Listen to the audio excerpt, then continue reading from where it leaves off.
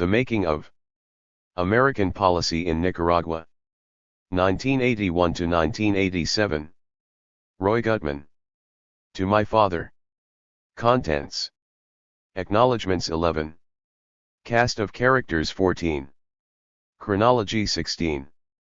The pattern is set 19-2. The slide into confrontation 39-3. Enders takes charge 58-4. The game shifts 79-5. A formula for stalemate 88-6. Turf wars 121-7. Force without diplomacy 149-8. Opportunities missed 179. The price of confrontation 185-10. Last star at diplomacy 207. 2 Divided Council 232-12. Rhetoric and Reality 256. 13 Point of No Return 298.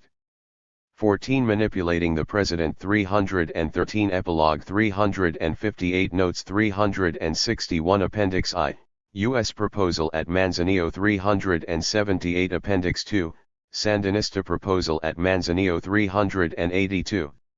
Appendix III, Draft Pre-Election Agreement between Government and Opposition 385. Index 388. Cast of characters *. President Ronald Reagan, 1981.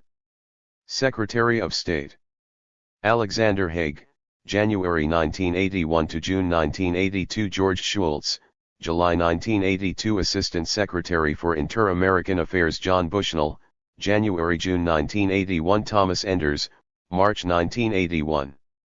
June 1981 to May 1983. Langhorne Motley, July 1983 to April 1985. Elliott Abrams, July 1985. Deputy Assistant Secretary of State for Inter-American Affairs Craig Johnstone, July 1983 to July 1985. William Walker, July 1985. Special U.S. Envoy in charge of Central American negotiations Richard Stone, April 1983 to February 1984. Harry Schlotteman, March 1984 to March 1986. Philip Habib, March 1986 to August 1987. Morris Busby, September 1987. U.S. Ambassador to Honduras Jack Binns, October 1980 to November 1981. John Negroponte, November 1981 to May 1985. John Furch, August 1985 to July 1986. Everett Briggs, October 1986. U.S. Ambassador to Nicaragua Lawrence Petsulo,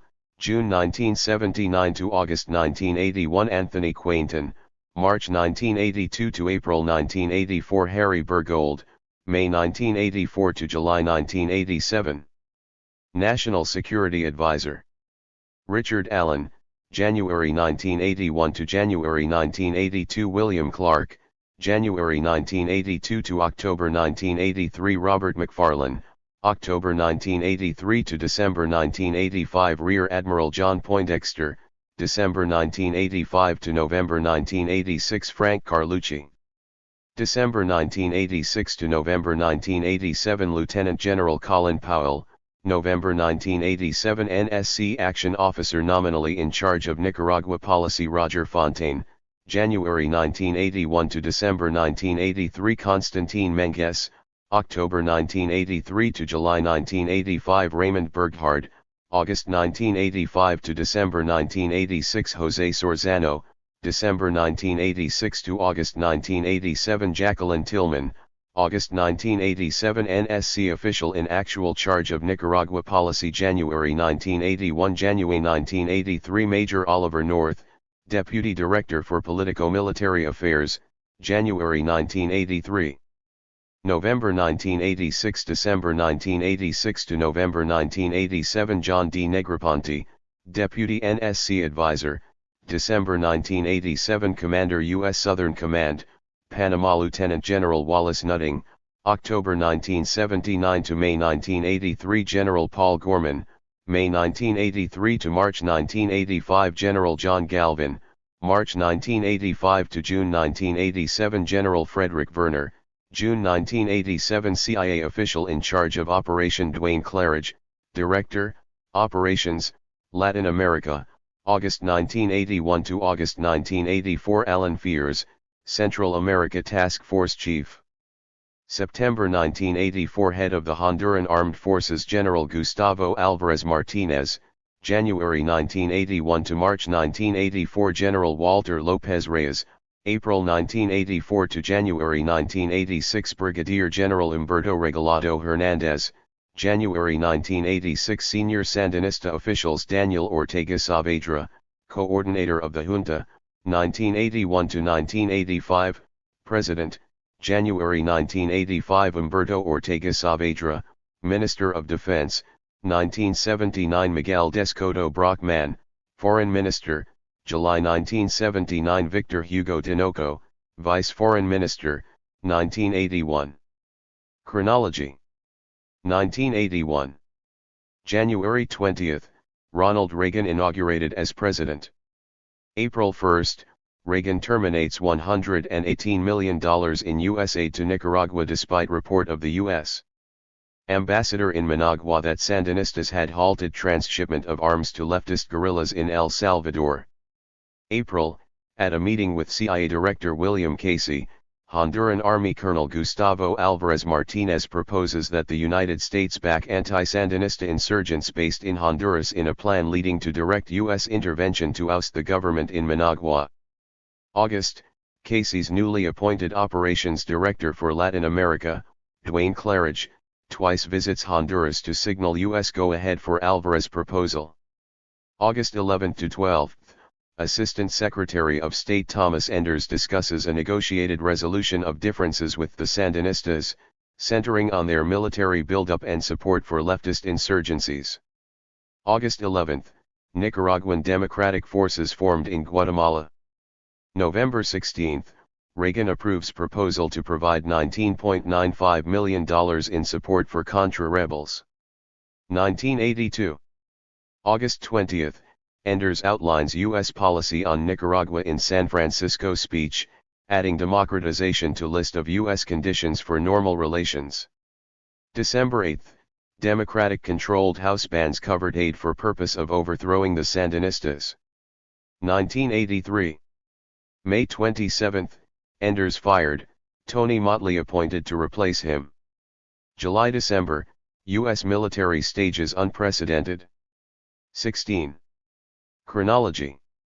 17. Sea and land exercises in and around Honduras to intimidate Nicaragua, Cuba, and the Salvadoran rebels. July 28, for the first time since Reagan took office, the House votes down Contra aid. 1984. January-February, CIA mines Nicaraguan harbors. March 31, Alvarez ousted in Honduras. May, NSC advisor Robert McFarlane secures Saudi pledge of $1 million a month to Contras.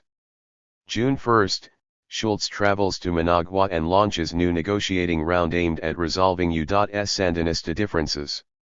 September 5 to 6, U.S. envoy presents U.S. position at Manzanillo. October 10, Congress suspends U.S. aid to Contras. November 4, Daniel Ortega elected president in Nicaragua. November 6, Reagan re-elected in 49-state landslide. 1985. January 18, United States announces suspension of Manzanillo talks.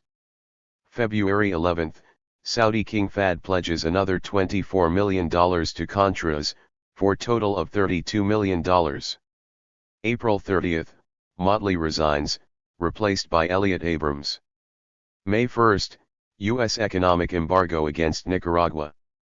June 12, House approves $28 million in humanitarian aid to Contras.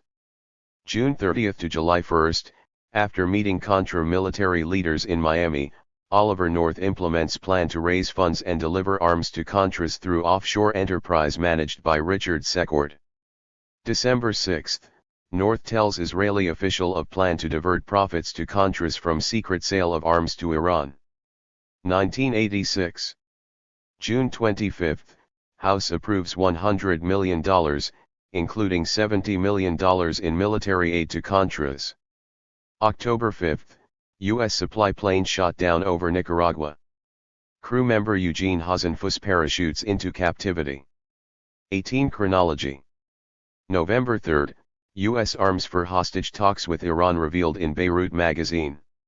November 4, Democrats win control of the Senate. November 25, U.S. aid diversion to Contras revealed by Attorney General Edwin Meese, Oliver North fired, John Poindexter resigns. December 15, CIA Director William Casey disabled by stroke. 1987. August 5, Wright-Reagan Plan for Peace presented.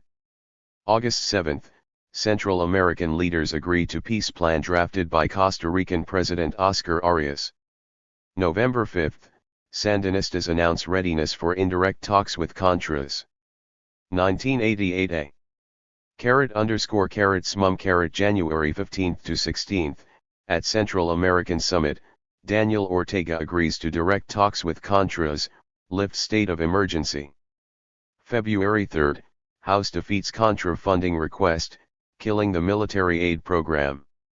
March 11, Robert McFarlane pleads guilty to misdemeanor charges arising from Iran-Contra affair. March 16, John Poindexter, Oliver North, Richard Secord, and Albert Hakim indicted on criminal charges. March 16, Reagan dispatches 3,200 troops to Honduras in a show of force after a reported Sandinista incursion into Honduras. March 23, Sandinista and Contra leaders sign tentative ceasefire. 1. In July 1980, when Republicans gathered in Detroit to nominate Ronald Reagan as their presidential candidate, Nicaragua was not even on the party's agenda. Yet on July 15, barely 1 year after the Sandinistas had taken power in Managua, Republicans adopted a platform calling for their overthrow. Party experts had not recommended this position, nor had it been reviewed by the platform committee. The language was inserted by a staff aide to North Carolina Senator Jesse Helms in a backroom maneuver. On July 8, Representative Jack Kemp of upstate New York, a former professional football quarterback who viewed himself as a prospective president, had been in the chair of the Subcommittee on Foreign Policy and Defense in Room 2040 of the Cobo Hall Convention Center when the Latin American plank came up. Kemp, 19, 20, had little background in foreign affairs and had been discussing his pet plan to revive the gold standard for U.S. currency, when Helms of North Carolina proposed a new section on Nicaragua. "I'll be glad to take whatever language we can agree on, whatever," said Helms, one of the most conservative members in Congress. "But what I have written is this: we deplore the Marxist takeover of Nicaragua and Marxist attempts to destabilize El Salvador and Guatemala. We will never support U.S. assistance to any Marxist government in this hemisphere. In this regard, we deplore the Carter administration's aid program for the Marxist-Sandinista government in Nicaragua." The amendment had the virtue of simplicity, condemning President Jimmy Carter's policy of limiting damage to U.S. interests in the same breath as the Sandinista takeover itself. Carter, over Helms's objections, had convinced Congress to approve $125 million in aid to the Sandinistas, and Helms had waged parliamentary warfare to hold up the disbursement. "If there's any problem with the language, we can work it out," Helms said. "Fine," Kemp replied. The amendment was then turned over to staff. Staff meant John Carbaugh, an aide to Helms and one of the sharpest political operators in Washington. His lobbying for white minority leader Ian Smith during the Rhodesian independence talks in London had prompted a British government complaint. Carbaugh mocked the attitudes of the conservatives whose cause he championed, calling them the Flat Earth Society. He liked to say that Nicaragua was not a top priority for him, about number 300 on a list of 300. But it was an area where a nudge at the right moment had impact. In the course of his staff work, a key sentence was added which pledged the Republican Party to support the efforts of the Nicaraguan people to establish a free and independent government. "I wrote that," said Carbaugh of the phrase several years later. Asked if he intended by it the overthrow of the Sandinistas, he replied, "Sure." As for the rest of the party, no one seemed aware of the coup. Kemp congratulated Helms, saying that his enthusiasm in working out the language had been very helpful, and he praised the tremendous work of Helms's aides. Kemp said he had no problems with this very strong plank. The official transcript indicated that he did not read the most controversial passage aloud. I think honestly and sincerely we can deplore the fact that the Marxist Sandinistas have taken over Nicaragua. That's a deplorable condition. It's in our backyard. It's the soft underbelly of America, Kemp declared.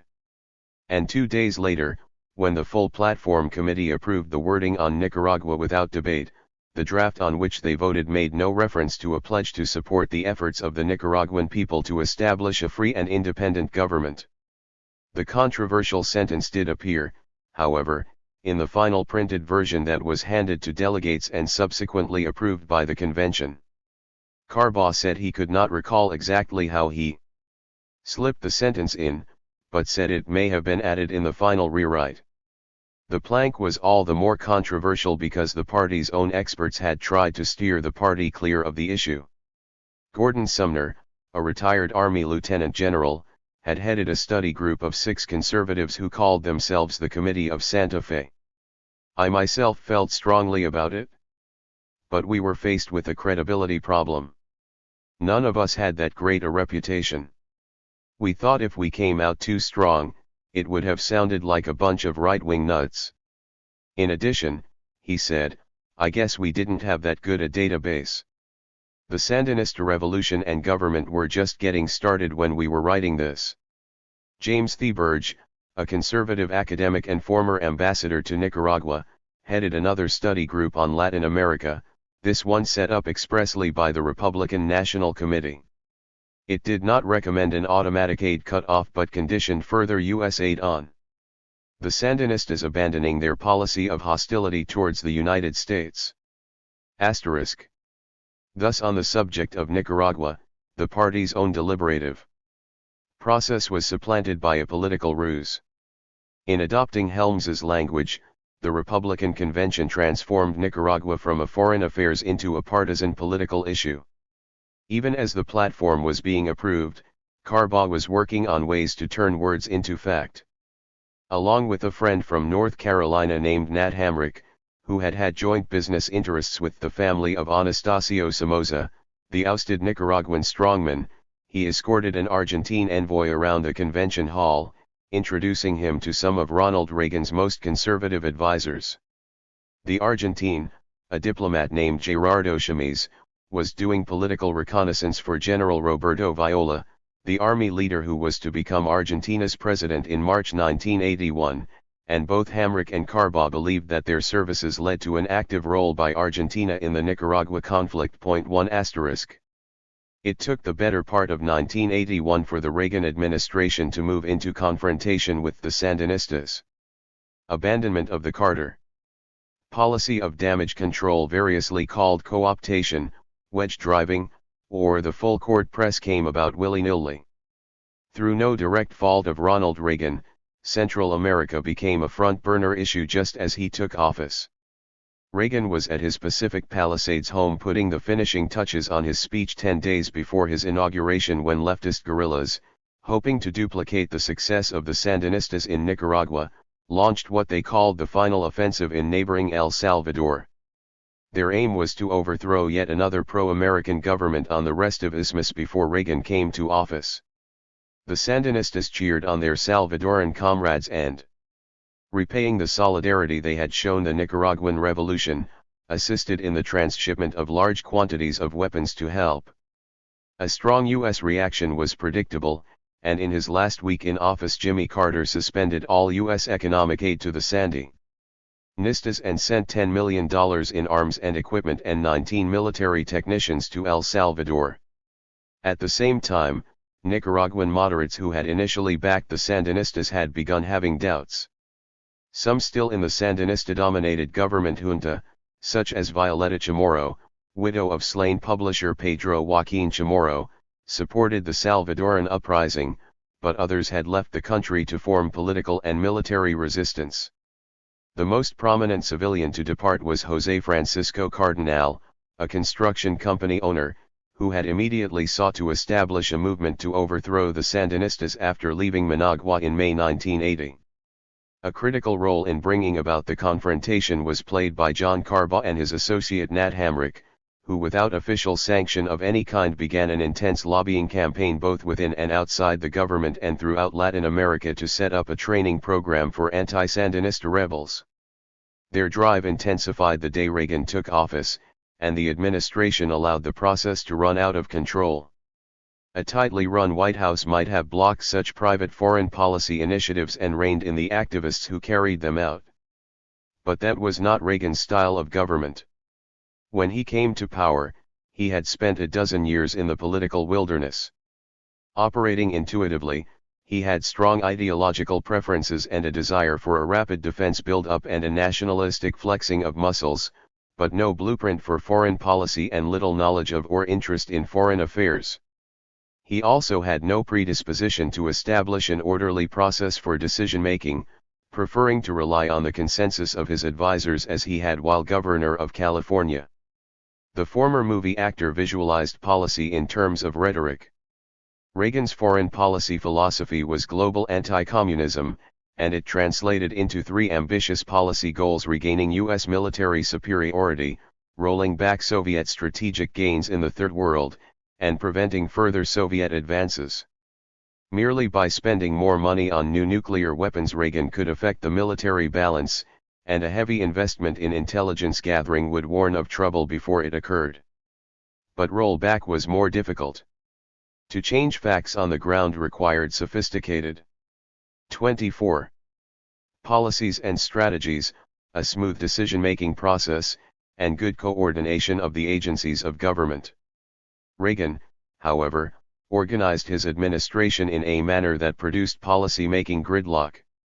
He delegated great authority to the individuals he selected to head State, Defense, and the CIA: Alexander Haig, Caspar Weinberger, and William Casey, respectively, and set up a National Security Council with a smaller and weaker support staff than his predecessors had had.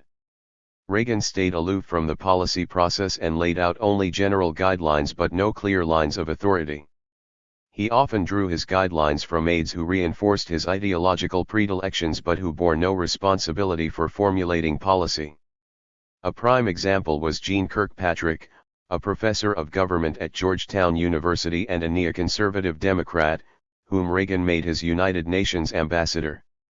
The effect of this structure was to heighten disputes among the agencies while weakening the mechanism for resolving them. The problem, one NSC advisor later put it, was that while Reagan wanted a diversity of views, he did not enjoy being involved in the resolution of them too. In California, when the time came for a decision, Governor Reagan had convened his aides and forced them to find a consensus on terms they could live with. In a federal government trying to cope with complex foreign policy issues, such a system invited indiscipline and competition. Previous presidents avoided refereeing every dispute among their top cabinet aides by choosing a strong national security advisor or a strong Secretary of State. Interagency disputes are endemic in any administration, and even the strongest advisor will not be able to suppress them. But Reagan wanted to avoid the bickering among top aides that characterized the Nixon, Ford, and Carter administrations. His cabinet-style government did not end the disputes, but it produced the outward appearance of harmony. Ideally, the National Security Council, which coordinates the work of State, Defense, and the CIA, should help a president realize as much of his vision as possible by overseeing an orderly process of formulating and implementing policy. In preceding administrations, the NSC had been headed by scholars in international affairs, Zbigniew Brzezinski and Henry Kissinger, and an experienced military officer, retired Air FC Trace Lieutenant General Brent Scowcroft. Reagan picked Richard Allen, a foreign policy specialist who carried little weight among the president's own White House advisors, less still with heads of other agencies or their permanent bureaucracies. The new NSC staff were more ideological than their predecessors and eager to promote a conservative view in foreign policy. They suffered from the shortage of talent and experience in foreign affairs in the conservative wing of the Republican Party. This applied particularly to the NSC staff dealing with Latin American affairs. Roger Fontaine, an academic, was widely viewed as a weak player in the struggles among the agencies. Alfonso Sapiebash, a CIA analyst, was respected and competent but not a political operator.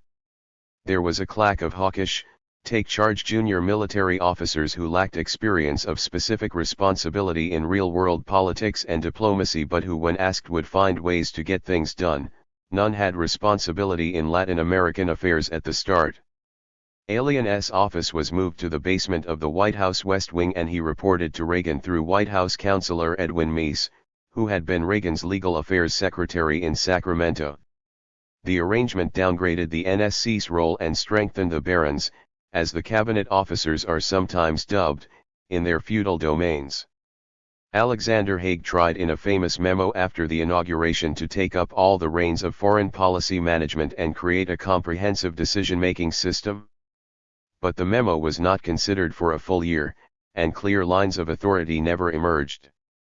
Instead, the notion evolved that the State Department should take the lead in coordinating points of view and present the options to Reagan for decision. Without a strong central authority, raising issues to the presidential level promised stalemate. Yet problems had to be addressed.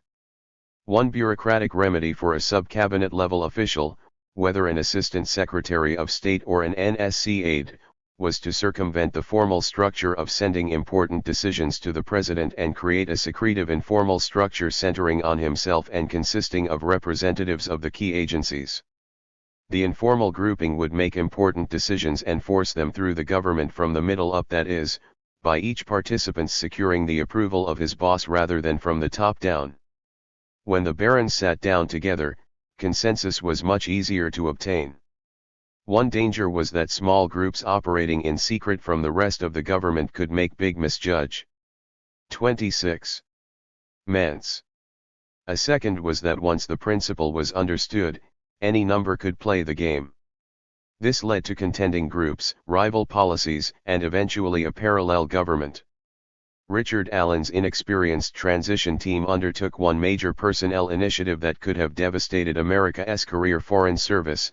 In the event, however, the damage was limited to the careers of a few top diplomats. Early in January, Allen sent word to the State Department that every Carter appointee should clear his desk by Inauguration Day, Tuesday, January 20. But with Haig's help, Undersecretary David Newsom convinced Allen to reconsider.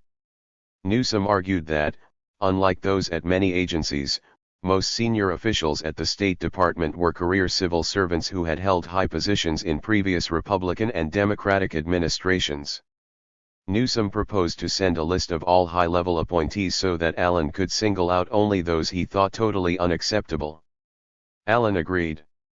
John Carbaugh, then an aide to Senator Helms, was a member of the transition team for East Asian policy at the State Department, and although he had no specific role in organizing the Bureau of Inter-American Affairs, that is where he had maximum impact.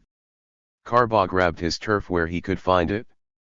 He insisted that the administration dismiss William Bowdler, the widely respected career Foreign Service officer who had led the abortive Carter administration effort in 1978 and 1979 to ease Nicaraguan strongman Anastasio Somoza from office. Bowdler had then served for 15 months as Assistant Secretary of State for Inter-American Affairs. To the right, still smarting over their failure to block Carter's giveaway of the Panama Canal to Panama in 1978, Bowdler symbolized the betrayal of a longtime U.S. ally. Carbaugh also insisted on the firing of Robert White, the U.S. ambassador to El Salvador, whose views were decidedly liberal. Bowdler received the word from Newsom in a telephone call on the Friday before Inauguration Day. He moved his effects to the administrative offices and told friends he expected a new assignment, but there was none, and he resigned from the Foreign Service. There was no farewell ceremony or presentation. His 27. American flag was folded up and sent in the mail. White was fired 10 days later. A new team would be assembled to manage policy which had one thing in common: all its members lacked Latin American experience. For a time, Some of those in positions of responsibility tried to throw out the policy with the policymakers. Experienced Central America hands saw José Napoleón Duarte, a Christian Democrat who had just become president of the reformist junta in El Salvador, as the right man to steer El Salvador through a centrist course between the feudal right and the Marxist left. The Salvadoran junta had proposed land reform, and Latin America experts at state encouraged the plan, not for economic reasons but as a device to strip away the political appeal of the leftist guerrillas for landless peasants. However, Allen viewed Duarte as a mystic. Early in December 1980, when Duarte visited Washington, Allen told him that he wasn't much impressed with land reform and didn't think land reform was such a key to stability. Allen did promise help in dealing with any military threat to the San Salvador government, saying that Salvador could not be lost to a Sandinista-type revolution. That threat would not come to pass. Early in January, in words that had a far different effect than that intended, Reagan echoed Allen's viewpoint. You do not try to fight a civil war and institute reforms at the same time. Get rid of the war. Then go forward with the reforms, he told Time magazine. 3 Reagan's remarks played into internal Salvadoran politics by encouraging rightists to resist any reform. But other conservatives with some Latin American background had other views and the policy eventually picked up where Carter and Baudelaire had left off. Before Duarte visited Allen, he had called on Otto Reich, a neoconservative Democrat who was director of the Washington office of the Council of the Americas, an organization for businessmen with interests in Latin America founded by the Rockefellers. Reich had assembled a group of conservatives with a special interest in Latin America, among them Constantine Menges, an academic with government experience and extremely pronounced views *, Jean Kirkpatrick, and Roger Fontaine, Allen's deputy for Latin American affairs. Duarte delivered a lecture on land reform and appealed through the group for Reagan's support. Eventually the members of the group, all of whom took on senior posts in the administration, brought Duarte and Reagan together. * Reagan's loose management structure, his abrupt personnel shifts at the State Department, and his uncalculated rhetoric were sure to complicate any efforts to set policy priorities. A further factor was the competing agendas of Reagan's key aides. Haig was an outsider to the Reagan camp and one of the last cabinet officers named. A former deputy to Henry Kissinger at the NSC and later the Supreme Allied Commander in Europe, Haig was profoundly European in his orientation. He wanted to make his mark with the Reagan inner circle and sought an issue that would be the turning point in the wake of the Carter administration. He saw El Salvador as his vehicle. Instead of seeking government-wide agreement through the cumbersome NSC mechanism, Haig was the first cabinet officer to make policy by impulse. He had a strategic agenda, to go to the source, meaning Cuba, and he intended through a combination of pressures and incentives to sever the arms pipeline from the Soviet Union to Cuba and from Cuba to Nicaragua and the Salvadoran rebels. A get-tough approach to Castro had support within different sectors of the Republican Party. But Haig also had a personal agenda to appear firm and tough and be personally in charge of policy, which did not.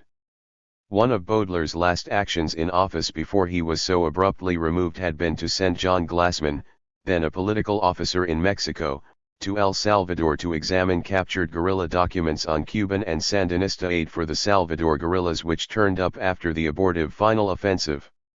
Glassman said he wrote up a cable in Ambassador White's residence and sent it the following Sunday. The sudden paper flow in response to Glassman's report created what is known in Foggy Bottom as a fire in the in-basket. Haig ordered the urgent preparation of a white paper laying out the intelligence and sent top deputies to Western Europe and Latin America to present the information in person. But, as the paper had been produced under pressure, its errors, soon discovered by reporters, weakened its impact. Moreover, there was not then or later any agreement as to whether the Salvadoran upheaval was principally a matter of regional significance or, as Haig depicted it, of global significance. Haig's plan for dealing with Cuba included a contingency for a naval blockade. but the uniformed military hoped to avoid direct confrontation or any action that might lead to another unpopular war, and Defense Secretary Caspar Weinberger did everything to thwart Haig's design. Reagan, on the advice of the Joint Chiefs of Staff, rejected the blockade idea. Haig went to so fast that it upset some people in the White House, said Lawrence Eagleburger, who was Haig's Assistant Secretary for European Affairs and later Under-Secretary of State. Events in El Salvador to some extent bore out Haig's case against the Cubans, but he went so hard and heavy in his reaction that top White House aides, among them James Baker, the key political strategist, told Haig to cool the rhetoric and lower his profile. Their agenda was completely different: to push Reagan's economic program of tax cuts and higher military spending through Congress. Haig's rhetoric was raising questions among centrists in Congress whose votes would be necessary to achieve Reaganomics. Meanwhile, the agenda of the CIA, or at least of Director William Casey, was expansive, to become far more active and effective and to shake off the taint of the past.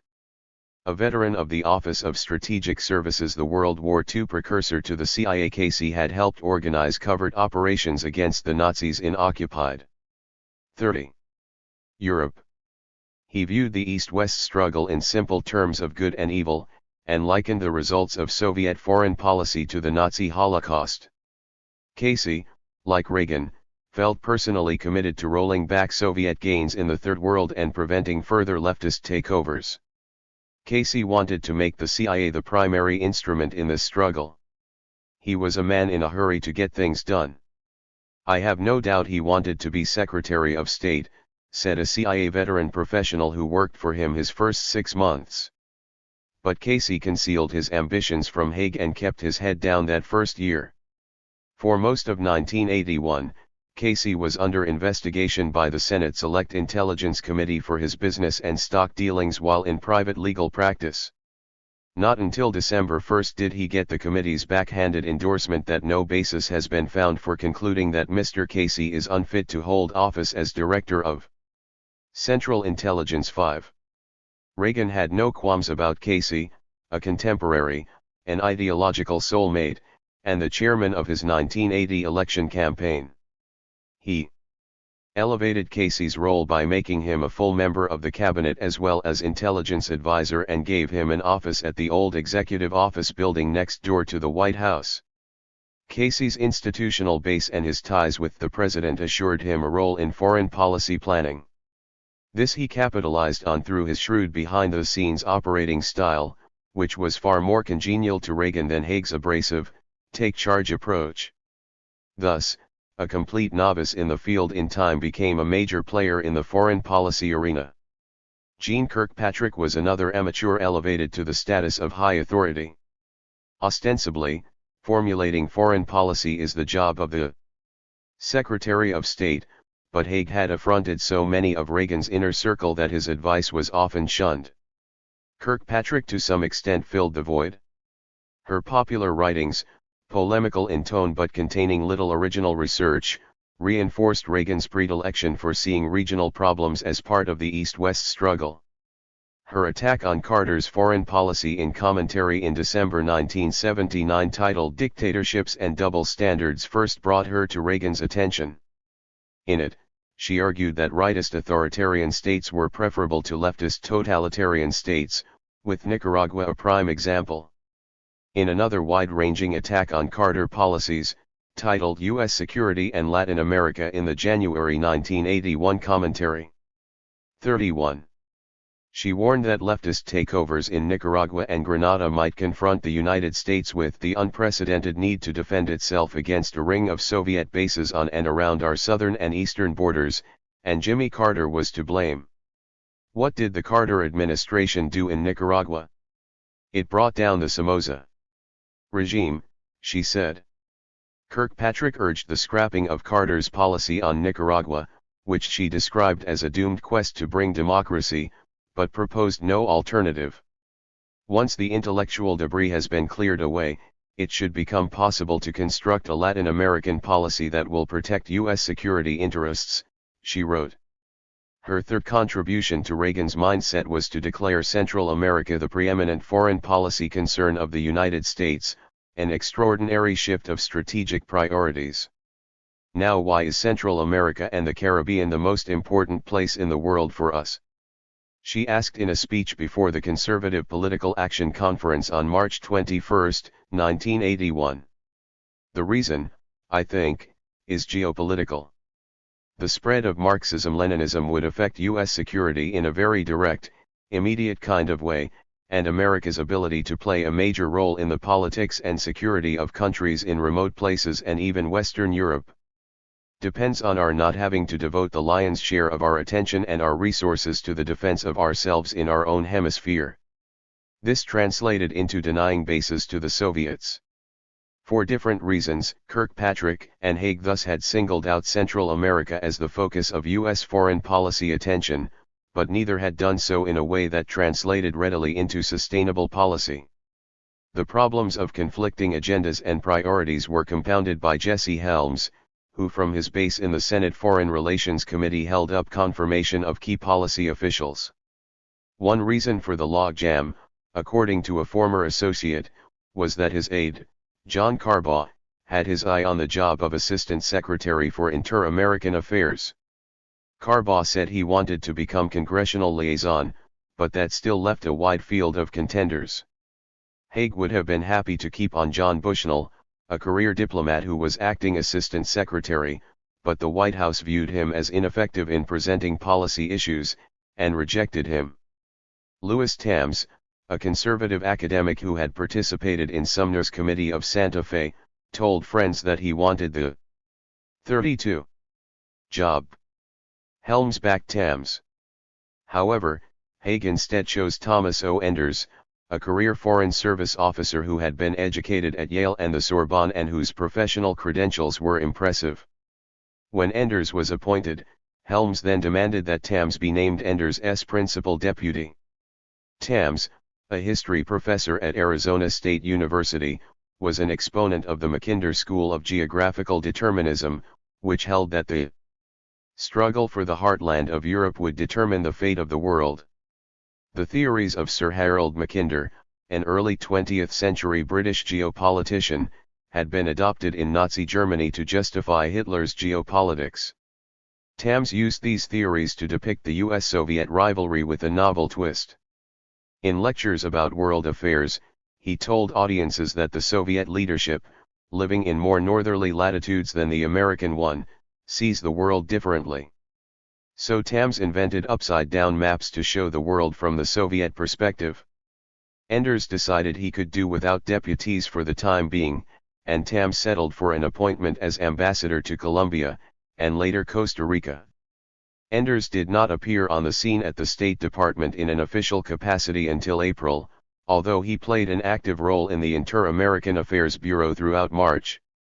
Haig had brought him back from being ambassador to the European Economic Community to work on an economic revitalization program for the Caribbean Basin, what would later be called the Caribbean Basin Initiative, and that work had to be completed. On being named Assistant Secretary, Enders, a seasoned professional, accepted the recommendation of the Bureau to put a major emphasis on El Salvador. But he also had a personal agenda. Like so many who would come to dominate U.S. policy in Latin America in the Reagan administration, Enders was a new face in the Bureau, having never served in the region before. But there the similarity ended. Standing 6 feet 8, scion of a wealthy Hartford, Connecticut, Republican family and nephew of the Nobel laureate in chemistry John Enders, Tom Enders was one of the best and the brightest officers in the Foreign Service. He had had bitter experience in the Vietnam era dating from the secret bombing of Cambodia and was still reeling from the humiliation and rage he felt about the treatment of his role in the bombing by William Shawcross in the book Sideshow. Enders was a complex figure. While he was coordinating the secret bombing, he had also been working to 33. Resettle Cambodian refugees. A hawk on foreign policy, he supported civil rights at home. While ambassador to Canada from 1976 to 1979, he had flown to Harvard twice a week to teach a course in government. Back in Washington, Enders kept his lines open to every political viewpoint. He kept in touch with Sol Leonowitz, the lawyer, troubleshooter for democratic administrations, and Latin America expert who had helped negotiate the Panama Canal treaties for Carter, and with Robert Lichen, an academic who in time migrated from being a liberal critic to a valued supporter of administration policy. He regularly saw leaders of the Socialist International, which groups social democratic parties in Europe and elsewhere, despite its outspoken criticism of Reagan policies. To cope with political pressures from the right, Enders turned to three conservatives for advice. One was Carbaugh, who at the time of Enders's appointment was still on Helms's staff. Carbaugh, 35 at the time, became an unofficial confidant, or so both men have said. "I held him up for months," said Carbaugh of the Enders nomination, "fucked around with him. But Tom was a decent guy. My view is that if a guy has ability, you respect him." Enders would later say he bore no grudge for the hold-up. "Well, who didn't it happen to?" he said. Of Carbaugh he said, "John and I spent a lot of time together on a lot of issues." Enders also said he had asked Carbaugh to go to Central America a number of times to talk to people who wouldn't be easy to talk to. He was definitely very helpful. Haig got a different impression of Enders's view of Carbaugh. He detested the man. At one point, Haig felt that Carbaugh was meddling so much in an outrageously right-wing way that he offered him a faraway ambassadorship. Carbaugh tells the story that Haig asked him to go to Assumption. "Did Haig mean the islands?" Carbaugh asked. Haig looked at his note card. "It was Paraguay, whose capital is Asunción." Carbaugh declined. 6 A second conservative with a great interest in Latin America and with his own network of ties to arrive at the State Department was Vernon Walters, a retired Army lieutenant general and former deputy director of the CIA. He became a world roving ambassador à large, and while he did not report to Enders, undertook numerous missions to Latin America on his behalf. Enders's third conservative advisor was Gordon Sumner, who, 34, became a special assistant with the rank of ambassador assigned to Enders's outer office. Sumner said Haig had asked him to babysit Enders but not to step on his poncho, an assertion that Haig denies. "And I wouldn't have used the word poncho." Haig said he held Sumner in very high regard for his knowledge of security issues, but his reason for taking him on was political. It was very evident that certain elements who had entree to the White House were going to be very influential, such as Jesse Helms, therefore it was very important to keep those points of view in mind and accessible. Sumner, he noted, was very conservative. Although he visited El Salvador in June, shortly after the arrival of the new U.S. ambassador, Dean Hinton, Sumner traveled less than Carbaugh did. On at least one occasion, Enders asked Sumner not to go abroad. It was a few months into the administration. Sumner and Walters had organized a war game exercise at the Pentagon Gaming Agency. Sumner and Walters were the controllers, supplying information to the teams working on the scenario, which related to the possibility of countries falling like dominoes to leftists in Central America. Others taking part included General David Jones, chairman of the Joint Chiefs of Staff, Casey, Enders, and Ronald Spears, then head of the State Department's Bureau of Intelligence and Research. Sumner was to leave for Argentina and Chile at the end of the war game, he later recalled, when Enders told him, "Gordon, you can't make that trip. The situation is so bad, you must stay here. We've got to get over to the office. There are some things we've got to do instantly." 7. Enders had no recollection of the war game, and it may have been his way of babysitting Sumner. From all these strands and personalities and agendas, Enders established his own priorities. They would take time to fashion and even longer to enunciate because it was mid-June before he was confirmed in his job. With political snipers on all sides, a chaotic decision-making process at the White House, and a real-life crisis before him in El Salvador, Enders decided to amplify his personal power by creating a secret structure centering on himself. He organized a small circle of sub-cabinet aides into the core group, a policy-making body whose membership did not become publicly known until after his ouster in 1983. From the start, he put his energies into developing a policy for El Salvador that could be sustained on the ground, in the region, in Congress, and in the administration. There was a price to pay. The price was Nicaragua. 35. Carbaj's fingerprints. None of Reagan's close advisers had much sympathy for continuing Carter's damage-limiting approach to Nicaragua. A first major step toward clearing what Jeane Kirkpatrick had called intellectual debris was taken that March when the administration decided to cut off all U.S. aid, including food for peace. The atmosphere quickly soured, and the opportunities for a diplomatic solution narrowed. In the view of at least some high State Department officials, it proved to be the administration's first major mistake. The episode traced back to the State Department white paper after the abortive final offensive in El Salvador. At that time the State Department and John Glassman in particular had been criticized in one major newspaper account for overstating their case and satirized by Gary Trudeau in the political cartoon Doonesbury, but the allegations were based on guerrilla documents. The administration felt that it had irrefutable evidence of a large flow of arms and ammunition from Nicaragua to El Salvador. The question in the very first days of the administration was what to do about it. In Managua, Lawrence Petsulo, the blunt-spoken U.S. ambassador, had an answer: use diplomacy, and condition further U.S. aid on a change in Nicaraguan behavior. Petsulo, a career Foreign Service officer, had been the ambassador since June 1979, when he helped usher Somoza out of Nicaragua. He had wide experience in Latin America and a high reputation among fellow U.S. diplomats, and was one of the architects of the damage limitation policy after the Sandinista takeover in July 1979. The aim had been to avoid a replay of the confrontation that followed Fidel Castro's revolution in Cuba. There, he felt, the U.S. mistake had been to forget that the people who really mattered were the people who stayed in the country and kept in the game. His scheme had been to strengthen the private sector, the independent news media, and the political parties, and to show interest by the United States and the Western world so that government opponents won't despair and leave. At the same time, Petsulo had wanted to use every available opportunity to influence the nine-man Sandinista directorate as it confronted the realities of power. With Haig's blessing, Petsulo plunged into this course of action and felt he had succeeded. Nevertheless, on April 1 the administration abruptly cut off all aid to Nicaragua. Thus, the possibility of any diplomatic solution to the U.S.-Nicaragua dispute during Reagan's term in office was probably doomed in the first 3 months of the administration.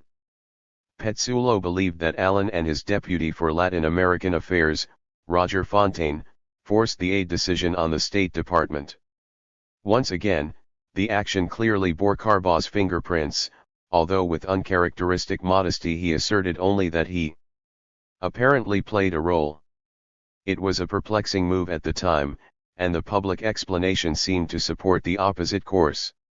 The State Department said there had been no hard evidence of arms movement through Nicaragua during the past few weeks, and propaganda and some other support activities had been curtailed. We remain concerned, however, that some arms traffic may be continuing and that other support very probably continues.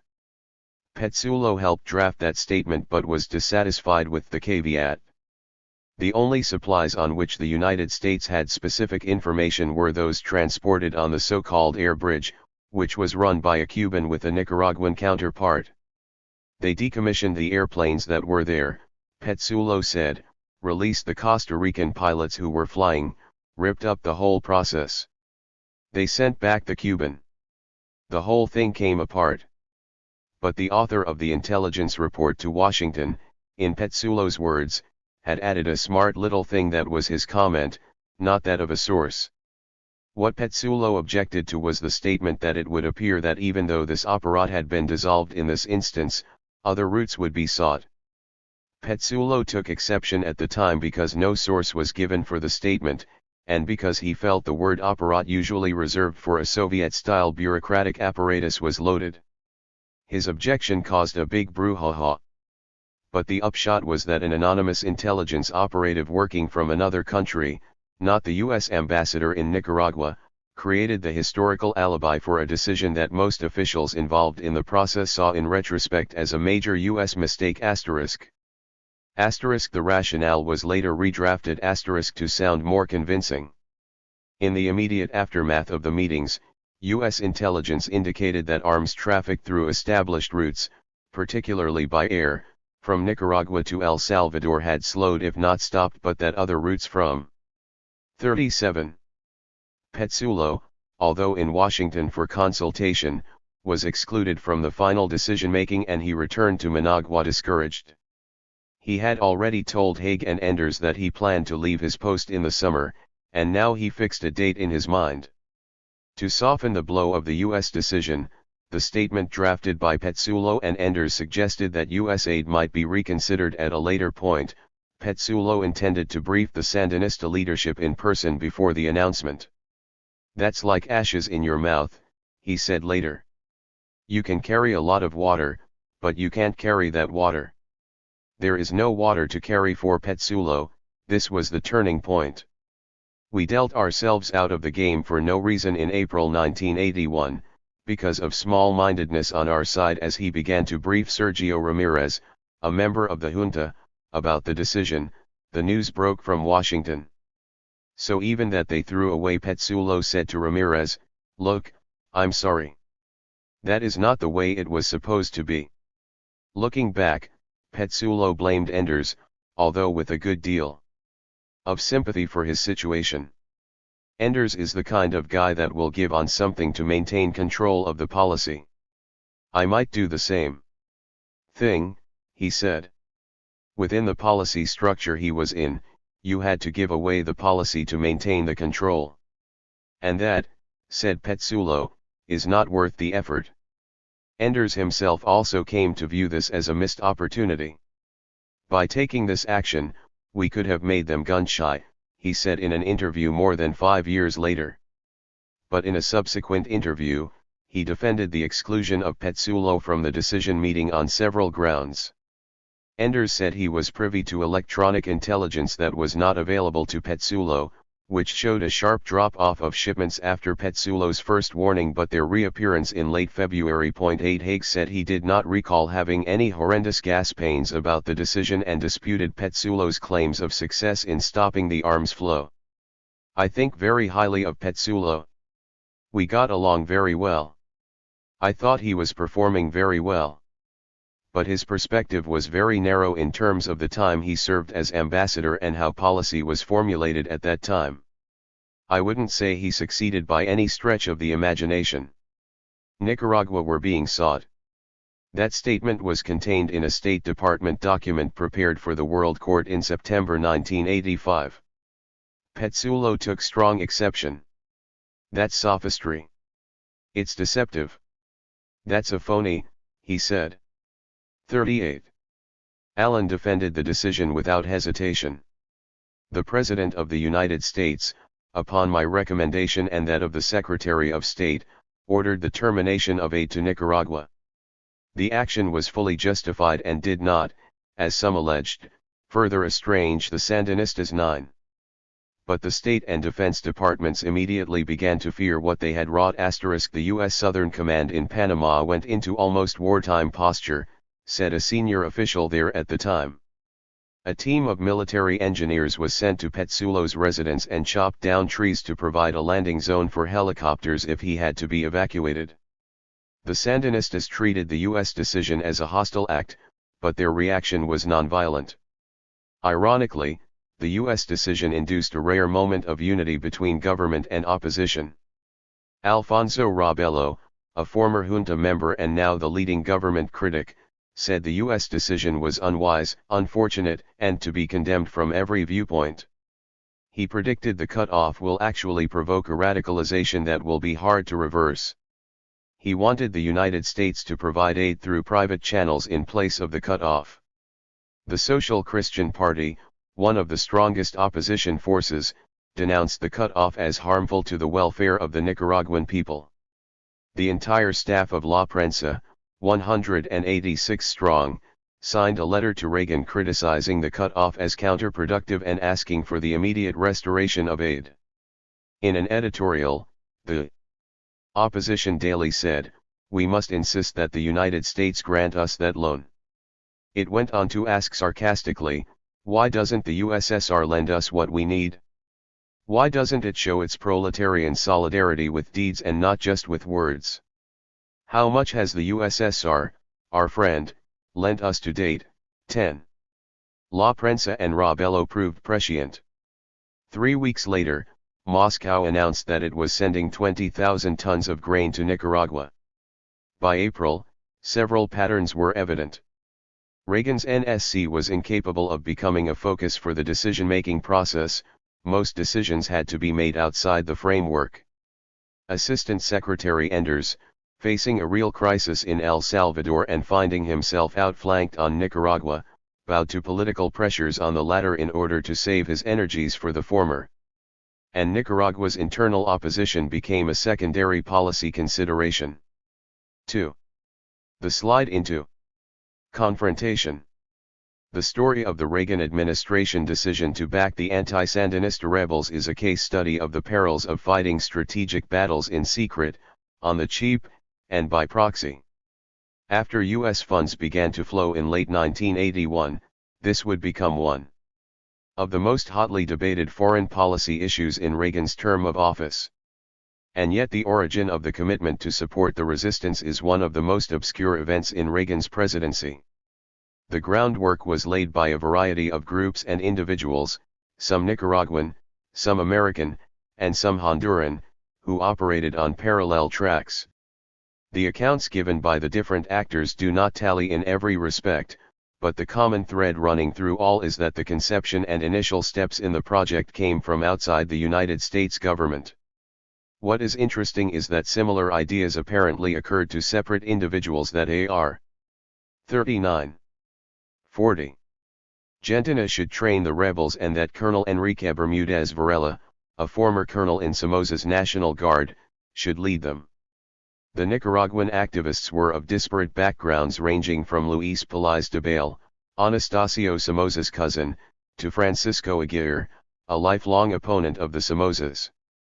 There was also José Francisco Cardenal, a former moderate who had backed the Sandinistas but who left Nicaragua in May 1980 when he was drafted without consultation into the government, and Carlos Garcia, a Nicaraguan businessman and president of the International Baseball Federation. A key facilitator and sponsor was Gustavo Álvarez Martínez, the Honduran army officer whose career was about to take off with American support. Last but far from least were John Carbaugh and his North Carolina buddy, Nat Hamrick. No fewer than 3 of those 7 took credit for discovering Bermudez and making him the military commander of the movement. However, according to Bermudez, he was chosen by a group of former National Guard officers only after other senior officers turned down the offer.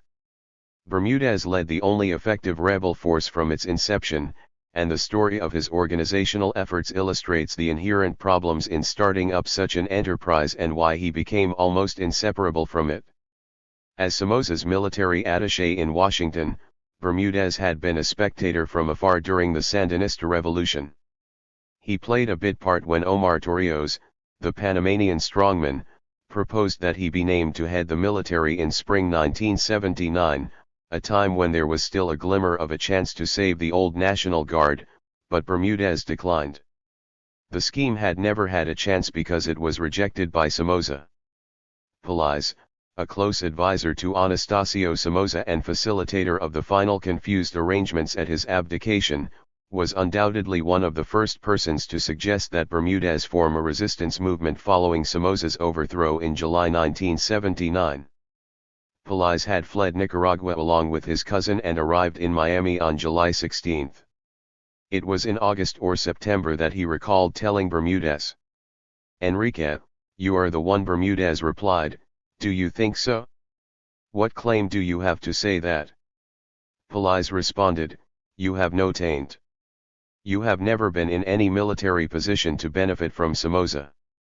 You have military connections in Washington." According to one lengthy account of the period, Bermudez 41 Received several $100,000 from Pelaez early in 1980, another mentions the figure $300,000. Bermudez disputes both. Point 1 That's a superb lie. No one in the exile group was willing to give $300,000. I haven't received a penny from anybody in Miami too. Pelaez, asked to explain, said he spent several $100,000 to help establish the movement and paid for plane tickets, telephones, and other expenses. Pelaez said he had almost daily contact with Bermudez but perhaps did not give him funds directly. I spent a hell of a lot of money. I provided salaries for people working with Enrique. My office was their office. He added that he was broke now. I gave my money to the cause. In the course of 3 interviews about the origins of the movement, Bermudez never volunteered that Somoza's cousin had had any role. But when pressed in a 4th interview, he conceded that Pelaez had donated airline tickets and helped out when one of the guys working for us had a need for $50 or $100 to pay the rent. It was Pelaez's idea to get in touch with Taco, as Somoza was known. He had moved to Paraguay. On the telephone, Somoza declined to make any commitments. But when Pelaez went to Asunción sometime around August 1980, Somoza promised $1 million in cash and the income from his tobacco factories in Honduras. For Somoza, this was chicken feed. He told Pelaez that his personal fortune was $40 million, Pelaez estimated it at roughly $100 million. Somoza was assassinated on September 17, before he could carry out his pledge. Pelaez returned to Asunción a short time after his cousin's death, together with Federico Mejia, a former National Guard general who went with Bermudez's blessing. We were told the one who could give money or could cooperate was Stroessner, Bermudez said. We sent him. They met Paraguayan Chief of State General Alfredo Stroessner, the longest-serving dictator in the hemisphere. Stroessner had one question: was the CIA behind the rebels? Pelaez said it was not. Stroessner said the rebels would need outside help and promised to raise the matter with the President of Argentina, General Jorge Videla, whom he was seeing a short time later. We are too small to provide much help. I don't think Chile can do anything. There is too much turmoil in Bolivia. I think the Argentinians can help, Pelaez recalled him saying. Stroessner himself gave no further help, according to Bermudez. Never, never. Not a single penny. 342. Bermudez said the first Nicaraguan to contact him was Carlos Garcia, who was visiting the United States in the summer of 1979. Garcia had been a classmate of Bermudez in the Nicaraguan Military Academy from 1948 to 1952 and was one of his closest friends. He told me many Nicaraguans are worried about the Sandinistas. People think of you as a military man with a good image. We are starting to get organized and we would like to know if you want to participate in a political and armed movement, Bermudez said. Garcia made the crucial telephone call in December. He said the situation in Nicaragua was very, very bad. Cubans were everywhere, controlling even organized sports, and the Marxist-Leninist movement was about to take over. It is time, he told Bermudez, to start thinking about Nicaragua. Garcia brought together about 30 young officers who could not be viewed as backers of Somoza. This group didn't want any old or well-known Somocista. The only one they accepted was Bermudez. Bermudez flew to Miami and met with about 10 of the officers, some of whom had already begun a movement they called the September 15th Legion. I started to explain my plan, Bermudez recalled. I was very pragmatic. I was sure no former members of the Guardia could have any support or any chance. What I proposed was that military officers who were not so well known as close friends or collaborators of Somoza, who had no bad image, comprise the leadership. So we could organize the Nicaraguan people, train them, and direct them in the coming struggle for freedom in Nicaragua. Bermudez had been trained as a military engineer and was a career officer in the Guard. Although he had seen urban combat when Somoza sent a token guard detachment as a peacekeeping force to the Dominican Republic in 1965, he had spent the period of the Sandinista Revolution in Washington. Disaffected rivals, such as Cardinal, later accused him of treachery, attempted murder, even genocide. But Sandinista leaders had respect for Bermudez's professionalism. Luis Carrion Cruz, one of the 9 commandantes and deputy chief of the Interior Ministry, acknowledged that Bermudez, unlike some of his associates, had a reputation for being honest, uncorrupted, and industrious. Another thing is that he has a cleaner image than most National Guard officers, Carrion said. It wasn't so easy to find someone proficient in the military arts and not so bloodstained. 43. Bermudez is like that. He didn't have a very active career during Somoza's most repressive activities in Nicaragua. One reason for his clean image was that Bermudez, according to Garcia, was the only colonel in Nicaraguan history never appointed to a command. Bermudez had been unemployed from the time of the revolution until the end of 1979 and was selling his house in Bethesda. He had been offered a job by Francisco Aguirre but had wound up driving a truck for a magazine distribution firm from January to March 1980. In the space of a few years Bermudez would go from delivering Time, Newsweek, and People magazines to appearing in them. He moved his family to Miami in August 1980, renting a 24-foot U-Haul truck with trailer and driving it down, for it was no small undertaking during Carter's 4th year in office to set up a movement to overthrow a government to which the United States was sending aid. Garcia put up $15,000 to assist. He said other Nicaraguan politicians both in and outside the country provided for Bermudez's expenses.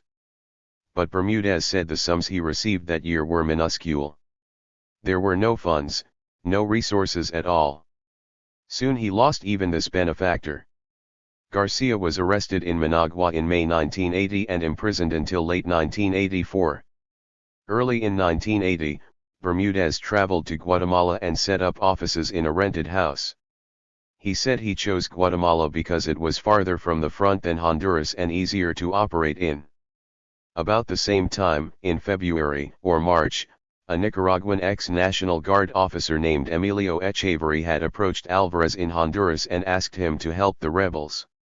Alvarez, then head of FUSEP, the national police, did not know Bermudez, but he knew Echeverry from Argentina, where both had studied at the military academy.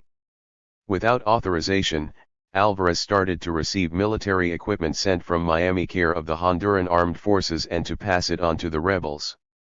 The equipment was boots, fatigues, shotguns, revolvers, pistols, ammunition, and medicines. The variety of weapons, including some sporting rifles, suggests that some of it was probably collected door to door.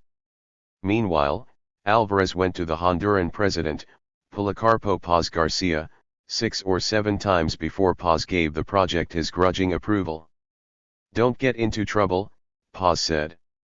"If something goes wrong, I'll have your head 5. Another kind of support came about as a result of Cardinal's self-exile from Managua in May 1980. Cardinal, who 20 years earlier had idolized Che Guevara and joined in an abortive attempt. 44.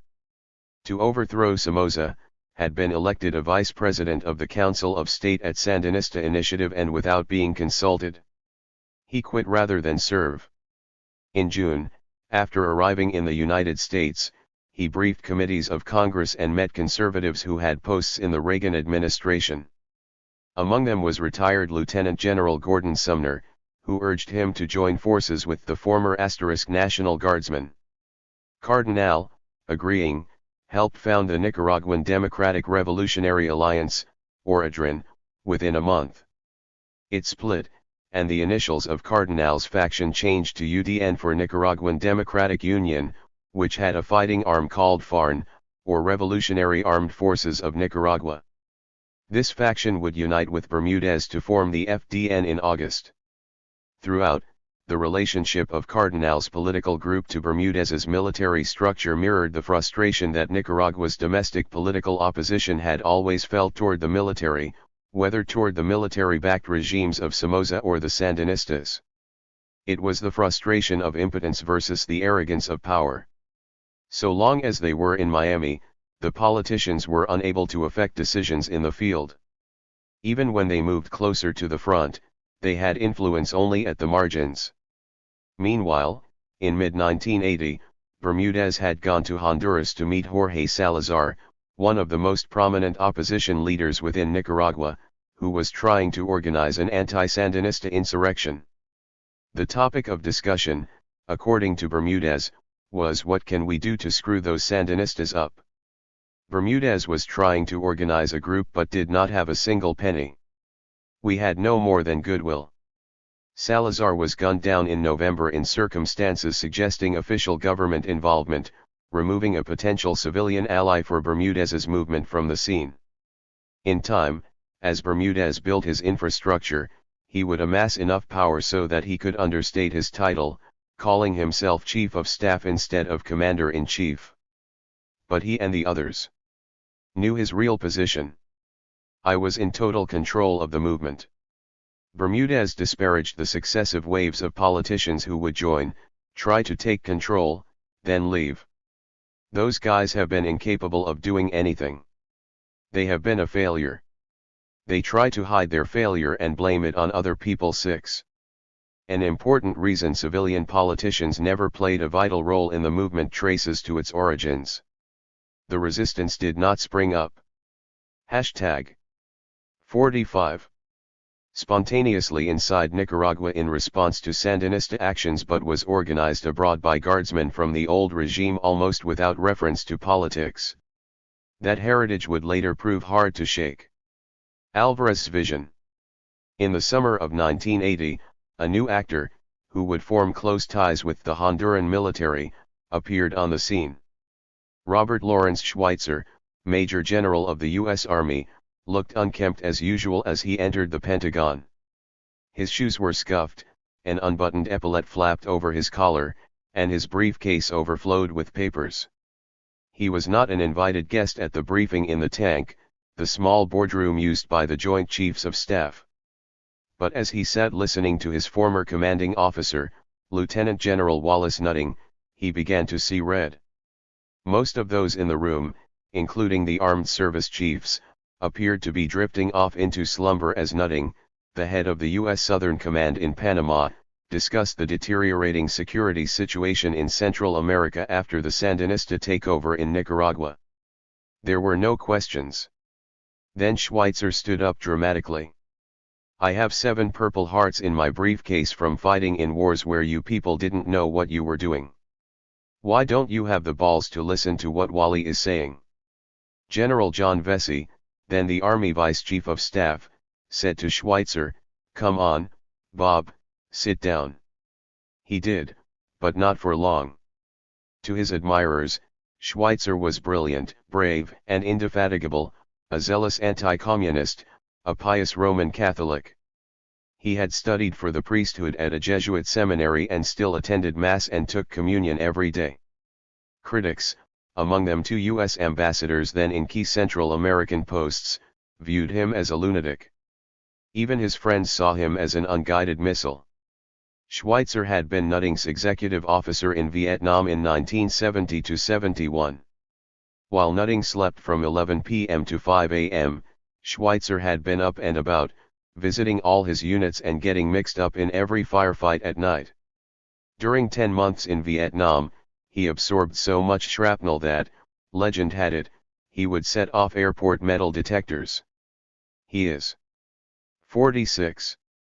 The type of soldier whom no one knows what to do with in peacetime, said a friend. There being no war, Schweitzer set off on a crusade of his own. In mid-1980, he was Director of Strategy, Plans, and Policy in the Office of the Army Deputy Chief of Staff for Operations and Plans. A short time later, the barrel-chested black-haired general, then 51, was en route to Central America for an on-the-ground assessment. While in Honduras, he met Colonel Gustavo Alvarez Martinez, then still head of the National Police and an anti-communist crusader in his own right. In talks with the Honduran General Staff, it came up that Honduras could use 10 helicopters to give its small army increased mobility. Schweitzer promised them on the spot. He had no prior authorization. Back in Washington, Schweitzer turned his very considerable energies onto the bureaucracy to deliver on his promise. To the chagrin of Nutting and his Southern Command in Panama, which was starved for resources and attention, Schweitzer succeeded. The helicopters were in place by October 1980. In Honduras, he had acquired credibility. In April 1981, Mike Farmer, the CIA station chief in Tegucigalpa, approached U.S. Ambassador Jack Benz and said Alvarez had requested high-level talks on security cooperation. The agency backed the idea, and Benz concurred. Alvarez had a good deal more in mind. He made 2 calls in Washington. One was on William Casey, newly named head of the agency, and the second on Schweitzer, now an advisor on the National Security Council. He viewed Casey as a very close friend of Reagan, and Schweitzer as a friend of the Honduran military. It was there that Alvarez presented his grand scheme for dealing with the Sandinistas. It would utilize the ragtag bands led by officers of Somoza's scattered National Guard whom Alvarez, without official authorization, had been helping during 1980. Alvarez proposed that with covert American help the rebels could be built up into a mass military movement and sent into Nicaragua, where they would create conditions of civil war and eventually provoke the Sandinistas into a grave military blunder, such as an attack on Honduras or Costa Rica.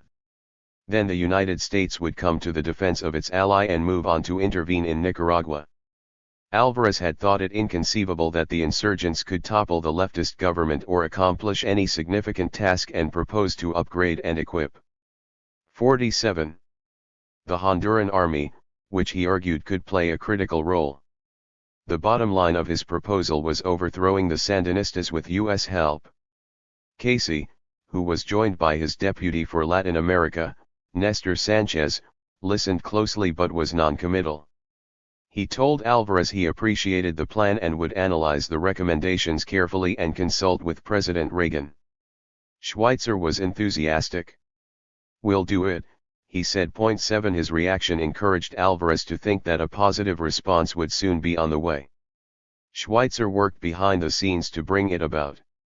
Back in Tegucigalpa, Mike Farmer, the CIA officer who had escorted Alvarez to Washington, told Benz he had asked for increased military aid and training for his people in counterintelligence and in protective services.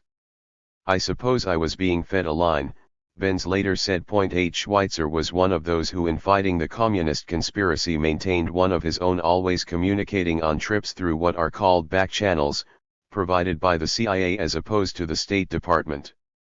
He did not talk to the press. His former commander, Nutting, had indirectly inspired the enterprise, but Schweitzer did not brief him. Nor, apparently, did he tell Secretary of State Haig, a retired general, what he was up to. This may seem odd, because Haig was close to Schweitzer and thought of him as his protege. Schweitzer had been his special assistant and policy advisor at the Supreme Allied Command of NATO. He saw him as a remarkable young fellow, very anti-communist but in a sophisticated way. Schweitzer had coached Haig during his difficult Senate confirmation hearings early in 1981. 9 While a number of high officials may not have been in the picture, accounts of Schweitzer's talk with Alvarez quickly got back to Central America. In Managua, Ambassador Petsulo heard about the meeting and cabled what he said were very strong objections. From the fragmented reports, Petsulo deduced a change in stated U.S. policy. He suspected that Schweitzer was getting us into a conspiratorial game with the Hondurans. Petsulo recalls directing sharp questions to Enders, by then the designated Assistant Secretary for Inter-American Affairs. "What the hell are you doing? Are you giving these fellows a green light to come into Nicaragua?" Petsulo knew only the outline of Alvarez's grand plan. Enders. 48. Cabled back the bland reply that Petsulo had misread the statements. Schweitzer had no authority to say what he said, and his remarks did not mean what Petsulo thought they meant. It was very broad, very general, a request for U.S. aid on a very large scale, Enders later said. The notion of supporting the rebels was on the periphery. Time, however, would prove Petsulo's suspicions. Right. 10 Alvarez's visit to Washington was a key event in the formation of Reagan administration policy toward Nicaragua. Unsolicited, he had offered a base of operations, the backing of his army, and an ambitious plan whose goals were readily shared by conservatives in the administration. But the way he went about it proved to be flawed in its conception. In visiting only the CIA, Alvarez effectively selected the agency to carry out the scheme, but it was an agency which had little use for team playing with the rest of the government, which had lost many of its covert experts in a wave of firings, and whose record at organizing government overthrows was mixed. In winning Schweitzer's endorsement, Alvarez gained the energies of a dynamic operator in a useful position. But by limiting his conspiracy to those two, Casey and Schweitzer, he wrongly assumed that they could deliver the entire U.S. government, where in fact they represented only one important faction. Schweitzer and Alvarez had much in common with others who helped bring about a U.S. commitment to forces seeking the overthrow of the Sandinistas. They were can-do men who could change the facts on the ground if not always the policy decisions in Washington. They were zealous anti-communists. They liked to work in complete secrecy. None had direct policy responsibility.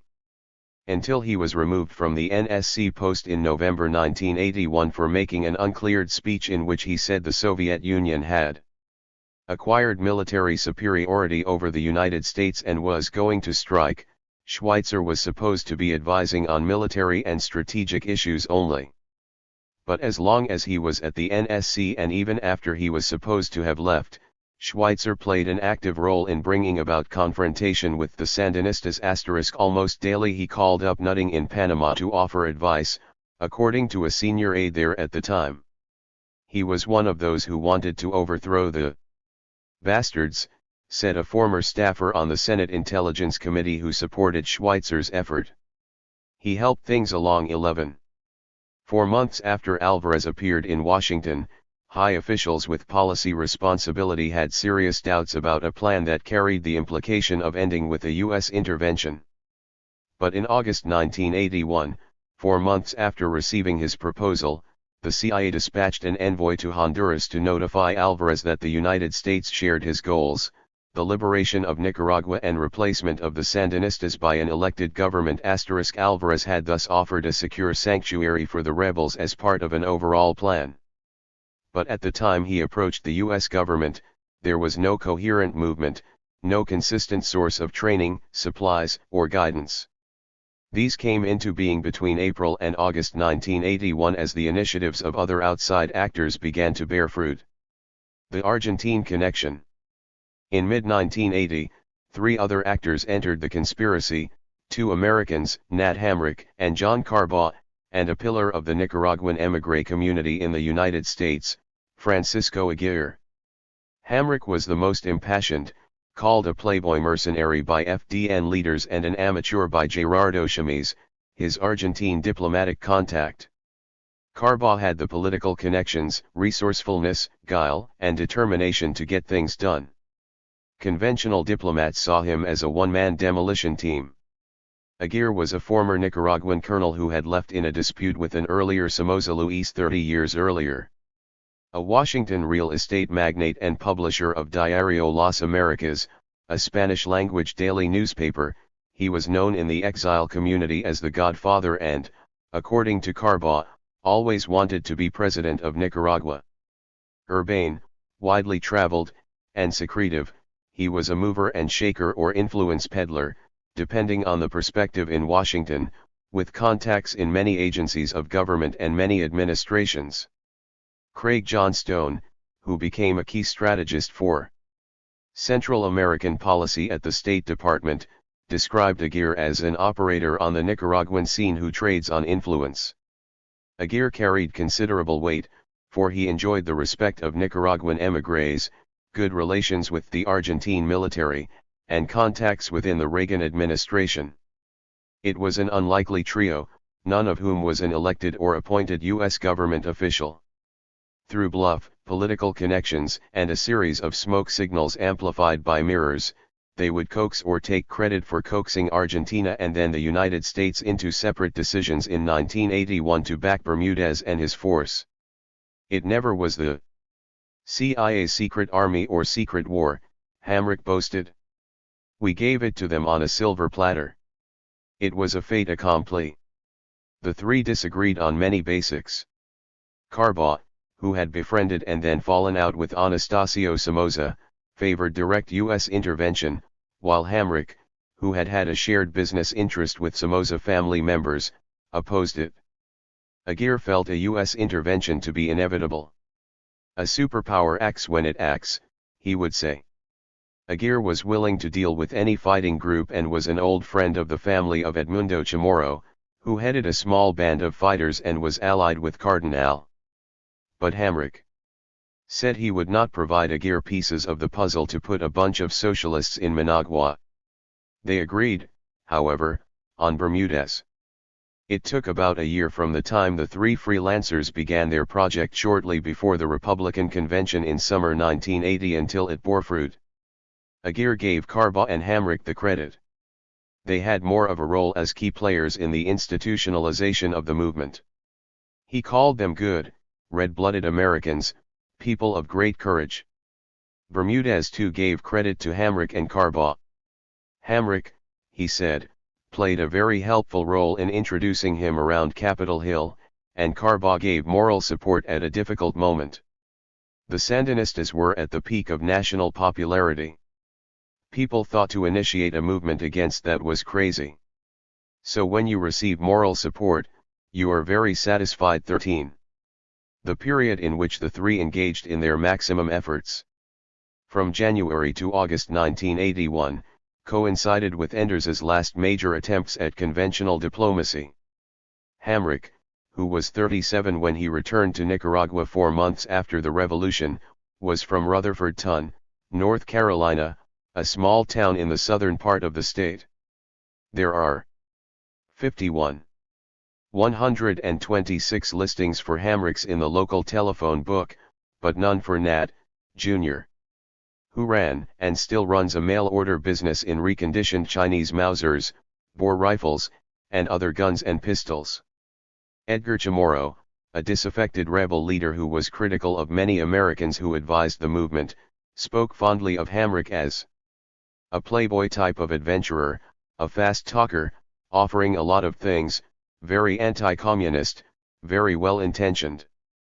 Before Somoza's overthrow, Hamrick had set up a hardwood exporting business with Luis Ramon Sevilla Somoza, son of the longtime ambassador to Washington, Guillermo Sevilla Sacasa, and great-nephew of Anastasio.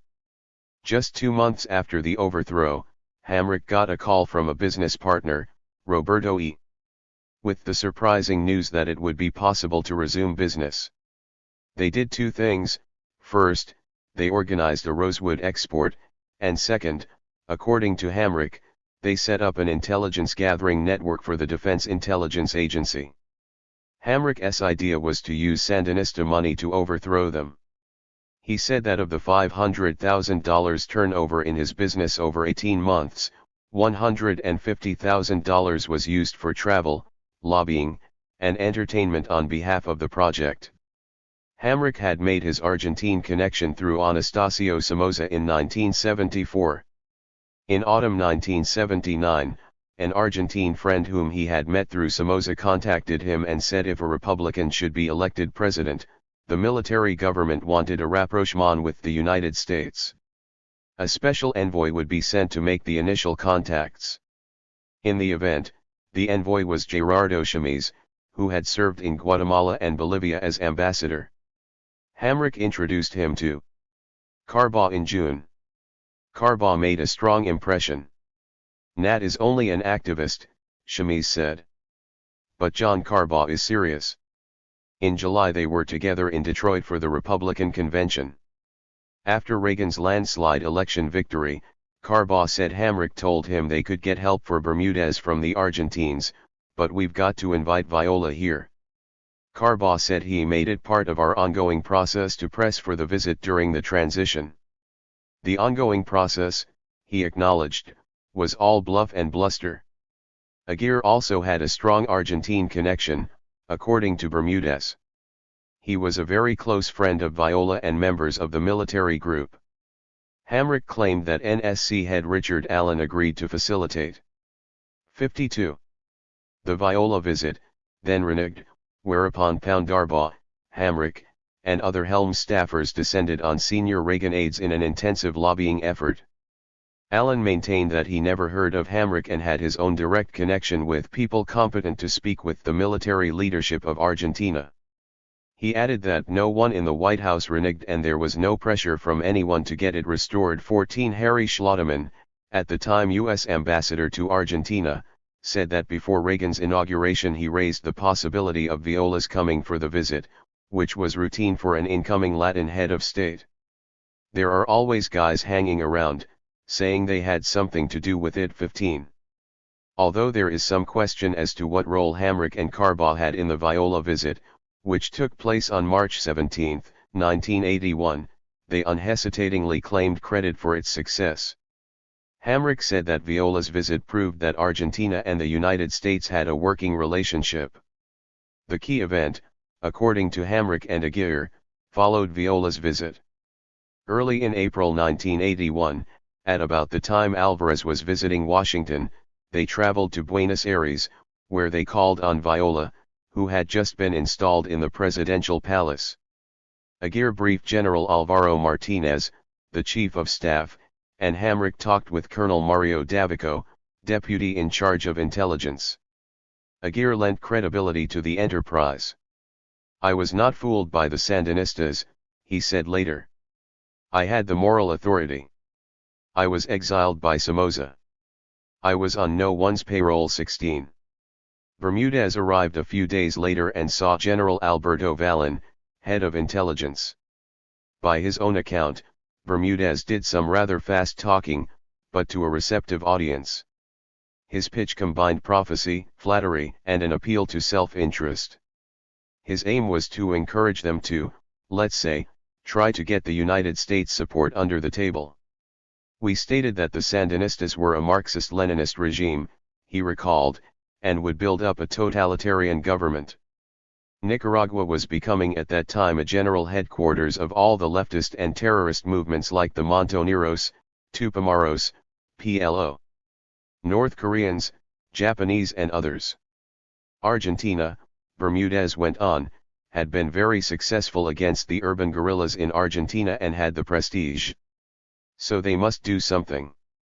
The Montoneros, Argentina's leftist guerrilla group, rang a bell because, Bermudez asserted, they had moved their exile headquarters from Havana to Managua shortly after the Sandinista victory. 53. The biggest problem was to explain the relationship between Argentina and the United States, a task made more difficult in that none of the visitors had the least official capacity. Bluff helped, and Bermudez played to the general's vanity. "We stated to them that even though the United States is a superpower, the political situation couldn't allow them to do something and that at that moment the United States needed friends from Latin America to do something by themselves or through being indirectly a channel of any kind of aid that the United States wanted to do but could not find a way to do it. In short, the United States needed a proxy." Bermudez's argument that the United States wanted someone to help ease the way for their participation had an added cachet in that it fit in with the facts the Argentines were gathering through their own sources. As Bermudez observed, of course their intelligence officers were in touch constantly with the intelligence departments of the United States. Aguirre vouched for Bermudez. "Enrique Bermudez is a very convincing fellow," he said later. "I believe in his honesty, his integrity, his professional dedication." Aguirre felt that it was appropriate to support Bermudez at this early stage because he would run a responsible operation, which was preferable to having elements of anarchy take over. The payoff for Bermudez was twofold. Argentina agreed not only to support his movement, which consisted at the time of 60 men, but also to back his leadership. "I was selected by them. I talked to the man in charge. He said to me, 'Bermudez, we have studied your background. We trust you. And we are going to support you. Bermudez saw this as the turning point in U.S. involvement. They wanted to do something, but at that time they didn't know how to do it. And the Argentinians eased the way for United States involvement. Within a month of the trip to Buenos Aires, Bermudez received $30,000 in Argentine aid, and Edmundo Chamorro received $50,000. The Bermudez faction got a second installment a few months later, and training began. The Argentines took 3 groups of 20 FDN officers to Buenos Aires later that year to be trained in intelligence and gave a small unit training course in Honduras. Aguirre had by then become an important point of contact and support in Washington for Bermudez. As this started to grow, he recalled, I always kept in touch with him. When I went to 54 Washington, I called him. When I came to NGMI, I made a call just to give him a salute. On one occasion, Aguirre invited Bermudez to a party at his house in Northwest Washington to introduce him to very important persons from the new administration. According to Bermudez, Aguirre did not provide financial support. However, he said, I think he was doing some lobbying. He has very good contacts in Washington. 17. The next event that Carbaugh and Hamrick claimed to have orchestrated was a visit by Vernon Walters to Buenos Aires in June 1981. Walters was close to Jesse Helms, and Carbaugh had worked for Aguirre, and was a good friend of Chamis. But there is general agreement that Walters, while a carrier of messages, was never a central actor. The partners' stories do not completely jibe. Hamrick asserted that John sent Walters. Walters owed John a favor. But Carbaugh said Aguirre and Hamrick were responsible for the arrangements surrounding the Walters trip. In any case, Walters did not conclude any deals while in Buenos Aires. Ambassador Schlotterman confirmed this to have been the case and described the visit as part of the effort to educate people about Central America.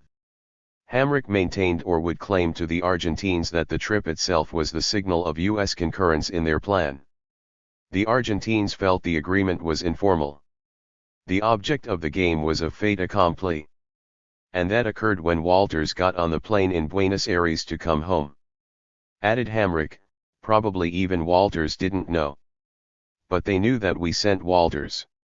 Walters in interviews has denied that he had anything to do with setting up the Argentine connection, and Carbaugh asserted that Walters's contribution consisted of subtle nudges. The first sign of the Argentine decision was an expanded presence of intelligence officials in mid-1981 in Honduras. According to Jack Binns, then the U.S. ambassador in Tegucigalpa, it was evident by July that the deal had been done. Binns had tracked 15 Argentine intelligence operatives working undercover. They had applied for visas to visit the United States and had been introduced to the embassy as employees of Nicaraguan businessmen in Honduras. The visas were granted, and on a routine check with Buenos Aires, the embassy learned that the 15 had used Argentine passports under false names to obtain U.S. visas. Binns informed Washington, but I couldn't get anyone interested. 18. Hashtag 55. The green light. Argentina had made its commitment, the funds had begun to flow, and military training was about to begin.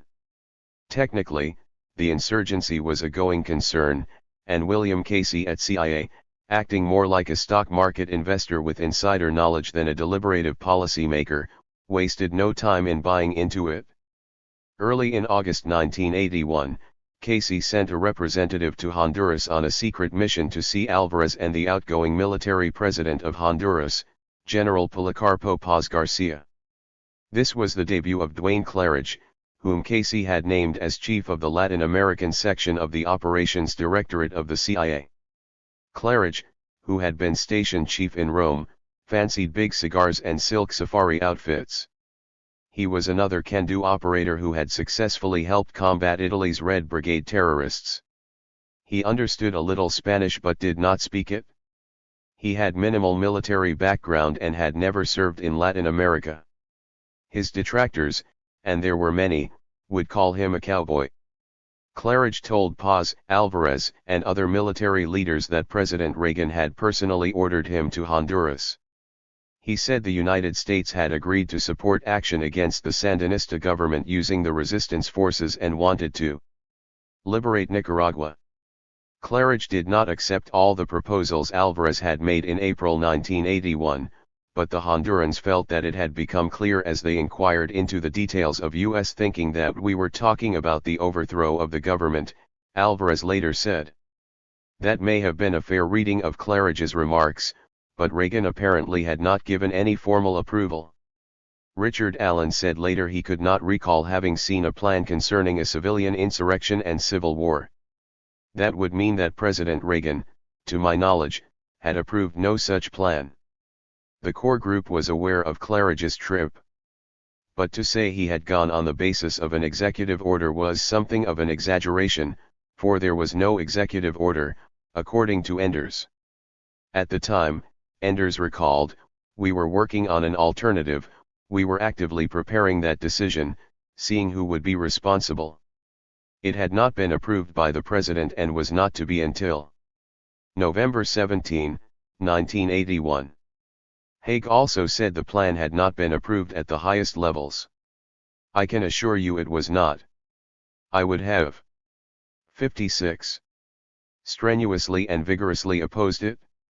It is the wrong medicine for the wrong disease. 19. Claridge's statement, whatever its validity for the U.S. government, was enough for Alvarez to assure sanctuary for the insurgents and their leadership. The first formal advice of the Argentines and Hondurans and the informal advice of the Americans to the insurgency had been to unite. Alvarez felt that the September 15th Legion needed a new name and image because the Sandinistas were labeling all armed resistance Somocistas. The unity meeting took place on August 11, 1981, in Guatemala. Argentina was represented by a military officer, Bermudez said.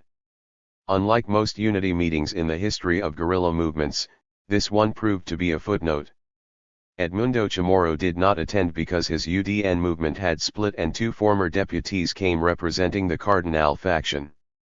Bermudez said that some of his associates began to question why even to include the UDN. He said he told them, I don't care what name we call ourselves. We need financial support in order to go ahead. If we don't sign this, we won't be able to get support from anybody. So we have to sign this even if they are not the real representatives. The document was a paragraph in length. It said only that we, the representatives of the September 15th Legion and UDN, agree to join efforts and constitute a single organization that will be called the Nicaraguan Democratic Forces in order to fight against the Sandinistas. They signed it in an upstairs recreation room of the rented house in Guatemala City, paid off 3 months back rent and telephone bills, closed the office, and moved it and the staff to Honduras. It was Bermudez who chose the name FDN, from a list of 4 or 5 suggested by his aides. The extent of the CIA's role in organizing the August 1981 meeting is not known, although Alvarez thought at the time that the CIA helped pay for the arrangements. But Bermudez said he paid his expenses out of his own pocket. Funds were so tight, in fact, that he got behind on his bills and American Express canceled his credit card. Enders became aware of the events only after they occurred.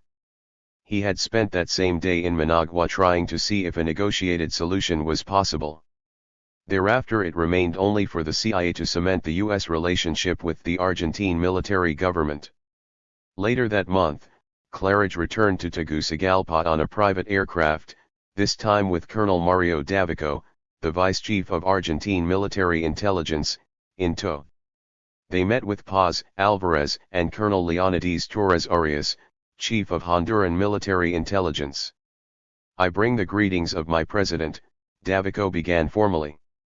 Argentina has faith in democracy and has decided to support Honduras and Nicaragua to be free.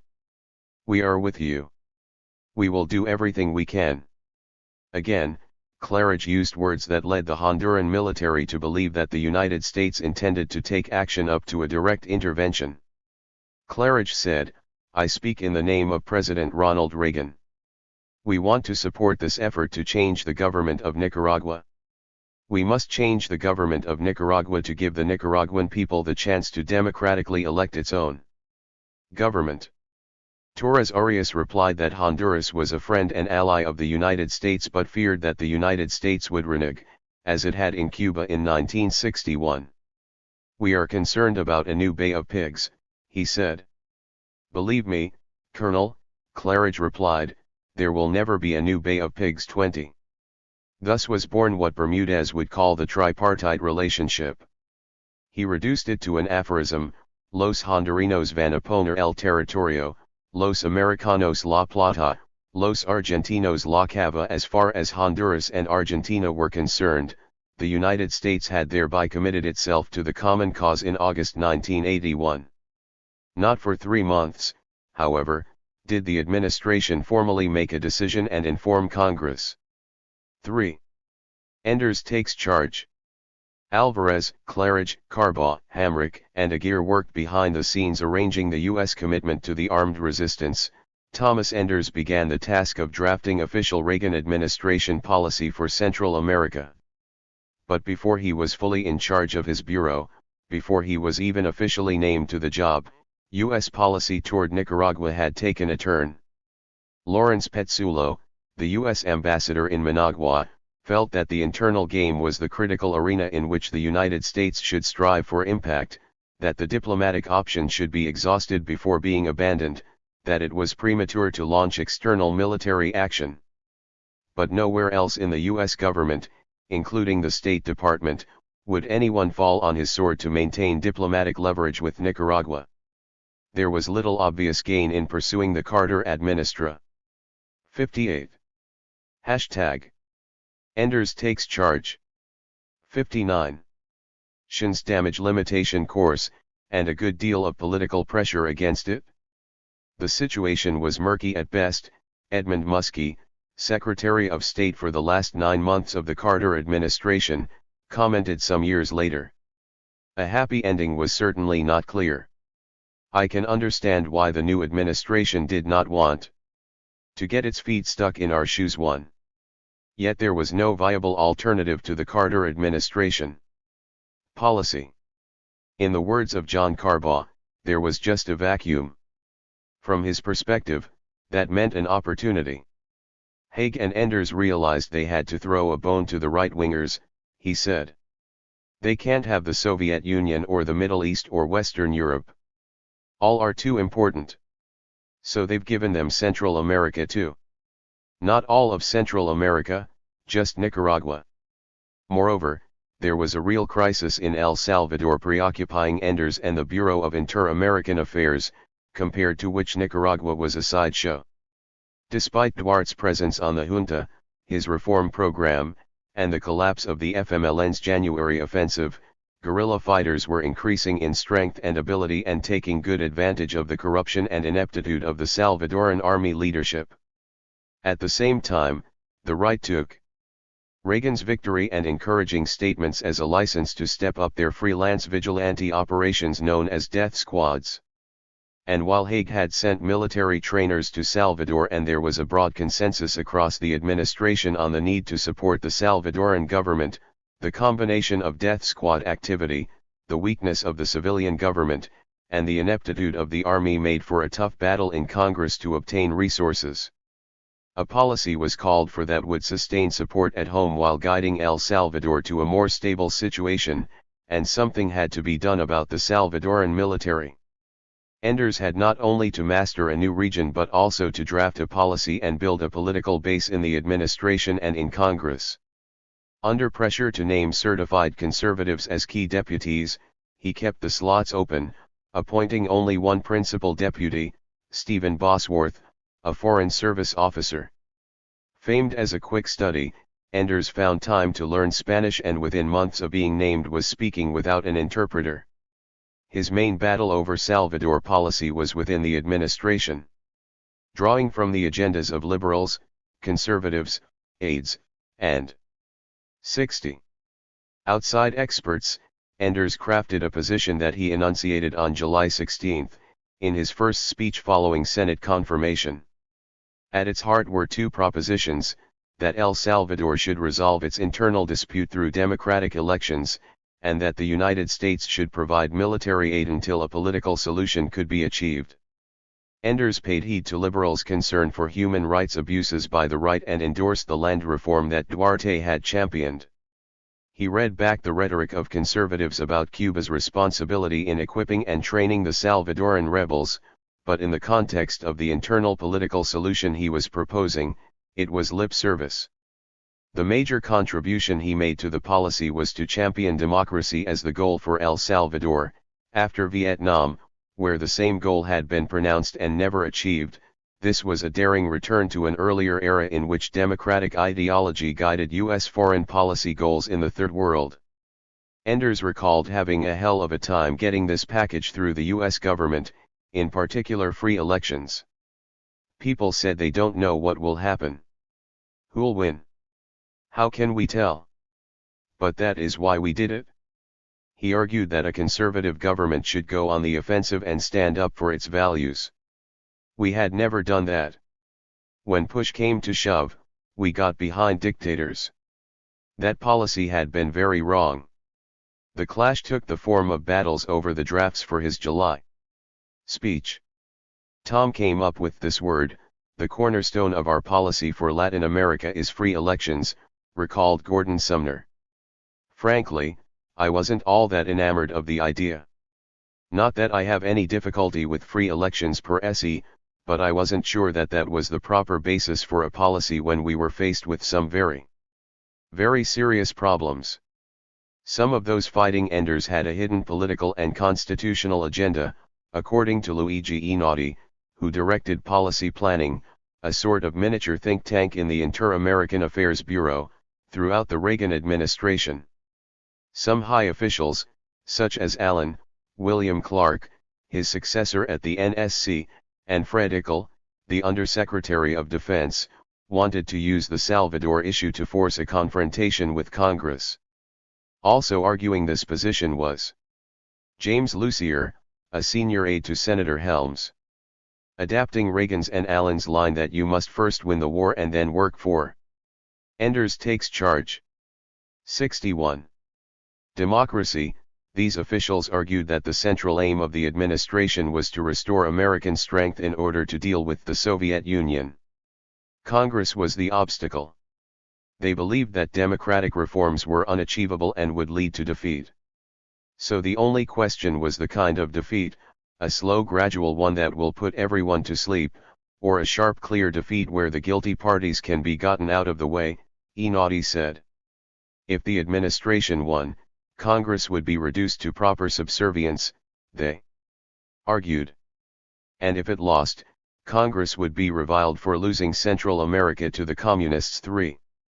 Enders rejected the all-or-nothing approach, and instead committed himself to finding a consensus in Congress that would sustain the policy. With the aid of White House allies such as James Baker, who had good lines to Congress, he succeeded. That was one pillar of the policy. The second pillar was military reform. About a month after Enders' speech, a high-level decision was made to ask Fred Werner, then an Army brigadier general, to head a U.S. Salvadoran team to look into the military strategy and the Salvadoran army. The initiative, according to Nutting, came from us in Southcom. Duarte, in his recent autobiography, asserts that he originated the idea. 4 Werner was one of a rare breed in the military. He was an intellectual, an area specialist fluent in Spanish who commanded the respect of diplomats and fellow officers and willingly went before academic groups and the press. His mission, as defined by the Joint Chiefs of Staff, was to develop a national plan for El Salvador and to have an end product that looked as if the United States had played no role in the drafting. Werner formed the 7-man Military Assistance Strategy Team on September 4 and convened them at the U.S. Embassy in San Salvador to analyze the aim of the exercise. I locked us in a room for 3 days, he recalled. I put up pieces of paper around the walls. We spent 30 hours just brainstorming. Then for 2 straight months the U.S. and a similar-sized Salvadoran team worked together at the Salvadoran Defense Ministry to produce a final manuscript. The crash study approach was that which had been used by Eisenhower and Marshall on the eve of World War II at Fort Leavenworth, and the methodology was time-honored. First, they analyzed the national purpose and interest, the political objective, and the threat. Then they examined military objectives, concepts, and capabilities. Finally, they 62. Drew up a list of requirements for different asterisk levels of U.S. support. The result was a 5-year military national plan. 0 Although it is still classified and its ultimate impact is therefore hard to gauge, the Werner Report, completed on November 8, is viewed by many who read it as a benchmark in the U.S. military involvement in the Salvador War. The essence of it was to force the Salvadoran army to focus on its long-term problems and think through its strategy, intelligence gathering, manpower needs, and logistics. This was the Salvadoran army's plan, and it cast United States financial aid and training in a supportive role. It addressed some extremely sensitive issues, such as leadership and organization. These two documents, the July 1981 Ender's Speech and the Werner Report, helped give U.S. Salvador policy coherence and purpose. The order in which they appeared was fortuitous: first the political objectives, then the military. U.S. policy making toward El Salvador, whatever the inspirations that gave rise to it, may one day be seen as a model for responding to friendly governments under leftist guerrilla attack. With the strategy in place, the U.S. ambassador on the scene had the guidelines for using resources provided to him to support agreed-upon goals and for requesting additional resources on the basis of an agreed-upon plan. Leverage and power were centered, appropriately, on the official responsible for implementing the policy. Nicaragua was, of course, a different case, because it could not be considered a friendly government. But useful comparisons can be made in the two methods of fashioning policy. First, with Nicaragua there was no Werner Report or Ender's July speech laying out policy goals toward Nicaragua. In the unending behind-the-scenes tug-of-war over the purposes and methods of U.S. policy, a clear statement of U.S. objectives was impossible. Second, whereas El Salvador's strategy was driven from the top, Nicaragua policy bubbled up from the bottom. And, finally, instead of building up the role of the U.S. ambassador in Nicaragua, early Reagan administration decisions had the effect of cutting it down by ignoring his advice and stripping him of resources. Partly because of its origins and partly because of the individuals who promoted it, the making of U.S. policy in Nicaragua was characterized throughout by duplicity, secrecy, and pretense. Although Casey was quick to endorse the anti-Sandinista movement, available evidence suggests that the original initiative came not from the CIA but from the leaders of the armed resistance. There. Enders takes charge. 63. Friends lobbying the administration, and Alvarez. Casey had given an impression of some reluctance in the early stages. "I don't think Casey was an enthusiast of this at all," said Petsulo, who had visited him in late March. "He was not inclined toward some adventure in Nicaragua." Petsulo said Casey asked him if there was any way to do business with the Sandinistas. "You've got to get tough with them and stick with issues, but they understand and you can move them," Petsulo replied. He gave as an example the halt in the arms flow into El Salvador. Casey had 2 aides in his office and neither contradicted Petsulo. In fact, one aide said afterward, "I am glad you were as clear as you were with him." The possibility should not be excluded that Casey was deliberately trying to mislead Petsulo. "Bill is more of a fox than Larry," was the view of Hamrick, who said he briefed Casey 3 or 4 times in the first 6 months of the administration. 6** Casey strongly believed in covert operations, big and small, and started more of them than any of his post-war predecessors, according to CIA officials.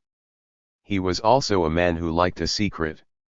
Roughly from the time Alvarez called on Casey in April 1981, the question of whether to support the insurgents had been a matter of constant debate. The State Department and the uniformed military had had serious misgivings, but a first sign of wavering appeared when Haig asked Robert McFarlane, then State Department counselor and later National Security Advisor, to examine available policy options in Central America. We were trying to come up with a panorama of options to deal with the Central American problem, Haig said. 7 But McFarlane's report, titled Taking the War to Nicaragua, focused largely on Haig's favorite target, Cuba, and on ways to block the flow of arms into Cuba and Nicaragua. 8 The effort, which in retrospect appears to have been a delaying tactic, was rejected in the White House and led to the next step, that of Enders's asking the CIA to examine options for a covert operation. The CIA, of course, had the option already prepared. Enders's formal role as head of the State Department Bureau of Inter-American Affairs led many observers to conclude that he was. The first time I went over, Casey said, to bring a map of the region. He'd been in the office a week and said they had maps of individual countries but not the region, Hamrick said. Although Hamrick made his pitch for a much more militant policy toward the Sandinistas, Casey gave the impression he viewed things in tactical terms. He wanted just to slow them up so they didn't take El Salvador on his watch. 64. The driving force behind establishing the clandestine CIA program. And indeed Enders, at the time and since, encouraged this impression. But his stance was more revealing in the context of his modus operandi. In actuality, support for the rebels was hotly disputed and had little or no support among those State Department professionals with whom Enders had relations of mutual respect. A national security issue in dispute ordinarily is taken over by the National Security Council staff and decided by the President. In addition, the NSC by its charter has control over CIA covert operations. But Enders, one of the most skilled bureaucratic infighters in government, was determined to maintain what control he could. According to one close observer, he did this by telling the NSC, "You, the NSC, are in charge. I recognize your preeminence over policy. I also recognize you are short of staff, so I'll do the staff work." Then, in the best State Department tradition, he would draw up options, the most attractive sounding of which was his preference. 9 Another technique of maintaining control was to use secrecy to exclude unwanted influences, particularly from the conservative political appointees favoring the covert military assistance program. Enders's instrument was the aforementioned core group of 5 top officials to review Salvador policy, which he had set up in the spring. Its members were all men who could be trusted to keep secrets. Lieutenant General Paul F. Gorman, who had served as a national intelligence officer with the CIA in the mid-1970s, represented the Joint Chiefs of Staff. Nestor Sanchez, who had retired from the CIA as Chief of Operations for Latin America to become Deputy Assistant Defense Secretary, represented the Pentagon. Alfonso Sapia Bush, a Cuban-born CIA analyst, represented the NSC, and Dewey Claridge, the CIA. As the resistance program grew, the core group, including Enders, operated almost entirely in secret and with little paper flow. Sanchez in meetings with reporters would come across as a superhawk, but behind the scenes was a cautious bureaucrat who waited to see which way the wind was blowing before taking a position, according to defense sources. Sapia Bush occasionally met reporters but was a supporter of Enders's line, according to Otto Reich, the deputy administrator of aid. Gorman and Claridge, both can-do men, did not give interviews. Gorman later came into conflict with Claridge over the latter's management of the Contras. Although Enders controlled the process in Washington, he had no Enders takes charge 65 way of knowing exactly what Claridge was saying and doing on the ground. It seems certain that what Claridge told the Hondurans early in August 1981 reflected a very liberal interpretation of his instructions. But Claridge was able to play the same game as Enders and, by making de facto decisions in his bailiwick, to change the policy. In both meetings with Honduran military officials in August, he saw top officials without notifying the U.S. ambassador. And in laying out his thoughts to Alvarez and others, he asked them not to bring this to the attention of Lieutenant General Nutting, the chief U.S. military representative in Latin America. The idea of keeping the plan secret from the U.S. military commander responsible for the region seems extraordinary in retrospect. CIA officials say it shouldn't. They're blabbermouths, said one senior official, summing up the agency's attitude toward the military leadership. For his part, Nutting, when he finally learned of the scheme, preferred to look the other way. I'm sure that's true, Nutting commented when asked about Claridge's opening to Alvarez.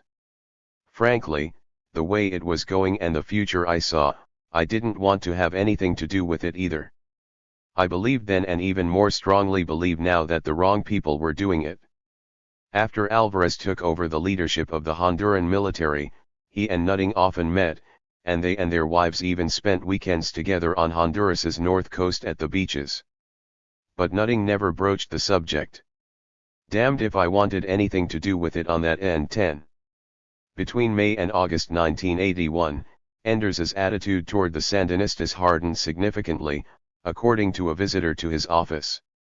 Early in June, the State Department announced that, according to U.S. intelligence, Soviet-built tanks had been secretly shipped to Nicaragua by way of Cuba in the previous 5 to 6 weeks. Daniel Ortega said in reply that the reports were totally unfounded. Haig said he was confident of the accuracy of the intelligence. Besides sowing rancor between Washington and Managua, the dispute produced an immediate demand by Honduras for anti-tank recoilless rifles and howitzers. A short time later, Enders asserted that Cuba was trying to build an operations base in the country and that there were 600 to 800 Cuban military advisors there. The relationship was deteriorating, and Enders decided that time was running out for testing the diplomatic option with the Sandinistas. 66. The Managua talks. Petsulo meanwhile was leaving Managua in August to take up a fellowship at the University of Georgia. No successor had been named and he feared there would be no way to carry on the dialogue with top Sandinista officials. They weren't naming another ambassador to take over the baton. I wanted someone to come down from Washington to retain the relationship. He suggested to Enders's deputy, Stephen Bosworth, that he meet the Sandinista leadership. Bosworth said he would think it over. Then, about a week in advance of the scheduled meeting, Enders cabled that he himself was coming. There was no detailed advance planning. This wasn't a considered thing. This sort of happened, Petsulo said. But Enders had been thinking about the idea for some time, as had others. No matter what course of action would follow, there were good reasons to explore the limits of diplomacy. As a Pentagon official put it, I certainly felt we should make every effort possible so that the audit trail showed we went every step of the way. 11. Enders later said that the cut-off of U.S. aid to Managua in April helped prompt his decision to travel to Managua to seek a diplomatic settlement. We were concerned they would read it as negative, he said. That is one reason for the August trip. There was a concern that there were two messages being sent. By the time Enders decided on the mission, Carbaugh and Helms had made their peace with him, Carbaugh said. Enders knew how to work with Helms. Thus, Enders gave Helms an advance look at his strategy and asked for his blessing. Jesse, I want 6 months to try to negotiate an agreement with these guys. And after that we'll do whatever you want. Pull out all the stops, Carbaugh quoted him as saying. To which Helms replied, well, you can have 1 year. If you can get them to negotiate in good faith, you can give it a try. Enders was covering a flank.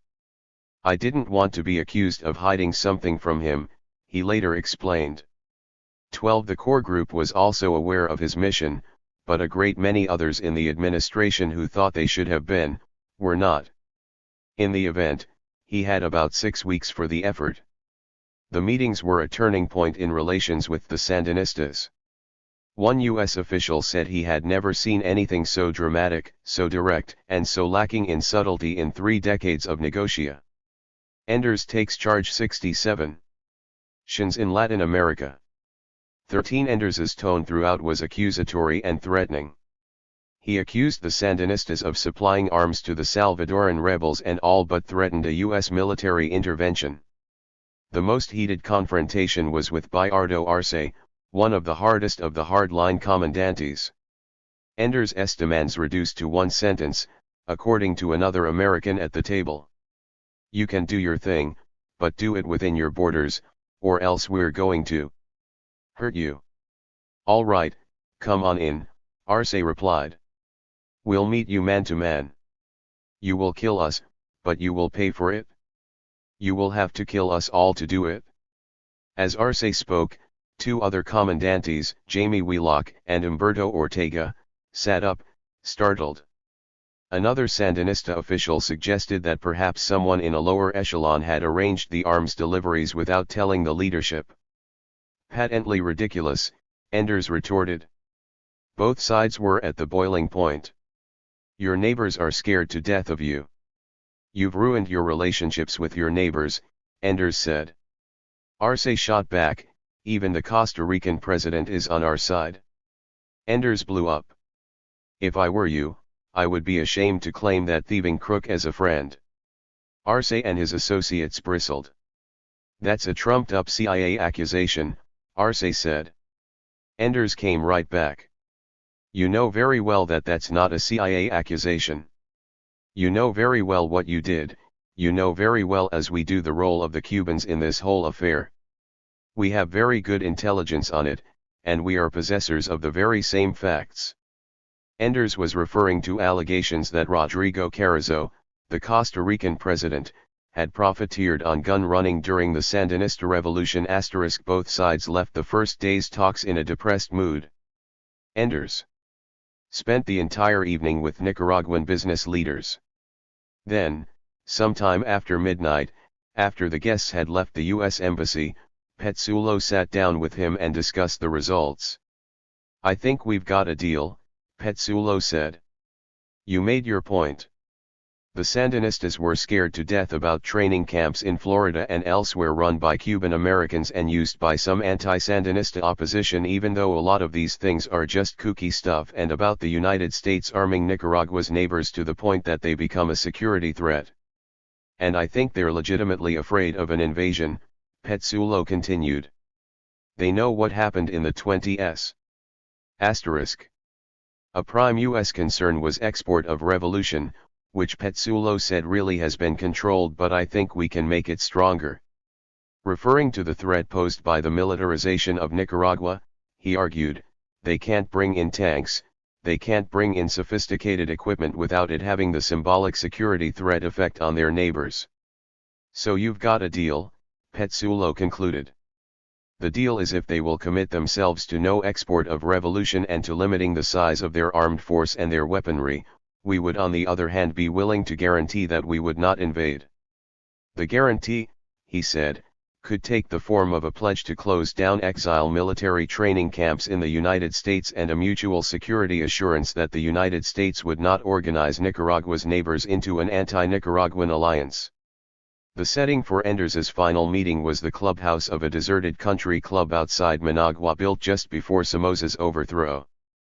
Armed guards stood watch outside and within the building, which was closed to the press. It was there that Enders made his offer to Daniel Ortega. At the time, Ortega was coordinator of the junta, a sort of primus inter pares among the nine. Ortega is unprepossessing and uncharismatic. His manner is earnest and self-effacing, and in conversation he often mumbles. In the highly ideological context of revolutionary Nicaragua, he is often described as a pragmatist. But he is made of steel.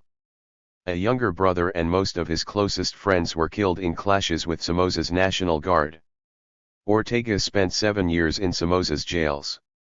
In the periodic hunger strike staged to demand better prison conditions, guards denied water and ice to the prisoners, and Ortega drank his own urine to stay alive. 15 The meeting with Ortega ran for an hour and 25 minutes, according to a Sandinista transcript of the conversation that was later presented to the International Court of Justice in The Hague. There is no comparable U.S. account because Enders took no aides in with him. Foreign Minister Miguel Descoto interpreted. Enders began by saying that the United States accepted Nicaragua's revolution and its new internal order.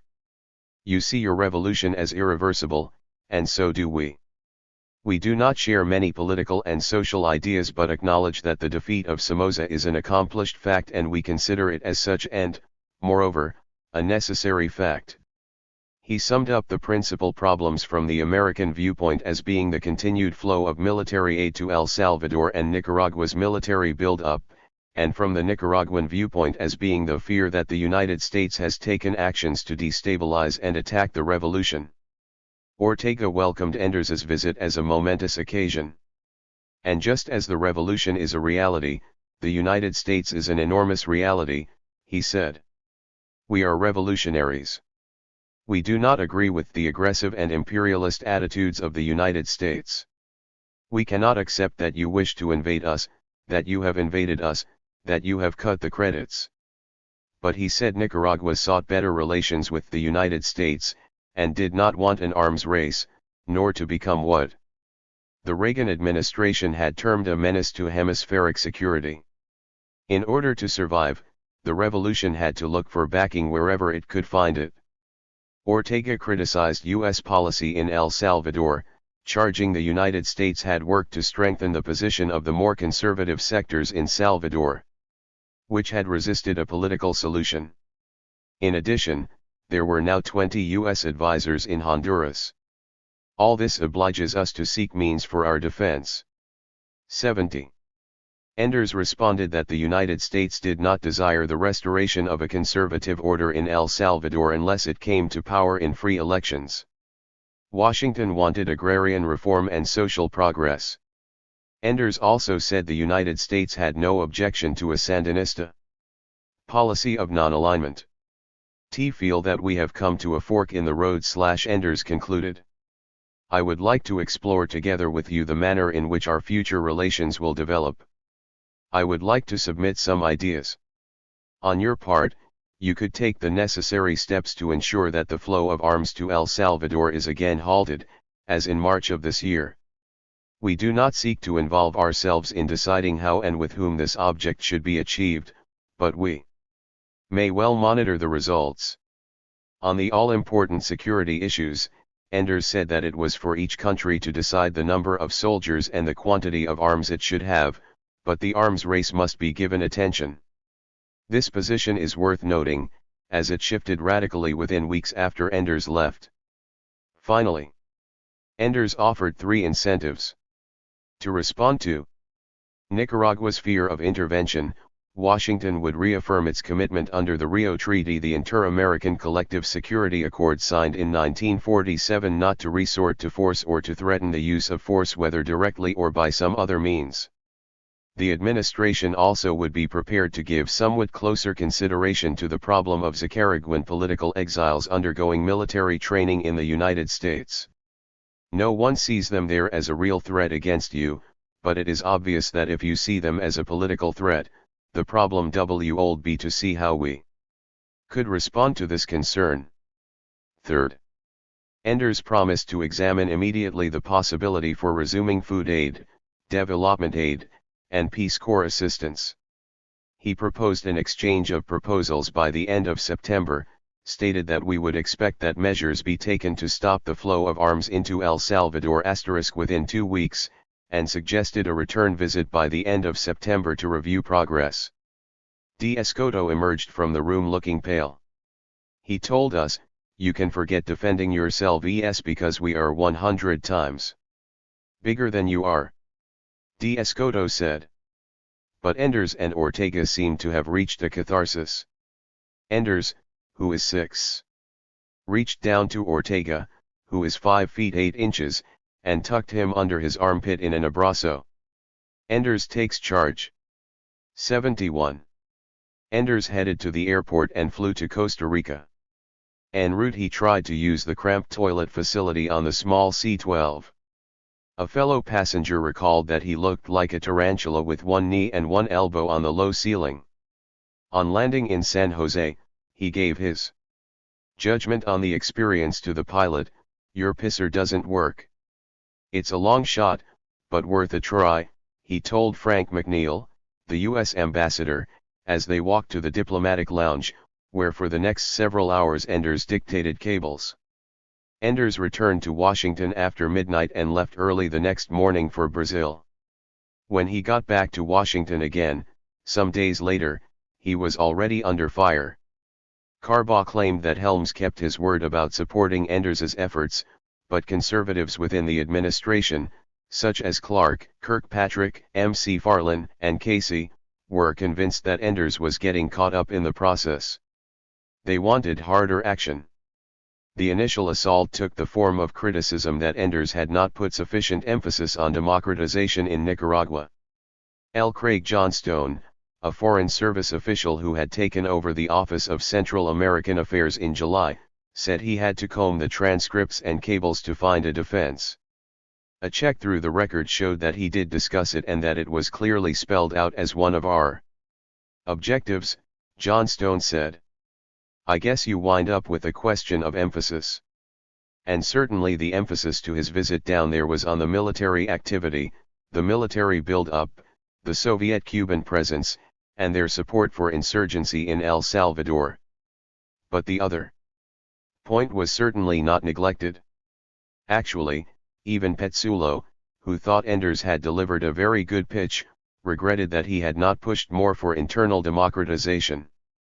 I was always pushing it when I was talking to them about their internal system being a major concern to people in the United States. They couldn't go around talking about their new society and then be violating human rights, putting people in jail, closing up newspapers, and so on. I made it almost a fetish. They used to get pissed off as hell. I didn't bring an American down there that we didn't make the first stop in La Prensa. And I did it just to stick it in their craw. But Enders focused on security, apparently hoping it would sell and keep the wolves off, Petsulo said. In Washington, however, the wolves had different aims in mind when they discussed democracy than the vigorous criticism expressed by Petsulo. In an 72 Orwellian twist, democracy in Nicaragua, which has not had a democracy in this century, came to stand for overthrow of the regime. 16 In the view of his critics, Enders's proposition was imprudent and lacked teeth. Robert McFarlane took exception on grounds both of form and substance. McFarlane's philosophical outlook on Central America echoed Gene Kirkpatrick's. He saw the denial of Soviet access to the Americas as a key goal of policy. To the extent one has to contend with deterrence on our southern borders, you are diverted from other accounts, he said. Enders had created a bureaucratic problem, he said, by going to Managua without having the content of the exchanges blessed by the standard interagency process. Actually, Enders had cleared it through his core group, by securing the agreement of each member and having him obtain the approval of his boss, but this did not extend to McFarlane, even though Haig had instructed him to explore various military options for Central America. The substantive problem was that Enders's approach would have allowed a Marxist regime to become consolidated. McFarlane favored a much more demanding standard of performance by the Sandinistas. 17 But if Enders had outflanked his opponents, he too had been outflanked. In fact, some days before he arrived in Managua, Claridge had gone to Honduras to inform Alvarez that the United States would back his plan. On the same day that Enders was negotiating in Managua, Bermudez and others were in Guatemala organizing the FDN. And a few weeks after Enders's visit, Claridge visited Honduras again, this time with a senior Argentine military officer in tow to discuss arrangements with Alvarez. By the time Enders went to Managua, everybody knew that this was the last gasp before we moved to a far more serious confrontational policy. And we had begun thinking of what that confrontational policy would be, Johnstone said. He added that the August session was a precursor of the confrontation because it was itself designed as a confrontation. He went down there and said, "Look out for what's coming. But you've got one last chance." Years later, the Sandinistas recognized that they had missed an opportunity. A foreign ministry official noted, "We were not so pragmatic in those days." Arce * commented that at the time, "We didn't think that Enders was very serious. In retrospect, we consider him as the most serious person who spoke with us." But Ortega put, "Enders takes charge. 73. The blame squarely on Enders. I would say the principal problem that we had in the meeting with Enders was his arrogance. Because he was as arrogant as he was tall. Enders put the blame on the other side. The initiative got kicked in the head pretty quickly by the Sandinistas 18. Upping the ante. What followed was a series of missteps by both sides which soured the atmosphere. Enders began by sending a virtual ultimatum to Managua. The continued use of Nicaraguan territory to support and funnel arms to insurgent movements in the area will create an insuperable barrier to the development of normal relations, he wrote on August 31. Unless this support is terminated right now, I don't think that there can be the proposed dialogue, so I will say this has to be a sine qua non for any dialogue. 19. His words smacked of precondition. We had to win the right to talk with them, commented Julio Lopez Campos, who was in charge of the DRI, the Sandinistas' foreign policy apparatus. 20 Enders' first draft proposal, dated September 8, 1981, promised vigorous enforcement of laws against paramilitary training on U.S. soil. He said 4 other draft proposals were on the way. But delivered with the proposal was a formal notice announcing a cancellation of $7 million in credits, the undisbursed portion of a suspended year-old $15 million loan approved during the Carter administration. 21 A second proposal, dated September 16, sketched out a mutual declaration of non-aggression. 2 days later, the Pentagon announced a joint U.S. Honduran naval and air exercise to run for 3 days in October. The exercise, called Halcon Vista, did not just happen. The idea had been generated by Major General Robert Schweitzer of the NSC, the same man who had originally encouraged Alvarez in his proposal to overthrow the Sandinistas with the help of Contras and Honduran and U.S. forces. His timing was a deliberate attempt to stick it in their eye, said an aide to Nutting. Schweitzer remembered that similarly named exercises had been run in the past and had actively lobbied Nutting and the chairman of the Joint Chiefs of Staff to get them to agree. 74. In their first response, the Sandinista leadership said on September 19 that the military exercise would seriously affect Nicaraguan consideration of all 3 letters. At the same time, they sharply criticized U.S. policy in El Salvador for ignoring political solutions. Ortega asserted in a public statement that the U.S. exercise would feature an amphibious landing. In response, Enders wrote on September 28 that there would be no amphibious landing and offered to discuss the possibility of Nicaragua sending observers. On October 1, a U.S. Army general was sent to Managua to explain the aims of the maneuvers, which involved 260 soldiers, 6 small ships, and several planes. The aide to Nutting said the offer to the Sandinistas to observe the exercise was genuine, but no one expected them to accept. But if they did, all the better. We wanted to impress them. Ortega again criticized the maneuvers in an address to the UN General Assembly on October 7. 22. The September 28 letter effectively ended the exchange. Although Enders said that he looked forward to seeing Nicaraguan Foreign Minister Descoto in late October, it is hard to see how there could have been any cause for optimism. Nicaragua had not delivered any proposals or responses. But, more important, Enders, the initiator of the August talks and the exchange of drafts, had reached a dead end in the critical area of security. We had some difficulty in defining the arms control questions, and it was not ready until mid-September, he recalled later. We ultimately got agreement on a set of principles that would be very demanding. 23 The solution soon became the problem, the demands were extreme. Nicaragua was to recreate its newly acquired Soviet tanks and ship them back to countries of origin.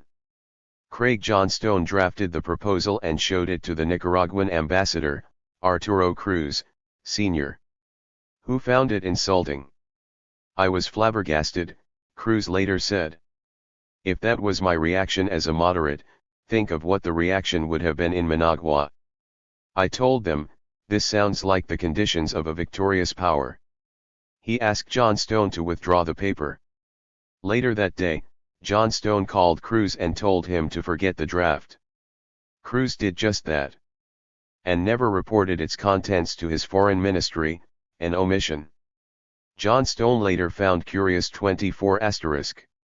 The U.S. plan would have halted Nicaragua's acquisition of armed or unarmed helicopters and aircraft, armored personnel carriers, howitzers, and armed vehicles, but allowed replacements of those already acquired. Nicaragua would have had to get rid of weapons systems not possessed by its neighbors while not being permitted to acquire systems its neighbors had. The plan appears to have been designed with Honduras in mind. Honduras traditionally has had perhaps the best air force in Central America, and this would have allowed it to be modernized while limiting Nicaragua's capabilities in the air and on the ground. It also would have limited the Sandinista army to 15,000 to 17,000, the level Ortega said existed at the time, and proposed working down from those levels. It also called for a halt to foreign guerrilla groups. There was no mention in the plan of foreign military advisors. It was an attempt to do two things, Enders later commented of the most controversial features. 1. To remove offensive arms that could be used to support significant attacks against neighbors. And second, to ensure re-export and non-re-import. The T-55s had made their first appearance and should be re-exported 25. In less than a month, the ante had been upped significantly. In August, Enders had noted to Ortega that the arms race between Honduras and Nicaragua was over armored vehicles. Honduras had the British-made Scorpions, a light armored car, and Nicaragua its newly acquired T-55 tanks. While the United States could suggest some ways to correct imbalances in arms and personnel, each country would have to resolve questions of the quantity of arms and troops it should have, Enders had said in August. By September, the United States proposed to be the arbiter of what weapons each could have and how to get rid of them. It was a pretty tough approach, but as part of a negotiating ploy, not too bad, said Walter Stoessel, then Undersecretary of State for Political Affairs. John Stone called it a very reasonable proposal and 76. Said it was actually seen as a test of goodwill on something that was verifiable as much as anything else. Haig said it was never presented to me as a stumbling block. But Enders saw it as extremely controversial. Exactly who insisted on the point remains unclear, but it emerged from the interagency process. Some military officials at the time thought that Schweitzer worked behind the scenes to put the proposal on the table. One outspoken defender of the proposal was Nestor Sanchez, the Pentagon's leading civilian expert on Central America. The Soviets did it with the missiles in Cuba. What we were trying to do was to stop the build-up that developed before it became what it is. Sanchez did not claim authorship of the proposal, but John Stone said, if Nestor claims parentage, I wouldn't take it away from him. Whether or not it was intended to be a negotiating ploy, it was never presented. The negotiations more or less ended at that. Point 26 That tanks in Managua became an insurmountable obstacle in Washington seems odd in retrospect. In the rugged mountain terrain that separates Nicaragua from its neighbors, a tank-led assault would easily be countered on the limited transit routes. The Sandinistas had begun acquiring tanks in late 1980. Hamrick, then engaged in his rosewood export business, had had an employee stationed at Rama who observed the arrival of the tanks and other armored vehicles on flat vessels from Cuba. Hamrick said he reported this to the Defense Intelligence Agency. Petsulo confirmed that 10 or 15 tanks had been brought to Nicaragua by late 1980 and were kept under wraps, but he had seen the action as meaningless because tanks are useful equipment in the Middle East, but in Central America a tank means nothing. A second shipment had arrived in the spring of 1981. Petsulo had been derisive. "You've brought in a pile of shit," he had told a Sandinista leader. Asked what he was referring to, he replied, "That crap you brought in from Rama and you've got smuggled away here outside the city. Do you know what you're going to do? You're going to build up a commander here who one day is going to take over your capital. Tank commanders are very..." The Reagan administration has ignored the earlier shipments in its principal publications, including the graphically illustrated, highly detailed pamphlet Sandinista Military Build-Up, published by the State and Defense Departments in May 1985. Enders takes charge. 77. Dangerous people. The Commandante had agreed that it was a silly project. The U.S. intelligence community also was divided on the importance of tanks. From the reporting of some officials, you'd think they were atomic weapons, Petsulo said. The Sandinistas also made a big to-do. But at the U.S. Southern Command in Panama, military intelligence officials said they viewed the acquisition of tanks and other weapons as just the usual Soviet arms dump. 27. Nicaraguan Foreign Ministry officials and Lopez of the DRI assert that they were unaware of the Washington flap over arms control. Arce claims to have heard of it from congressional sources. In a letter dated October 31, Descoto's deputy wrote Finus to the chapter. In the first real response to the Enders proposal, Victor Hugo Tinoco said Enders's offer to enforce vigorously U.S. laws against the camps seemed unlikely to achieve immediate results. The U.S. government should proceed immediately to dismantle the training camps. 2 months after Enders stated his precondition, the Sandinistas responded with one of their own. Tinoco said that further consideration of the U.S. proposals depended on concrete action on closing down the camps in Florida and on the relaxation of tensions that would be generated by a change in U.S. policy in Central America and the Caribbean. Enders understandably viewed this letter as ending the discussion. Looking back, I come to the conclusion that they had a project, said Enders. They developed it in the years of fighting Somoza. They really intended to go ahead with that project. It was non-negotiable, the start of a broad movement of revolution in other countries and most other things that have now been done. It was a strategy and forward-looking. Enders has been criticized by some Latin American experts for his style before the Commandantes, which was cold and confrontational. One longtime participant in U.S. Latin American negotiations commented, "Whatever their faults or virtues, you are talking to guys that have faced death, that have killed and that have exposed themselves. To threaten them is counterproductive. You can't expect them to say, okay, you're right, we're scared." He backed them into a corner. It's an approach that never works. And another U.S. official said, Enders humiliated them. Threats would not work. The way to deal with them was to compliment them and face them with facts they could not cope with. Moreover, he didn't have the tools in his hands at the time to carry out the threats. It wasn't coercive diplomacy. It was bullshit diplomacy. 78. Petsulo's judgment differs. I would give him high credit for a first-class job in presenting the case. I think he just couldn't sell it. He blames the right wing for changing the bidding as the effort proceeded. No matter what you do, you are always going to get a new approach by the right that will shoot you down. Because all the people in this administration are people who shoot down negotiations, rather than people who negotiate. One factor that doomed the initiative was the lack of continuity at the U.S. mission in Managua.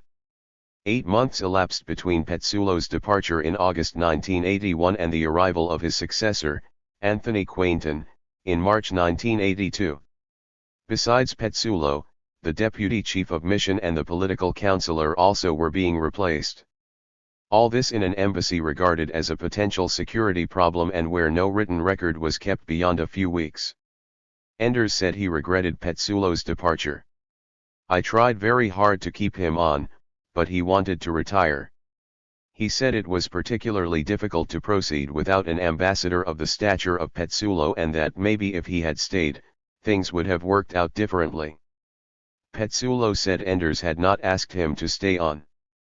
I decided the year before I wanted to leave. Plus, after April 1st, how could you really think you could do anything? 28. The August mission would prove costly for Enders in personal terms as well as for long-term U.S. policy in Nicaragua. By traveling solo and in secret, Enders provoked resentment over the style as well as the substance of his approach among the many officials who were left out of the planning. Moreover, Enders failed to accomplish the minimal aim of leaving a clear audit trail to prove that the United States had exhausted peaceful means before turning to stronger measures.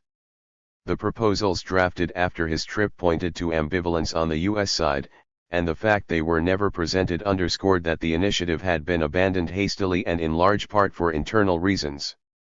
Finally, with the internal opposition now aroused, it would take 3 years before the State Department gathered enough strength within the administration to launch another negotiating initiative. Enders stayed in his job through mid-1983, but from this point forward, he was in charge of Nicaragua policy in name only.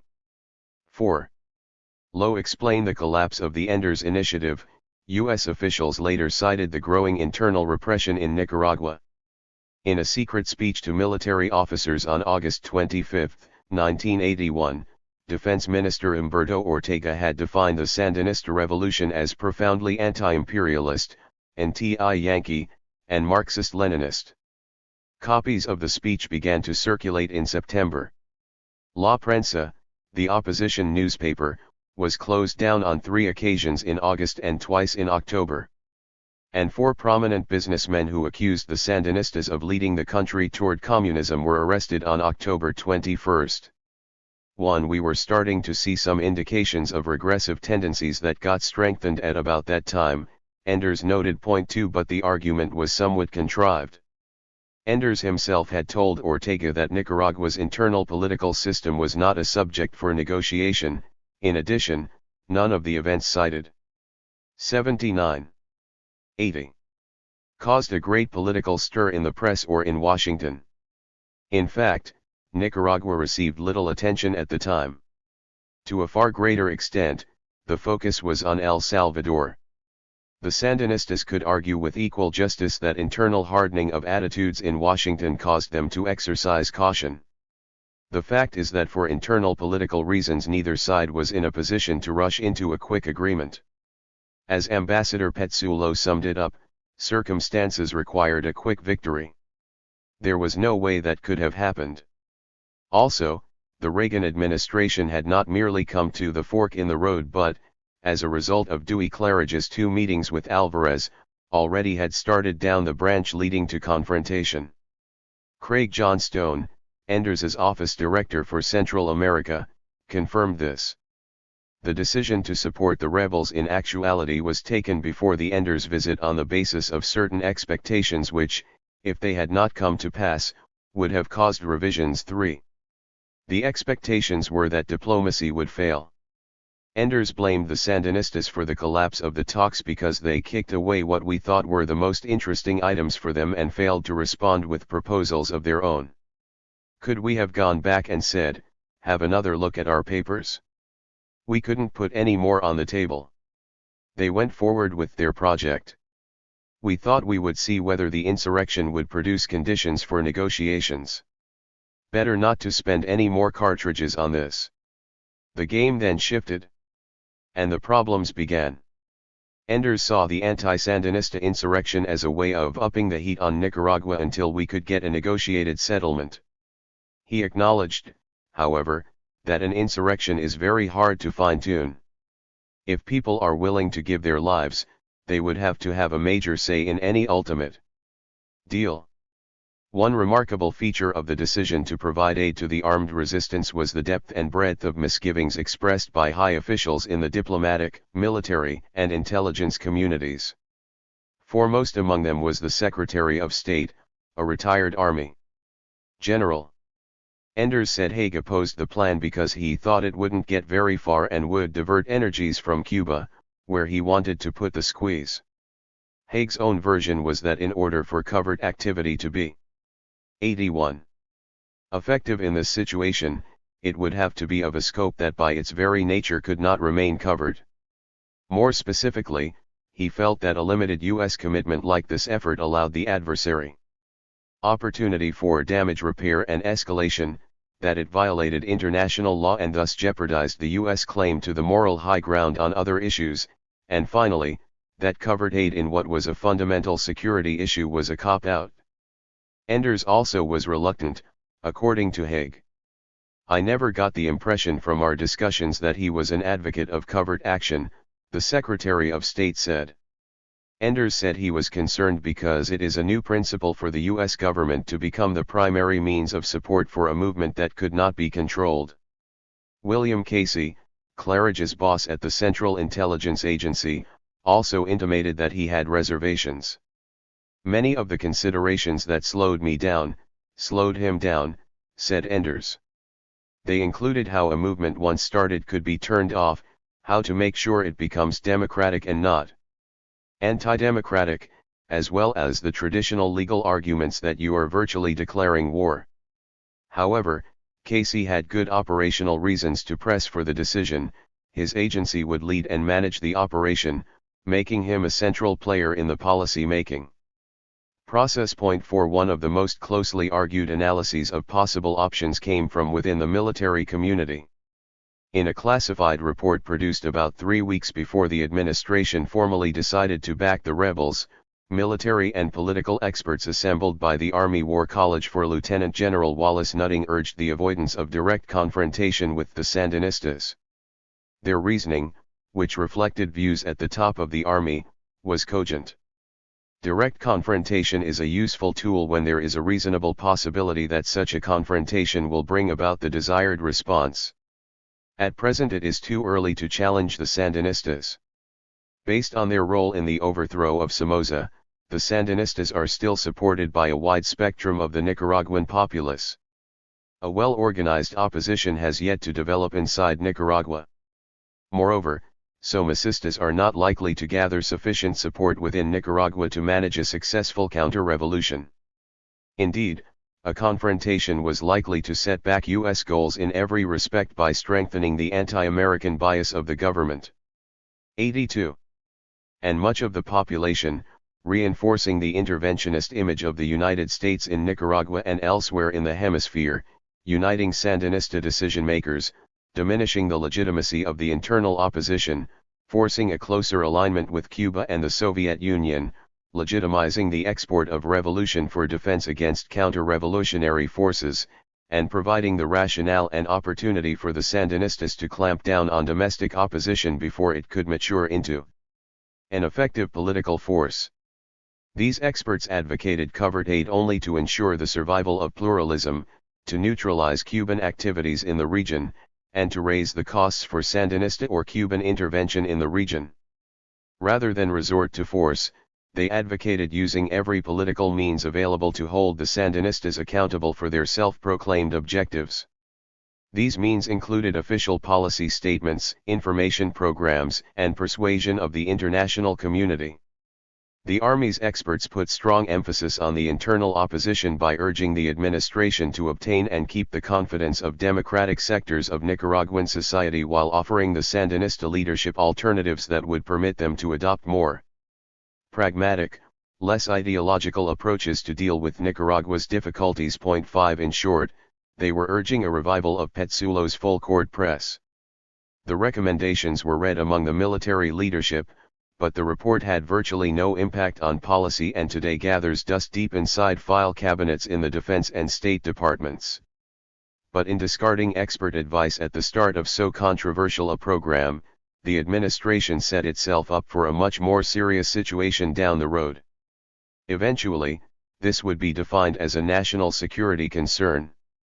Yet the military establishment was not brought into the organization, planning, or implementation of the program.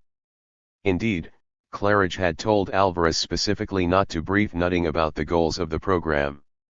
Major questions remain unanswered.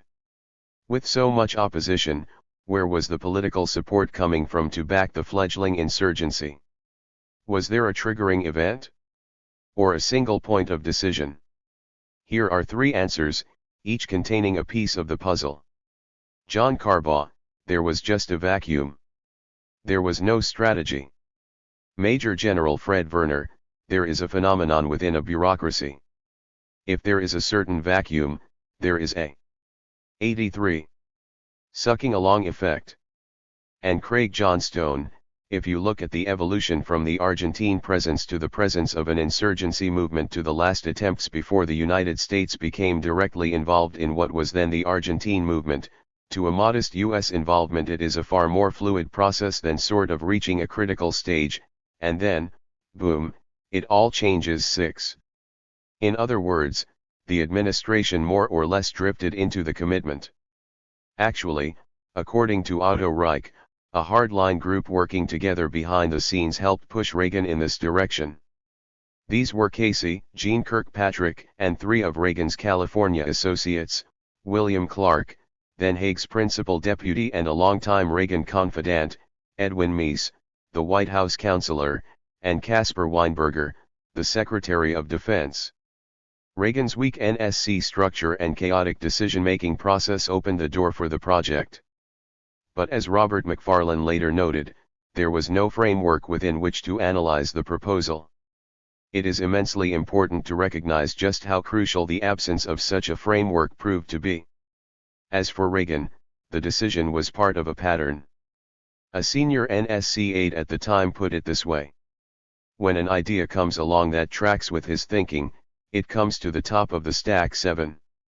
Kirkpatrick denies that she played any role in the decision. I didn't know anything about it. I was not informed. I was not initially in the NSC. Even when they included me in the NSC, I wasn't included in the NSPG. I was included in the NSPG not very long after that. But the decision had already been made. Robert McFarlane had a different recollection. I'm surprised at what Jean said. She was a part of that aide.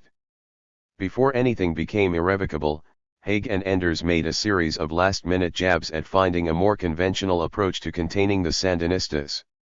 One was the study McFarlane did for Haig of conventional containment, taking the war to Nicaragua, which in fact focused on ways to halt arms shipments to Cuba and Nicaragua. In October, Enders traveled to Venezuela, Colombia, and Chile in what he described as an effort to rally political support for pressures against the Sandinistas. Bayardo Arce, one of the Nicaraguan commandantes who had met with Enders in August, had a different version. He said the Sandinistas were told by some of the governments that Enders was looking for an international intervention force. 9. 84. Early in November, Haig asked the Pentagon to study military options in relation to Nicaragua. He then told the House Foreign Affairs Committee he could not rule out a naval blockade of Nicaragua. 10. I think Haig said, why not dust off the old military action plan? 100 things that can be done about Cuba from the 1962 crisis, said one Pentagon official. Haig's suggestion about the blockade never found much support in the Pentagon. We found it to be carried greatly to our disadvantage. If the Soviet purpose is not to confront us directly but to divert our assets, a blockade plays right into their hands, the same official said. 11. Haig's trial balloons about military measures provoked the predictable rhetorical response from around Latin America. The President of Ecuador, the governments of Venezuela, Brazil, and Mexico, the foreign ministers of Argentina and Peru, and finally President Luis Herrera Campins of Venezuela, while on a visit to Washington, all spoke out. Herrera at a White House dinner on November 17 said his government rejected any kind of armed intervention in Central America. In remarks on November 18, he added that Venezuela, the most stable and successful major Latin democracy, supports a line of non-intervention and respect for the self-determination of nations. But it was too late. Reagan had already accepted the recommendation to organize and provide covert support for the rebels on November 16, the eve of Herrera's visit. The following day he signed National Security Decision Directive 17, which endorsed the program. Enders made the presentation before Reagan and the NSC. Prior to the meeting, Haig had objected vehemently to the plan. But by the time it reached the NSC, Enders said Haig noted some of the downsides but did not oppose it outright. I explicitly said it in a foreign policy framework, Enders said of his presentation. I didn't think we could make sense of it at a later time unless we made it clear how this fit in with broader foreign policy purposes. The framework was efforts already underway to deal with the war in El Salvador. The plan, according to a document later obtained by the Washington Post, was to work with foreign governments as appropriate to conduct political and paramilitary operations against the Cuban presence and the Cuban Sandinista support infrastructure in Nicaragua and elsewhere in Central America. Initially, this would involve a $19.95 million program, but more funds and manpower would be needed, according to an accompanying document. 85. Also proposed was building popular support in Central America and Nicaragua for an opposition front that would be nationalistic, anti-Cuban, and anti-Somoza, and supporting the opposition front through formation and training of action teams to collect intelligence and engage in paramilitary and political operations in Nicaragua and elsewhere. The plan called for working through non-Americans to achieve the foregoing, but said that in some instances CIA might take unilateral paramilitary action against special Cuban targets. 12. In terms of the broader foreign policy context, the war in El Salvador, Enders proposed additional economic aid to Central America and support for democratic elections in El Salvador.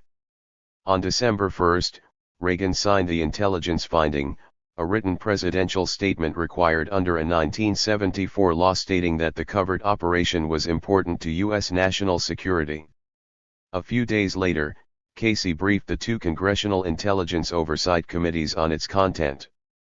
It was 4 months from the time Claridge had given the green light to Alvarez in Honduras to the presentation of the finding before the Intelligence Oversight Committees in Congress. Although Reagan had made a decision on November 16, it did not change the direction of policy, but just provided notification that CIA funds would now be provided for the program. Thus, the decision ratified a process that had begun months earlier. Congress, of course, did not know that the signal had been given long before to Honduras. Nor did Congress know that the goal of overthrowing the Sandinistas was discussed in Claridge's contacts with Alvarez and implicit in the program approved on November 16. Casey omitted mention of any political dimension in his briefing to the committees. 13. The briefing by Casey and Enders would cause grief to the administration in the months and years ahead. Casey's finding, drafted at the CIA, was 3 sentences in length.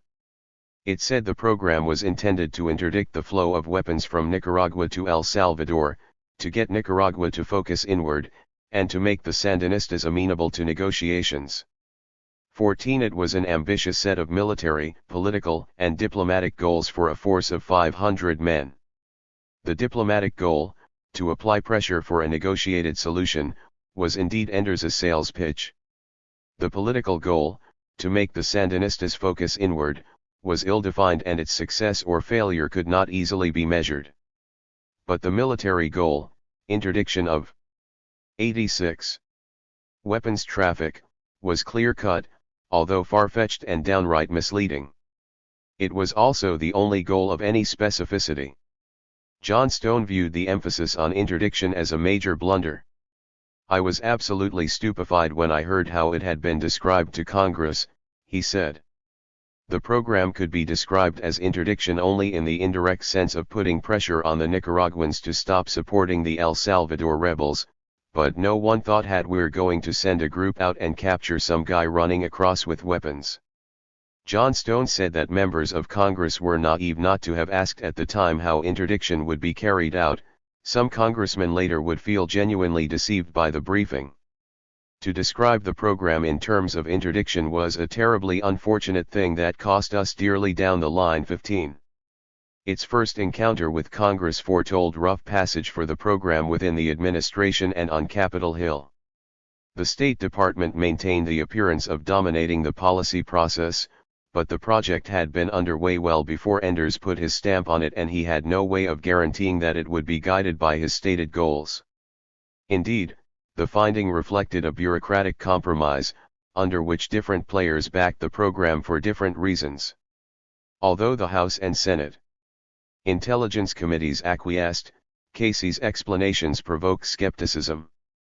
5 days after the briefing, Representative Edward Boland of Massachusetts, chairman of the House Select Committee on Intelligence, wrote Casey to express serious concerns about the number and tactics of the rebels, whether they would be under U.S. control, and the possibility of military clashes between Nicaragua and Honduras. In spring 1982, the House committee adopted classified language limiting the purpose of the program to interdiction, and this later became law. Because interdiction had never been intended in any literal sense, the administration quickly found itself skirting the law. A few days after the CIA finding was presented to Congress, foreign ministers of the Organization of American States met on the Caribbean island of St. Lucia. In a speech, Haig attacked the Sandinistas for their military build-up, which he said was a prelude to a widening war in Central America. Haig and Enders then sat down for a rancorous 90-minute exchange with Nicaraguan Foreign Minister Descoto. The Nicara. 87. Gutman complained that Haig was making interventionist noises connected with his allegation that Nicaragua intended to import Soviet-built MiG fighter aircraft. First of all, it is the sovereign right of any state to use whatever is required to defend its territorial integrity and sovereignty, Descoto recalled saying to Haig. But having said that, let me assure you that we are not in the process of acquiring MiGs, certainly at this time. We are not in the process and we are not even planning their acquisition and we have not made any specific commitment to that either. Haig replied, well, now, you became a prophet. You don't know how true it is what you're saying. Because we will never allow you to get them. Descoto said he sensed the change in U.S. attitude not from Haig's threatening noises but when he read back to Haig some of Enders's comments during the August 1981 Managua talks. Mr. Haig, while in Nicaragua, Thomas Enders said that you are a country that respects the sovereignty of other states including that of Nicaragua and that your concern was the possibility that we violate norms for international behavior. But that in no way were you concerned it was none of your business to intrude in our internal sovereign decisions. Haig looked at Enders, and Enders made an excuse. No, I didn't precisely say that. 16. 5. Diamond sued. Group of hardliners who ensured the approval of covert aid for the anti-Sandinista rebels came to be known in different parts of Washington as the War Party. Members of the Joint Chiefs of Staff used the phrase as shorthand for those who were hardline in all foreign policy areas. In the State Department, the term was employed mostly in connection with Central America. Despite its name, the War Party did not want to go to war to overthrow the Sandinistas. It wanted the same result, but at far lower cost and by proxy. During 1982, the hardliners, or hard right, developed as an effective power center. Enders fought to keep open the negotiating option with Nicaragua, the prospects for which had improved as a result of political and military developments in El Salvador. But those who wanted the overthrow of the Sandinistas succeeded at this hashtag. 89. Very time in thrusting a new U.S. policy goal for Nicaragua onto the table, internal democratization. Inasmuch as no sovereign government can be expected to negotiate its own replacement except under military occupation, incorporating this change effectively removed the option of a peaceful settlement. Enders did his best to contain the hardliners by delaying his announcement of the new policy goals and by not supporting expansion of the Honduras-based rebels, the means for these broader ends. It was a classic Washington power struggle. Each side could block the other. The hard right was a broad, informal, and shifting group. All professed, and most shared, Reagan's ideology, in particular his anti-communism and his deep distrust of the Soviet Union. But few had hands-on experience of policy making or implementation, fewer had much knowledge about Latin America, least of all about Central America. Enders and the Central America specialists at state who backed him up certainly were not soft on communism. But they tried to preserve flexibility in policy that would allow occasional testing of the possibilities for a peaceful solution. The conceptualizer of the hard right was Jeane Kirkpatrick, the combative UN ambassador who was determined to make Central America an issue at center stage. Kirkpatrick had studied Argentine politics and felt she also had an insight into Central and Latin American issues. More important, her writings and speeches were in tune with Reagan's preconceptions, and he welcomed her advice. But she was ineffective in working through the bureaucracy. Although she had a seat at the cabinet table, her position at the UN did not provide the institutional base needed for impact on day-to-day decisions.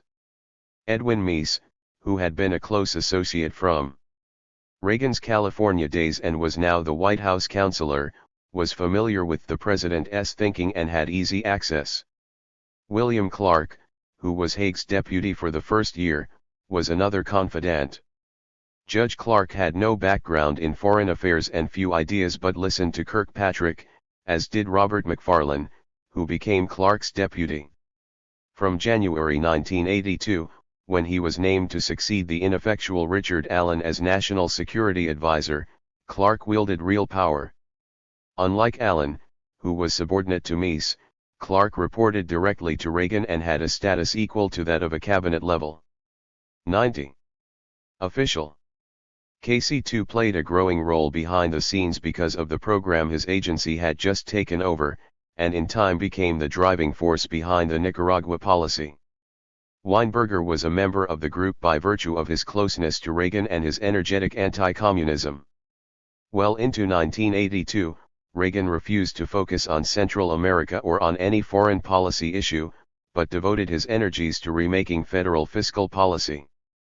Clark introduced some order into decision-making but never re-examined covert aid in Nicaragua. In the circumstances, a grab bag of second-tier officials, drawing on the clout of their cabinet-level soulmates, could on occasion make a real difference at the working level. To their adversaries at state, they were known collectively as the Pygmies. At the CIA, Konstantin Menges, a conservative academic who had worked at the Rand Corporation and more recently at the Hudson Institute, became National Intelligence Officer for Latin America. Physically, Menges was no pygmy. He was tall, balding, bespectacled, and doctrinaire, but in a strange way. One friend called him a fanatical centrist, who would argue so vehemently for democracy that discussion was impossible. At the State Department, Richard Byrd, a former New York Times reporter in charge of the Bureau of Politico-Military Affairs, a sort of mini-Pentagon, supported the get-tough attitude toward Nicaragua although he knew little about Central America. On the other hand, Byrd became the principal proponent for negotiating arms control with the Soviet Union, an issue on which most of the hardliners were opposed to him. In some ways the War Party was more like an all-night party than a political cabal. Many individuals would wander in and out depending on the issues. The bottom line was global anti-communism and the application Nicaragua. William Middendorf, a wealthy industrialist and former Navy secretary who had become ambassador to the Organization of American States, was also a charter member. And at the Pentagon, there was Swiss-born academic Fred Ickel, who was Weinberger's undersecretary for policy. His distant manner won him the nickname Dr. Warmth. Nestor Sanchez, who claims descent from the Spanish conquistadores, had moved to defense from a career with the CIA to become Deputy Assistant Secretary for Western Hemisphere Matters in the Bureau of International Security Affairs. Sanchez had been Deputy Chief of Station in Guatemala in 1954 when 91. The CIA mounted its successful coup to topple the Arbenz government. Another activist was Jackie Tillman, Kirkpatrick's former secretary researcher at Georgetown University, who helped run Kirkpatrick's office at the State Department. Tillman, who grew up in Puerto Rico, was fluent in Spanish and had an undergraduate degree in sociology from the College of Notre Dame in Baltimore but no professional qualifications. She struck first-time acquaintances more as a housewife starting a second career than a participant in the policy process. Even some Reagan appointees at the State Department thought her to be incapable of formulating or selling policy. If she pushes it, people go the other way, one political appointee said of her. She became deeply involved in publicizing the plight of Mosquito Indians on Nicaragua's Atlantic coast who were resisting Sandinista attempts to bring them under control. The circle also included non-executive branch members who supported their way of thinking, such as Jesse Helms and John Carbaugh. The Pygmies lunched and socialized together, acting through their principles. They came to wield power in decisions on the Nicaragua issue perhaps more than any other. Lower-level officials who did not recognize the state of affairs and failed to set up direct lines of communication with them were headed for trouble. But anyone who went too far in accepting their authority, be he a military commander or a U.S. ambassador, could jeopardize his institutional support base. The tensions generated by this unorthodox power arrangement appear to have shortened the tenure of top officials at the State Department, including Enders and his successor, Langholm Anthony Motley, as well as some of the hardliners' key operatives on the scene, the U.S. ambassador to Honduras, John Negroponte, and Nutting's successor as commander of the Southern Command, General Paul Gorman. Oliver Lawrence North, an ambitious Marine Corps major, came to be the main instrument for carrying out the war party's aims. North had been named to the staff of the National Security Council in August 1981 to assist in administration efforts to win congressional approval for the sale of advanced AWACS radar planes to Saudi Arabia, working with Air Force Major General Richard Secord and Robert McFarlane. North was clean-cut and trim in physique and projected an earnest, boyish, all-American look. He had many qualities in common with Major General Schweitzer, with whom he overlapped for some 92 months at the NSC. A hardline anti-communist, North came from a religious Roman Catholic background, was hyperactive, indefatigable, and given to working 16-hour days no matter what his job. North had sought out front-line duty in Vietnam, proved to be an aggressive platoon commander, and returned from the war with a chest full of decorations. He let others know that he had been shot at in his country's service, and that gave him added luster in the Reagan White House. North was an unabashed self-promoter at the White House. The president was asking the other day what you thought about this topic, one NSC staff aide recalls North saying. His name-dropping had the combined effect of flattering the hearer and building up North. To outside consultants, he sometimes referred to Reagan possessively as my President One. The atmosphere was intimidating to anyone with doubts about the program. Clark's deputy, Robert McFarlane, thought the United States ought to demonstrate its will to manage a problem in its own hemisphere, but that the Contras were not the appropriate instrument. Like so many others, he swallowed his reservations. Where I went wrong, he later said, was not having the guts to stand up and tell the president that. To tell you the truth, probably the reason I didn't is because if I'd done that, Bill Casey, Gene Kirkpatrick, and Cap Weinberger would have said I was some kind of commie, you know. 2. The most important U.S. official in Central America with respect to Nicaragua through mid-1983 was the U.S. ambassador in Honduras, which, thanks to Alvarez, had become the base for the FDN and thereby the linchpin of U.S. policy. Enders chose John Negroponte, a career officer who had held high posts in the Nixon and Carter administrations, so high that he immediately aroused the suspicion of Senator Jesse Helms and John Carbaugh, who together held up his nomination. Negroponte had to be a chameleon to satisfy the hardliners, but his action orientation and his devotion to Reagan's goals endeared him to the war party, although he was never really a member. After Negroponte took up his post in Tegucigalpa in November 1981, a pattern was perceived by many observers. Most of the North, according to his military comrades, saw Vietnam as a step to his career ambitions. He told us right up front that he was a lifer, that he was out to get rank, that war is where you get it. He used to volunteer us for things for more points for his career, his former radio operator told a newspaper interviewer. 93.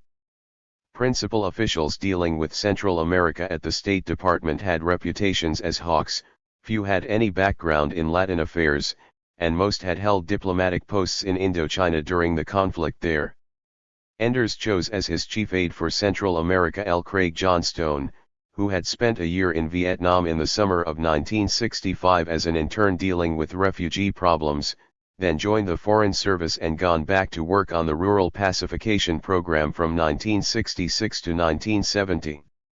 In April 1975, as Saigon was falling, he and another Foreign Service officer, Lionel Rosenblatt, went back to rescue Vietnamese who had worked under them, for which they received a high State Department award from 1981 to 1985, under both Enders and Motley. John Stone was the principal architect of State Department policy on Central America. John Stone, then 40, had graduated from the University of Maryland and done graduate work there and at Harvard. And in Honduras, Negroponte had as his political counselor Raymond Burghardt, a friend from his own Vietnam days. It made for a memorable newspaper headline, "The Gang That Blew Vietnam Goes Latin for." The difference was, of course, that Vietnam represented exactly what almost everyone with Vietnam experience wanted to avoid repeating. With regard to El Salvador, the deliberative policy process charted by Enders, Nutting, Fred Werner, John Stone, and others made the avoidance of another Vietnam a realistic goal. Not so on Nicaragua. Enders and John Stone may have seemed hardline to the general public, but they were not nearly hard enough for the war party. Incrementally, under pressures from the right and without much thought about where it was leading, U.S. policy was reshaped for Nicaragua. Here was the real point of comparison with Vietnam. The great policy battle of 1982 took place behind the scenes, cloaked by the secrecy of Enders' bureaucratic creation, the core group. Enders' first major policy defeat happened so quietly that it went unnoticed even by his boss, the Secretary of State. The issue was democratization. Enders had deliberately played down the question in his main presentation to the Sandinistas in the Managua talks in August 1981. In December, a fierce battle had gone on behind the scenes over whether Haig, in his St. Lucia speech, should demand changes in Nicaragua's internal system as a condition for coming to terms with the United States. A number of State Department aides had appealed to McFarlane, then State Department counselor, to intervene on behalf of the new demand. McFarlane concurred. But Haig, on Enders' advice, had turned them down. A hint that the tide was turning came in a speech by Reagan on February 24 to the Organization of American States, in which he referred to a promise cabled to the OAS by the Nicaraguan junta in 1979 to uphold human rights and hold free elections after they came to power. 2 years later, these commitments can be measured by the postponement of elections until 1985, by repression against free trade unions, against the media, minorities, and in defiance of all international civility, by the continued export of arms and subversion to neighboring countries, Reagan said. It was the first appearance of a new theme, which Reagan would embellish in future speeches. He and his speechwriters deliberately overlooked the cautious wording of the original pledge, which spoke of holding the first free elections of the century. At the time of his defeat on the issue of Nicaragua's internal politics, which appears to have been in early April, Enders did not utter a word in public. The triumph of the right was signaled in an NSC policy summary that month, which proclaimed that the U.S. goal in Central America was to build stable democracies and prevent the proliferation of Cuba model states. Negotiations were not to be pursued seriously. It called for stepped-up efforts to co-opt the negotiations issue to avoid congressionally mandated negotiations, which would work against our interests. The way to do this was by demonstrating a reasonable but firm approach to negotiations and compromise on our terms. 5 Our terms translated into no negotiations. The document stated that National Security Decision Directive 17, which had been approved in November 1981, had authorized significant covert activities, but noted that not all provisions of NSDD 17 have been implemented. It called for full implementation thereof. 95. Indeed, although support of the rebel force was authorized to begin in December 1981 and the first news leaks about its existence occurred in February, U.S. funding did not really commence until spring, according to John Stone. You'd have difficulty showing that began flowing in December 1981. In fact, I think people thought the process could have been reversed until April of 1982 had there been some remarkable breakthrough in diplomacy. Up to that time, it was essentially futzing around. As of then, it became a more serious operation. Some NSC sources have suggested that the delay in funding was caused by foot-dragging by Enders. The first impact of the new hardline policy on diplomacy was contained in the secret U.S. negotiating position drawn up at that time. Responding to an initiative by the President of Mexico, Haig had met in early March with Jorge Castaneda, the Mexican foreign minister, and later that month told him that Enders would go to Managua in mid-April for talks about normalization of relations. For reasons that are not entirely clear, the trip was called off. Enders said he had taken advance soundings in Managua and concluded that he would accomplish little by traveling there at that time. 6 Instead, the new U.S. ambassador in Managua, Anthony Quainton, presented a new 8-point plan for negotiations on April 8. The news was in point 8.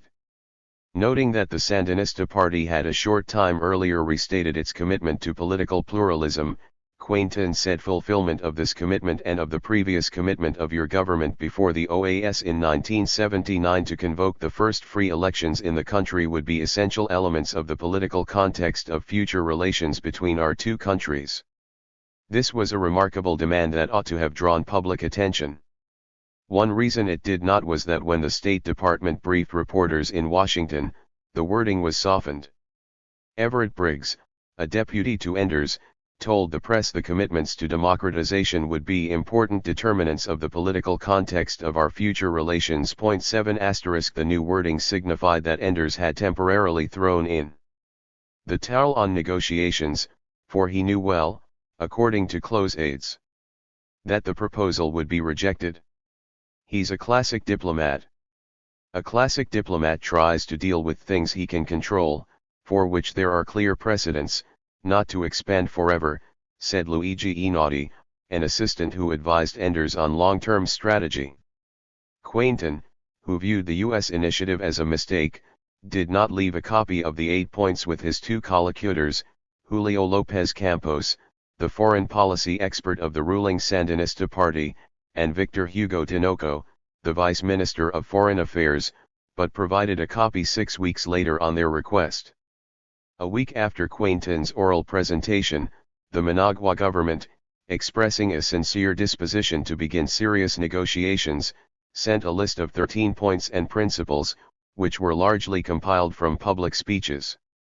The State Department ignored them. On May 7, Descoto replied testily to what he said were threats and arrogant attitudes contained in the 8 points, which he described as an ultimatum. We regard the inclusion of point 8 as an inexcusable position of interference in matters which are of Nicaragua's sole and exclusive competence. The commandantes were cynical and told Quainton they thought the gambit was aimed at Congress to obtain more support for the covered war. Haig said he was unaware that the ante had been raised. He was preoccupied with the Argentine-British dispute over the Falklands/Malvinas Islands and with the Middle East. Had he known, he said, he would have opposed the change because it undercut the basic premise of the U.S. approach to Soviet encroachments in the Third World. Clearly, we don't have a right and the Soviet Union or their proxies do not have a right to insist on a political formula in any developing country. This is a manifestation of the free choice of the people. Haig said he thought that during his absences from Washington, a liaison had formed between Enders and Clark, and I wasn't really sure what kind of hanky-panky went on. 8. The policy shift was not disclosed in public until after Haig had resigned under pressure at the end of June. His successor, George Shultz, took over in the midst of the Lebanon crisis and had no interest in, background on, or time for Central America. He had received a memo from INDIF saying policy was proceeding well and was under control, according to Enders's colleagues. Quainton delivered the U.S. reply to Descoto's tart letter in July 97. It stated that the tone and content of your response was unhelpful and not conducive to a useful dialogue. While calling for further talks, the letter toughened the 8th point. The present political climate in Central America makes the fulfillment of these promises imperative. 9. In August, Managua proposed a meeting at the foreign ministers' level to discuss the combined 21 points, but asked that Mexico take part in the negotiations. Washington did not respond until August 20, when Enders delivered a policy speech in San Francisco. In the absence of special envoys, high-level visits, or a forum, this second round of diplomatic exchanges died. 10 In retrospect, the 8 April initiative appears to have been doomed from the start, and it is not clear why Enders decided to undertake it. Some aides suggest that he made a deal under which he stayed in formal control as shown by his ability to undertake the negotiating initiative, while the hard right forced a major change in substance. It was probably another instance of what Petsullo said so bluntly: to maintain the control, Enders had to give away the policy. 3 months after losing the battle, Enders introduced the new position guardedly and in the form of a question in his speech before the Commonwealth Club of San Francisco. First he seemed to make a disclaimer, saying that it was for Nicaragua to decide what kind of government it has. Then he added, "But we believe we are all entitled to ask what assurance can any of us have that promises of non-interference will be kept if the Nicaraguan state remains the preserve of a small Cuban-advised elite of Marxist-Leninists, disposing of growing military power, and hostile to all forms of social life but those they dominate." Enders concluded the speech by calling for reciprocal action by Nicaragua and its neighbors on 4 fronts: the establishment of democratic or at least pluralistic institutions, an end to support for foreign guerrilla movements, a cap on the build-up of heavy arms, and the removal of all outside military and security advisors. In this manner, Enders articulated for the first time in public what his closest aides said had become a fundamental element of policy.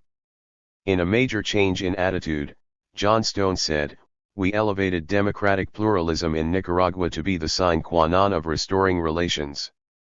The 4 points were internally incompatible. The latter 3 points, relating to subversion, arms control, and the foreign military 98 presence, could not be negotiated except with the existing Sandinista government. But the first point, proposing to replace Sandinista one-party dominance by a pluralistic structure meriting U.S. approval, implied a change of government. Logically, American policy could aim either at replacing the Sandinistas or at negotiating a security accord with them, but not both. Aides to Enders conceded the contradiction, but asserted that the administration would back down on its demand for democracy if the two countries concluded an ironclad accord on the security issues. They said the onus was on the Sandinistas to force the decision. In fact, wariness was warranted on the part of the Sandinistas as to whether Enders could deliver the U.S. government. While Enders genuinely may have hoped for an arms control accord with the existing regime, the hard right insisted on the priorities in the order stated. They argued that only democracies can reach an ironclad agreement on security issues, and if the Sandinistas adopted democracy, the security issues would be secondary. 11 Although the speech signaled an important policy shift, it practically escaped public notice. The structure of secrecy that Enders had built up, his opposition to the shift, and his reluctance to admit defeat combined to prevent public discussion or even recognition of the fact that it had occurred. It was the downside to secrecy. Had there been a public debate in April, the administration would have been hard-pressed to justify such a shift and might have had to back down. The winners in this secret policy struggle included leaders and followers of the War Party. One of the most impassioned champions of the cause was Menges. Others included Kirkpatrick, John Glassman, who had researched the controversial State Department white paper on El Salvador in January 1981, McFarlane, who by this time had moved to the White House to become Clark's deputy, Elliott Abrams, then Assistant Secretary for Human Rights at the State Department, and Paul Wolfowitz, head of policy planning. Most were Democrats who called themselves neoconservatives. It was the triumph of the Jacksonian Democrats over Realpolitik, Glassman later commented. He was referring not to Andrew Jackson but to the hardline anti-Soviet Democratic senator from Washington state, Henry Jackson, and to Enders's conventional diplomacy based on pursuit of national interests. The irony was that at the very time the United States was raising 99 its ante, the Sandinistas were lowering theirs. The enormous public turnout for the Constituent Assembly elections in El Salvador gave the Sandinistas cause to reflect on whether the Salvadoran guerrillas would long remain their shield from the United States, as Ortega had purportedly described them in August 1981 to Enders.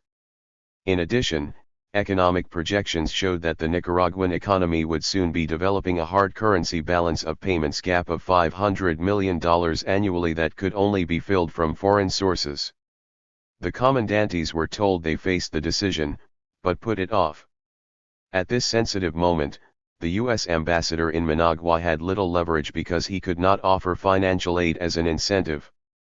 The diplomatic opening was quickly disappearing for a basic reason. Once U.S. participation commenced in the anti-Sandinista insurgency, the program took on its own momentum on the ground and, among the press and the hard right, assumed mythical proportions. Yet it would be wrong to see the outcome of this behind-the-scenes battle as a defeat only for the State Department. The unresolved dispute undercut not only the opportunities for a negotiated settlement but for the proxy war option as well. U.S. allies in the looming confrontation with the Sandinistas, including the government and military establishment of Honduras, the FDN, and the internal opposition in Nicaragua, were left in a state of confusion about the aims of U.S. policy. And so were the Sandinistas. Press leaks about the secret war prompted questioning in Congress. The U.S. military leadership expressed serious doubts about where the program was going. Congress publicly debated a covert program.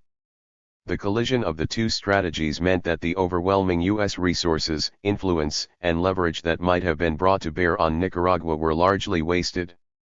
Given the chairman of the board style in which Reagan preferred to run national security policy, a competition of strategies was not surprising. One former NSC senior official analyzed it simply. This president makes policy decisions. But he does not initiate strategy decisions. That is, Reagan was prepared to select overall goals but left it to his aides to work out how they should be accomplished. He almost always gets contradictory advice. In order to give him a single choice, the State and Defense Departments try to come up with a common position, even though their positions are 100. Incompatible. You can accomplish that by plastering over the differences. But the result is willy-nilly or not well resolved. Plans 12 *. Decision-making by the splitting of differences had the domestic political merit of preserving an outward show of harmony in the cabinet but at the cost of producing incoherent strategy for real-world problems. It was not all that different from the method used by the Sandinista Directorate. Petsulo concluded from close observation that the Directorate made its decisions by consensus rather than majority rule, thereby giving hardliners such as Tomas Borga the veto. That kind of system will lead to bad decisions. The orthodox position, which is usually the lowest common denominator in thinking, will dominate, Petsulo said. The same applied in Washington. If you get a group of orthodox thinkers together in this country, once they start to discuss viable options and one says, damn it, they're communists, well, what is at play? Your credentials. Are you going to argue against that? So every time you come up with a decision on Nicaragua, it is stampeded into the most hardline inflexible thing. Petsulo saw the Sandinistas' method of decision-making and Reagan's as symbiotic, mirror images of one another. Given this approach to the Nicaragua issue, it is hard to see how a positive result could emerge. Many officials wanted overthrow, Enders felt the means were unavailable.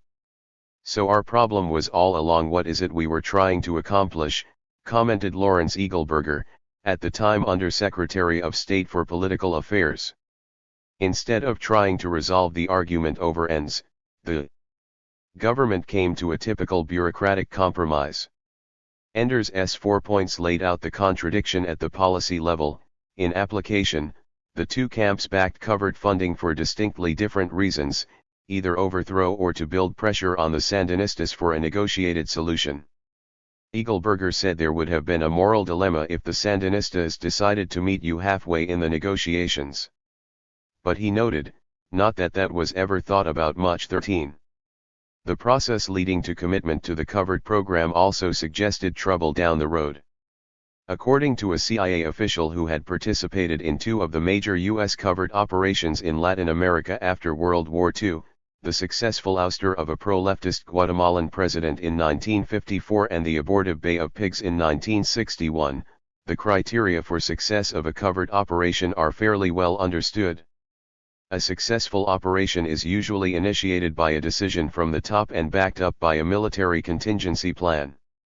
It must be finite in duration and have a beginning, middle, and end. The best operations are initiated when the representative of a foreign government approaches a U.S. ambassador, who endorses the request and passes it on to Washington. The Nicaraguan insurgency project failed all these criteria. It was not initiated by a request from the ambassador on the scene, a State Department policy review, or a decision from the top. Rather, the administration edged its way into the program in response to events on the ground, vigorous promotional efforts by individuals who had no line responsibility, and political pressures from the hard right. The beginning was hazy, there was never a middle or an end game. As a military operation, it also broke every rule in the book. If there was a rigorous examination as to the means and ends of the project before it began or a careful review of tactics after it started, no high military or State Department official seems aware of it.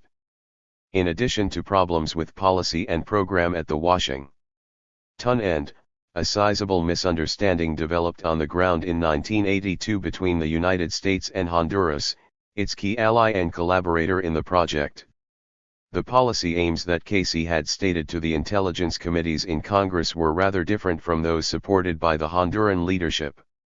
Alvarez mistakenly believed the administration backed his scheme, by which insurgents would provoke the Sandinistas into a major blunder that would lead to a U.S. military intervention. But Alvarez was in a position to ensure that the rebel forces' strategy, structure, and tactics developed in accordance with his vision. Washington was divided over the purpose of the insurgency, and the competing forces there never could agree on the strategy, structure, and tactics. They certainly could never have agreed among themselves to Alvarez's scheme. With so shaky a basis of understanding, it was only a matter of months before the first crisis developed with Alvarez. Alvarez wields his veto. The central event of the first half year after U.S. support for the rebels became official policy occurred quite fortuitously. It was the decision by Argentina's military government to invade the British-held Falkland Islands on April 2. The Argentine military leaders apparently felt that their burgeoning relationship with Washington as well as their support for U.S. goals in Central America would ensure U.S. neutrality if not diplomatic support in the Falklands affair. It was a catastrophic misjudgment. Many among the hard right, in particular Kirkpatrick, had cultivated close contacts with the Argentines, but they proved to be no match for the Anglophiles, such as Haig and James Baker. By deciding to back Britain, the administration found itself in a confrontation not only with Argentina but also with Honduras. What followed in short order were two setbacks for U.S. policy. One was an abortive attempt by the State Department to end the Argentine liaison with the FDN. American conservatives, such as John Carbaugh, swung into action to ensure that the Argentines stayed. The second was the prolonged but futile effort by the CIA to enlarge the FDN leadership to include Eden Pastora, the charismatic commander who had fought with the Sandinistas, joined their government, then quit in protest. The story of these two events illustrates why, in the words of Nat Hamrick, this 103 was never the CIA's secret war. The CIA was used by the various players as much as it used them.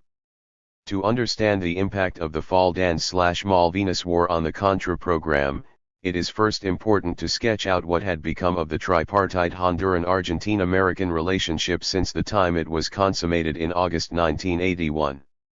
Honduras had elected its first civilian government in a decade in November 1981.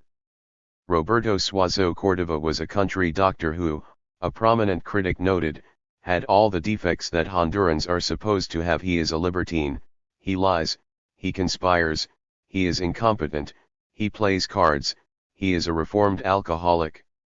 15 Suazo was sworn in as the president of Honduras in January 1982. One of the first actions of his term was the selection by the Supreme Military Council and the Parliament, controlled by Suazo's party, of Alvarez to head the Honduran armed forces. In a military service noted for ineptitude and corruption, Alvarez was viewed by his American military counterparts as Mr. Clean. He was dynamic, aggressive, and disciplined. He had a clear chain of command. He fit our mold of military leader. He was our candidate, said a U.S. military source. The CIA station chief and defense attaché let their counterparts know their preference, and consequently Alvarez began his 5-year term in a very powerful position. 16 Honduras, the original Banana Republic, was poor but relatively placid and had long, extensive, and friendly ties with the United States. The new team in power sought to make the most of the deepening American connection. Suazo wanted funds to stabilize and develop an economy dependent on commodity exports, and Alvarez wanted to modernize his army. Negroponte's mission was to keep both on board the Nicaraguan program. Alvarez shared with Suazo his plan to build up the insurgents in order to provoke the Sandinistas into war, and Suazo supported him. Alvarez did not directly inform Negroponte, although presumably Negroponte knew about it. Other than the CIA and Suazo, Alvarez shared the secret only with the Argentines and the FDN leadership. This delicate relationship was complicated by the nature of U.S. involvement in the rebel movement. Argentina had stepped up its token military presence in Honduras from mid-1981 to 15 or more men, and in September of that year Oswaldo Ribeiro, an Argentine army colonel, arrived on the scene to take charge of the program. Ribeiro was nicknamed Balita, or Little Bullet, a reference to his compact physique and hard-driving nature. Car. 104. Bau and Hamrick said they knew him well. Carbaugh called him probably the best strategist on guerrilla warfare in this hemisphere. More important, Alvarez and Ribeiro had studied together in the early 1960s at the Argentine Military Academy. Alvarez viewed him as experienced, pragmatic, a good planner, and a real gentleman. The FDN leadership also expressed confidence in him. But Ribeiro did not like the Americans and let them know it, and did his best with Alvarez to keep day-to-day operations under his control. The CIA kept some distance from the FDN soldiers and leadership. Except for top-level coordinating meetings each week with Alvarez, the Argentines formed the interface between the CIA and the rest of the FDN throughout 1982 *, the illusion in Washington that the administration was directing. The insurgency was fed by the insurgents' first major action, the dynamiting of 2 bridges in Nicaragua near the Honduran border. On March 14, 1982, John Stone took responsibility. The core group was responsible for coordinating and passing judgment in advance on whether something would be done or not done, he said with regard to this action. 17 The sabotage was carried out by the FDN at express U.S. request, according to Bermudez. When an ally comes and joins you and tells you, we are going to give aid to you / and they suggest it could be a good impact to do this, you are going to comply with their will. Besides, he said, blowing up a bridge is in any guerrilla military plan. He was not sure whether the costs, which were modest, were paid from U.S. or Argentine funds. The impact was immediate. On March 15, Tomás Borga, the Interior Minister, announced a state of emergency in Nicaragua. The Sandinistas called the rebels Contras, short for Contra-Revolutionaries in Spanish, and the label stuck. The CIA told the congressional oversight committees throughout 1982 that the Argentines were just cutouts who acted as a buffer between American personnel and the insurgents. But members of the FDN political leadership say that decisions on timing, training, 105, logistics, and targets were made by the Argentines. The Argentines were also the paymasters. 18 Argentina's attack on the Falklands/Malvinas on April 2 exposed the underlying power relationships to those responsible for running the Contra program. As Haig began his London-Buenos Aires diplomatic shuttle, Negroponte called on Alvarez and said he understood the concern of the Honduran government that the United States was moving toward supporting Britain in the dispute. I ask you to prevent an action that will take us by surprise, Negroponte told him. Alvarez blew up. Look, Mr. Ambassador, I am not an adventurer. I am a very responsible man. Even so, the government has to take the decision, not me. He said the United States could ask Argentina to leave the Malvinas but not if it allowed Britain, an extracontinental power, to put a garrison on the American continent. Where is the Monroe Doctrine? He said. Look at the geography. Is South America part of Europe? Negroponte's face reddened as Alvarez continued. And let me ask you something. Who is the next one you betray? Honduras? El Salvador? Guatemala? Costa Rica? The envoy replied that it was Argentina that had used force. Alvarez shot back, 100 years ago, England used force to take the island. Argentina has been claiming sovereignty for 130 years. It was a moment, Alvarez later told associates, when he recalled the aphorism that the United States has its mind in Washington, its heart in Britain and its feet in Latin America. 19. After Britain sent its fleet and defeated the Argentines, toppling the Argentine government, many U.S. officials in Washington hoped for a radical change on the ground in Honduras, but the war party was split. Kirkpatrick was the champion of having proxies, in particular Argentines, support U.S. policy aims. Carbaugh, who felt he had helped bring the Argentines in originally, agreed they should stay. But Menges felt that the only worse proxy than the Argentines would have been General Augusto Pinochet of Chile. From the time he arrived at the CIA, Menges campaigned to replace the Argentines in Honduras.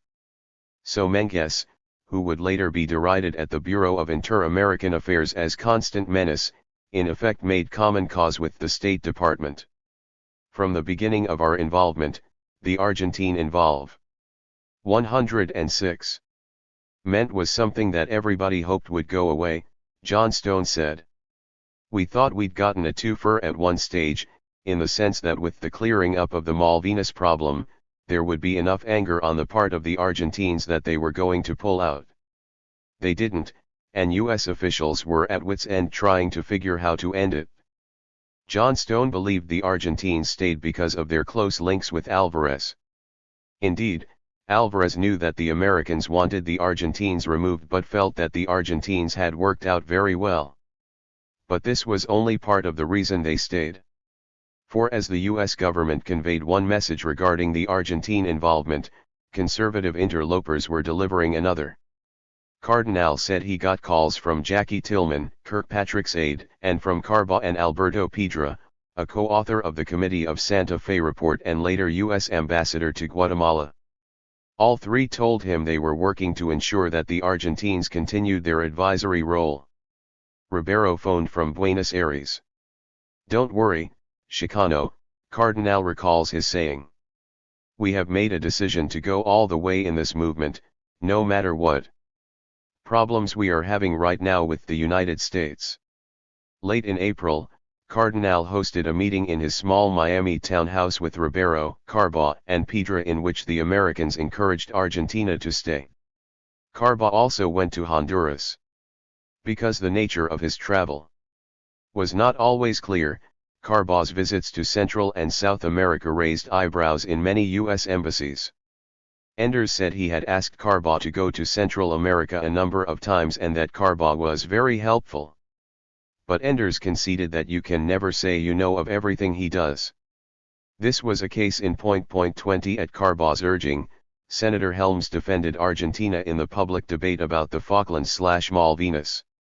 Everyone jumped on Helms for supporting the Argentines, Carbaugh recalled. We had a hidden agenda. It left us in a position of friends who can go back to them.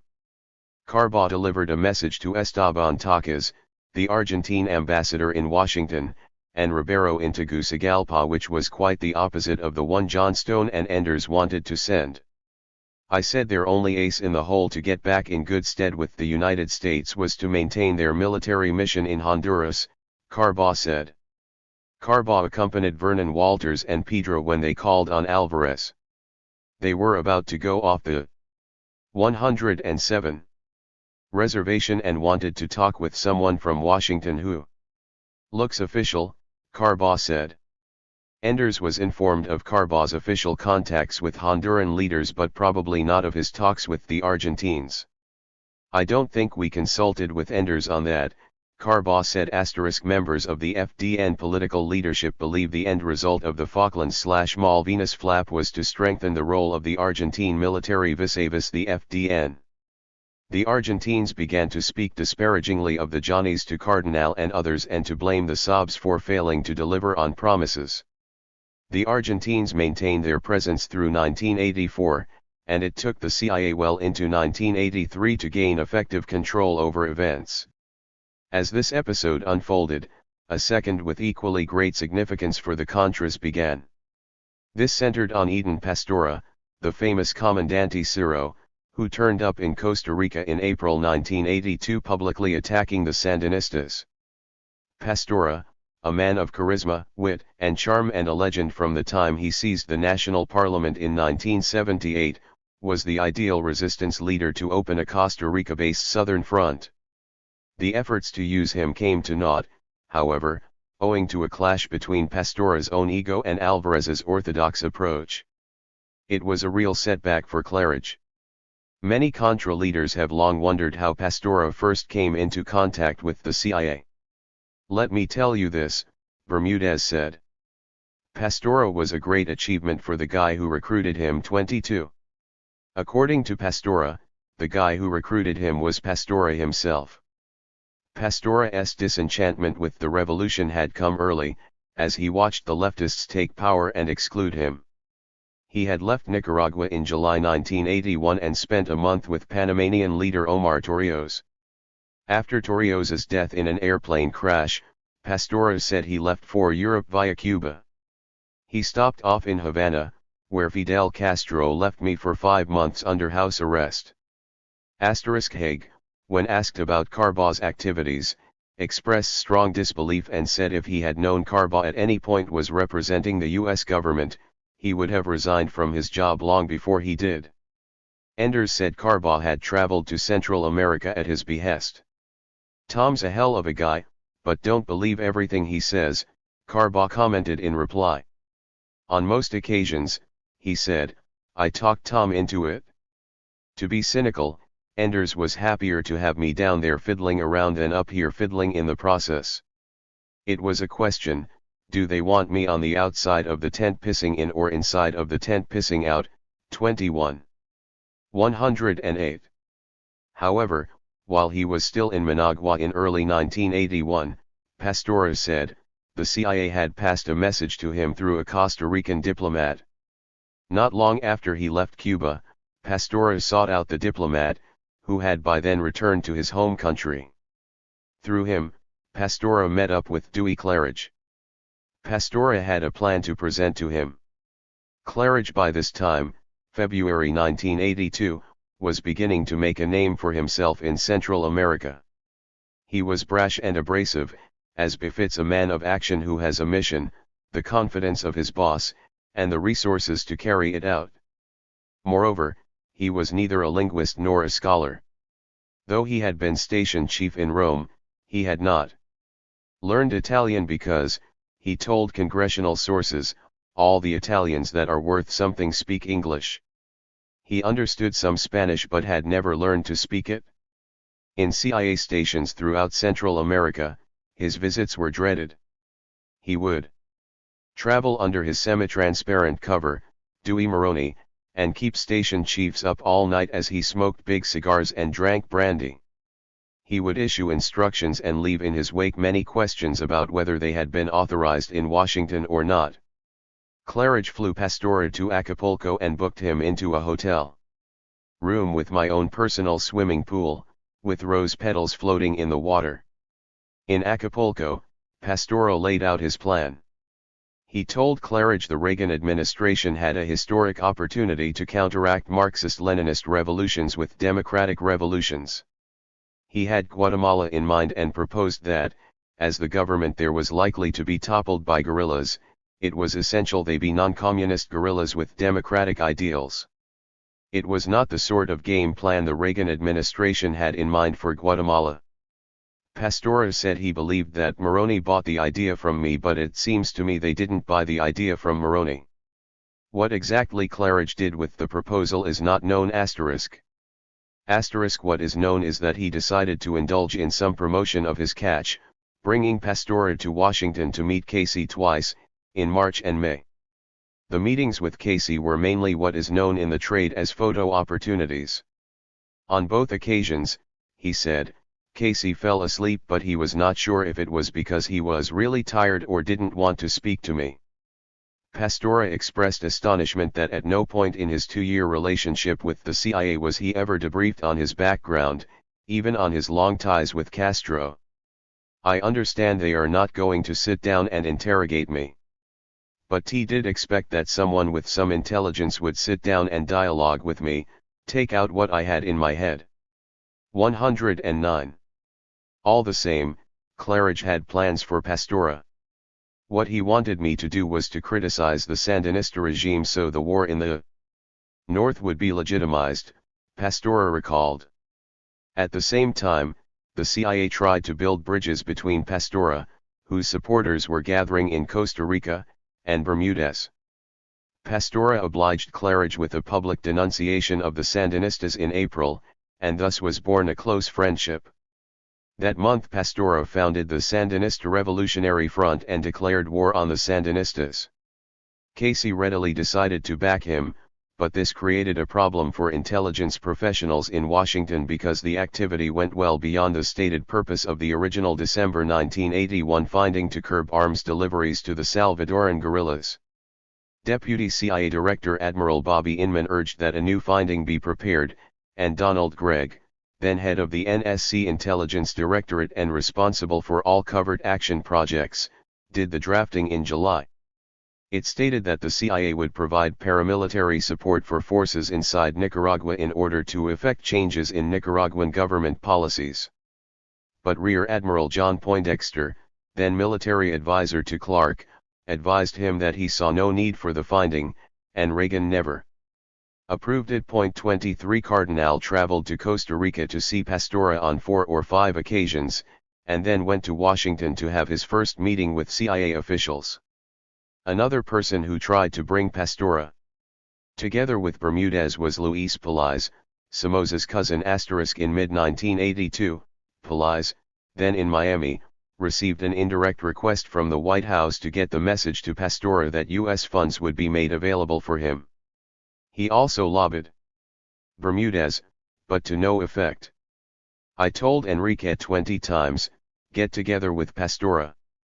He urged Pastora not to continually attack the ex-National Guard members associated with Bermudez, also to no effect. But the combined efforts to unite Pastora and Bermudez foundered on a different rock, the messianic anti-communism of the Armed Forces Chief of Honduras. In about May of 1982, Claridge had Pastora visit Honduras to meet Alvarez. They did not hit it off. According to one high U.S. official, Alvarez, who was still angry over the U.S. role in the Falklands/Malvinas affair, started things off on the wrong foot by calling Pastora by his last name instead of Comandante. Pastora thought he was really being put down, John Stone said.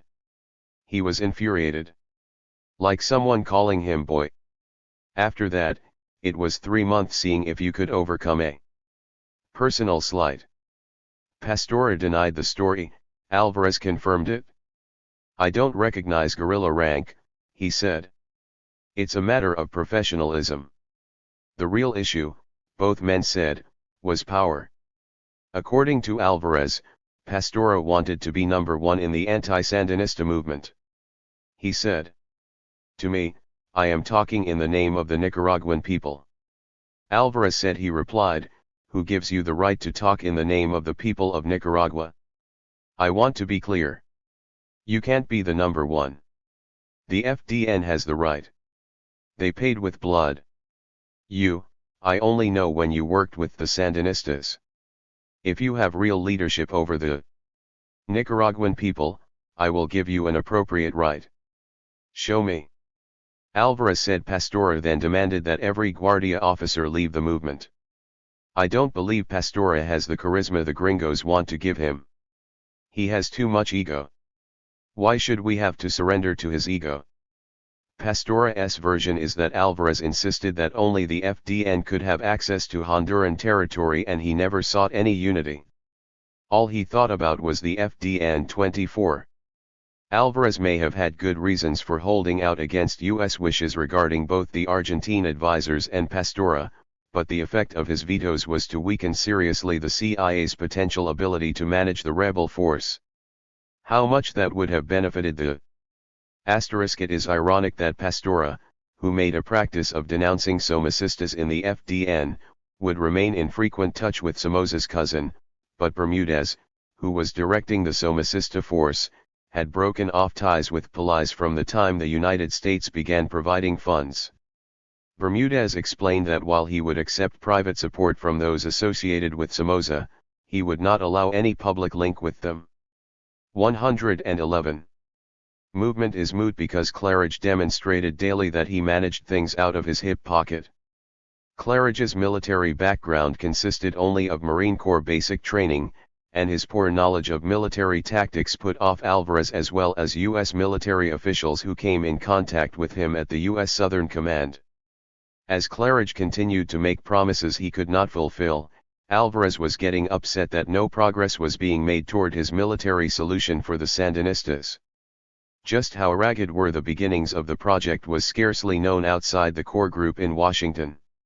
Even they had to depend to a large extent on Claridge's version of events. And Claridge seemed to be setting his own guidelines. I have the impression that Dewey Claridge was sort of a viceroy, a Gauleiter. He was operating on his own one hell of a lot, said Lawrence Eagleburger, the third-ranking State Department official. Dewey very much had his own agenda. I cannot even vouch for the fact that he and Casey had the same agenda. 25. Key decisions in U.S. security strategy for Nicaragua were thus subject to local vetoes in Honduras, while day-to-day management was ad-libbed by an operator who inspired more concern than confidence in Tegucigalpa and Washington. In the vacuum that developed in Washington as the hard right wrested policy control from Enders, the direction of U.S. diplomatic efforts became increasingly the prisoner of local initiatives. Casey blows the cover. Honduran President Suazo may have won no prizes for his management of the economy or domestic politics, but his choice of one top aide in January 1982 proved to be exceptional. This was Edgardo Paz Barnica, as foreign minister, a university professor often controversial in his own right but who assembled the most skilled team of foreign policy advisors to be found in Central America. At times, the proposals emerging from the Honduran Foreign Ministry were not only the most original in the region but set the lead for the United States. The policy formulators began methodically by examining the conflicts surrounding them. Indeed, all the conflicts of Central America surrounded them. The Paz Barnica team decided that the disputes in El Salvador, 112, Nicaragua, and Guatemala could be solved through internal dialogue, negotiations, and democracy. We proposed democracy in all of the three countries, said one of Paz Barnica's deputies. We never worried whether we could achieve it or not. I don't think we ever thought it would become true. We felt we were morally obligated to do this. In March 1982, scarcely 2 months after taking office, Paz Barnica delivered the Honduran Peace Initiative before the OAS. The 6 points, like so many compilations of this period, touched base on all the obvious security concerns before addressing the most sensitive political issue, democracy. Here it called for a permanent multilateral dialogue leading to securing a pluralist and democratic system. Other goals included arms reduction, removal of most foreign military advisors, verification mechanisms, a halt to arms trafficking, and respect for boundaries. The underlying problem facing the Honduran civilian policy formulators was that their diplomacy was working at cross purposes with Alvarez's military activities. The situation there was not unlike that faced by Enders. Paz Barnica expressly told the OAS that Honduras, its people and its government do not wish, nor will they tolerate having its territory used for destabilizing operations in the region. But, of course, Alvarez had been providing sanctuary and support for such operations for the previous 2 years. A second problem with the Honduran approach was that it was overly ambitious. "We were trying to do too much," said a senior aide to Paz Barnica. "Too much on the outside and not enough on the inside." He blamed this on the lack of experience in foreign affairs. "We know better now what our limitations are." An example was the Central American Democratic Community, which the leaders of Honduras, El Salvador, and Costa Rica had decided to form with strong U.S. encouragement at the end of 1981. It had begun before the new Honduran government took office and before any elections in El Salvador. It was a regional approach. It was precipitate. You can't have a democratic community without democratic governments. It was badly timed and failed, said Paz Barnica's aide. 26 Yet, despite the shortcomings in this and later regional diplomatic initiatives, the Reagan administration characteristically embraced them and smothered them in the process. In his OAS speech in late February 1982 unveiling the Caribbean Basin Initiative, Reagan 113 said, "We strongly support the Central American Democratic Community." Subsequently, in his August 20 San Francisco speech, Enders suggested publicly that perhaps the democratic countries should come together and see whether they cannot formulate a common approach to dealing with Nicaragua. They came together in October, but by then the effort was futile. More significantly, about a week after Enders delivered his speech, Alvarez launched his independent approach. Frustrated over U.S. antagonism toward Argentina and the lack of progress in implementing his plan for Nicaragua, he had reacted to what he viewed as a menacing movement of Nicaraguan forces toward the Honduran border and put his forces on a red alert, the second highest stage of readiness.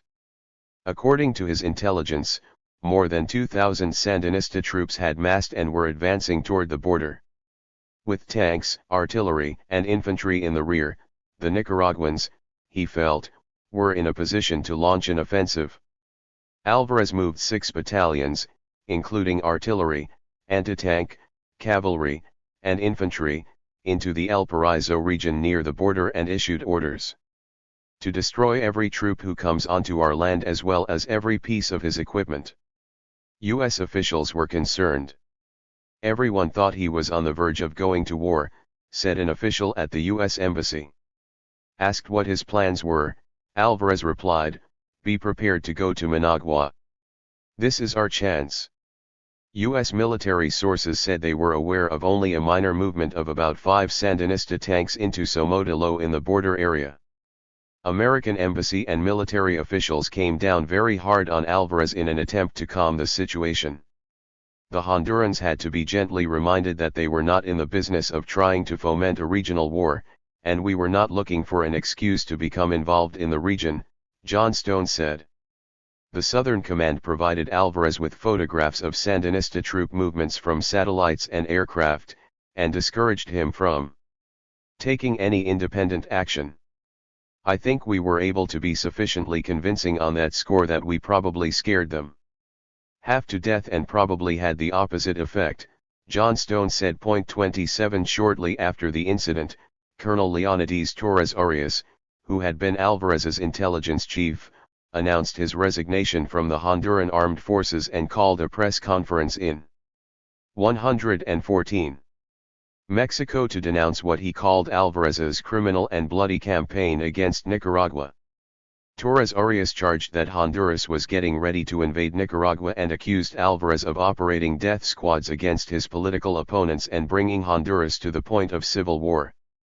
In Tegucigalpa, Torres Arias was stripped of his rank, arid property and charged with treason. He ended up in Miami, as would Alvarez. Compared to the war scare, the October 4 Forum for Peace and Democracy in San Jose, Costa Rica, was anticlimactic. The meeting of the region's democracies, from which Nicaragua and Guatemala had been excluded by design, essentially adopted the Honduran 6 points of the previous March. Enders provided a commanding presence.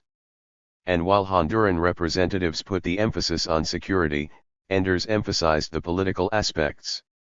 The final wording of the joint declaration said that truly democratic government institutions, as expressed in free elections, were part of the essential framework that must be established in each state in order to promote regional peace and stability. Clearly, it was organized to put Nicaragua in a box, said Francis McNeil, then U.S. ambassador to Costa Rica. The State Department called the San Jose Declaration a blueprint for peace in the region, but the initiative foundered when Fernando Valio, the Costa Rican foreign minister, offered to present the final statement in Managua, but the Sandinistas refused to receive him. Costa Rica dropped the ball. Honduras, beset by the lack of coordination between military and diplomatic efforts, was unable to pick it up. U.S. diplomatic efforts ground to a halt. Disputes over policy at home and an incapacity to effect organization on the ground all but foreclosed the administration from using the covert war as an instrument to achieve its aims in the region. Meanwhile, news accounts based on leaked information made the program out to be bigger than it was and helped create a myth of its viability, whereas in fact the Contras had not even been tested in battle. The final development of 1982 was that this untested program became the irreplaceable cornerstone of Reagan's Nicaragua policy, a process to which Casey made an important behind-the-scenes contribution. Initially, the administration pretended to be embarrassed by the 115 leaks, which appeared to come from congressional sources hostile to the covered program. But the pattern changed, and late in the year, in the single most influential news story on the subject, a November 8 cover story in Newsweek, Casey himself sat down with the magazine staff and discussed the covert war before the issue went to press. Both with Congress and the press, Casey had become something of a promoter of the program. He used the number of fighters recruited for the insurgency as the principal indicator of the program's success. In the course of 1982, the number of rebels as reported to the intelligence committees rose steadily from the 500 for whom funding was sought in December 1981 to 1,100 in May, 1,500 in August, and 4,000 men in December. By February 1983, the agency reported, the number had gone up to 5,500, including Mosquito Indians and forces operating out of Costa Rica and loyal to Pastora, and by May 1983, it was up to 7,000.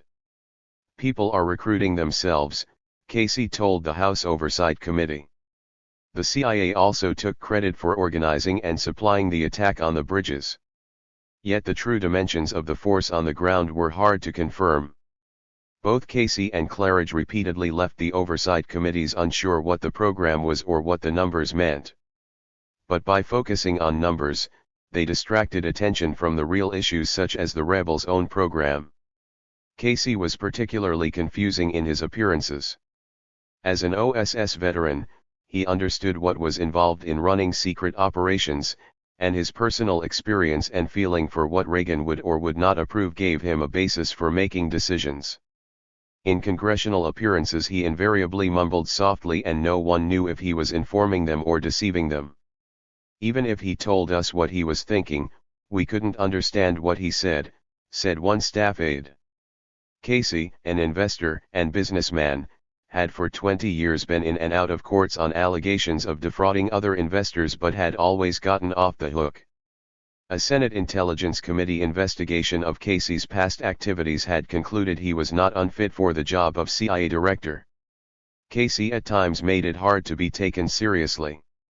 He pronounced the country Nicawa, prompting a senior intelligence committee staffer to say, "You can't overthrow the government of a country whose name you can't pronounce."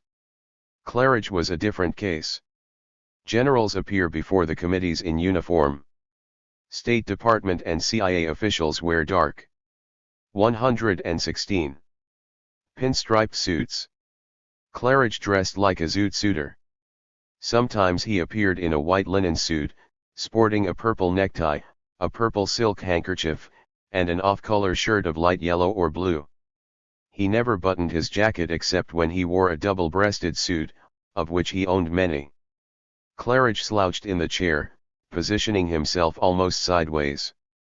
Often he did not look at senators when answering them but cast his eyes to the ceiling. Daniel Patrick Moynihan, the Democrat from New York and vice chairman of the Senate Oversight Committee, exploded at least once and called Claridge rude. Many on the committees assumed Claridge did it on purpose and with Casey's backing. If it was an act, they carried it off successfully until late 1982. What galvanized doubts was the November 8 Newsweek cover story titled "America's Secret War." Target, Nicaragua. The cover showed U.S. and Honduran troops airborne and about to jump.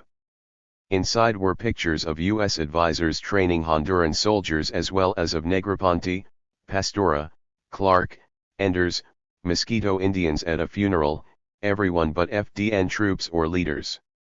The article quoted an unnamed insider as saying that Haig and Enders were the driving forces behind the project, while the CIA and Pentagon had qualms about it. A box portrayed Negroponte as the ugly American who was directing the war by ordering Alvarez around. There was not much news, but it put the story on the map for both the general public and Congress. The impact was in the title and dramatic presentation, which for the first time drew together the strands of a host of news leaks. Over the previous year, Newsweek's decision to make it a cover and not an inside page story, according to those who reported it, was influenced by Casey's readiness to confirm key facts. The CIA director, after stating his reluctance to answer questions, met twice with Newsweek staff and even agreed to be quoted, although not by name. Casey had a message he wanted to get across. Quoted as one senior official involved in the decisions, he suggested that the insurgents, who had yet to launch their first major offensive, might topple the Sandinista government. There are secondary and tertiary consequences which you can't control, he said. Casey also revealed in the interviews that the CIA was running paramilitary operations in at least 10 countries. Thus, he not only oversold the Contras' potential but suggested they were part of a far broader policy. Public reaction was sharply negative. The Boston Globe, taking note of the Newsweek article, wrote a 117 stinging editorial about the operation. Among those reading the editorial were Representative Edward Boland and his close friend, another Massachusetts Democrat, House Speaker Thomas P. O'Neill. Boland was chairman of the House Select Committee on Intelligence. House and Senate liberals began a move to cut off the covered aid, and Boland took an initiative to head them off that resulted in the first open legislation limiting the operation. In April, Boland's committee had authorized further support for the anti-Sandinista force, but in classified language directed that the program be limited to interdiction of arms to the insurgents in El Salvador. This was already law. Now he drew another phrase from the April authorization, prohibiting the CIA or the Department of Defense from supplying equipment, training, or advice for military activities for the purpose of overthrowing the government of Nicaragua or provoking a military exchange between Nicaragua and Honduras. The administration, fearing a much harsher alternative offered by Democrat Tom Harkin of Iowa, backed Boland, and his amendment passed 411-0. But in seeking refuge, as it did, in the legalism that the stated U.S. purpose was never to overthrow the Sandinistas, the administration was too clever by half. As soon as the Boland bill was passed, liberal critics would assert that the law was being violated by the covered program. In reality, both sides had ducked the issue. Robert McFarlane, at the time Deputy NSC Director, felt that the administration had put itself in a posture of terribly misleading Congress and the public. But McFarlane also blamed congressional leaders for giving the White House a very surreal interpretation that the amendment was intended to help out the administration. Indeed, there was ambivalence about the program in Congress in light of the widely accepted intelligence that most of the arms going to the Salvadoran rebels transit Nicaragua. Many Democrats were willing to support a covered program with the goal of harassing the Sandinistas but not attempting to overthrow the government. Looking back, he would have preferred a 6-month catfight that resulted in an honest policy to having to sneak around by claiming that cutting off arms flowing into El Salvador would change the Sandinista government. "It's just nuts," McFarland said of the policy rationale he had to defend. 28 In Honduras, the Newsweek article prompted angry denials and a statement by Suazo promising to crack down on the armed exiles. 118. Paz Barnica met with Daniel Ortega and signed an agreement to limit arms trafficking. Within the core group, the Newsweek assertion that the FDN had been led and staffed by Somocistas touched a sensitive nerve. For months, the CIA had been talking with Cardinal about creating a new civilian leadership, and now, pressured by public discussion, politics, and criticism from within the core group of its failure to act, the CIA took action. In short order, it assembled a 6-person civilian team and presented it at a press conference in a fancy Fort Lauderdale hotel as the new leadership. Cardinal, who by then had fallen out completely with Bermudez and the Argentines, was not among them. The remake was completed just in time for the Boland vote. As part of the new image, even the CIA liaison with the civilians changed his name, Cardinal said. He had been Philip Mason. Henceforth, he would be known as Tony Feldman. He was the same man. But the publicity to which Casey contributed had a greater significance than was evident at the time. The contradiction in U.S. policy goals expanded. Options accordingly were reduced. Strategy became more unworkable. And the public debate shifted its focus. For Casey, however, it was a political boon. His program now was irreversible even though, thanks partly to him, it had turned into a crazy overt covert hybrid. The voice of the canny behind the scenes operator had been strengthened in policy forums. The impact on policy was profound. So long as the operation was covered, as it had been, it could be plausibly denied and terminated. However, once U.S. support was known, the administration would be obliged to accommodate the rebels in any solution. Thus, the rebel force, instead of playing a supportive role in achieving U.S. policy goals, had become an end in itself. Military strategy meanwhile had become almost impossible to develop. No one argued seriously in the councils of government that the insurgents could achieve their goal of a military overthrow. They had hardly begun to fight. But to acknowledge that a military solution was unattainable after they had launched their first offensive would cut the props from under the whole military operation. Not to acknowledge it, on the other hand, would permit the illusion that the rebels might achieve their goals, which now accordingly became U.S. goals, even though the rebels were not under day-to-day U.S. control. 119. The only strategy that could conceivably deal with this set of contradictions was a domestic public relations drive. Indeed, that had become necessary for a second reason, because the public focus changed. When the insurgency was exposed, the means displaced the end as the focus of the debate. This put Reagan on the defensive and made it harder for him to modify his support. Without having done a thing, Reagan thereby found himself in an almost untenable position, one in which there was no longer a way to synchronize means and ends. The project went forward by inertia. But it made little sense. General John Vesey, chairman of the Joint Chiefs of Staff, later pithily summed up the situation to his associates. Where the policy really went wrong was with the Contras going overt. That's when the horse turd dropped in the punch bowl. In just 1 year, then, U.S. policy had become riddled with contradictions. Enders had formally stated a goal of normal relations with Nicaragua based on principles that were likely to heighten the confrontation. At the same time, the administration's readiness to continue its covert program overtly suggested that it had decided on a military solution when in fact none was desired or even available. Finally, pluralism in Nicaragua had come to be equated in Washington with the armed overthrow of the Sandinista government by the insurgent force. Reagan decided on nothing, except postponing a decision. It was a formula for stalemate. As public controversy grew, another sleeping giant awakened, the leadership of the uniformed military services. The Joint Chiefs were brought up to date in a briefing by the CIA and realized then that the policy had undergone a transformation. It didn't seem to gel with what the purpose of the forces was, said General Edward Meyer, then Army Chief of Staff. The chiefs rarely weigh into a political debate. They prefer to keep a low profile, providing advice before decisions are made, then accepting and implementing the decisions. But in this case the slow drift in U.S. goals from interdiction to overthrow caused alarm. That's when you start calling time, when you wonder whether you're being bypassed and whether you're able to perform your constitutional role, Meyer said. When the uniformed military gets disturbed over an issue, they normally bring it to everybody's attention, very loudly.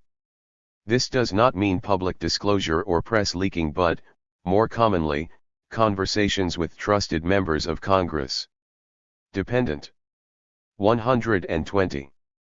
For their funds and programs on continuing support in Congress, the top brass form liaisons with powerful congressmen that rarely become known in public.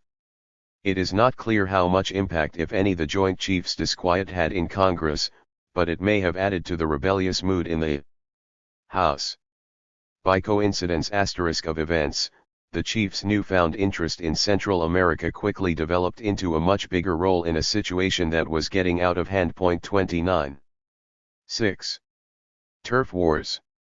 Wallace Nutting is tall and square-shouldered, laconic and deliberate in speech. He is probably the most honest general I have met, totally lacking in guile, says a civilian expert on Latin American military affairs who knows him well.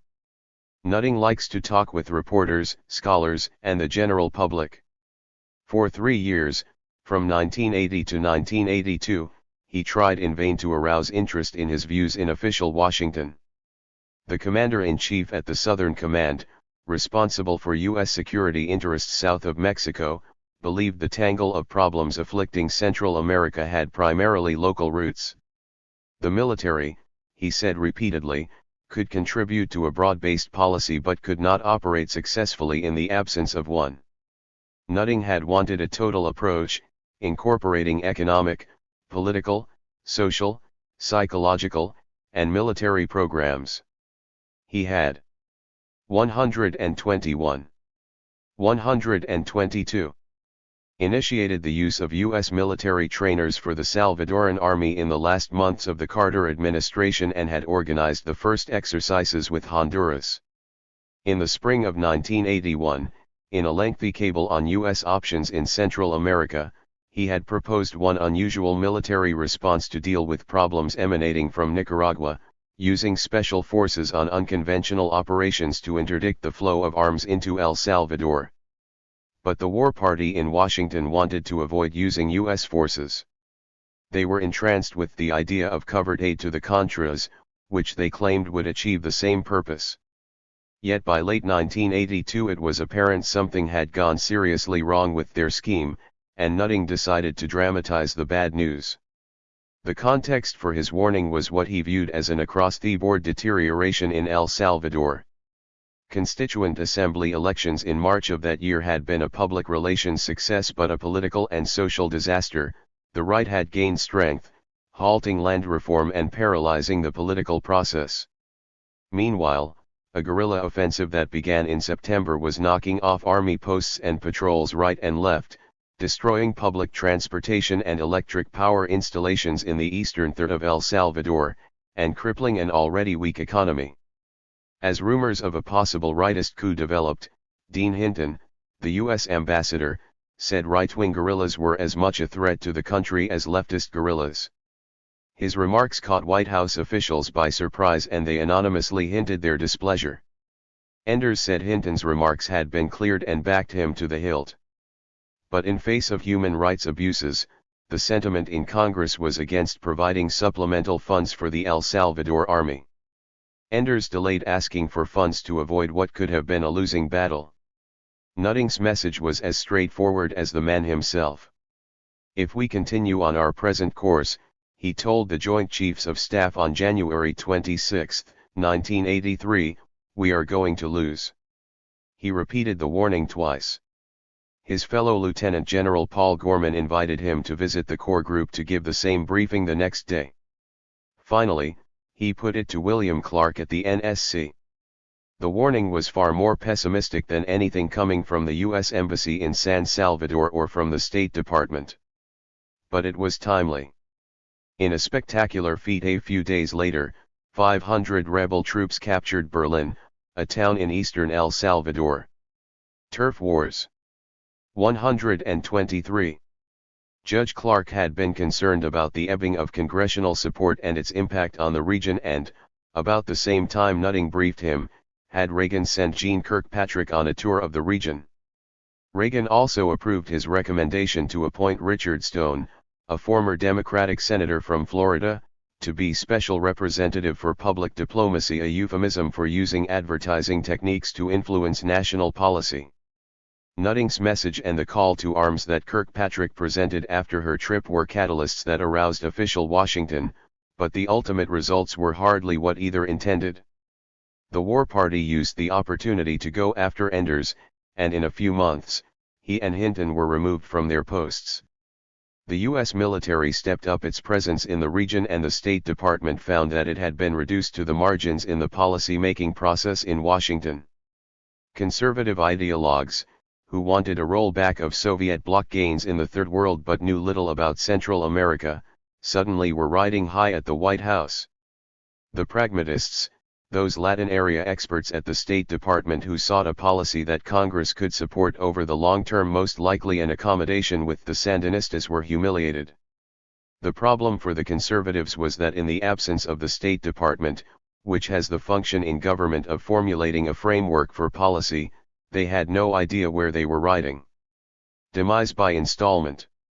Nutting's perspective on Central America was shared by leaders of the uniformed military, but his presentations apparently lacked the punch or polish to attract wider attention, that is, until he declared, "We are going to lose." But his low profile enabled him to do things that even a few months later would seem extraordinary. For most of his 4 years in Panama, Nutting was able to fly his C-12 through Nicaraguan airspace en route from Panama to Honduras. He overflew the location north of Managua where the Sandinistas kept their Soviet-supplied tanks. Nutting, a tank commander by training, carried out, Nutting said an aide had been telling him for 2 years that there was no other way to get the attention of official Washington than with such a message. I waited until in my honest professional judgment I could say that with belief. 124. His own aerial reconnaissance. Until early 1983, US C-130 cargo flights and helicopters also overflew Nicaragua regularly. He organized one major exercise with Honduras in early 1983, Big Pine Eye, which moved a Honduran Army battalion into Macoran in south-central Honduras, where there had previously been only a token military presence. That move stirred little controversy because Nutting had organized advance consultations with Anthony Quainton, the U.S. ambassador in Managua, and John Negroponte in Tegucigalpa. Nicaragua had been invited to send an observer, but declined. Quainton recalled that participating units in Big Pine Eye overflew Nicaragua en route to Honduras. "I think they finally told us we couldn't do that," Nutting said. Nutting and Kirkpatrick, reporting on the same situation, reached the same overall conclusions, but each was unaware of the other's efforts. Both had become interested in the region after the Sandinista revolution. Each operated in his or her own milieu. Nutting, the professional officer, relied on staff and expert advice and worked through channels. Kirkpatrick, an academic who had the president's ear but no experience in foreign policy making and no institutional backup, operated as a loner. The contrast between Nutting's trip to Washington and Kirkpatrick's fact-finding mission was telling. Nutting took the initiative to deliver his warning, one of the most important messages of his career, while Kirkpatrick clearly was unprepared for her February 8 to 12 fact-finding mission. She went to Panama, Costa Rica, Honduras, El Salvador, and Venezuela and met leaders of the government, trade unions, opposition, private sector, and press, those she called the leadership core of a society. However, she avoided the military establishments, despite the fact they are at the heart of power in Latin America. I am not a military specialist and I did not in fact attempt to make judgments about the military situation, she said later. Kirkpatrick did not call on Nutting. *2 Nutting's message energized what is sometimes called the permanent government in Washington, those career officials and officers who operate the levers of government no matter who is in the White House. It hit hardest at the Pentagon, where the newly installed chairman of the Joint Chiefs of Staff, General John Vesey, did a review of previous national security decisions and compiled a checklist of all the steps that were to have been taken but were not. He brought these before a National Security Planning Group meeting, which produced another document, more rounds of interagency meetings, and, eventually, some results. Kirkpatrick for her part stirred the interest of politicians from the president on down. A more sophisticated NSC might have brought Nutting and Kirkpatrick together, at least to compare notes. The two might have made an effective team to brief Congress and the public, although this would have run up against Enders, who maintained tight control on public presentations of policy. At the same time, El Salvador was not the only thing on the minds of the uniformed military leadership. Of equal or greater concern was Cuba. Since Reagan's inauguration and Haig's vague threat to go to the source, that is, to cut the Soviet arms pipeline to Cuba, the Soviet Union had undertaken an enormous military resupply of its closest Third World ally. This complicated the already difficult planning problem of how to deal with Cuba in time of war. In these circumstances, Nutting got the go-ahead to establish a regional military training center in Honduras to train Salvadoran soldiers. He also finally overcame State Department resistance to sending his staff to San Salvador to develop and implement a national military campaign plan. U.S. ambassadors have say over which U.S. officials can visit them, and Hinton had refused to allow Nutting in. Except on 3 or 4 occasions. Kirkpatrick came back with tough-minded recommendations of her own, including a major push for $60 million in emergency aid to El Salvador, something that Enders had shelved the previous month. In the crisis atmosphere brought about by the continuing guerrilla offensive and the two doomsayers, Enders immediately came under attack. He was running a one-man show without a lot of help from the rest of the government, said one high military official. Enders's operating methods had slowly but surely alienated most other power centers in Washington dealing with Central America, and his high profile made him an inevitable target. The question that arose was not why is the policy not working, but why is Enders's policy not working, said a State Department official. A part of Enders's problem was his remarkable ability to get everyone mad at him because he runs everything out of his hat, said another skilled infighter, Lawrence Eagleburger, then Undersecretary of State for Political Affairs. He's got 3 or 4 different groups going and nobody knows what the other's doing, all largely aimed at his managing the policy as much unconstrained as possible for. Enders had indeed been pursuing his own course. Early in February, he had circulated a working paper on policy toward El Salvador and had flown to Madrid for talks on February 8 with Spanish Premier Felipe González Márquez. The paper called for negotiations to end the civil war combined with continued support of Salvadoran military efforts to defeat the guerrillas. A third country, possibly Spain, would act as intermediary. But Enders had not sought Clark's approval for the trip, and in the context of Nutting's alarming briefing just days earlier and the search for a scapegoat, the timing could not have been worse. Clark was angry. When John Goshko and Lou Cannon of the Washington Post approached him to ask about the aims of the Enders trip, they turned up a bigger story than expected. Clark, identified only as an administration official, said he had received Enders's paper advocating a 2-track policy. Frankly, there are a lot of us at the White House who think that this is a very bad idea, Clark told them. Kirkpatrick also was said to be less than enthusiastic. Goshko asked Enders for an explanation, but Enders refused. It was a tactical misjudgment, for Enders could easily have cleared up the critical misimpression conveyed by his opponents that he was advocating sharing power with the armed guerrillas. In fact, his idea was to have the Salvadoran government talk with Guillermo Ungo, a social democrat, and members of the political wing, who provided the internationally respectable face for the ultra-leftist fighters. Given their military momentum, the fighters probably would have been loath to make concessions, and the proposal would have served U.S. aims by dividing the fighting and political wings and enticing Congress back on board the program. *6 To the extent that Enders's real intentions ever became known at the time, they were just a footnote in the coming months. In the context of the guerrilla offensive, the February 10 lead article created an enormous stir. Reagan read about the Enders proposal for the first time and was reported to have exploded. 7 Kirkpatrick, who was in El Salvador on her fact-finding trip the day the article appeared, told reporters that Duarte and other Salvadoran leaders all opposed a negotiated settlement to end the civil war. Ideologues rallied around Kirkpatrick, believing that Enders was ready to sell out. The right began attacking Enders by name, so did some on the left, who assumed that his proposal for negotiations was probably disingenuous, as it no doubt was. On her return from Central America, Kirkpatrick made a series of specific proposals in addition to recommending a showdown with Congress over Salvador aid.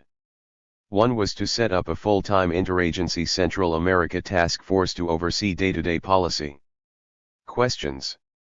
Clark immediately approved it, and the interagency group began meeting twice daily, 6 and sometimes 7 days a week in the State Department Operations Center, chaired by Enders's assistant, Craig Johnstone. Kirkpatrick also called for a Marshall Plan of economic assistance for Central America. And fresh from her talks with Venezuelan leaders, she urged the administration to support but not embrace the new Contadora mediating group. Each of her proposals added to the bad blood with Enders. Enders did not welcome anyone's challenging his dominance of the bureaucratic process and had objected to Kirkpatrick's mission in the first place. He felt that Congress would not appropriate the sums needed for a massive Marshall-type economic aid plan, and the idea thereby would jeopardize the Caribbean Basin Initiative and he did not take Contadora seriously. Just as Enders followed an independent course, after the Kirkpatrick trip Clark began to pursue his. Enders preferred to adjust policy to the political constraints on the ground and in Congress. Clark wanted to change both, and assembled his own team of troubleshooters to handle Central American problems. It was not as easy as he thought.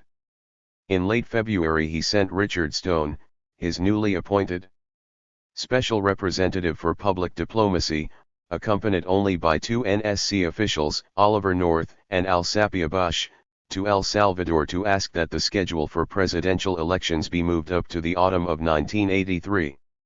With the aim in mind that this would help sell a reluctant Congress on more military aid for El Salvador, Stone apparently convinced Alvaro Magana, the provisional president, to go along. But in a classic misfire of amateur diplomacy, he celebrated his success prematurely on the way back to Miami on board the Salvadoran airline Taca, many of whose passengers are apt to understand English, discussing the mission aloud with North. Unknown to them, Mark Feldstein, a reporter for a Tampa television station, had boarded the plane in Belize, an intermediate stop, and sat in the row ahead of them. North boasted about their success and discussed with Stone how well the move would play in Congress. At the end of the flight the reporter introduced himself. Stone turned ashen. He warned Feldstein that to report the story at this time would jeopardize national security irreparably and offered the inside account if Feldstein would agree to hold it back. As they talked, Stone explained what the trip was about and filled in the context. North told him emotionally, "If you love your country, you won't do this." Feldstein reported the news. The disclosure embarrassed Magana, the date was repeatedly set back, and the election was finally held in March 1984. 10 The same small group of hardline conservatives Clark, Kirkpatrick, Weinberger, Casey, and Meese who had tipped the balance for aid to the Contras now gathered forces to press for Enders's removal. It was an unequal struggle. Enders baiting had become a chorus among conservatives.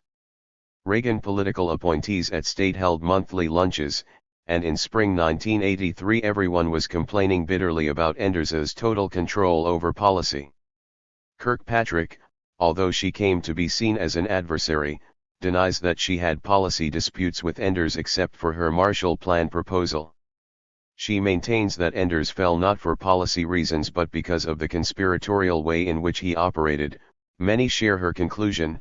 However, in the context of a weak national security structure, with ideologues anxious to take over the policy and with Helms trying to promote his own candidates and preventing Enders from staffing his office properly, Enders may have had little choice. This situation also brought out one of Enders's less attractive but ingrained traits, a penchant for secretiveness.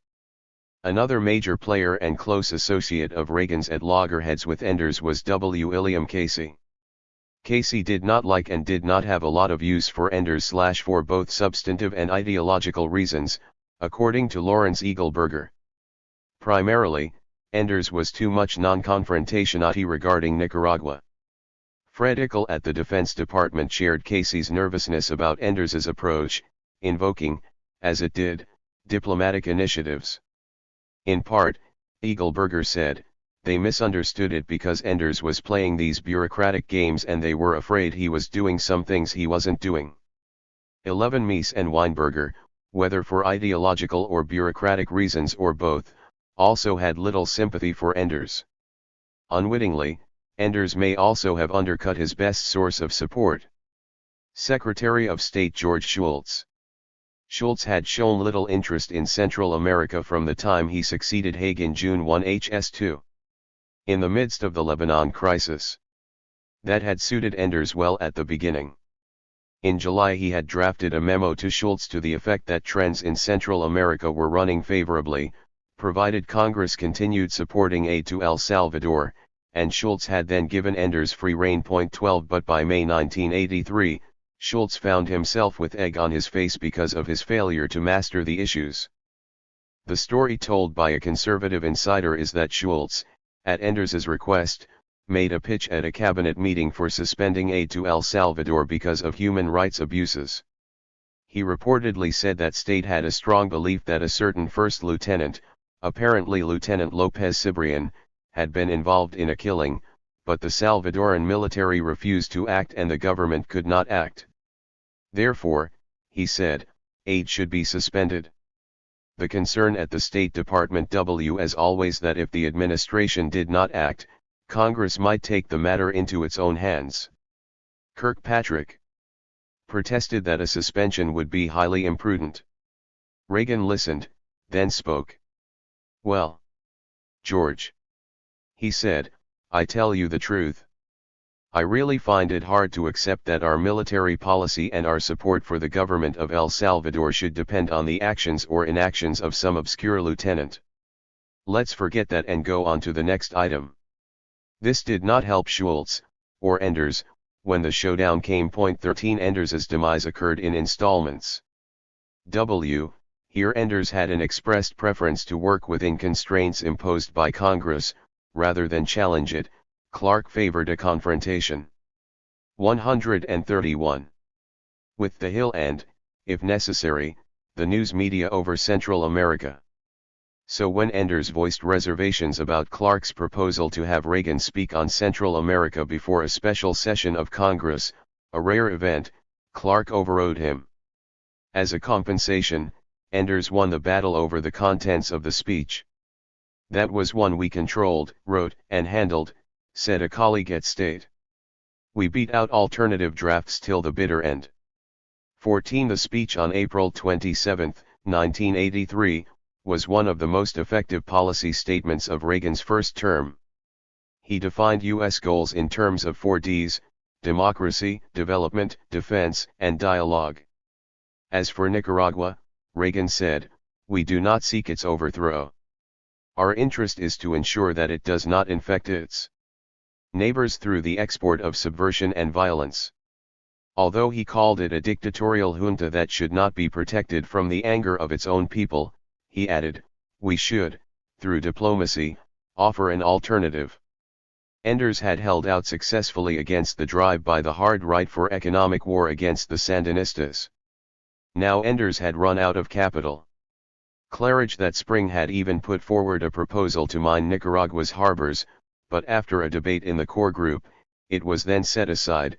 Enders said. 15 Enders's last battle was perhaps the most trivial, whether or not to issue a new white paper on Soviet and Cuban military involvement in Central America.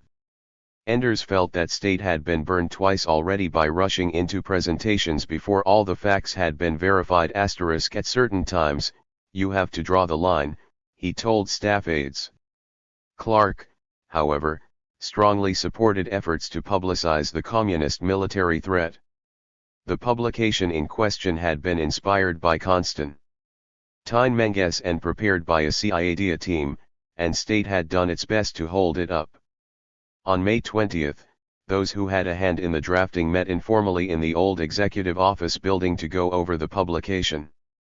Roger Fontaine, the NSC senior director for Latin America, was nominally in the chair, but Oliver North, whose role had been to get intelligence photos declassified, did most of the talking. Enders had sent Stephen McFarland, the Nicaragua desk officer. The decision was out of the State Department's control, and McFarland was told to approve the document if he thought he could live with its contents. North cut the debate short. Judge Clark and the President have decided that the white paper will be released, he said. Till give everyone 5 minutes. Say your piece. Fontaine, obviously embarrassed, stood up and walked. North, by force of personality, had taken charge. Each spoke. Menges had some last-minute changes. U.S. intelligence had counted 36 military bases in Nicaragua. Menges suggested altering the phrase to read almost 40. After some objections, he backed down slightly. Let's change that to about 40, he said. North called for order. Okay. The 5 minutes are up. God damn it, we're going to press. North wanted the Pentagon presses to start rolling immediately. But state refused to provide its seal for the cover. So a Pentagon artist reproduced it. The presses ran all night, and the following week the publication was distributed to the news media.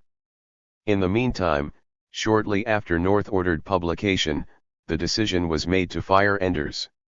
Enders saw the curtain coming down. Schultz was the last to be convinced I should go. I convinced him I should go or he would lose all control of Central American operations, Enders later said. At his request, Schultz went to see Reagan to ask if he still had confidence in the assistant secretary. Well, no, Reagan said. Then I guess he should be replaced, Schultz said. Yes, I guess he should, Reagan said. Hours after the publication was handed to reporters on May 27, Schultz announced that Enders had been removed. Asterisk. Schultz tried to go on the offensive and take charge of the policy but met with rebuff. The present management situation is a mess and would not work even if the problems were simple, Schultz said in a memo to Reagan after the White House meeting on May 25 at which Enders was fired. He proposed a simple and straightforward structure with himself in charge. You will look to me to carry out your policies. If those policies change, you will tell me. If I am not carrying them out effectively, you will hold me accountable. But we will set up a structure so that I can be your sole delegate with regard to carrying out your policies. Reagan's policies, as described by Schultz, in essence reduced to Enders's two-track approach. The administration would seek negotiated solutions in El Salvador and with Nicaragua. The goal in El Salvador was to secure rebel participation in elections, not a sharing of power.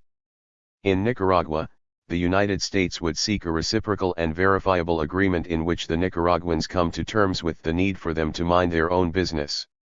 The United States would continue supporting the Salvadoran army and the Contras in order to achieve these goals. These I understand to be your policies, Schultz said. I support them and I accept the responsibility to carry them out. Schultz's maneuver was not unlike that which Alexander Haig had attempted at the beginning of the administration, and it suffered a similar fate.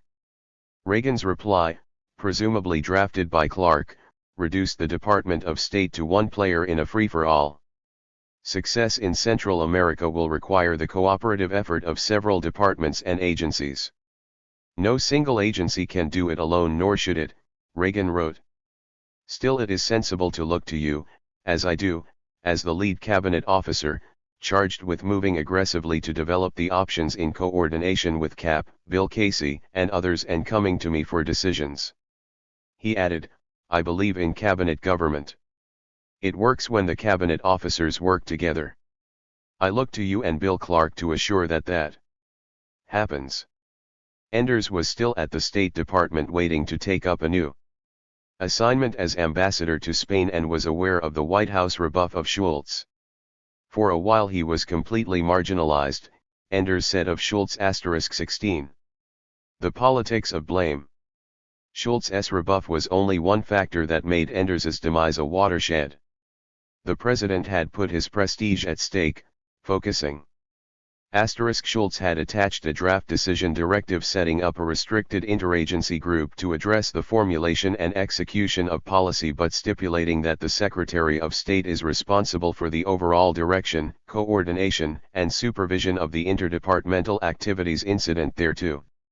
And he sent along a chart showing the decision process as flowing in a straight solid line down from the president through Schultz to his assistant for inter-American affairs and finally to the interagency group. The NSC was sketched in almost as an afterthought between the top two boxes, suggesting that decisions flowed through it, not from it. The National Security Planning Group, a small, informal grouping of the top national security advisors including Casey and Weinberger, was shown as a box off to the side connected by dotted lines with Reagan and Schultz. Schultz's schema contained just 6 boxes. Reagan's reply said the current system was working just fine. Attached was a sketch with 12 boxes clearly interposing the NSC between Reagan and Schultz and listing even subgroupings run by NSC personnel at a level higher than that of Secretary of State. One NSC subgroup, called the Standing Crisis Pre-Planning Group, was chaired by Clark's deputy, Robert McFarlane, and run by Oliver North. Public attention on Central America. Important parts of the permanent government, in particular the military establishment, were aroused and ready to act. Policy had been removed from the hands of the cookie pushers from the State Department, as one White House official smugly put it. But who had inherited overall charge was not so easy to determine. Enders thought he had been dispatched by those who wanted an all-out confrontational posture, and it is true that rightists who wanted the confrontation had ousted him. But the Joint Chiefs also felt it was time for a spectacular show of force. They, however, very much regretted the departure of Enders. The military leadership was worried enough about El Salvador and Cuba that they offered to defray the expenses of subsequent military exercises out of their own funds. Thus, in assessing the crisis and in prescribing a military remedy, there was a temporary alliance between the conservatives, who had ousted Enders, and the military leadership, who controlled the assets.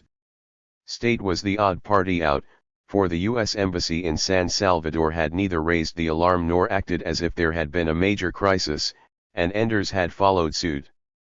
The balance of forces was subtly changed with respect to America's Central America policy aims. To be sure, the Joint Chiefs still agreed with State that the goal should be a settlement with the Sandinistas, and the rightists still favored overthrow. Each side had a veto over the other and neither had the upper hand. But in a situation in which there was no unity in the government over the ends of Central America policy, the agency controlling the means ran the policy. Thus, power passed from Enders to the Pentagon. Reagan was not inclined to make a firm decision on policy goals, and so the dispute was put aside. Later in the year, his procrastination would exact a heavy price, for after getting the attention of the Sandinistas, no one could agree on what to do next. Personalities made a big difference in post-Enders Washington. In contrast to the imperious, cold Eastern establishment man who literally and figuratively looked down on most of them, humorist Art Buchwald called him Too Tall Tom. The new group were outwardly very friendly people, like Ronald Reagan himself. The appearance was deceptive. Judge Clark was shy and kind in personal relations, but his instincts were tough. Clark had had it with the State Department and its candy-ass approach, said an aide, who summed up Clark's attitude as "let's rip their faces off." Oliver North charmed most people he met, but he got to be known in the State Department as a cowboy looking for action, overbearing, obstructive, and contemptuous of the uses of diplomacy. Paul Gorman, with his graying hair, glasses, and friendly smile, looked more like a grandfather or favorite uncle than an army general, but critics and admirers agreed that the brilliant conceptualizer was cold and abrasive in person. Clark expected that Enders' successor would be more amenable to the concerns of hardliners. Langhorne Motley was Brazilian-born, had studied at the Citadel, a military academy, spent 10 years in the Air Force, then become a wealthy Alaska land developer. Through Republican connections, he had been appointed Reagan's first ambassador to Brazil. And when the presidential party passed through on an official visit in early December 1982, Motley's gung-ho can-do style had impressed Reagan and Clark. Equally important, he made a big impression on William Casey. The CIA director thought Motley had guts, filed brilliant reports that outshone the CIA stations, and was willing to play rough and dirty, according to writer Bob Woodward, who interviewed Casey extensively for his book Veil. Motley had dealt directly with Casey in the spring of 1983 when several Libyan planes heading toward Nicaragua stopped in Brazil to refuel with a cargo described as medical supplies. Motley asked Brazilian authorities to stop and search the planes, and they discovered 70 tons of weapons and explosives, delivering a propaganda coup for the administration. 17 Motley had a sense of humor and charm and a street fighter's instinct in bureaucratic struggles. Not an intellectual or an expert on Central America, he chose to rely on John Stone and other career professionals in shaping policy. He had had no great desire for his new job. On hearing of his appointment, he quipped, "It is like seeing your mother-in-law go over the cliff, but in your Cadillac." It took Motley some months to come up to speed, and he maintained a low profile until late 1983. In time, he tried to pursue policy as Enders had envisaged it.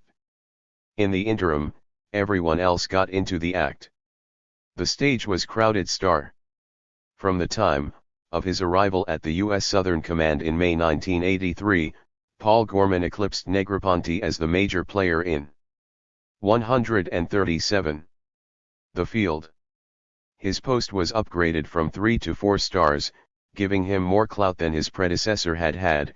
He also went in with substantially more resources, a close working knowledge of the Washington bureaucracy, and a commitment of support from the Joint Chiefs. Working through Vesey or Weinberger, or in person, Gorman became a pole of power in the Washington arena that Nutting never had been.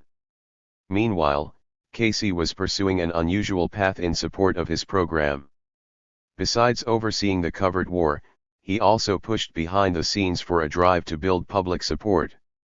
Early in August, Casey called together a half-dozen PR experts, personally briefed them on Central American issues, then asked for their ideas for generating a nationwide campaign. They proposed a fundraising drive and better internal government coordination in order to sell Central America as a new product. Casey insisted that the task not be turned over to the State Department. 18 With patronage from Casey and Clark, North also became a major player in 1983. North was on a roll. In February, he had made a first foray into amateur diplomacy with Stone. In March, he had been selected for promotion to lieutenant colonel. In May, he had taken charge of the interagency squabble and settled it with a firm decision. He had delivered the coup de grace to Enders and come out as one of the winners in the internal power struggle. As his role grew, he went in for self-promotion. In September, the NSC issued a biography of North that asserted he had a background in special operations, for which there is no service record. The embellishments on an otherwise impressive record seem puzzling, but the context in which North suddenly found himself may help explain them. On Enders' demise, the innermost circle of policymakers began to enlarge as agencies that he had excluded vied to join what had been the core group. Motley, in an effort to regain control of policy, reorganized the group secretly. Henceforth, it was called the Restricted Interagency Group, or RIG, and its membership was tightened still further, effectively to 4 or 5 people. The membership of the RIG reflected the new political reality. Dewey Claridge represented Casey and the CIA, Vice Admiral Arthur Morrow, Jr., represented Gorman and the Joint Chiefs, North represented Clark and the NSC, Motley represented Schultz and the State Department, and Nestor Sanchez represented Weinberger. Each was a pole of power. Schultz had wanted the RIG to report to him directly, but because of Reagan's reluctance to delegate responsibility for decision-making to him, its members reported separately to their respective bosses, and only Motley, who chaired the group, reported to the Secretary of State. Motley at times appeared to be the weakest, but Sanchez was said to be in an even weaker position. Nestor would play along, but Morrow was the heavy, said one participant. It was in the RIG that key decisions were made on covert operations and other central policy questions. Point 19 For North, his newfound strength within the NSC confirmed the value of his hard-charging style. Leading the pack that had ridden roughshod over Enders in May had not set him back but gained him a coveted seat in the innermost policy council. His self-enhanced credentials allowed him to claim technical expertise in special operations, and he gained new clout with his military superiors. North, the field-grade officer, and Gorman, the 4-star general, treated each other like equals. Most of those in the top positions had in common an inability or unwillingness to articulate in public what they were trying to do. Motley could not sound convincing in his appearances before the press or Congress, and often wisecracked his way out of difficult questions. Clark, whose knowledge of Central America or other foreign affairs topics was limited, avoided give and take with the press. North, claiming that terrorists were after him and that nobody in the press writes good stuff, refused to see most journalists. 20 Morrow was almost a complete unknown. Weinberger's glib and unstudied approach to issues gained him limited credibility in Congress and the media. Vesey, an unpretentious, thoughtful soldier who wanted to protect his close relations with Reagan, made as few public appearances as he could get away with. And Gorman, when approached by reporters, customarily walked away. 2 other figures emerged on the scene who were more willing to articulate U.S. policy, though neither was in the inner policy circle. One was Richard Stone. Clark had Reagan name Stone as special envoy to Central America at the end of April 1983, mainly to appease Clarence Long, the crusty Maryland Democrat who controlled the House purse strings and who had been refusing to support an emergency appropriation to El Salvador of $30 million. Enders had opposed Stone's appointment, and Stone kept a low profile as long as Enders was around. The other was Otto Reich, an assistant administrator at the Agency for International Development, who was named Special Envoy for Public Diplomacy to succeed Stone. Reich had been, like so many others on the team, a neoconservative Democrat. Cuban-born, he had campaigned for George McGovern, the Liberal Democrat, in the 1972 election but converted to the Republican Party by way of the neoconservative movement that had attracted Kirkpatrick, Elliott Abrams, and other conservative Democrats. Enders had opposed creating the public diplomacy position, too, arguing that it would create an additional center of power and influence. Still another center of advice and influence was the White House speechwriting staff, a group that had gained considerably in the shakeup. Enders's departure was like an infusion of fresh blood, and Clark gave free rein, said Bentley Elliott, then director of speechwriting. The speechwriting shop was a repository of Reagan true believers, and at times they seemed to be making policy. But, in fact, highly placed officials who were jockeying to influence policy used the speechwriters to carry their message to their rivals, not to mention the president, the country, and the world. Casey had close ties with Anthony Dolan, a newspaper reporter who had worked on the 1980 campaign, and brought him into the White House and frequently stopped at his office when working nearby at the old Executive Office building. There was a constant flow of memos and phone calls back and forth between Casey and Dolan. Outrolled phrases for Reagan's speeches like a dictatorship of counterfeit revolutionaries in July 1983. Under Clark, it was a pop, Elliott said of those heady days. But the linguistic excesses continued after Clark left, and by 1984 Nicaragua had become a communist reign of terror and a totalitarian dungeon 21. In short, the new policy-making organization, as it developed, was anything but orderly. In place of a simple scheme of enders dominating and others vying for influence, there was now a multipolar power structure. It was unstable and proved to be accident-prone. When the new policy team got together to formulate aims, they had no choice but to be fuzzy on the critical issues. Nutting had concluded late in 1982 that the Sandinistas had consolidated their internal position to such an extent that they probably could not be removed except by direct U.S. intervention. A draft national intelligence estimate in January 1983 had concluded that the amount of pressure from guerrilla groups needed to change Sandinista policy was only marginally lower than the amount needed to overthrow it. Options were limited. No serious military analyst thought the Contras could win on their own, and the question was to what use could they be put. With the covert war now overt and under fire in Congress, any accommodation with the Sandinistas was open to attack from the right as a betrayal of the Contras. The issue was postponed and the problem was papered over. One of the first actions taken after Enders's removal was the approval in June or July by Reagan of a memorandum forwarded to him by Clark which symbolized the new thrust of Nicaragua policy. The memorandum stated that since the Sandinistas were not going to agree to any sort of diplomatic settlement, and since economic and other pressures were unlikely. 141. To have much effect on them, the United States must pursue a policy of destabilization.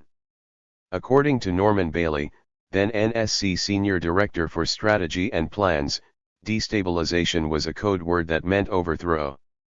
But overthrow was not stated explicitly, and top military officials now say Reagan never endorsed such a goal.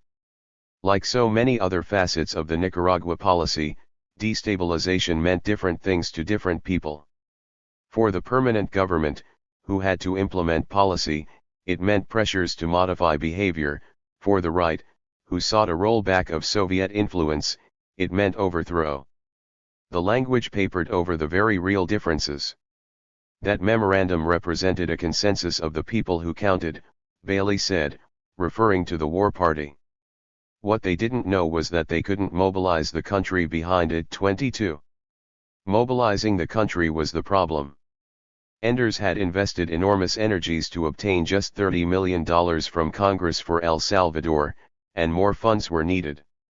Meantime, the program was heading into deep trouble. The right had long believed that Enders's approach of working within congressional constraints was a formula for defeat. Now they seized the opportunity to carry the confrontation to the domestic critics of policy.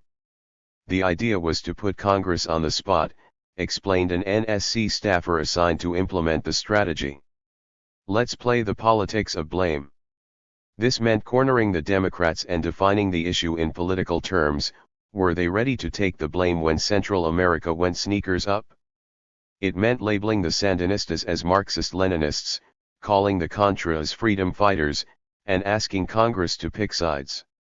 It was to provide cover for Democrats willing to back the president that Clark, in response to a congressional initiative in late July, organized the Kissinger Commission on Central America, a bipartisan group headed by former Secretary of State Henry Kissinger. The commission did not report its results until January 1984, when it drew attention to the social and economic causes of Central America's problems and recommended support for current administration policy, particularly in El Salvador. But merely setting it up bought time and credit in Congress for the administration's troubled El Salvador policy. 23 Lawrence Eagleburger, representing state, had agreed reluctantly to the creation of the commission in an interagency meeting, but expressed fear that any major new funding 142. Recommendations by the Commission would compete with existing programs for resources. The confrontation was supported by a vigorous public relations campaign. To give the administration position a respectable centrist look, White House support of the trend toward democracy in Latin America was emphasized in public statements, and the message that the Sandinistas were subverting El Salvador was rammed home by such devices as news leaks linking the Sandinistas to drug running, displays of captured arms, and outreach briefings for select groups of conservative supporters, who would be invited to organize, write their congressmen, and contribute to causes supporting the president.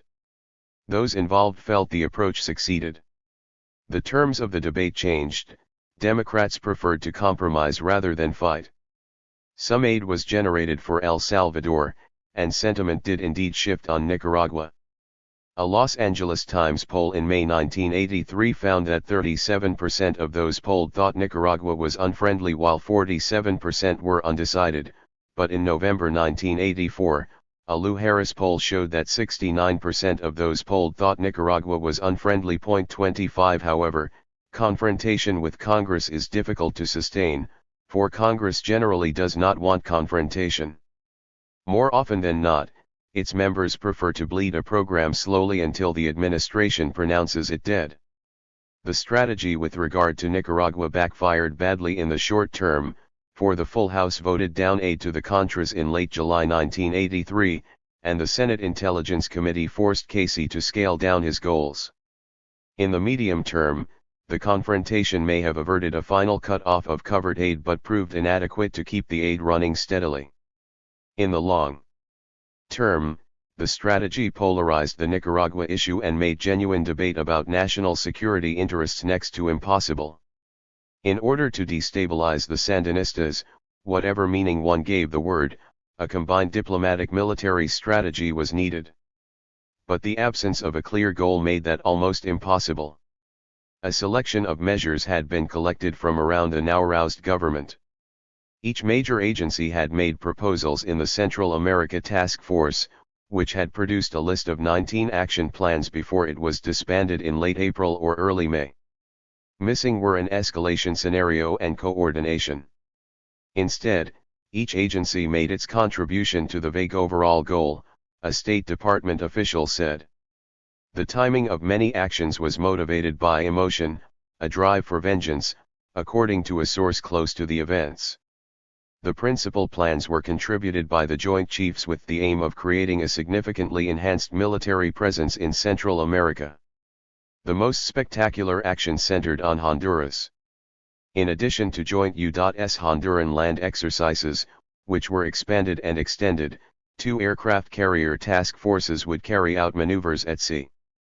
In a July 13 memo to Reagan that was stamped top secret, Weinberger laid out 12 exercise plans ranging from aircraft carrier exercises near Grenada and Suriname, both leftist-led countries in the Caribbean, down to jungle warfare training for Honduran troops. It proposed building 2 airstrips capable of handling C-130 cargo jets in San Lorenzo and Puerto Castillo, Honduras, and installing a radar on Tiger Island in the Gulf of Fonseca. Most of these plans were later implemented. Others were not, such as a proposal to spend $150 million to build an air and naval base at Puerto Castillo and to raise the number of military trainers in El Salvador to 125 from the limit of 55. Weinberger also requested an additional $250 million in funds for additional military assistance to Honduras and El Salvador, $168 million in additional funds for 1984 and $120 million for 1985. Weinberger's memo noted that the Joint Chiefs maintained detailed plans for quarantine and interdiction if other measures failed. But the Joint Chiefs plainly wanted to avoid that. In a secret June 15 memorandum to Fred Ickle, Lieutenant General James Dalton, the director of the JCS Joint Staff, said a quarantine would demand a tremendous commitment of U.S. resources. To be effective, Dalton estimated, a quarantine would require 3 carrier battle groups with 144. A total of 50 ships and at least 50 aircraft at a cost of $100 million for a 30-day period. An effective overt interdiction program would require up to 1,000 personnel and cost up to $300 million the first year and $100 million each subsequent year. 26 A number of smaller actions were intended to cause direct harm to the Nicaraguan economy, but they were uncoordinated. U.S. sugar imports from Nicaragua were slashed by 90% in May for no apparent reason. Announcing the move, the White House said it would reduce the resources available to the Sandinistas for subversion and extremist violence. The matter was not so simple, for only about half the sugar production was owned by the Nicaraguan government, the rest belonging to the private sector. The principal champion of the move at the State Department was Richard McCormick, a former aide to Jesse Helms who was Assistant Secretary for Economic Affairs. Enders, in his swan song, lessened the impact by insisting that the cut not take effect until the new fiscal year began on October 1. Early in June 1983, the Sandinistas expelled 3 American diplomats from Managua on the bizarre ground that one had taken part in a plot to kill or incapacitate Descoto, the foreign minister, with a drugged bottle of Benedictine. In a draconian response, the administration ordered the expulsion of 21 Nicaraguan consular officials and the closure of all 6 Nicaraguan consulates in the United States. Then the administration vetoed a $2.2 million loan in the Inter-American Development Bank for completing a road-building program in a region of small coffee farms in Nicaragua, even though all 42 other members voted for it. A Treasury Department official said American policy was to oppose World Bank and IDB loans to Nicaragua until the Sandinistas moved to revitalize the private sector and improve the efficiency of the public sector. 27. The CIA, which already had one major program under its supervision, contributed smaller covered programs to the list. One related to perception management, which in this case referred to the use of electronic radio or other signals to confuse or mislead a targeted population. The idea was to spread the notion that the United States was planning an invasion. The CIA argued that creating hysteria would goad the Sandinista leaders into making silly statements and possibly trigger a provocative military move. When Daniel Ortega or Tomas Borga or another commandante would state publicly that the United States was planning an invasion, U.S. 145. Officials scoffed, but it was a sign that the program was working. The impression that an invasion was under consideration that summer was reinforced by U.S. officials at a variety of levels who made a point of citing previous U.S. interventions *, and then there were the plans that barely got off the ground. In a move to circumvent congressional limits on spending for the Contras, Reagan on July 12 ordered the Defense Department to provide additional support to the CIA in its efforts to aid the Contras. The CIA requested $28 million worth of equipment to be transferred to it, including medical supplies and aircraft which the CIA would stockpile and provide if the need arose. But the Pentagon's General Counsel ruled later that summer that this would violate a law requiring reimbursement for interagency transfers.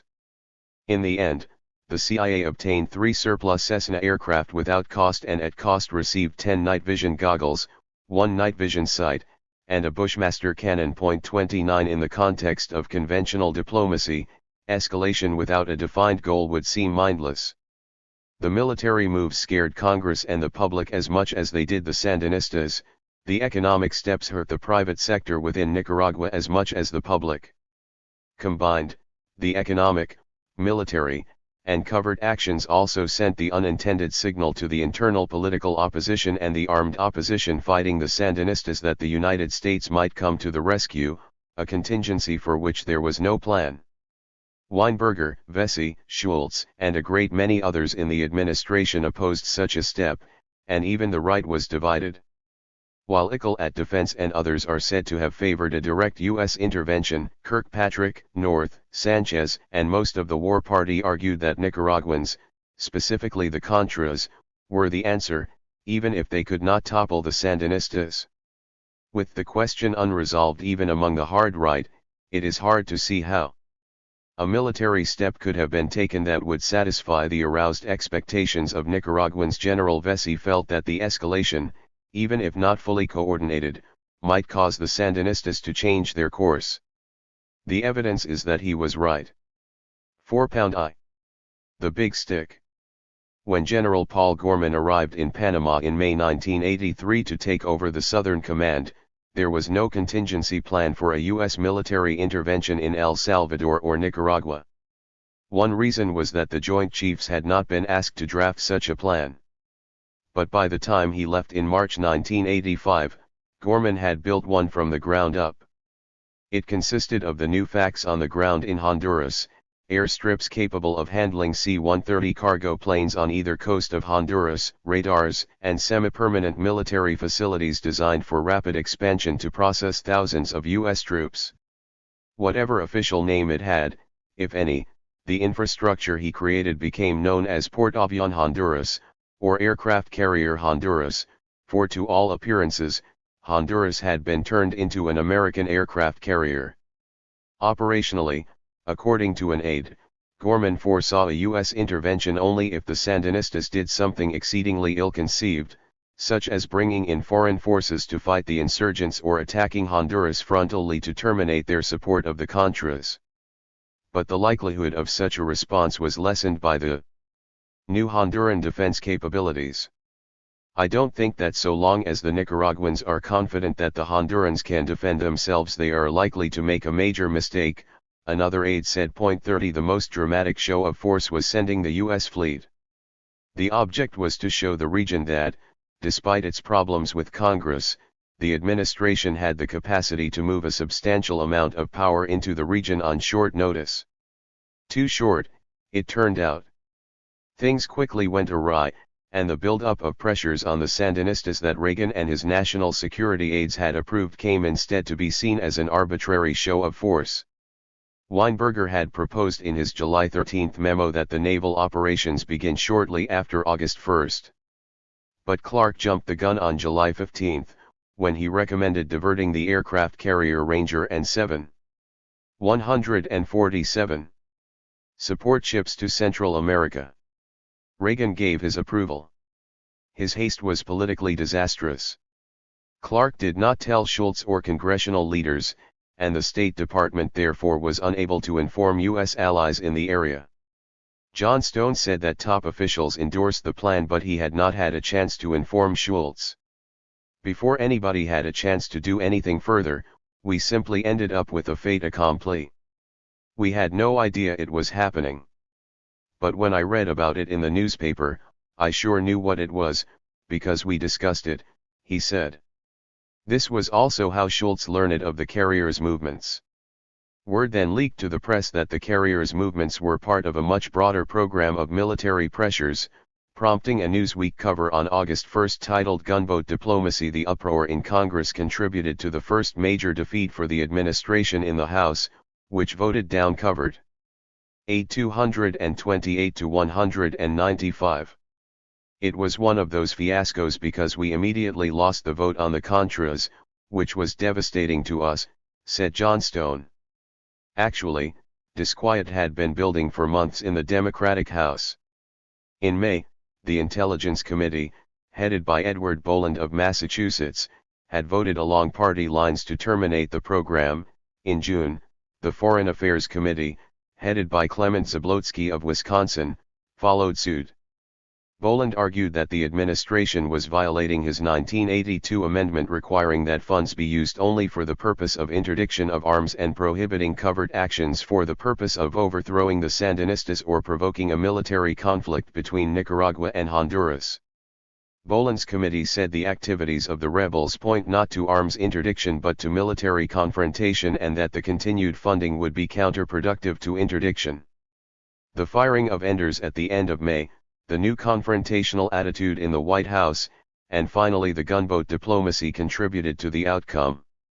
In October, the Senate approved aid for the anti-government rebels but only after cutting Casey's request in half. Aid continued into 1984, but the House vote apparently alarmed Casey. 4 years later, North revealed that about this time Casey had begun discussing with him the need for an independent off-the-shelf covert operations capability that would be independently financed and not accountable to Congress. "It's so easy to move ships around," a Clark aide said later. The attitude was, gee, it sounded like a good idea at the time.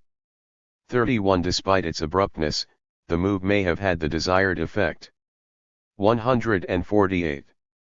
Vesey's idea was to create an impression in Managua that the United States could invade and might invade, even though the Joint Chiefs very firmly opposed any such course. And, regardless of the vote in Congress, the military preparations did move ahead. The ground exercises, which ordinarily would run a few weeks, extended to 6 months. The laying of the U.S. military infrastructure was done before the cameras of the international press. More warships cruised along the coasts. Gorman had the support in his build-up of Alvarez and Suazo, both of whom left no doubt of their desire that the Sandinistas be removed, preferably by direct U.S. intervention. He also had their support for injecting some new direction into Claridge's erratic management of the Contra program. But to convert the psychological advantages of the military build-up into policy gains was virtually impossible. That would have required coordination with the State Department. And State's role had been reduced to that of an observer of the policy process. Schultz had been rebuffed when he tried to take charge of policy in May. In July, he had been embarrassed when American warships suddenly headed for Central America. Then in August came another surprise, when Clark's deputy, Robert McFarlane, went on a 3-week trip to Lebanon, Saudi Arabia, Syria, Israel, Jordan, and Egypt. Once again, Schultz had not been informed. Finally, Schultz handed in his resignation. "Mr. President, you don't need a guy like me for Secretary of State, if this is the way things are going to be done," he said. Reagan asked him to reconsider, and Schultz stayed. But he had become almost irrelevant, along with the policies he tried to 7. Force without diplomacy. After a year of recruiting, training, and reconnaissance, the FDN launched its first major offensive in February and March 1983. Up to then, it had been engaged in isolated sabotage and cross-border raids.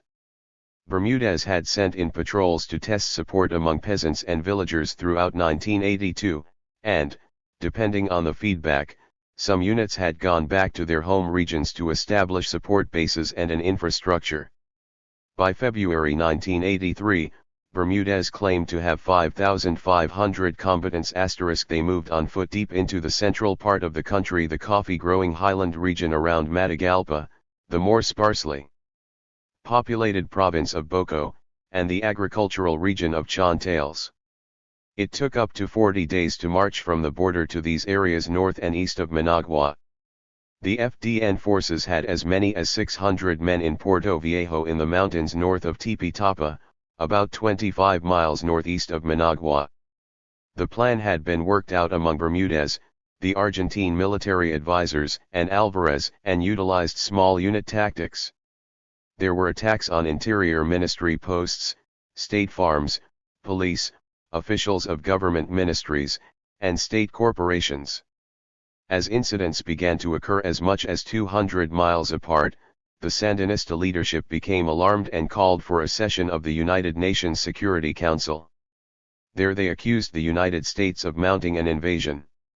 UN Ambassador Jeane Kirkpatrick replied equally disingenuously that it was a spontaneous insurrection. Finally, Reagan topped them both by calling the fighting a factional conflict between different elements of the coalition that seized power in 1979. American allies refused to back the U.S. position, and the debate ended inconclusively.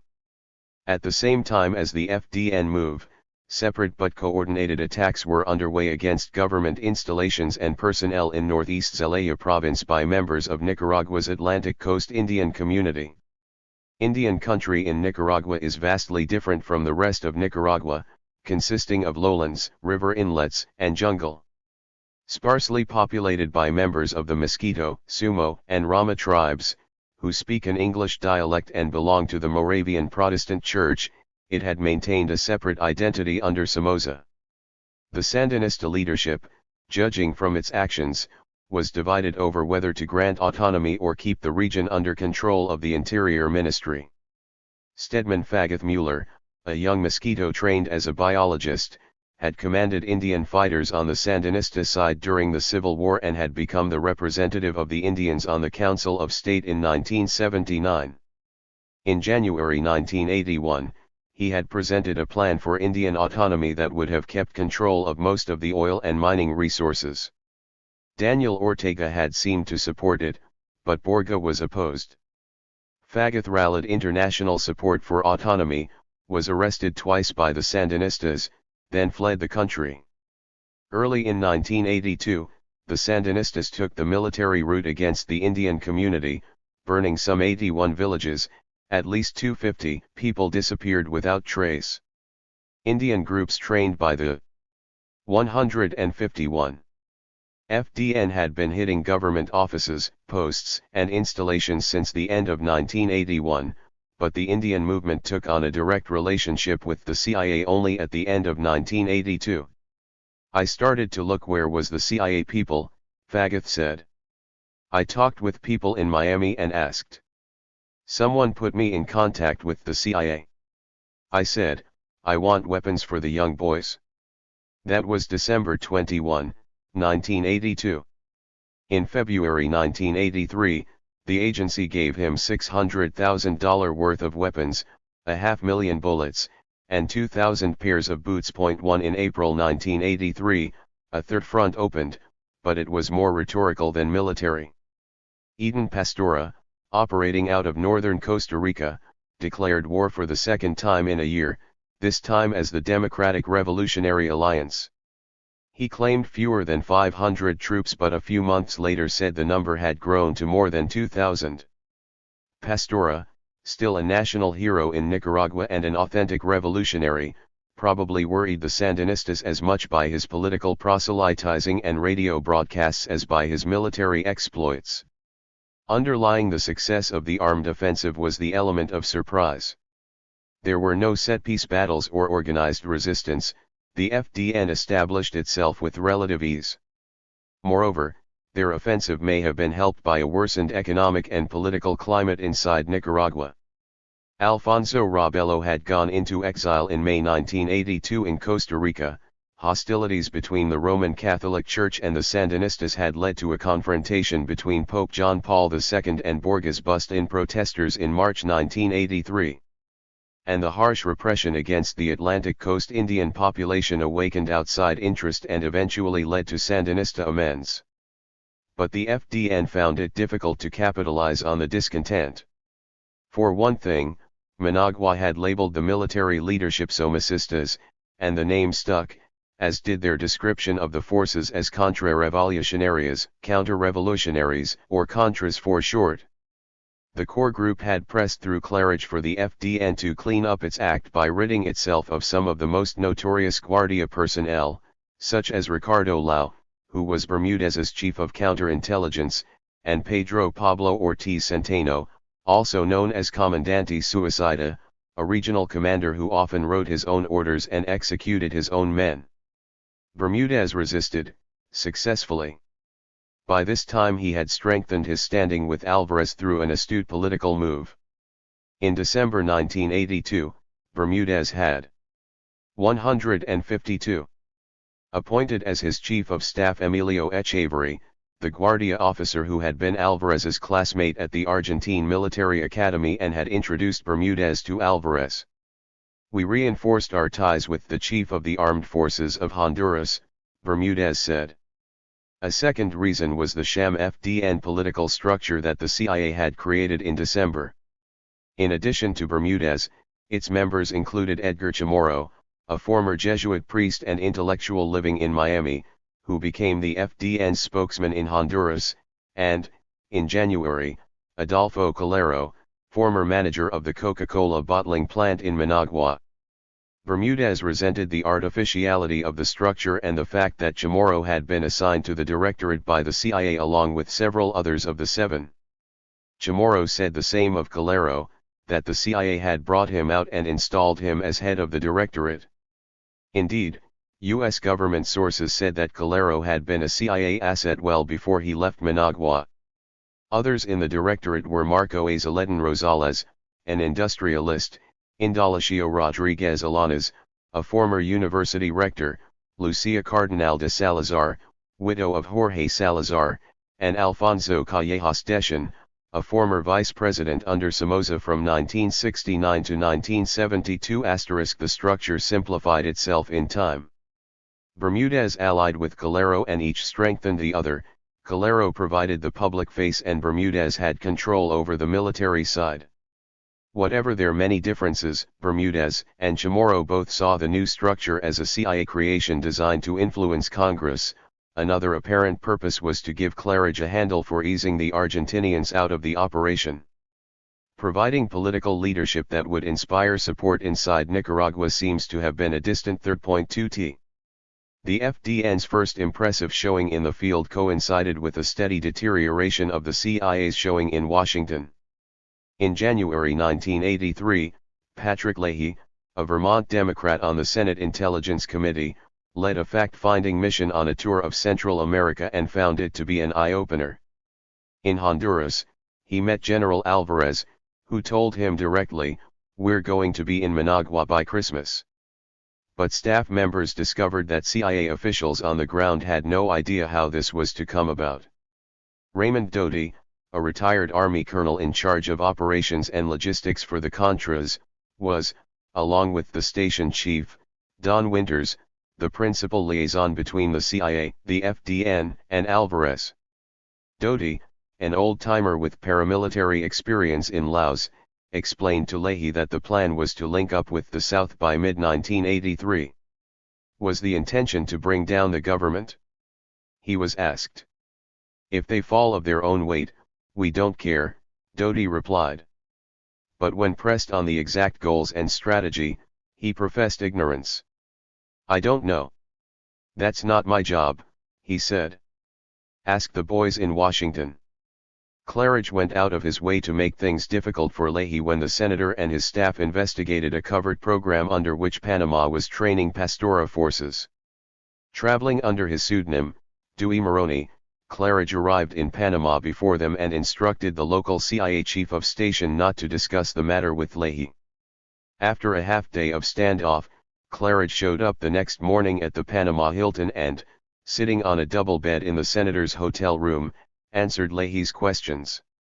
"I suppose he bracketed us the whole trip," said one aide. Back in Washington, Leahy reported two conclusions.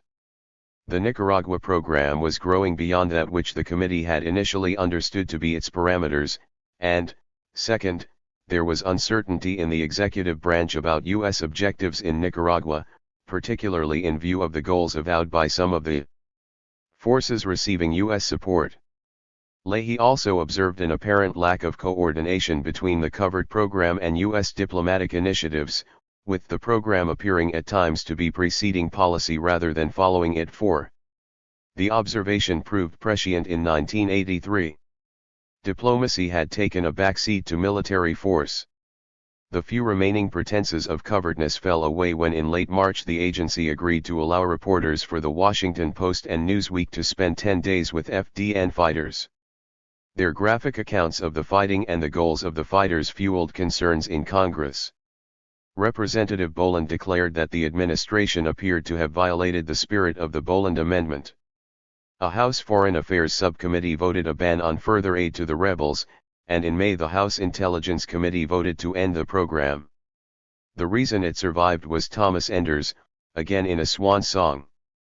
With the House heading toward a rejection of the program, only a solid Senate committee vote could sustain it, and Enders staged one of the best performances of his career.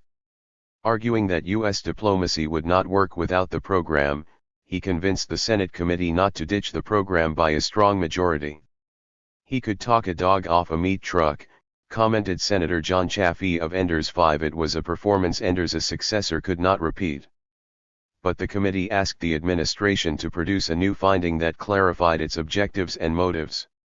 In the meantime, Claridge, under growing criticism in Washington for having organized an offensive to overthrow the Sandinistas, was under attack from his clients in Honduras for failing to support them adequately.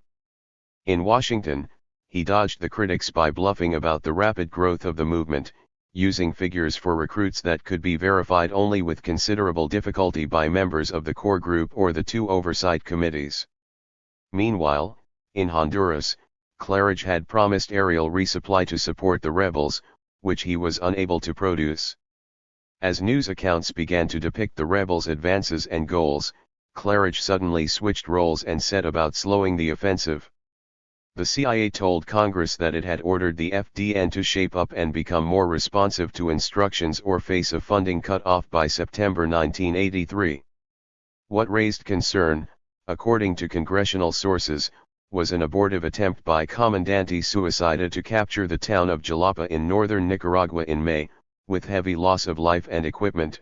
In 155 June, Suicida was rumored to have executed as many as 30 Contra commandos, prisoners, and civilians out of personal vengeance.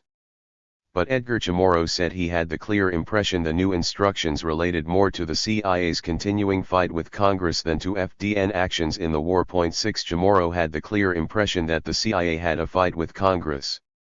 They had to tell Congress that they control us and could slow us down. Units began returning from inside Nicaragua. Alvarez was shocked. He went to Washington in June 1983, met with CIA and military officials, and told them the rebel troops were desperate as a result of a supplies cut-off. When the supplies didn't reach them, they had to take the Contras out. Then they had to prepare another operation to send them back in, Alvarez said. In and back, we lost months. It was a bay of pigs in slow motion. Speak clearly, he told officials in Washington. If you don't want to go ahead with the project, tell us. It is our territory. Gorman got the message. He already had the mandate. So peeved was Alvarez over Claridge's management that he proposed to Gorman that the Pentagon take over the entire operation. They went over the operation and its flaws as well as Honduras's own military needs. One of the fundamental problems was structural. Ribeiro stayed on through 1983, and others of the Argentine contingent into 1984, leaving finally a month or so after the new Argentine president, Raúl Alfonsum, took office on December 10, but their influence was being gradually diminished. However, in place of the advisory structure the Argentines had built, Claridge had created a void. Bermudez attempted to fill it with his own staff officers. Military history is filled with strong men who have a grasp of strategy, operations, and logistics and carry on unaided. But Enrique Bermudez was a desk colonel who had never commanded in the field. He was not Lawrence of Arabia. And the Guardia was not renowned as a fighting force. General Vessey's view was, if you could have gotten all the talent in the Guardia Nacional, you wouldn't have had a coherent strategy. After all, he said, they got beaten by the Sandinistas. Alvarez was more charitable, feeling that the FDN had not done badly in the face of the obstacles.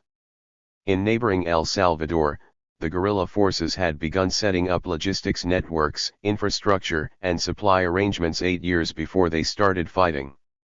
The Contras, by comparison, had been in existence only about a year before their first major offensive. 156. In early 1983, Alvarez offered to provide his own staff people to assist in strategy and planning to organize the functioning of a new government. But Claridge would not hear of it. Gorman, with Weinberger's backing, had then offered the use of special forces to train the Contras, and had brought a senior Army Special Forces officer to Honduras for a meeting with Alvarez and the top CIA officials. We can help. We will talk with the Pentagon, Gorman said. But Claridge, with Casey's backing, declined. The agency does not believe in team playing, said a military official at the Southern Command at the time. 7 By summer 1983, with official Washington now energized and Gorman breathing down his neck, Claridge churned into action, but with less design than ever. The FDN political and military staff were complaining that they had been stopped in mid-offensive and denied the promised air resupply. Claridge took the offensive.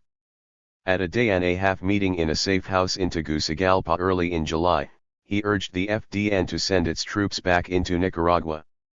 To strengthen the leadership structure, Alvarez and the CIA station chief urged Bermudez to name a commander of the theater of operations. He agreed to the concept but, with Calero's backing, insisted on naming his own man. Claridge took the opportunity to cut Bermudez down a notch by citing Eden Pastora as an example of a charismatic leader, a more effective political organizer, and even a better guerrilla than the FDN leaders, who he said were fighting a conventional war. Bermudez felt the attack was part of an attempt to replace him fomented by his critics at the State Department. According to Craig Johnstone, however, that was not the case. For a guy who had associations with Somoza, Bermudez was always considered to be probably the most acceptable of the group, said Johnstone. I have no nits to pick with Bermudez. When Lau was part of the organization, I had lots to pick with Lau 8. Bermudez's reaction was, well, I felt the pressure, and nobody told me this pressure was because of Lau. Claridge may have been needling him to take the heat off himself. Claridge did not have additional resources to offer, so he flattered the leadership, telling them that President Reagan often asked about them. The president is very interested in your cause, Bermudez quoted Claridge as having said. We brief him regularly. He asks where you are, what you have achieved, where you are going. 157. Claridge also gave the Contras an intelligence briefing weeks before the general public was made aware in the United States. Cuba had been calling up military reserves, which the CIA felt meant they were sending more of their trained light artillery specialists to Nicaragua. The Sandinista army had acquired mobile field kitchens, suggesting they were preparing to fight a long war. And they had acquired big mortars and howitzers, suggesting they expected prolonged fighting. But Claridge had little available in compensation. Instead, he let the Contras in on another secret project that was part of the package of new pressures on the Sandinistas. This was to isolate Nicaragua from petroleum. It was the first hint that Claridge had begun building his own small navy, complete with a mothership, Piranha speedboats, hired Latino frogmen, and demolition experts. It was one of the most counterproductive projects Claridge carried out other than the mining of Nicaraguan harbors, which followed directly from it. Meanwhile, Casey was getting nowhere with Congress. In July the House took up consideration of the Bolin-Zablotsky Amendment, which would halt all aid to the rebels.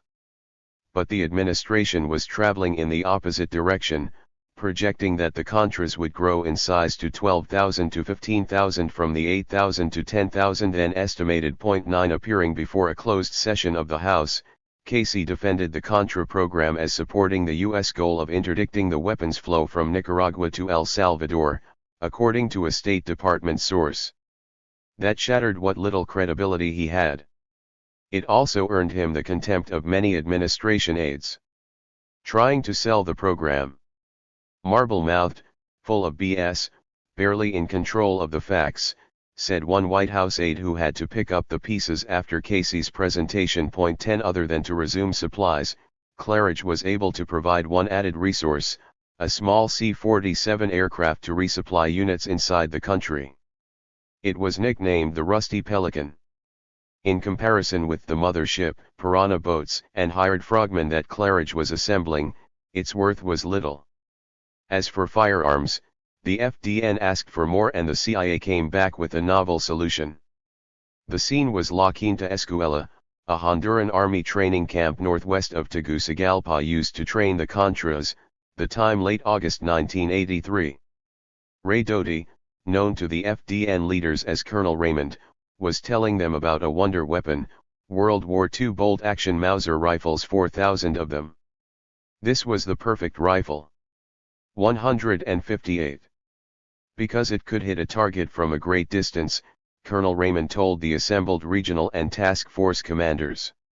It was not automatic and you could control how many shots you fired, so it would not be wasteful of ammunition. The military commanders replied that it was slow action, putting them at a disadvantage against the Sandinista army, which had AK-47 submachine guns. Without missing a beat, Doty said this was the jewel of weapons. It was for real marksmen, for the top of the crop, for veteran soldiers who enjoyed fighting. The FDN leadership did not swallow the line, but some of the rifles were brought in, converted to use the same ammunition as AK-47s, and given to FDN sympathizers. Bermudez prefers not to discuss the story, obtained from Edgar Chamorro. But he confirmed the incident. That happened. Maybe they ran out of resources. 11. September was the month of the U.S. military spectacle.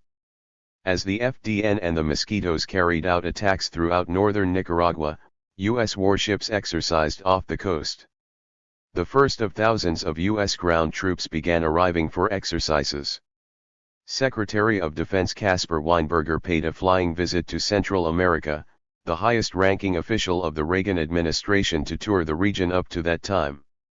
Weinberger escorted Salvadoran President Alvaro Magana on a visit to the newly refurbished battleship New Jersey, and the next day Arde rebels flying in light aircraft bombed Managua Airport. Weinberger coyly told reporters he was not really able to share any information which would be very useful on the air raid. That same day the FDN claimed it had attacked a vital oil pipeline at Puerto Sandino. Other air attacks followed against oil storage facilities in the port of Corinto. Early in October, attackers in speedboats fired 50-caliber machine guns and rocket-propelled grenades at the oil tanks, setting 5 on fire. A second strike ran into trouble when a speedboat got caught in the crossfire. Helicopters from the mothership had to be called in to suppress the ground fire and create a diversion. The speedboat team said that was their last mission on the Pacific coast. Claridge had to come up with a new way of shutting the flow of oil. He later hit upon the idea of mining Nicaraguan harbors, an abortive operation carried out in January and February of 1984. The attacks on Corinto caused more upset in Congress, where the House on October 20 voted again, 227 to 194, in an authorization bill against further covert aid to the rebels. 159. As the military spectacle unfolded followed by another political setback, Schultz watched helpless and unable to move toward negotiation as he had proposed in his May 25 memo to Reagan. About all he could do was to take the bureaucratic offensive once again by reaffirming his understanding of the official goals and blocking attempts to alter them. The focus shifted to a behind-the-scenes battle over a new covert action finding which the Senate Intelligence Committee required as a condition for further Contra support. Schultz preempted the debate with a September 6 memo to Reagan about advancing U.S. policy goals through regional negotiations. Laying out priorities toward Nicaragua in pragmatic order, he listed first the security concerns about Sandinista support for foreign guerrilla movements, then in fourth place, somewhat vaguely, respect for human rights and political democracy in all countries, including Nicaragua. Although the draft finding appears to have been hotly debated between Schultz and Casey at the September 17 meeting of the National Security Planning Group, the goals listed at the top of the finished product were suspiciously like those Schultz had put forward, to curb alleged Nicaraguan security threats and to bring the Sandinistas into meaningful negotiations and constructive verifiable agreement with their neighbors on peace in the region. 12. But deeds and words were not synchronized. As U.S. troops and warships maneuvered menacingly around Nicaragua, all was quiet on the U.S. negotiating front. Schultz could state his position on U.S. goals in private and in public, but he could not undertake any initiative on that basis. Diplomacy without force. With its goals ill-defined and contradictory and upheaval in its power structure of policy making, the United States had had no bilateral negotiations underway with the Sandinistas since April 1982, nor any prospect for an early resumption. In the vacuum, the 4 Latin countries on the periphery of Central America, Colombia, Mexico, Panama, and Venezuela established a multilateral negotiating forum on Contadora Island in January 1983. It was in this forum that the diplomatic impact of U.S. military pressures on the Sandinistas first began to be registered. 160. Contadora arose in part from the desire of the 4 countries to play a role on the regional stage, but the real catalyst was the tensions mounting in the region as U.S. diplomacy sat in idle gear. Alvarez's Red Alert of August 1982 coupled with his open threats and drive for a military solution raised fears in the region that Honduras and Nicaragua were on the verge of war. Presidents Luis Herrera Campins of Venezuela and José López Portillo of Mexico, fearing that Honduras might launch a preemptive strike against Nicaragua and force the United States to intervene, wrote Reagan on September 7 about the grave situation that could lead to a region-wide conflict and asked for a joint exploration of ways to reduce the tensions. They invited Honduras and Nicaragua in separate letters to hold talks. Meanwhile, Herrera Campins sent his able ambassador in Washington, Marshal Pérez Chiriboga, to other Andean-pact countries, Peru, Bolivia, and Colombia, as well as Panama to discuss what they could do to respond to the heightened tensions. Reagan did not reply to the letter for nearly a month. His October 4 response ignored the contents of the Venezuelan-Mexican initiative and said the solution to the region's problems was to achieve democratic pluralism within each nation. Daniel Ortega of Nicaragua agreed to the talks, but Suazo Córdoba of Honduras said he preferred to meet in a multilateral forum. 13 Although instrumental in launching the process, Venezuela took a backseat to Colombia and Mexico once the talks got going. In Bogotá, a new president had been elected in mid-1982. Belisario Betancur Cuartas had made the mission of his 4 years in office to disarm Colombia's leftist guerrillas and bring them back into politics. A conservative who had once been a militant rightist, Betancur had been elected as a democratic reformer and populist. He was a red sheep for his party on security issues and international affairs and immediately distanced Colombia from the Reagan administration by joining its neighbor Venezuela in the non-aligned movement and pursuing a more independent foreign policy than his predecessors. Betancur was fond of saying that peace is like a drum, when you tap one surface, the entire drum reverberates. So he closely integrated his domestic reconciliation efforts with the search for peace in Central America.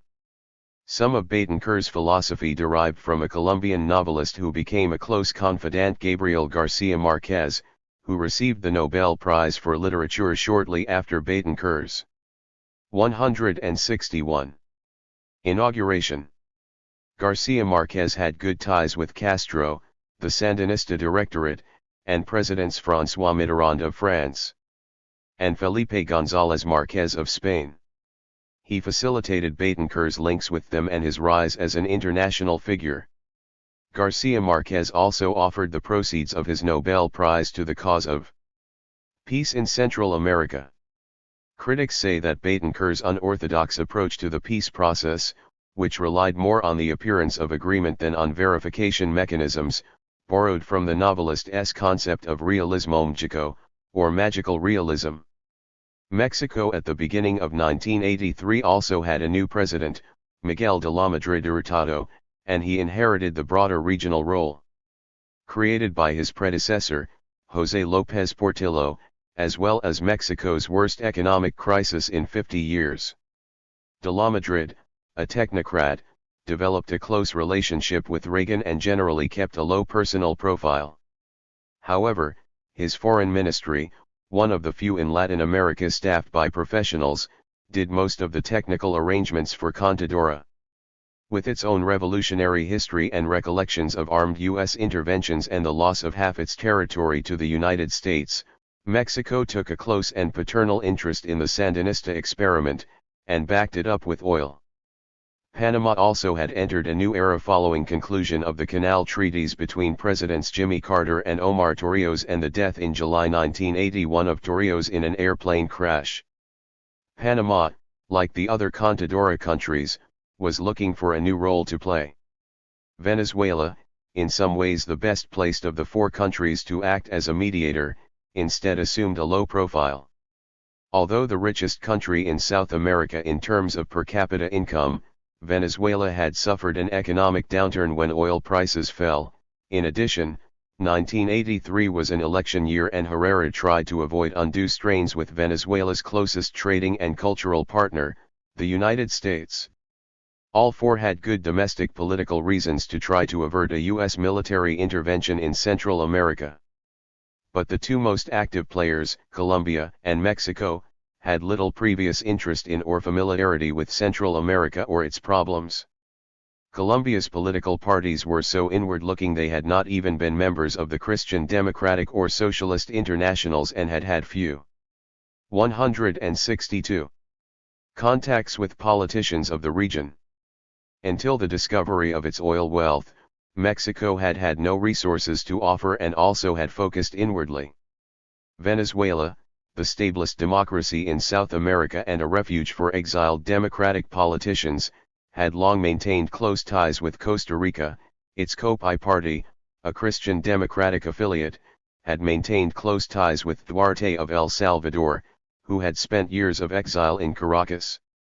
Panama enjoyed friendly relations with Costa Rica and Nicaragua and also had the hotel and communications facilities for meetings. To a certain extent, Contadora came about as a reaction to Enders's stillborn effort to organize the emerging democracies of Central America in a common front at the Costa Rica Forum for Peace and Democracy in October 1982. Nicaragua had not been invited and refused an invitation to a follow-up meeting. There the project had died. But the following month, Edgardo Paz Barnica, the foreign minister of Honduras, encountered the Nicaraguan deputy foreign minister at the OAS in Washington and asked why Managua had declined the invitation. "We are not going to participate in any group in which the United States is participating," Victor Hugo Tinoco said. Paz Barnica then approached the foreign ministers of Mexico, Colombia, and Venezuela and suggested they remodel the Costa Rican Forum as a purely Latin effort, excluding the United States. 14 From the first meeting of the four Contadora foreign ministers on January 8 and 9, the process would be characterized by high-minded intentions, improvised agendas, and informal procedure. No minutes were kept, the conversations were informal. "We handled it that way so we could speak openly, so no one would feel pressure and take a stand that might compromise his government," said Juan José Amado of Panama, the host foreign minister. Economics was one of the basic items in the agenda, but everything pointed to politics. "How can we change the attitude of the Sandinistas and make sure they can comply with their promises in 1979 to the OAS? How can we approach Guatemala and work with them?" So it became a political forum. But as military tensions spurred on their effort, the agenda was transformed again into largely security issues. For a year, nevertheless, the foreign ministers and their deputies conducted meetings without military experts present. Panama and Colombia viewed their inclusion as a necessity and felt that military forces would have to be deployed on borders to monitor arms trafficking. But Mexico, whose military is constitutionally 163 constrained from being sent abroad except in war, vetoed it. Contadora operated like that. Any of the four had a veto on procedure. In time, the Contadora countries found that diplomacy without force was every bit as problematic as the course Washington was pursuing, force without diplomacy. Panama contacted the United States and Cuba after the initial meeting to ask for support.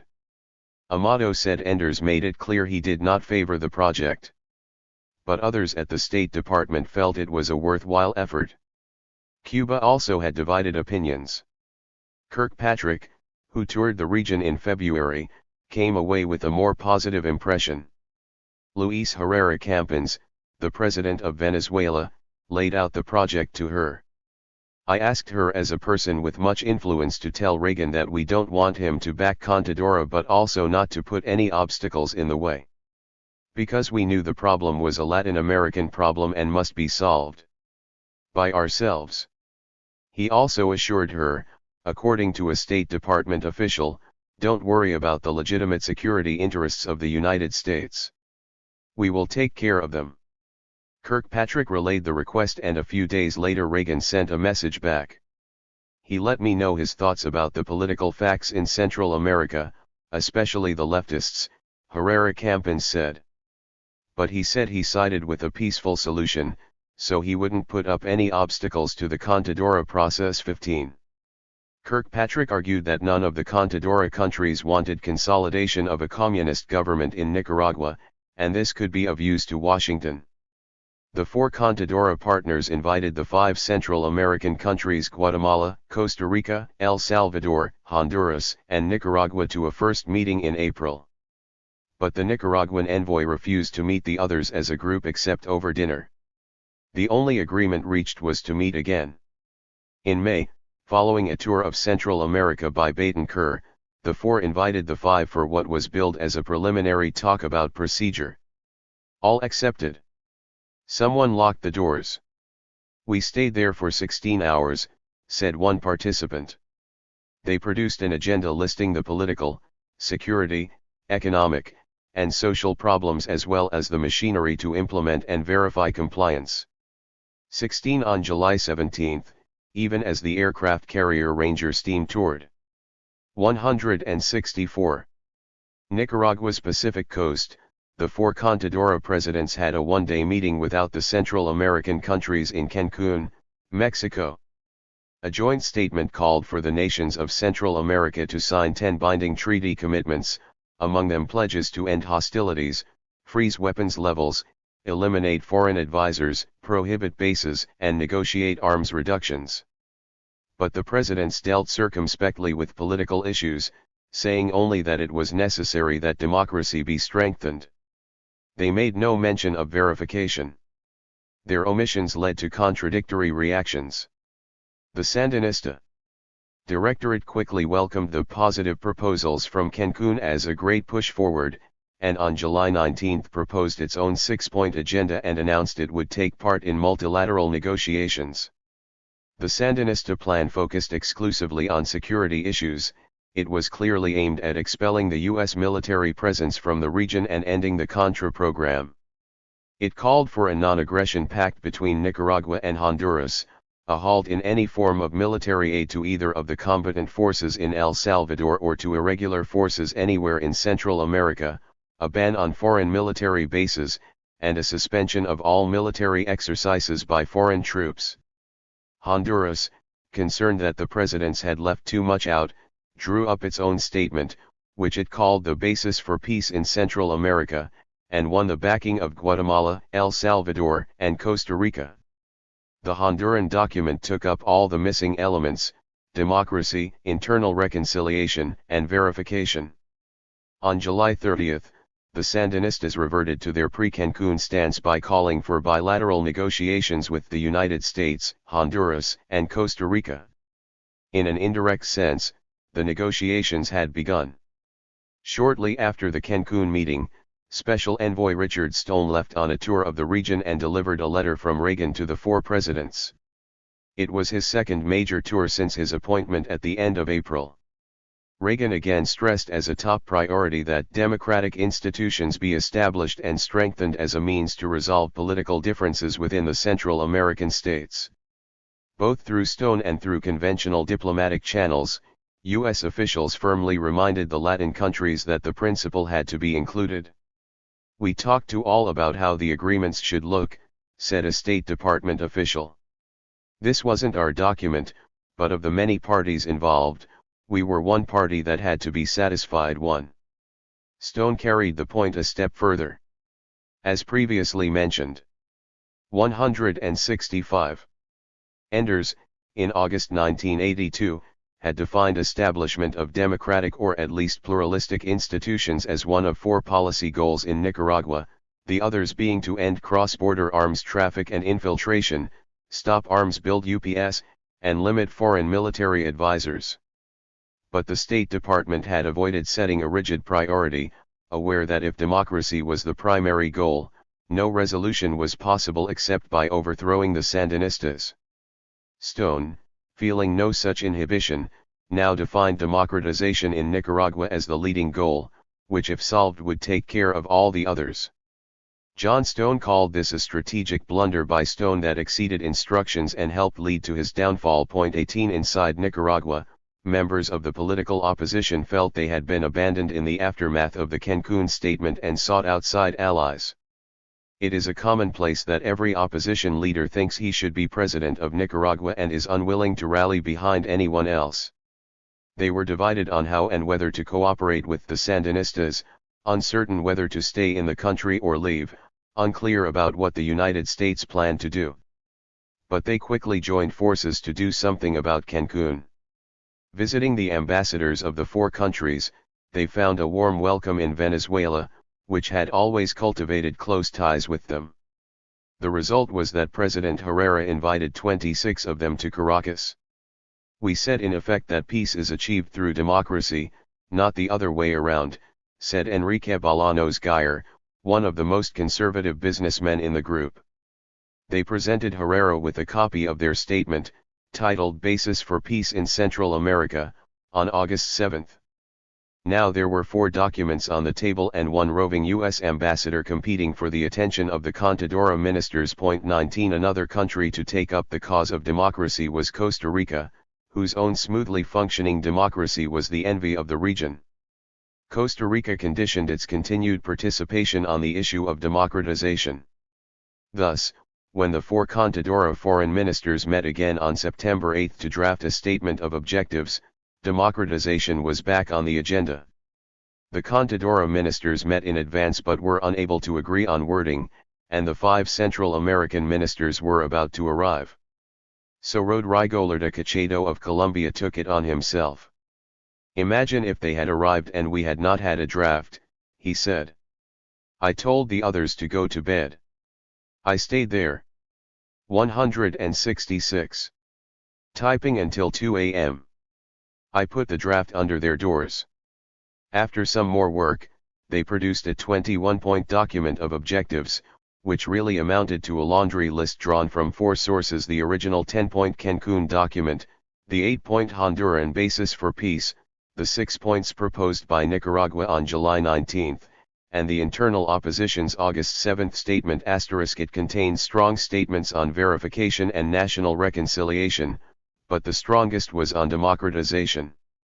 The statement called on all Central American countries to take measures leading to the establishment, or where appropriate, the improvement, of representative and pluralistic democratic systems that will guarantee the effective participation of the people in decision-making and ensure free access by the diverse tendencies of opinion to honest and periodic elections, based on the full observance of the rights of citizens. 20 There wasn't much discussion on that among the Contadora 4, Lerda said. The 5 Central American ministers took the document back to their respective capitals. To the surprise of everyone, Daniel Ortega accepted it in writing on September 26.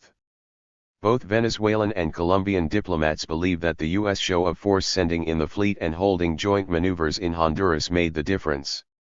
I think American pressures played a role in the sense that the Nicaraguans would try to grasp onto Contadora for protection if something happened, said a Colombian diplomat. 21 Within a month, however, the Sandinistas reverted to an earlier mode by raising the Central American issue at the UN Security Council and by offering the United States a set of bilateral treaties, which Foreign Minister Miguel Descoto made public shortly after presenting them. The Reagan administration rejected the proposals as a sham because they had ignored democratization. Exactly how much American diplomacy contributed to the contents of the 21 points is not clear. It appears that the U.S. diplomatic role was more supportive than Central. The Contadora objectives were announced on September 10 and there are actually only 20 substantive points, but the statement is often referred to as containing 21 by counting a reference to the procedural decision to establish machinery to formalize the objectives in the document. John Stone said the 21 points was a good document, but did not claim U.S. credit for it. If you look at the formation documents of the Central American Democratic Community to the San Jose Forum documents to the 21 points, you'll find a remarkable consistency, he said. I don't attribute cause and effect to those things. It's just that the situation called for a certain set of things. Different people arrived at them differently. 167. Formally presented as a United Nations document on October 2. But the reaction of the administration was divided. State hesitated to support the 21 points, a Honduran diplomat said. But we were very satisfied when we got a statement from the White House saying that Reagan accepted it. 22. One explanation for this puzzling state of affairs is that Assistant Secretary for Inter-American Affairs Motley was struggling to gain control of Central America policy while White House Special Envoy Stone had the negotiating portfolio. Stone had his own political base, had developed his own style and his own goals, and, according to State Department officials, had been writing his own instructions. He spoke fair Spanish and had developed a good rapport with many leading political figures, such as Betancur of Colombia and Fernando Andrade Diaz Duran, the foreign minister of Guatemala, who was steering that country back toward democracy. But all this put him on a collision course with the turf-conscious Motley, who had the title and responsibility for U.S. policy but found himself only a bit player in making and implementing it. Motley's battles with Stone were fought away from the public eye and involved arcane bureaucratic and policy struggles whose significance did not become clear until long after Motley succeeded in having him fired in February 1984. The White House reaction to the 21 points was an example of a fight that Motley lost. Ironically, neither Motley nor Stone had much use for Contadora, although both paid it lip service. The State Department, although formally welcoming the Contadora effort, had kept its distance from the time Contadora was founded. Professional diplomats in the State Department's Inter-American Affairs Bureau felt uneasy about the improvised process pursued by the ministers. The structure of successful mediation was missing a central secretariat, a team to devise strategy, or an experienced mediator among the foreign ministers. Instead, in the traditional style of Latin American diplomacy, there was a constant flurry of trips, meetings, and declarations. The 21 points, moreover, by including democracy, widened the negotiating agenda to the point where it could easily prove unworkable. To endorse this process and give it credibility might remove the possibility of a U.S. diplomatic initiative to address long-term U.S. concerns, centering on security. On the other hand, Stone, a politician, was attuned to the views of 168. Reagan and Clark, and the very features that made Contadora unattractive to the State Department made it alluring to the White House, at least in October 1983.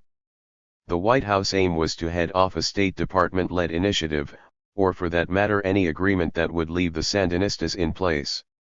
It was relatively easy to embrace the 21 points on the assumption that this was a non-negotiable agenda. The way to head off a solution that would leave the Sandinistas in place was to help give the Contras a role to play in the process, and it is here that Stone in fact made a special effort.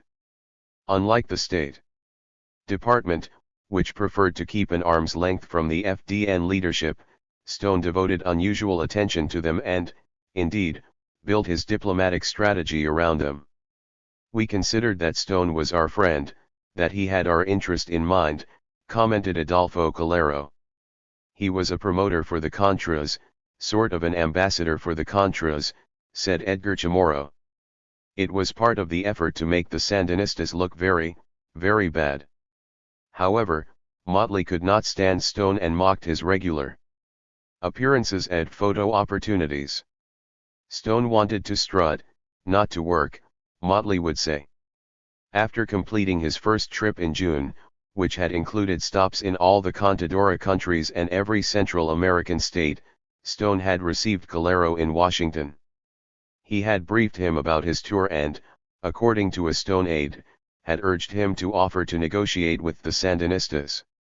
At the end of June, Calero had written Betancur and the Contadora foreign ministers asking them to sponsor a dialogue between the FDN and the Sandinistas to end the fighting. Calero also had gone to see Betancur in person. Chamorro asserts that Calero had drafted his letter and made the trip on the advice of Stone or the CIA. The Americans said this is 90% propaganda, said Chamorro, to make you appear reasonable and civilized and willing to have a ceasefire if the other side is willing to moderate its position. 23. Through the summer, Stone alternated between the Nicaraguan front and the Salvadoran front, where he portrayed himself as a middleman between the Salvadoran guerrillas and the pro-American government in San Salvador. He met Salvadoran guerrilla leaders in August, but nothing came of the talks. On trips to Managua, Stone put on a performance that borrowed from the Wizard of Oz. Usually when he came, an attack took place on a cooperative or a bridge or on electrical towers, said a foreign ministry official. He would come and say, "Now there. You have a concrete problem you have to deal with. You have two problems, your neighbors and the Contras. Stone left the impression that the Contras had become the key element in U.S. strategy and that the pressures were orchestrated. It was probably bluff. Neither did I ever ask for any such action, nor was it coordinated. I was coming often enough that it might have happened by coincidence, Stone later said. As diplomatic envoy, I was not consulted about what acts would take place. I never knew if anything would happen or where or when. Nevertheless, he welcomed any pressure that enabled him to accomplish something. 24 But if U.S. military pressures and U.S. diplomacy were not coordinated at a time the United States was waving the big stick, to what purpose was either the diplomacy or the pressure addressed? It is a question with no single answer. NSC officials say the principal aim of Stone's diplomacy was to form a united front against the Sandinistas as part of an overthrow scenario. A Colombian jurist who served on Betancourt's Internal Peace Commission recalls that Stone was adamantly insisting that the Sandinista junta were Marxist-Leninists and there is no possibility of any negotiation with them while they are there. 25. Stone left a different impression in the State Department. I think he was one of those who thought that the leopard could change its spots, said Undersecretary of State Lawrence Eagleburger. 26. 8. Opportunities missed. For a brief period in late 1983, the leopard really did change in appearance. U.S. military and diplomatic pressures had caught Managua's attention, but the invasion of Grenada on October 25 caused genuine shock. Motley, backed up by Schultz, championed the intervention over the resistance of Weinberger and the Joint Chiefs. Motley assessed it as a target of opportunity. Maurice Bishop, a leftist of Marxist sympathies and a close friend of Castro, had been ousted in a bloody coup by a pro-Soviet faction. The small island was in chaos, and 5 of Grenada's democratic neighbors asked for a U.S. intervention, offering token forces of their own. The intervention was hastily mounted, swift, and effective. Grenadines cheered their American liberators, who ostensibly had come to rescue American students at an offshore medical school but stayed to install a new government. For the State Department, Grenada was a turning point in the struggle to regain control of the policy process. Motley became known around state as the hero of Grenada. The Sandinistas and Fidel Castro both drew the lesson that Cuba could do little to defend other leftist governments if and when the United States committed its forces. The Sandinistas were already rethinking their commitment to the Salvadoran guerrillas at the time. In late September, Julio López Campos, director of the DRI, the Sandinistas' Department of International Relations, said the guerrillas were unlikely to topple the American-backed government. We triumphed and they haven't. It will be very difficult for them to win. He blamed disunity among the factions. The leader of one rebel faction had murdered another in Managua in spring 1983 and a deterioration of the international scene, in other words the active engagement of the United States in Central America. Following U.S. intervention in Grenada, the Sandinistas apparently acted on this assessment.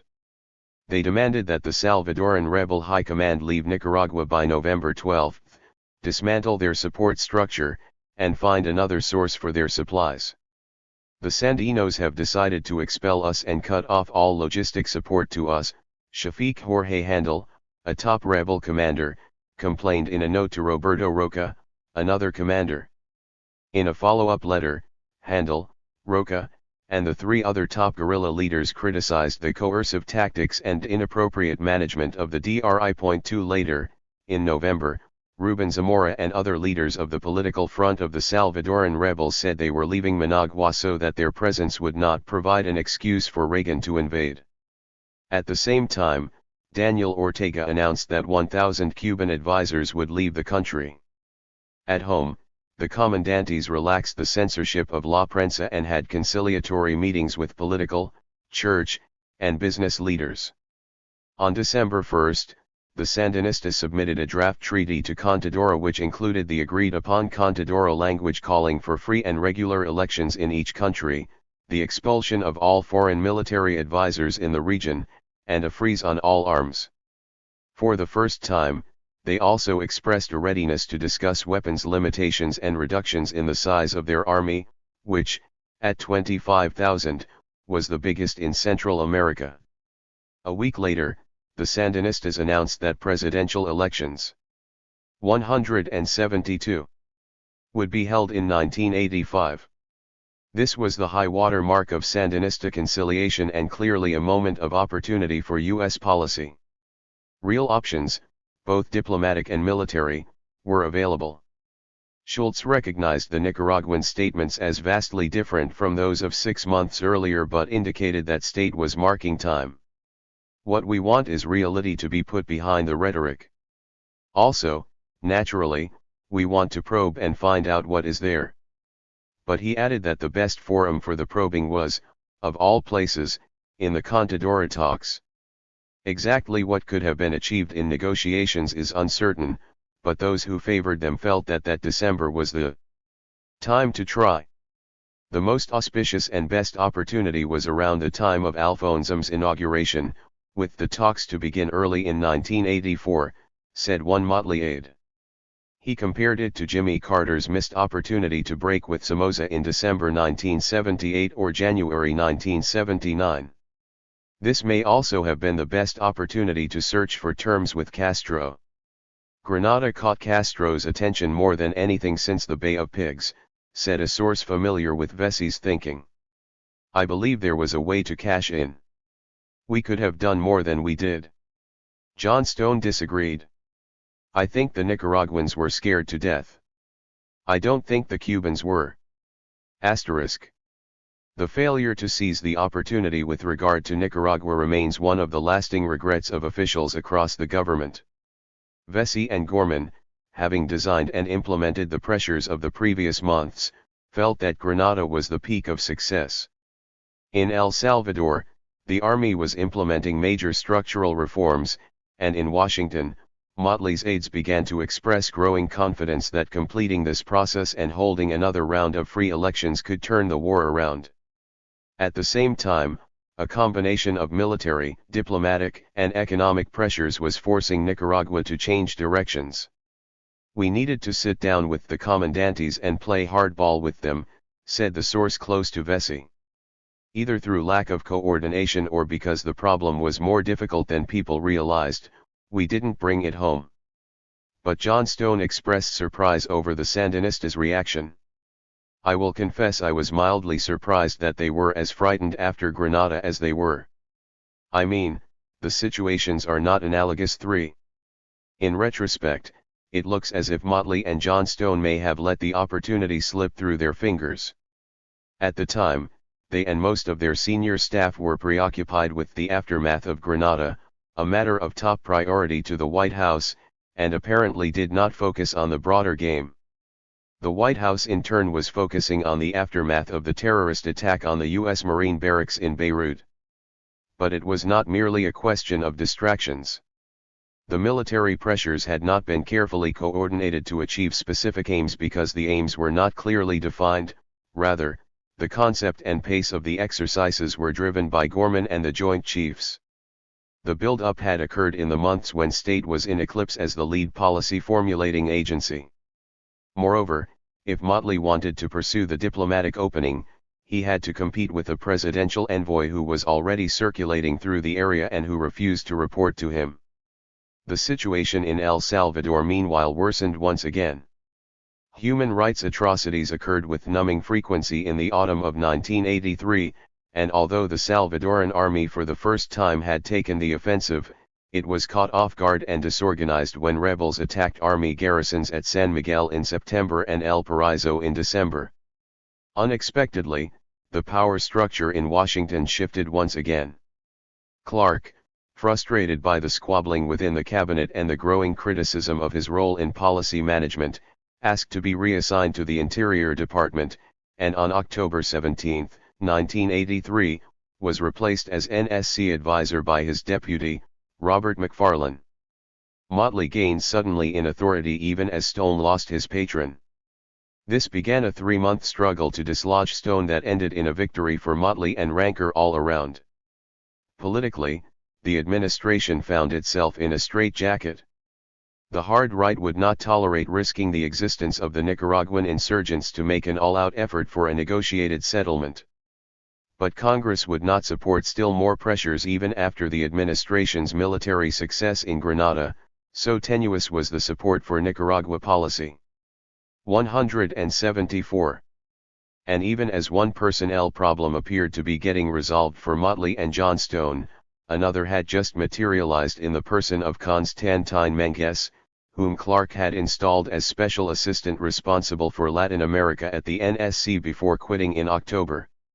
Menges, who earned a PhD at Columbia, had a fertile imagination, passionate convictions, a habit of lecturing his peers, and an I told you so attitude that caused his tenure in most jobs to be short.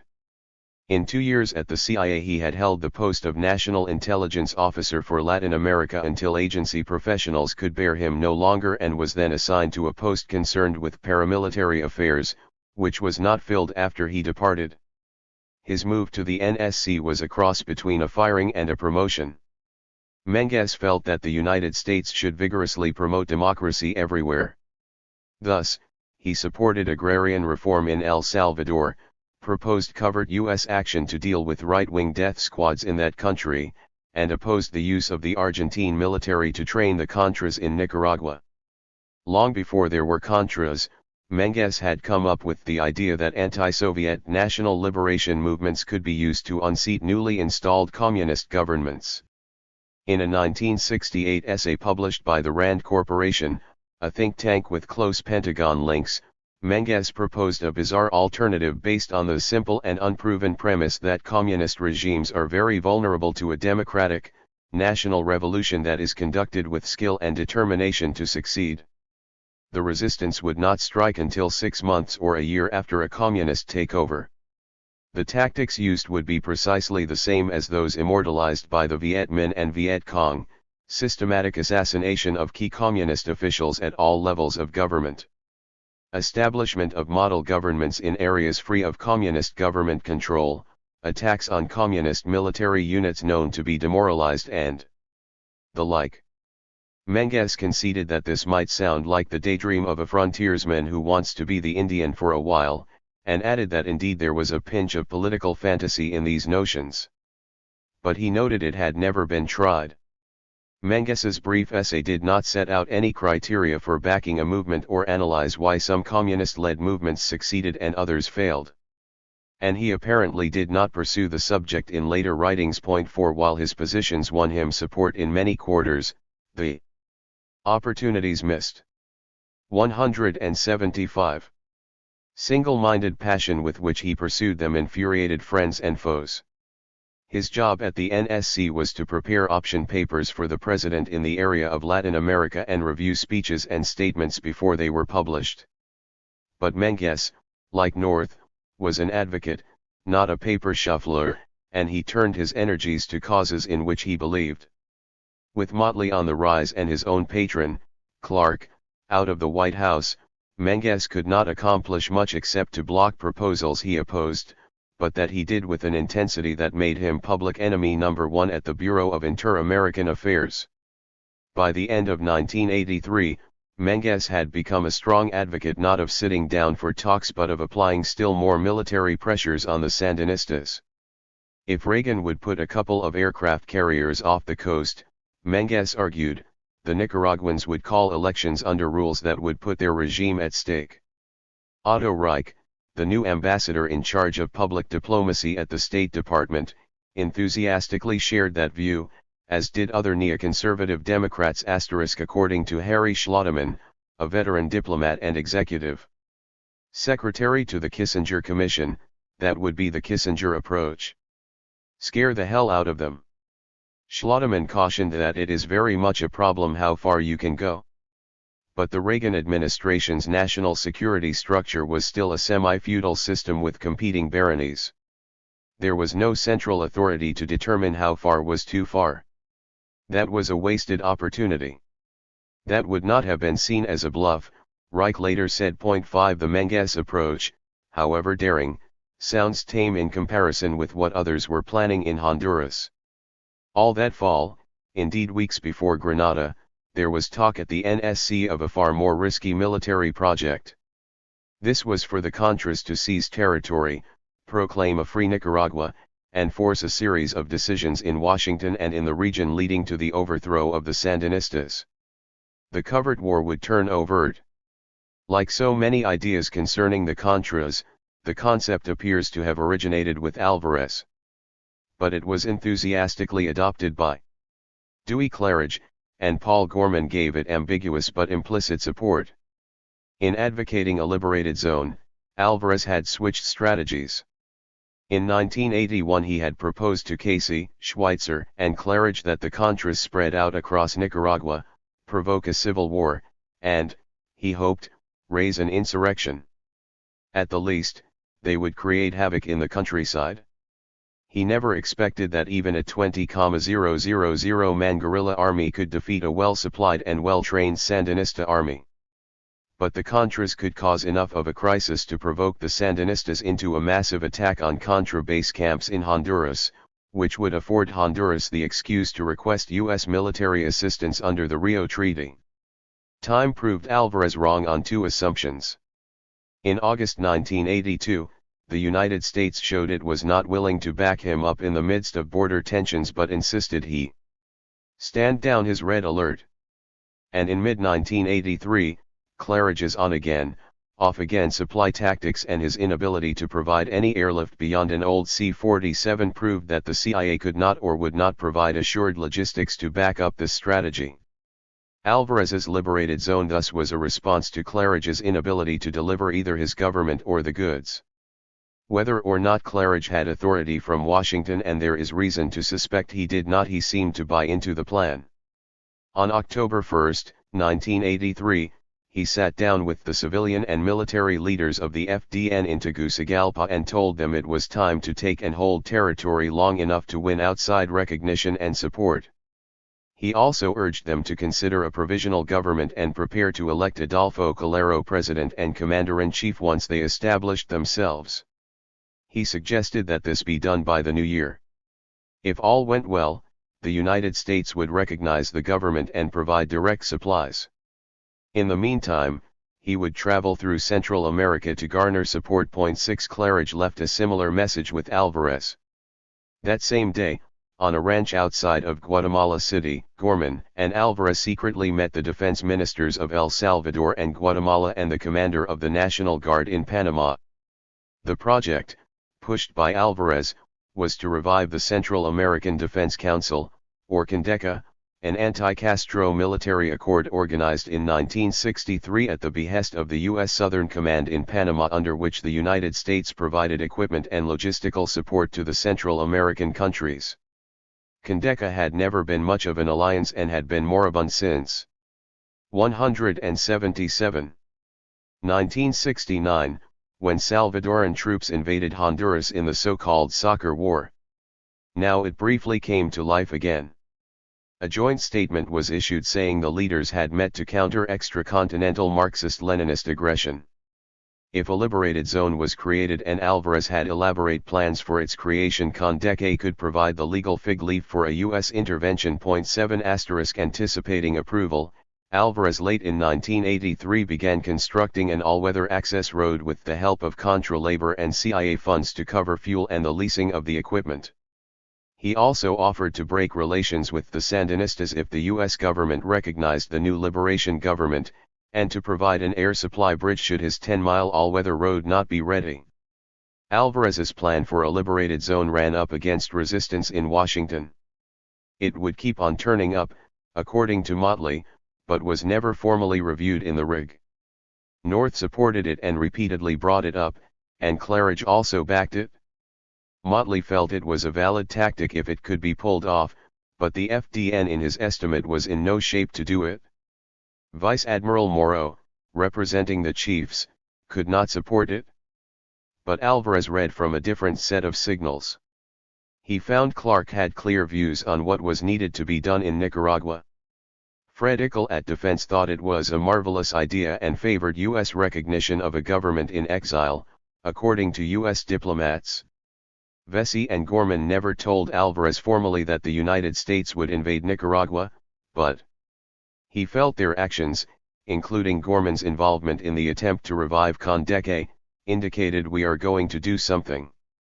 Alvarez talked over his strategy with Vesey, but with such an aura of haziness and riddles that Vesey felt he never actually tried to sell his grand scheme.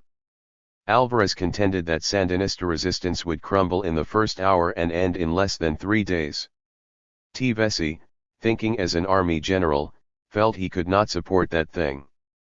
He thought the plan needed more work, and had real questions about whether Alvarez could deliver on his promises. Who on the White House staff actively backed the scheme is not clear, but there is little doubt it was under consideration.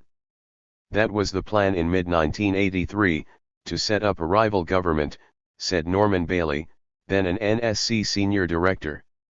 The idea was to have them liberate territory and declare themselves a government. Kenneth de Graffenried, the NSC senior director for intelligence programs who oversaw covert operations, reportedly told one disbelieving associate, "It's not necessarily a loony idea." Another NSC official said that Stone and Menges were supportive but they could never quite get everyone on board. A high State Department official said that one enthusiastic backer was Jackie Tillman, Kirkpatrick's assistant. "She was pushing it," he said. It may have been the plan at the White House, but the top Central America strategist at the State Department doubted the Contras were told to prepare for such a move. "I disbelieve that. I would be particularly skeptical of that allegation," John Stone said. "I'm not saying that there aren't people who advocated that. The strategy came to naught for a variety of reasons. Foremost was that the FDN simply could not conquer the territory. Bermudez said later, at that time it was easier for us to try to do that. They didn't have the army they have now. At the same time, we didn't have large enough forces to do it." Calero opposed having the FDN leadership become a government in exile. "Politically, it was not advisable," he said. "We couldn't have very well done that without causing more divisions between the southern and northern fronts," he said. He also feared that Congress would halt all aid. Claridge's support for the plan may have been its greatest drawback. Alvarez got the false impression from him that the administration backed it. Dewey supported the liberated zone. "We thought that Dewey had the order. But really he hadn't." Alvarez later speculated that Claridge had been leading him on in hopes of being able to present a fait accompli to the administration. Claridge's improvisations generally aroused scorn in the U.S. military establishment unless they had solid State Department backing. And Claridge's scheme could easily have led to a ground war, which State very much opposed. A further contributing factor was the failure of the attempt to revive Condé. State had opposed the project from the start. "I thought it was a spent force," said John Stone. "It was born in the Somoza period and was in some respects, an instrument of Somoza. It didn't serve a useful purpose to try and resurrect something that was so tied to the Somoza period." 179. The FDN's military commander, Bermudez, also was very skeptical. "How will Condé work if the governments of Central America are not unified in their policy against the Sandinistas?" And the Central American armies were very busy fighting the guerrillas in their own territory. In pursuing his project, Alvarez seemed oblivious to the major political trend in the region, which was moving from an era of rule by military strongmen into one of government by democratically elected civilians. The reaction in Guatemala, the nominal headquarters of Condé, exemplified how badly Alvarez had misread the changing politics of Central America. Foreign Minister Fernando Andrade Diaz-Duran, a banker and confidant of the military and the centrist political sector, had not been told of Alvarez's meeting with the military leaders of Guatemala, El Salvador, and Panama about reviving Condé. When he learned of it the day it occurred, he contacted his Salvadoran colleague Fidel Chavez Mina, and the two of them, both smooth and capable operators, blocked the follow-up planned by Alvarez, a meeting of the presidents of the three countries to establish a political coordinating body. Both felt that Alvarez was pushing far too ambitious a concept. This sealed the fate of Condé. A Latin American expert attached to the Joint Chiefs said he thought Alvarez had put it over on Gorman, who had little background in the region. Gorman had so close relations with Alvarez that he had no choice. But everyone in the region knew that without Guatemala, there was no revival of Condeca. The only way Condeca could work is if the political organization is there first. Condeca did not actually die until 6 months later, in April 1984, when it called a joint exercise and almost no one came. Alvarez's vision died that same month, when he himself was ousted by fellow officers. With war strategies such as these afoot and key people in high places preferring anything but diplomacy, it is understandable that Schultz and Motley did not rush into a diplomatic initiative, however. Opportune the moment. Before he could attempt anything serious, Motley had to consolidate his authority, which meant outmaneuvering or ousting his rivals. Neither Menges nor Stone was one to keep his head down. In the meantime, Motley signed onto and backed what in the context was a more moderate and less risky military move: the mining of Nicaragua's harbors. Stone's ouster. On October 17, 1983, the day William Clark left the NSC, Stone and Reich were both in Paris briefing political officers from U.S. embassies around Europe on Central America policy. Reich called his wife in suburban McLean, who told him a small tornado had knocked down trees in their backyard but just missed their house. Reich told Stone, a tornado hit Washington. Stone, misunderstanding, replied, "Yeah, I know." 8 Stone's demise, 3 months after his patrons, left bitterness all around. Stone had thought he still had the presidential mandate. Recognizing that pressures were having an impact in Managua, he had stepped up his diplomatic efforts and was about to make his one big shot at diplomacy with the Sandinistas when Motley launched his counterattack. "We tried as hard as we could to get a deal," said Stone. First he convinced every resistance leader to agree to lay down his weapons and run for office if the Sandinistas would hold elections on an open playing field. He then prepared to go to Managua to get talks started between the parties with Betancur as mediator. The plan raised eyebrows around the Inter-American Affairs Bureau. Stone had developed a view that if the Nicaraguans sign on to elections, it doesn't matter how much Soviet presence there is and whether they were helping the guerrillas in El Salvador, John Stone said.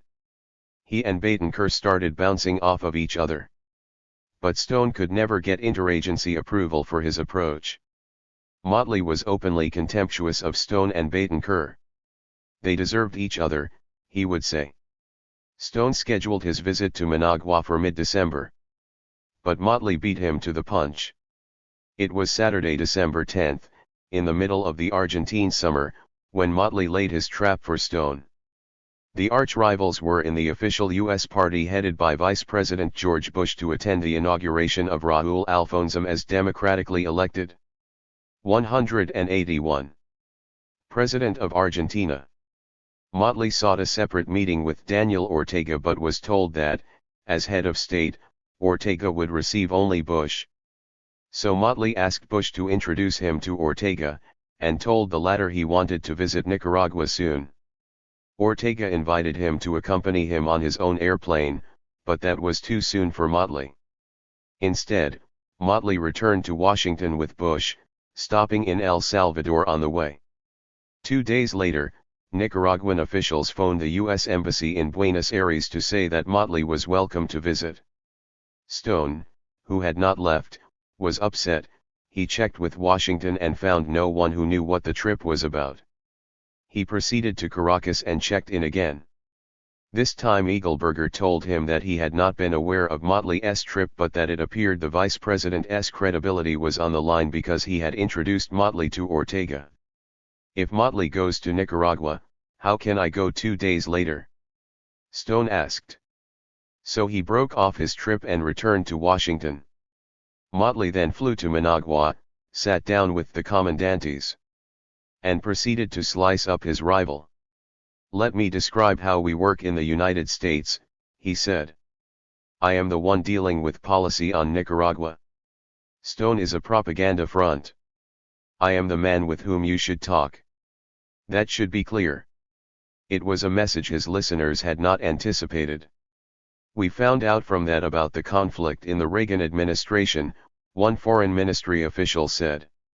Another sign of the division was that, unlike Stone, Motley never mentioned the Contras in his conversation with the Sandinistas, the official added. Stone was furious about the snub and persuaded Reagan to state publicly that he retained confidence in his special envoy. He finally got to Managua on January 5, Saturday down with Ortega, and attempted to pick up where he had left off. But the illusion of power had been shattered. The second act of the decline and fall of Richard Stone began with another inauguration, this time of the new Venezuelan president, Jaime Luzankai, on February 2, 1984. Again the two rivals were present, along with Schultz. "You here again? I thought you only attended funerals," Motley jibed at Stone. Luzankai told the visitors that he wanted to be helpful in the peace process and asked Stone to return to Caracas to talk with him. Motley went back to Washington and began organizing the visit by calling in intelligence experts, whom he asked to prepare a briefing for Luzankai. Stone was not 182 invited until the second planning session. Learning how Motley had altered his mission, he stormed out and went to Schultz. "If Motley isn't curbed, I'm going to resign," he said. Schultz replied that that was up to other authorities. Meanwhile, the best compromise would be for him to go to Caracas and carry out the mission as Motley envisaged it. While in Venezuela, Stone was told that his resignation had been accepted. Conflicting signals. The power struggle in Washington, and the conflicting diplomatic signals it generated, had a parallel in the management of the Contra program on the ground. In the course of 1983, the Contras had been given 5 different tactical signals by the administration. Early in the year, they had been urged to take the offensive. In late spring, they had been called back, ostensibly because of a shortage of supplies, and supposedly told to shape up or risk losing congressional funding. In midsummer, they had been told to resume the offense but given no new resources. Meanwhile, Claridge had launched his own small navy to mount spectacular actions which would be credited to the Contras. And in October, they had been encouraged to liberate territory and declare a free Nicaragua. To end the year, they now got a 6th piece of advice from U.S. sources: keep your heads down because 1984 would be an election year. This reputedly came from an NSC official involved in congressional liaison, Christopher Lehman, brother of Navy Secretary John Lehman. Lehman was on a familiarization trip to the region and sat down with members of the Contra civilian leadership. He told them U.S. experts had studied Central America and had concluded that it was the ideal place for guerrillas because of the difficult terrain. For reasons of proximity and geopolitics, the United States would not allow the Sandinistas to consolidate their political power. The Sandinistas were expansionist by nature, and if they were allowed to stay, they would inevitably support guerrillas who would take advantage of the terrain. Thus, it would take a lot of men to get the communist guerrillas to leave, and for this reason the administration had decided the Sandinistas had to be removed from power. However, he told them, they should understand the nature of American politics, that in an election year you do not precipitate a major military action. 183. The account of Lehman's remarks is from Edgar Chamorro. Lehman confirmed it with the exception of the advice regarding keeping their heads down in 1984. "I didn't counsel them to back off. I would be counseling them to go forward," he said. Another NSC official said that the advice to the Contras to keep their heads down until Reagan's re-election originated with Oliver North in late 1983 and early 1984. "Ollie was putting that message out," said Norman Bailey. It was also a message that originated with members of the Senate Intelligence Committee, who provided the only hope for new funds to sustain the program into 1984 and beyond. 9 The message should have been driven home by congressional action in mid-November 1983. The administration had sought $50 million for the 1984 fiscal year, which began on October 1. The Democratic House had voted to cut all covered aid twice, in July and in October, whereas the Senate Intelligence Committee had voted 13-2 in September to make almost the full $50 million available. Finally, in conference, both chambers agreed on November 18 to the sum of $24 million for 6 months, a result that was meant to keep Casey on a shorter leash by requiring him to return for more funds. This presented Casey with the prospect of an almost year-round dispute with Congress in place of the 6-month-long wrangle dictated by the budget cycle. Meanwhile, the program had gotten so big and brought so much grief to the CIA that it was becoming unmanageable. This was the context for Casey's unusual offer late in 1983 to turn the Contras over to the Defense Department. Casey brought it up at an NSC meeting, but Weinberger turned him down. For one thing, Defense did not want it. A second reason, raised by NSC staff, was that, by statute, covered programs of this nature must be carried out by the CIA and not Defense. Pontius Pilate, all over again, said a high military official of Casey. He added, "It just wasn't feasible for us." 10. Mutual vetoes. As 1983 drew to an end, confusion reigned in Central America about the goals of U.S. diplomacy and the process of U.S. decision-making, as well as the goals of the insurgents. Had Reagan wanted to remove the Sandinistas through direct military action, Honduras had offered him an open invitation. 184. Alvarez felt a U.S. intervention was the logical next step in the joint venture to support the insurgency that had begun in August 1981. He had developed a plan for the Contras to seize territory in order to provoke a clash with the Sandinistas and had begun construction of a road to improve resupply. With the support of his civilian president, Roberto Suazo Cordova, he was prepared to commit the Honduran army and offer the use of Honduran territory as the springboard for an American intervention. Alvarez had even found a fig leaf for a U.S. intervention in the form of the revival of Condeka. But Reagan had not made up his mind. The Joint Chiefs wanted nothing to do with a military intervention, and while Gorman implicitly endorsed the revival of Condeka, the State Department did what it could to scuttle it. On the other hand, had Reagan wanted to use the military pressure to achieve a negotiated settlement on favorable terms with the Sandinistas, there was hardly a better time than in the period following the U.S. intervention in Grenada. The combination of naval maneuvers, ground exercises, and Contra strikes deep into Nicaragua had had its impact in Managua. The Sandinistas had even moved up the timetable for national elections. Yet conservatives who were in control at the White House following the ouster of Thomas Enders would not tolerate a negotiated settlement with the Sandinistas. The two sides exercised blocking vetoes on each other.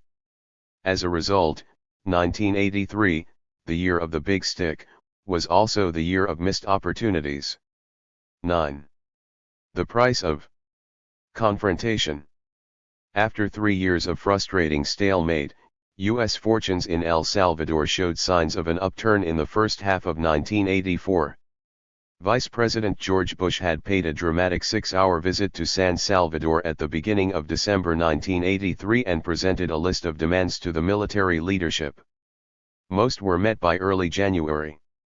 A new military command was installed, some military officers who had been linked with death squads were transferred, allowing the authorities to get a grip on the freelance vigilantes, and the army stood back and let the political process unfold. The deal was pre-cooked, for Motley and John Stone had arranged a visit by Carlos Eugenio Vides Casanova, the defense minister, to Washington 3 days before Bush's trip.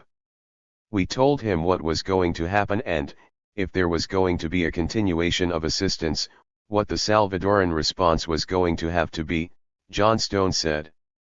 185. 186. Military setbacks occurred, but the professionalized structure of the Salvadoran High Command was better organized to respond.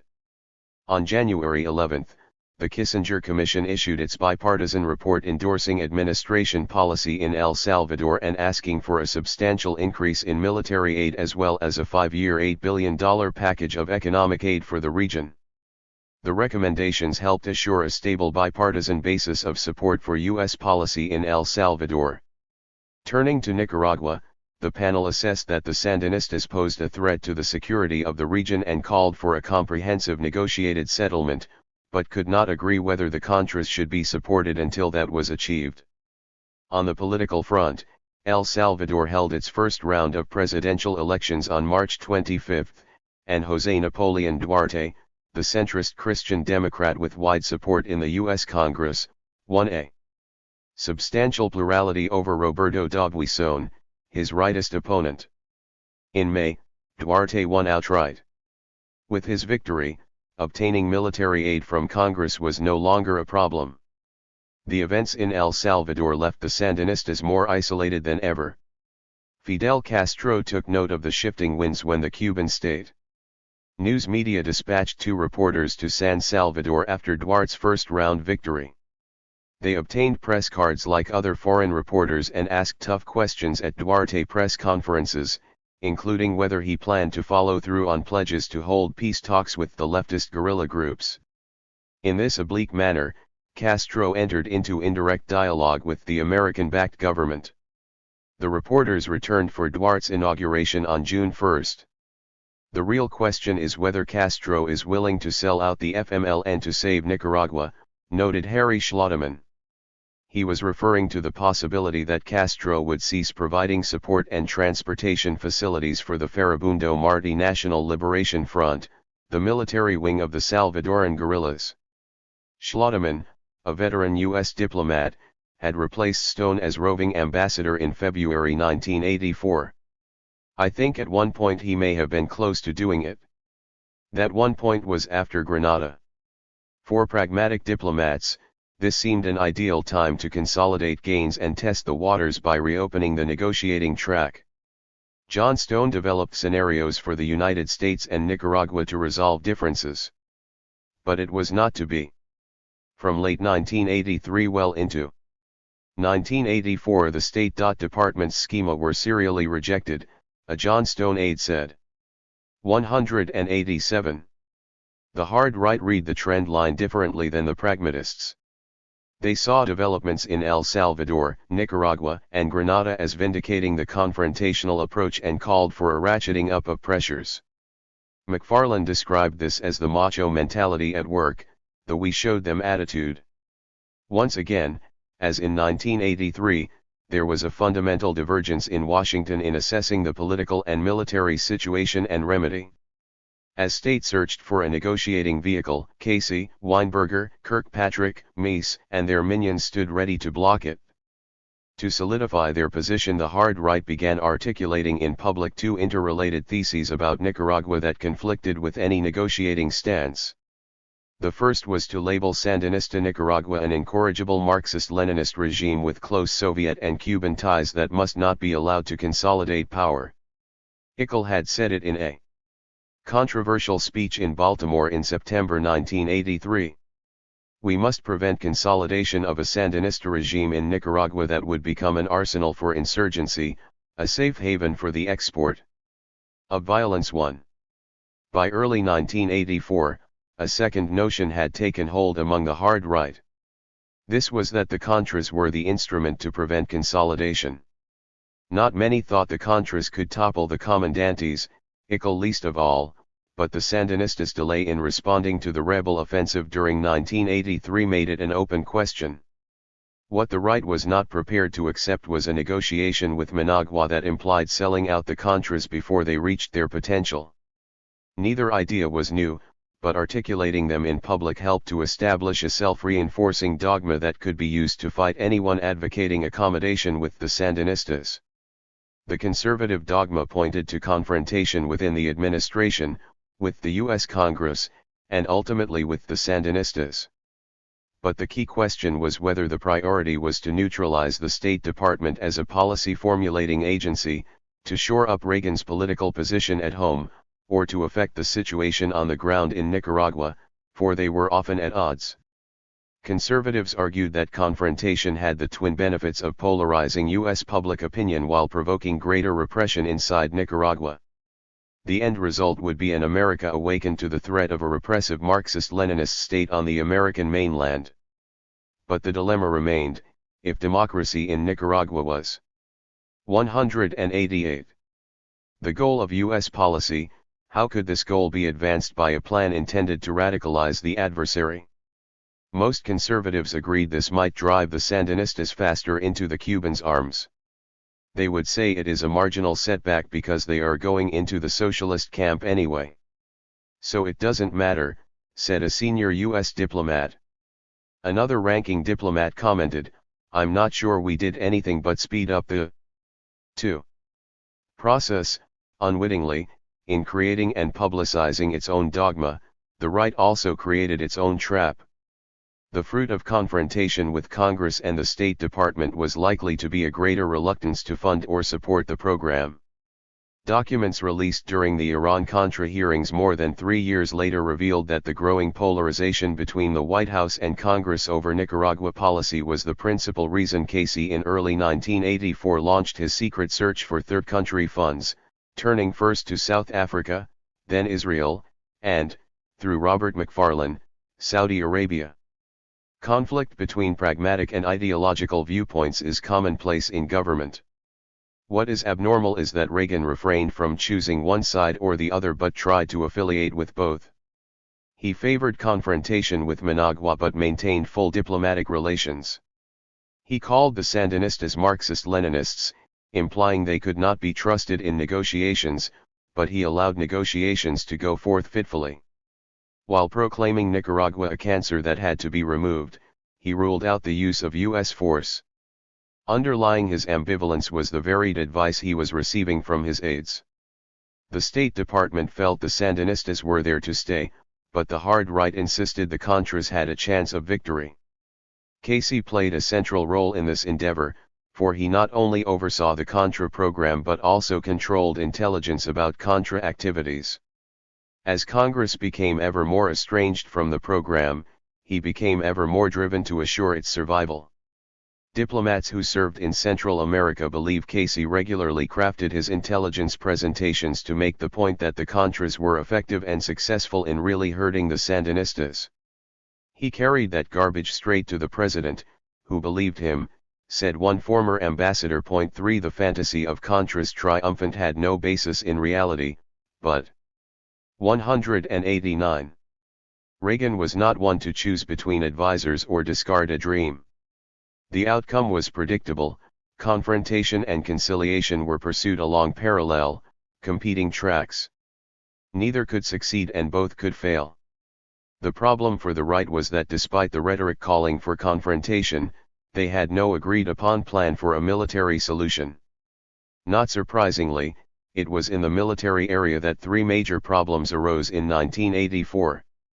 Alvarez was ousted as Honduran Armed Forces commander on March 31. The CIA mined Nicaraguan harbors, which became an international controversy in April. The mining did just enough damage to outrage Congress but not enough to hurt the Nicaraguan economy. The third problem was predictable. Starting in mid-1984, the Sandinistas undertook a massive rearmament and military expansion in response to the Contra offensive. In the face of these developments, confrontation lost any meaning as a foreign policy and became simply a theme of bureaucratic and domestic politics. So focused were conservatives on the struggle within the administration and with Congress that many were probably caught unawares when the military option disappeared in the first half of 1984. It departed in the person of General Gustavo Alvarez. The unraveling begins. Alvarez had made many contributions to the resistance. First and foremost, he had offered Honduras as a sanctuary. In 1980, he had supported and supplied the rebels with arms before they were a cohesive force. He had devised the concept of overthrowing the Sandinistas with the help of the insurgents and put it before Casey and the NSC in April 1981. In 1983, realizing that Claridge and the CIA could not deliver on promises, he had urged the Pentagon to take charge. When the United States backed away from what he saw as an ideal chance for a direct confrontation with the Sandinistas, Alvarez in late 1983 had proposed creating a liberated zone and set about selling the scheme to U.S. government leaders. In short, to the extent that any one person had provided a guiding vision and strategy for the Contras, Alvarez had been it. 190. But by late 1983, Alvarez's scheme for a liberated zone had been shunned in Washington, and the impact of Reagan's indecision began to be felt in Honduras. Alvarez and Suazo repeatedly put the proposal to Gorman, who kept a prudent distance. Alvarez had put the idea to Vesey, but Vesey felt he could not commit the U.S. government to support that kind of project. Then the Hondurans got goosey, said a senior U.S. military official. They saw they had 12,000 to 16,000 insurgents on their hands with no clear chance of success, and the thought of so many dissatisfied Contras, which Honduras could neither absorb nor control, began to preoccupy different levels in the Honduran armed forces. That certainly contributed to Alvarez getting the boot, said the official. The army began to realize early in 1984 that it was being asked to do a lot for the United States, but it was not getting much in return. They saw Alvarez as the culprit, said a Honduran officer. 4 In the first 3 months of 1984, Alvarez saw Gorman only once and met Negroponte 4 or 5 times, but only when there was a visiting American delegation in town. Meanwhile, he continued working on his plan for capturing Nicaraguan territory. In February, Alvarez consulted other Central American defense ministers on changes in the structure of CONDECA so that it could operate as a combined force. In March, he began moving supplies by Honduran Army helicopters to the rear of the proposed liberated zone. April 1 was a Sunday. Alvarez was planning to travel to Washington for meetings with Vesey, Gorman, McFarlane, Casey, and other top officials. High on his agenda was the topic of contingency plans for a military intervention in Nicaragua. Alvarez never made it. He was ousted that Saturday.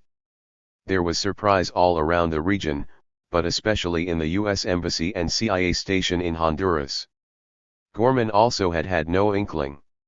Some accounts say Alvarez's foray into politics had provoked a falling out with Honduran President Suazo. But it appears Suazo learned of the ouster only at the last minute. More likely, this was an internal coup by senior officers who resented Alvarez's leadership style, pressed by Walter Lopez Reyes, the Air Force commander who succeeded him. 1 day after his ouster, CONDECA's first joint maneuver began. It was called Granadero I, a transparent wordplay on Grenada, and was to last from April 1 to June 30.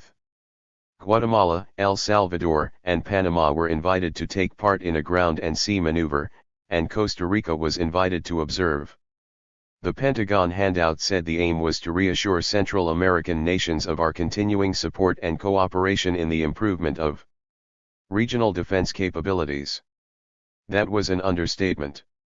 We had a vision of an exercise that would show the Nicaraguans all the players were in our sandbox, while they have only the Russians and Cubans, said a top Gorman aide. But the plan backfired badly. All the Central Americans said they would play. But they wimped out on us. The result was a U.S. exercise with Honduran participation. There were 800 Army engineers, 250 Air Force personnel, about 800 other U.S. troops, and 1,200 Hondurans. Still, the troops improved 2 airstrips, one of them at Jamastran near the Nicaraguan border, adding to the extensive work done in 1983. Gorman was philosophical about the failure to revive CONDECA. He described our activities as groping in a dark closet, said his aide. We may not be even 50% accurate. He did things he would not repeat because they were not productive. But the departure of Alvarez was a real setback. Walter Lopez's first message to Negroponte was "We're anti-communist but we're nationalistic," an embassy official recalled. Lopez began treating Negroponte as an appendage of a previous regime. He refused to confide in him and preferred to let him discover major decisions in the press. Thus, Negroponte learned from leaks to the foreign media that Honduras wanted a revision of the 1954 Treaty of Military Assistance. For Gorman, it became a good deal harder to get things done with Lopez. For the FDN, life got more complicated as Lopez, with the concurrence of fellow officers, began to restrict their presence and activities. The Contra project began to unravel, and the Hondurans began to reassess their role. For the true believers promoting the cause in Washington, meanwhile, the preoccupation was not strategy or facts on the ground, but money. Casey's management of the project and his disdain for the oversight process had made the program all but unsaleable in Congress. Skirmishing in the summer and autumn of 1983 had left little doubt in the administration that 1984 would be a lean year for Contra aid. Congress had approved $24 million, half the sum sought by Casey, in hopes of keeping him on a tight leash. But the irrepressible Casey had spent funds faster than projected, and in mid-February told Motley that the money would run out within 3 months. As he searched for ways to sustain the program, Casey engaged simultaneously in 3 high-risk ventures. Without telling the State Department, he had begun inquiring into possible support from third countries with whom the CIA maintains close liaison, according to documents released during the Iran-Contra hearings in mid-1987. In January, he had raised the possibility of assistance with a high-level visitor from South Africa. By early March, the South Africans had taken the bait and said they were optimistic of positive support to past requests should the CIA send over a high-level visitor. Casey decided to send Claridge. His second gamble was in seeking funds from Congress. This time he worked with the State Department, in a move devised by Motley. Circumventing the Senate Select Committee on Intelligence, which supervises CIA programs, he went instead straight to the Appropriations Committee, which writes the checks for supplemental spending, to obtain $21 million in funds. Barry Goldwater, the Arizona Republican who headed the intelligence panel, got wind of the maneuver and called a hearing on March 8 to chew Casey out. The committee was angry and distracted, and when Casey slipped a sentence into his prepared testimony about current Contra activities stating that mines are being placed in Nicaraguan waters, without saying by whom, neither senators nor staff asked for details. The bitterness of Casey's clash with the Senate panel, the last haven of support for the program in Congress, alarmed the White House and spurred the search for third country financial support. In the process, Robert McFarlane set a pattern for intragovernmental deception that later would tear the administration apart. McFarlane's problem lay in Reagan's reluctance to decide a strategy when faced with competing sources of advice. Casey enthusiastically backed the idea of approaching third countries and charged ahead unasked. Schultz was dead set against it. McFarlane resolved the matter by working with Casey and not telling Schultz. The committee saw Casey again on March 13 and was about to approve more funds when ships in Nicaraguan harbors began to detonate the mines. The mining was Casey's third gamble, and it imperiled funding from all sources. Casey predicted more possible difficulties in Congress and told McFarlane in writing that he was exploring the possibility of obtaining equipment and materiel for the Contras from South Africa. Indeed, the white minority regime, according to a CIA cable, agreed to assist. In his eyes-only secret memo, he also noted that McFarlane had suggested Israel as a possible alternative source. This should promptly be pursued, Casey said, all but ordering him to initiate the contact. Casey also proposed setting up a foundation to funnel non-governmental funds to the FDN. McFarlane thought the program had been run badly, and asked Israel to provide training and direction as well as funds. The Israelis balked. Schultz heard about the request weeks later, in mid-April, from the U.S. ambassador in Tel Aviv and quickly admonished McFarlane against solicitations. We should not get dependent on others. We must do it ourselves, Schultz said he told McFarlane on April 18. Schultz thought the administration should act to maximize the chances of persuading Congress to come back on board and give support. I felt if we actively solicited third countries, we would cut against those objectives in our arguments with Congress. 2 days later, McFarlane told Howard Teicher, an NSC staff aide, to try Israel again, this time asking for materiel of any sort. He was told to say this was an important matter to us, and if the Israelis should decide that they can help, it ought to be done bilaterally, although we would be pleased to provide a point of contact. McFarlane also passed the word that he had been a little disappointed in the outcome, but we will not raise it further. 5. Meanwhile, Casey's prediction of possible difficulties from the 194 mining had proven to be an understatement. Claridge visited the white minority regime in South Africa from April 9 to April 13, but in the uproar being raised over the mining received last-minute instructions to seek no assistance. The effort was called off a few weeks later due to what John McMahon, the deputy CIA director, called the current furor here over the Nicaragua project. 6. Admiral Dewey and the motley crew. The secret mining operation is sometimes described as a scheme hatched by Claridge and Casey, with the implication that the State and Defense Departments were dragged in against their will. In fact, the operation was approved by Motley's restricted interagency group, and Motley was very much on board. People who are saying that Dewey did it on his own are casting unfair blame, said a Motley aide. CIA officials and some Motley associates even thought he originated the idea. Tony was gung-ho on that kind of thing. Tony had all sorts of colorful ideas, said a fellow Assistant Secretary of State. Motley recalled it as Claridge's brainchild, but admitted that he consciously decided to back it to the hilt. The two men saw the plan through from beginning to end. They explored the idea, won the agreement of the rig, obtained Reagan's approval, organized the operation, and then in their own fashion briefed the congressional oversight committees. According to McFarlane, Reagan made the decision over the course of 2 meetings of his top national security and White House aides. The president was fully involved and approved the recommendation by most around the table to go ahead.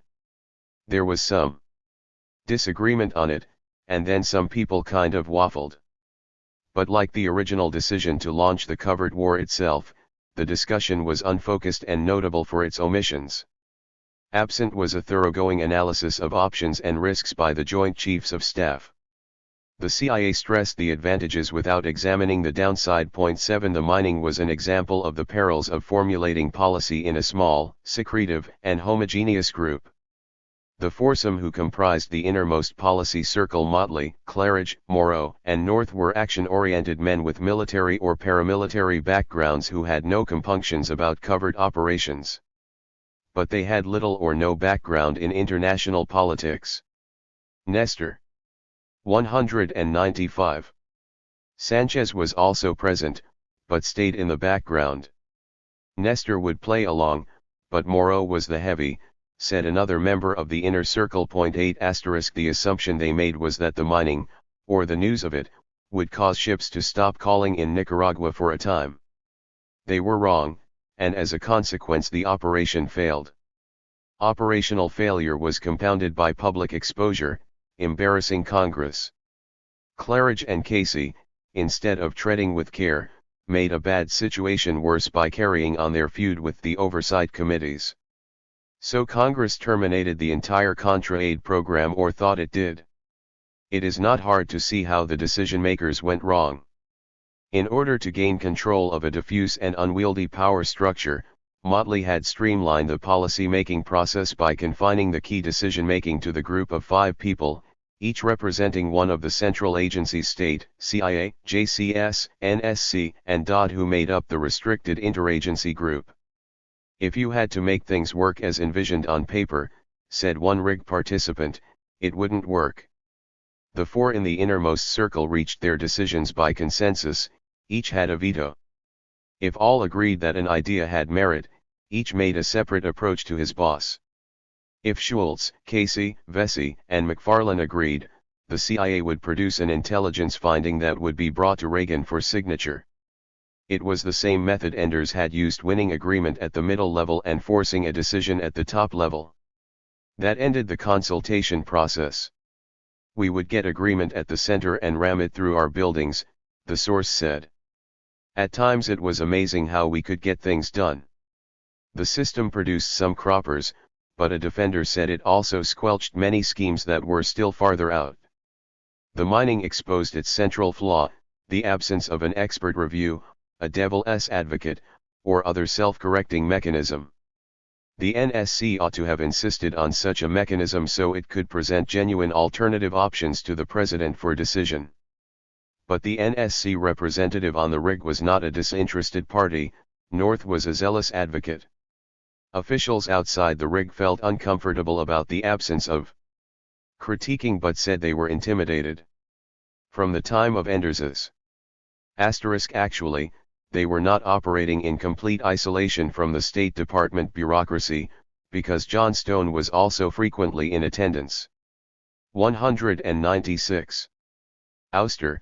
The internal debate on Nicaragua had become so suffused with anti-communist ideology that questioning that ideology was tantamount to disloyalty, according to two individuals involved in the outer circle of decision-makers, the interagency groups.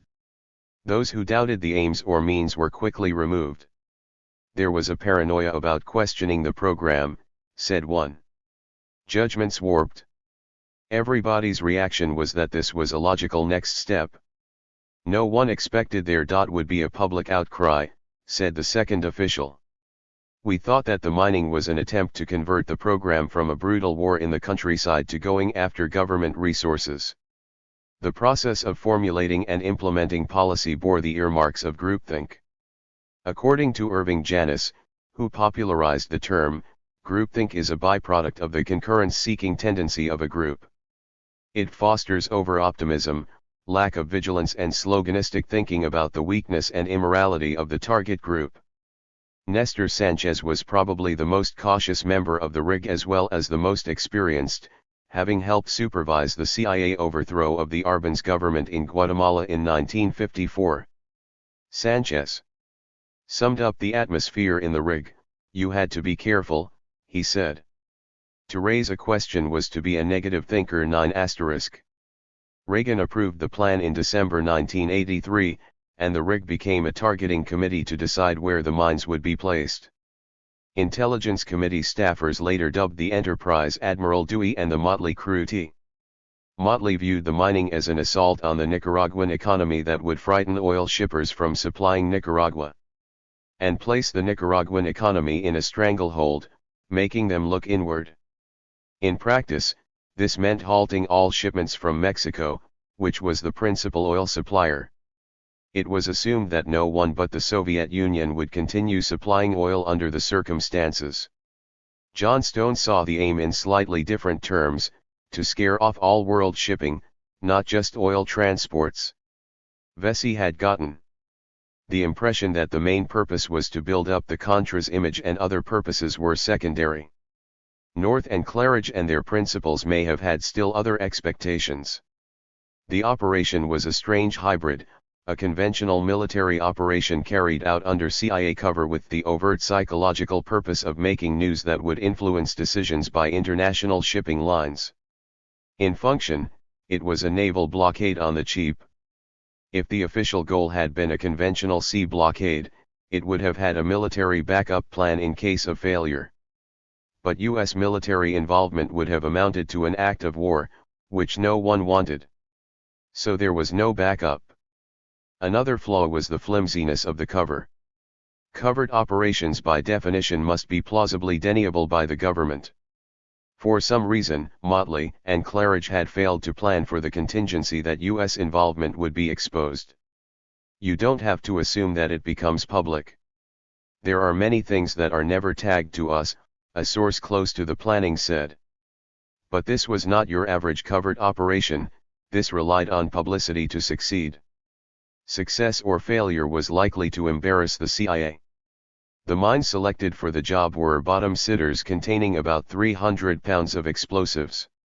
They were described as non-lethal, consistent with the objective of deterring and not sinking international shipping. Most navies use mines with deadly intent, and the first problem Motley and Claridge encountered was that firecrackers, as non-lethal mines are called, were not being produced for any Western military arsenal.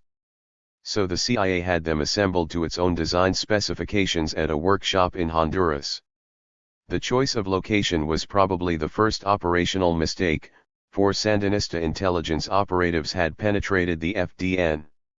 Contract employees known as unilaterally controlled Latino assets, or UCLA in agency jargon, placed the mines in January and February 1984 in the Pacific ports of Corinto and Porto Sandino and 198. The Caribbean port of El Bluff. These soldiers of fortune were from Ecuador, Guatemala, El Salvador, and other countries, and had carried out attacks against the same ports the previous autumn. They used speedboats based in a CIA mothership anchored beyond Nicaragua's 12-mile limit. The ship was believed to be a converted oil rig service ship with helicopter landing pads and ramps to launch the boats. The planners anticipated that word of the mining would spread quickly and that Lloyd's of London, the insurance brokers, would cancel insurance, deterring commercial shipping.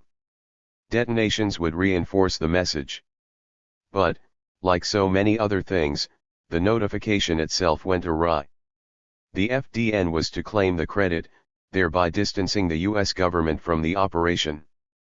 But Managua radio scooped everyone on January 3. The Sandinista radio account, moreover, accurately asserted that the CIA was directly supervising the mine laying. The FDN had to play catch-up, and 2 days later issued the disinformation that it had done the mining.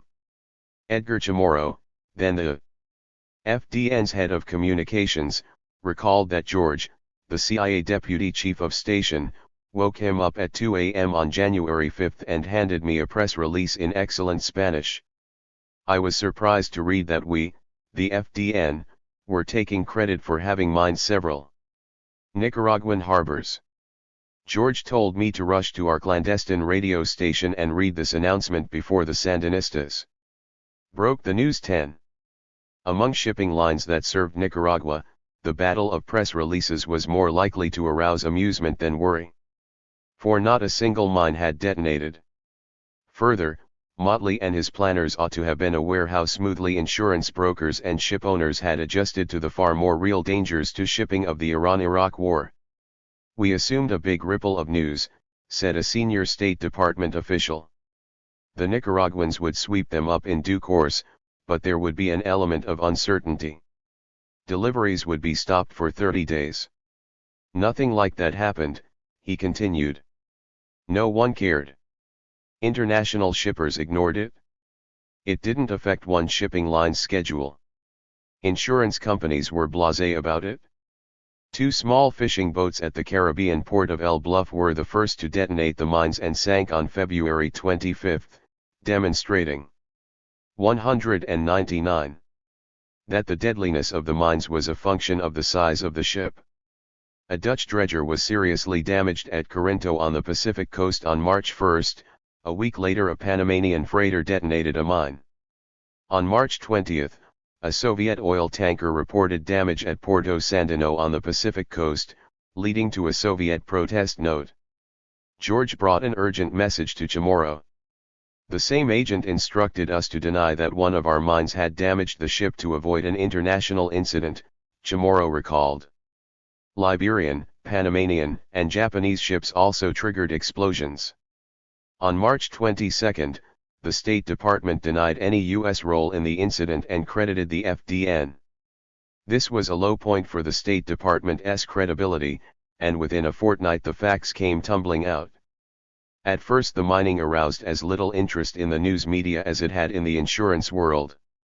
Moreover, despite several weeks of incidents, the Sandinistas withheld comment. 4 days before and after I sent the story, officials referred to the mining using a series of euphemisms, said Stephen Kinzer of the New York Times, who wrote the first complete account from Corinto on March 15. Only when the Soviet tanker detonated a mine did the Sandinistas make a major flap. It quickly became a focus of attention in Washington. Still, it took the Sandinistas time to work out their public relations strategy. For a short while, the mining had the intended effect. You could breathe the anxiety of the Sandinistas. This was really the most powerful blow, recalled a former Venezuelan foreign minister who was in Managua at the time. But this terrible thing was changed in 72 hours. It had a boomerang effect when had to apologize. 11. In Congress, the mining became a national issue when Senator Barry Goldwater, the chairman of the Select Intelligence Committee, complained that he had not been briefed.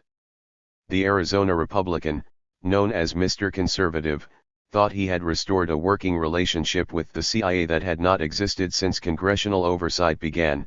He was dismayed to learn that Reagan, his political soulmate and protege, had personally approved the operation. In a scathing letter to Casey, he said he would not have supported the mining had he known about it. "I am pissed off," he wrote on April 9. "Bill, this is no way to run a railroad. The president has asked us to back his foreign policy. Bill, how can we back his foreign policy when we don't know what the hell he 200 is doing? Lebanon, yes, we all knew that FI sent troops over there. But mine the harbors in Nicaragua? This is an act violating international law. It is an act of war. For the life of me, I don't see how we are going to explain it." Asterisk. A few days later, McFarland stated in reply that even important detail of the mining was shared in full by the proper congressional oversight committees. He said he could not account for Goldwater's claim to have been kept in the dark, for the House committee had been fully briefed on January 31 and the Senate informed on March 8 and March 13. Yet these briefings were well after the mine-laying operation began, the Senate briefings even after the first mines had begun detonating, and Goldwater said it fell short of the 19S1 law requiring briefing on any significant anticipated intelligence activity. The language of the law implied that the briefing had to occur before the event. When Casey refused to apologize, Daniel Patrick Moynihan, the Democratic co-chairman, resigned his post in protest. The outcome was a rebuke of the CIA in the Senate, which voted 84-12 against the use of U.S. funds to plan, direct, execute or support the mining of the territorial waters of Nicaragua. It was a non-binding resolution, but a strong reproof that revealed bipartisan opposition for the first time.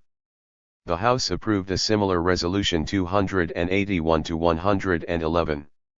Not until April 26 did Casey apologize to Goldwater for failing to keep the panel better informed. He also said that the mining had been halted. Moynihan then withdrew his resignation. But the damage had been done. As a result of the flap over the mining, supplemental funds were not appropriated and U.S. military support was suspended for more than 2 years.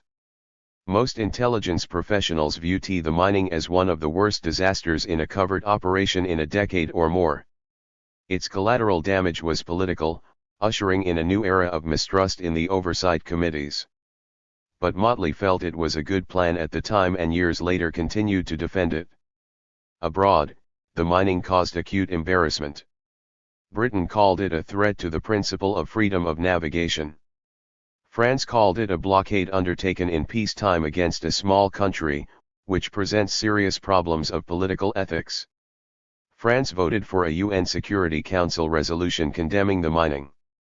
The United States cast a veto, Britain abstained. France also offered to send ships to sweep the mines if one or several friendly European powers were willing to cooperate, a move that earned an immediate U.S. rebuke. A State Department spokesman said the French offer might facilitate export of revolution. Diplomatic sources say Richard Byrd, Assistant Secretary for European Affairs, called in the French ambassador. "We understand if you send economic assistance, but no military assistance. This is our hemisphere," was how one diplomat paraphrased the message. On April 9, Nicaragua asked the World Court to find the mining and U.S. support of the Contras a violation of international law. State, anticipating the move, had announced the previous day that it would not accept the court's jurisdiction relating to U.S. disputes with any nation in Central America for 2 years. As Goldwater's angry letter made clear, the administration had little legal leg to stand on. At least part of the legal research before the mining had been done by Claridge himself. "Did you get any legal advice?" Moynihan asked him at a closed-door hearing of the Senate Intelligence Committee after the event. "We checked on the Geneva Conventions," Claridge replied.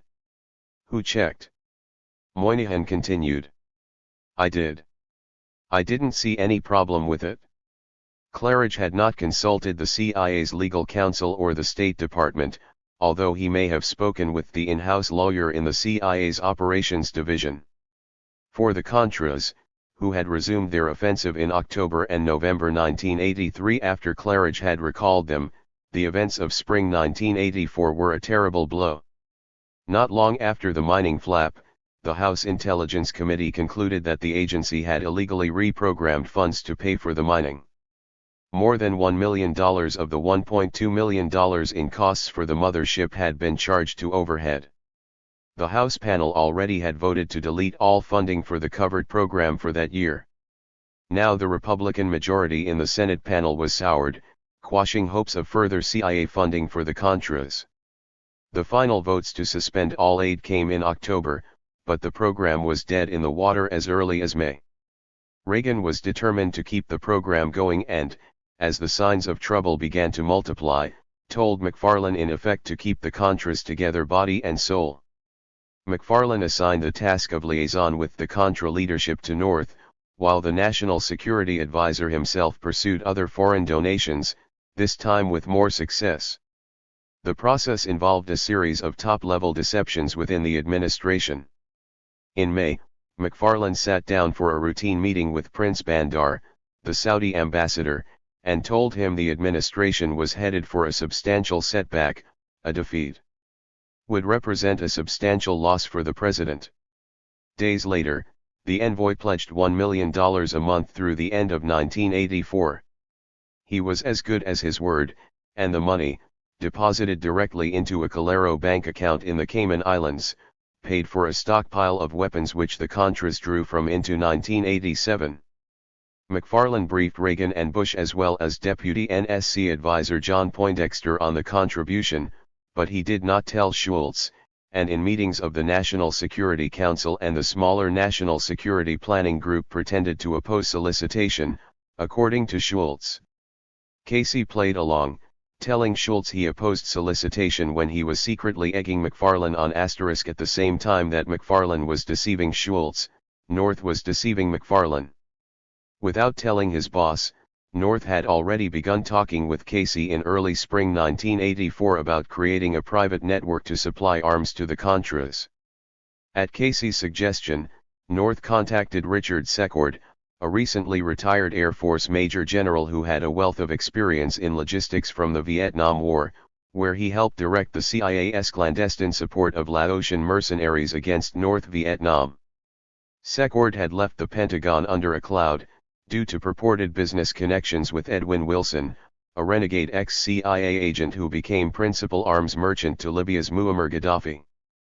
With North's help, Secord sold arms to the rebels starting in 1984, delivered them in the course of 1985, and took over the entire resupply operation in 1986. But McFarlane did not learn of this until the Iran-Contra scandal broke at the end of 1986. 13. Exit Claridge, enter North. In May, Claridge brought North to Tegucigalpa, where he introduced him to the FDN leadership as another top military man. "I bring him to assure you that we will not abandon you even if Congress stops the aid," Claridge told FDN leaders. "He is going to be very close to this." Calero recalled North's pep talk, "We will keep on pressing, we'll keep on soliciting funds." North also assured him, correctly, that the president would say it himself. 14. Claridge visited again, but this was his way of signaling goodbye. In the wake of the mining, the entire CIA team dealing with the Contras was replaced by October. North traveled to Central America so frequently in the next year that he became known as Night Rider. Before closing the chapter on the offshore raids, Claridge made one last pass at helping his friend Eden Pastora en route to its home port in a Gulf state. After completing the mining and other harassment off the Pacific coast of Nicaragua, the mothership made a detour. After passing through the Panama Canal, it headed, on Claridge's instructions, for the southeastern coast of Nicaragua, where Pastora was trying to capture San Juan del Norte, a fishing village at the mouth of the San Juan River. Pastora intended to declare a liberated zone and establish a provisional government within 90 days. Claridge provided gun and rocket support from a helicopter based on the ship on April 9. This incident emerged in testimony before the Senate Intelligence Committee. "Were you shooting at people or things?" one member asked Claridge. "At the weeds," he replied. "Who's in the weeds?" "We don't know." "Why did you do this?" Claridge was asked. "Because Pastora asked for it as a favor." 16. The bottom fell out of CIA funding at a moment when the rebels were at their maximum effectiveness. "We had them under great pressure," said Bermudez. "They were having problems with the mothers of kids they were recruiting by force. And I felt we couldn't be in a better position." Pastora held San Juan del Norte for 3 days. At the same time, the FDN claimed its fighters controlled more than 8,000 square miles of territory. Citing what it called the biggest military offensive launched by counter-revolutionaries, the Nicaraguan government cancelled the traditional Easter vacations for government employees. But the other side was in even greater disarray. At the time the CIA was trying to unite ARDE and the FDN. Pastora, losing on the ground and under pressure from Costa Rica to lower his profile, turned on the CIA and blamed it for a police raid on ARDE offices in San Jose. He declared ARDE would never align with the genocidal Somocista Guard. The CIA then cut Pastora loose. Actually, that is not the entire story. The CIA all along had been divided over Pastora, with Claridge his main defender. Now Claridge was on the way out, the agency was running out of funds and supplies, and Pastora's outburst may have been used as an excuse. Pastora completed the break a month later when, after he was nearly killed by a bomb blast at a press conference, he publicly allowed the possibility that the CIA was responsible. And there is still another twist. While negotiating, with CIA support, for a union between ARDE and the FDN, Alfonso Robelo, the cooking oil magnate who had headed ARDE's political wing, tried to displace Bermudez as FDN military leader. It was a few weeks after Alvarez was changed, Bermudez said. "Robelo came down to talk with the new armed forces chief and asked them to kick me out. So did Pastora, Carlos Coronel, and all the Southern group. They saw an opportunity to destroy me because of our close association with Alvarez. The effort failed, but left Bermudez with an abiding distrust of Robelo." For Claridge, this capped a hectic 3-year performance. Many who knew him thought he deserved to be canned for the fiascos ending with the mining, the biggest CIA-covert disaster in recent times. Unlike the usual high-risk covert operation which is designed to preserve plausible deniability, this one was so badly conceived that it landed the US government in the dock at the World Court in a case the administration knew it would lose. Claridge's reward was being named Director of Covert Operations for Western Europe, one of the most prestigious posts in the CIA. "This was understandable," said a former CIA official familiar with the events. "If anyone had the ability to kiss and tell, it was Dewey. If he had been badly punished, he would have squawked. You'd have John Dean in the courtroom." The Bureau of Inter-American Affairs did its part by giving Claridge its Superior Honor Award, the second highest 206 award given by the State Department. Motley felt that Claridge had been asked to build an army and had done it in magnificent fashion. In Honduras, Don Winters, the station chief, and his deputy were removed.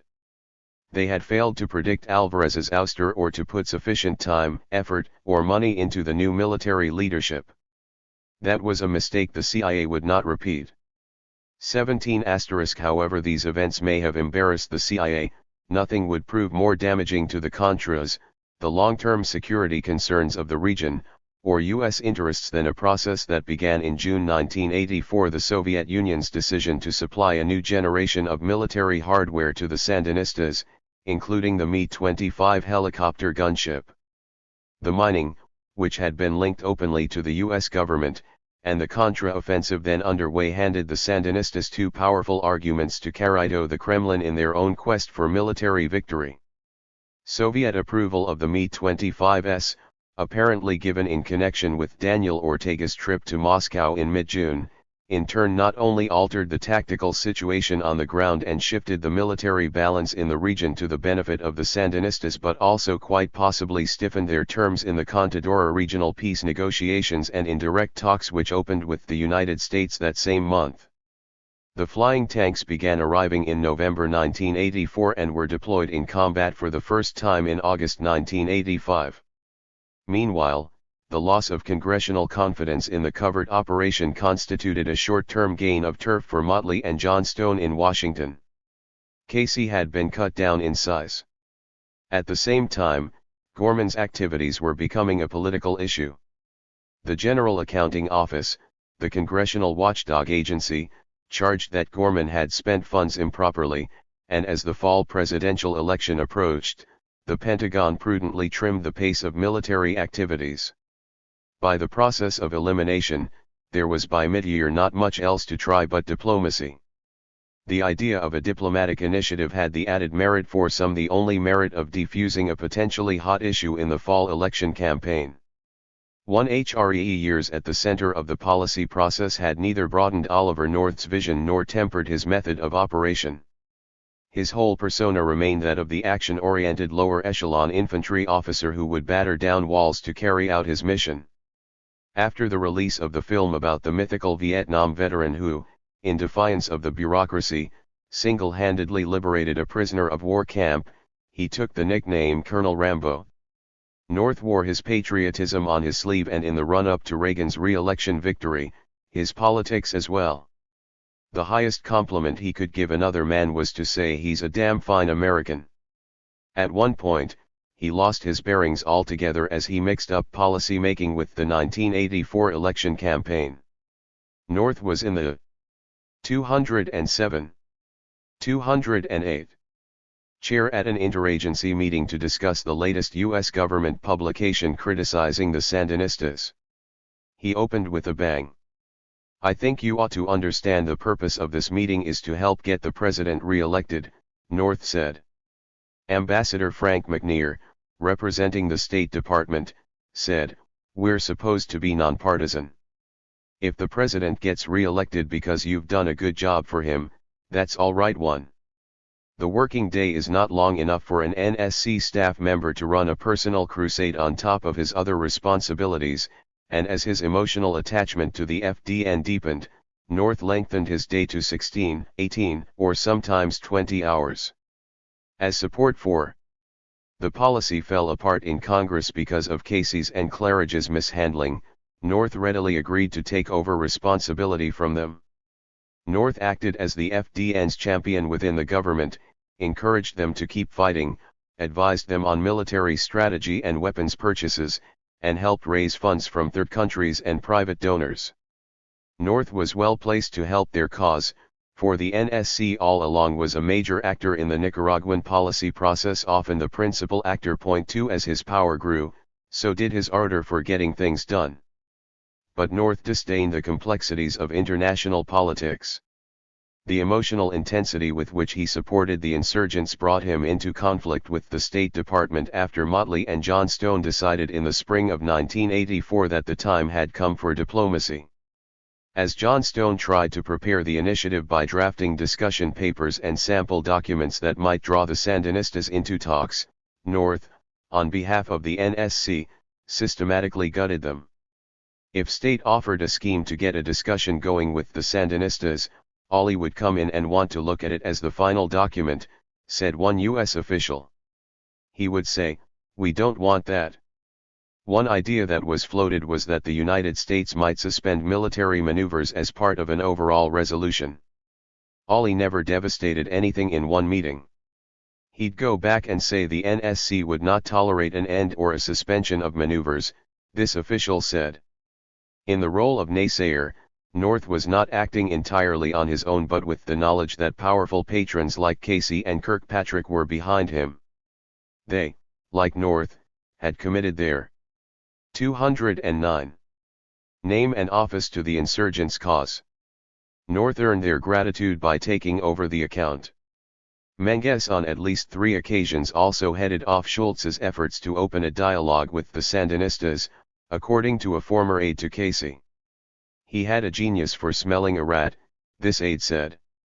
He'd call up Bill and Jean and they'd go to the president. Menges confirmed this. There were a number of very dramatic occasions, Menges said. These were cases of a unilateral action by the Department of State. I had a presidential commission, to make sure the president's policy was carried out. All I did was to take the action needed to get the issue put in front of the president so he could know what was going on and then make a decision as to whether he wanted this to be done or wanted to continue with his current policy. Reagan in each case decided by his policy. That is to say, all Schultz's plans were cancelled. The hardliners had been able to prevent state from exploring the diplomatic advantages opened by the Grenada invasion in late 1983. But the constellation of powers had changed by spring 1984. Stone was gone by March 1. McFarlane had neither Clark's political clout nor his personal commitment on this issue. Using McFarlane's good offices, Schultz felt he was beginning to gain the confidence of Reagan and ascendancy over the foreign policy apparatus. One sign of Schultz's rise was that political appointees in NSC staff positions began to be replaced by State Department career officers. When Schultz decided to take the gamble and reopen talks with the Sandinistas, he conferred only with McFarlane before seeking Reagan's approval. The plan, devised by Motley, even circumvented the members of the Rig. Motley was convinced that more consultation would have stopped the initiative in its tracks.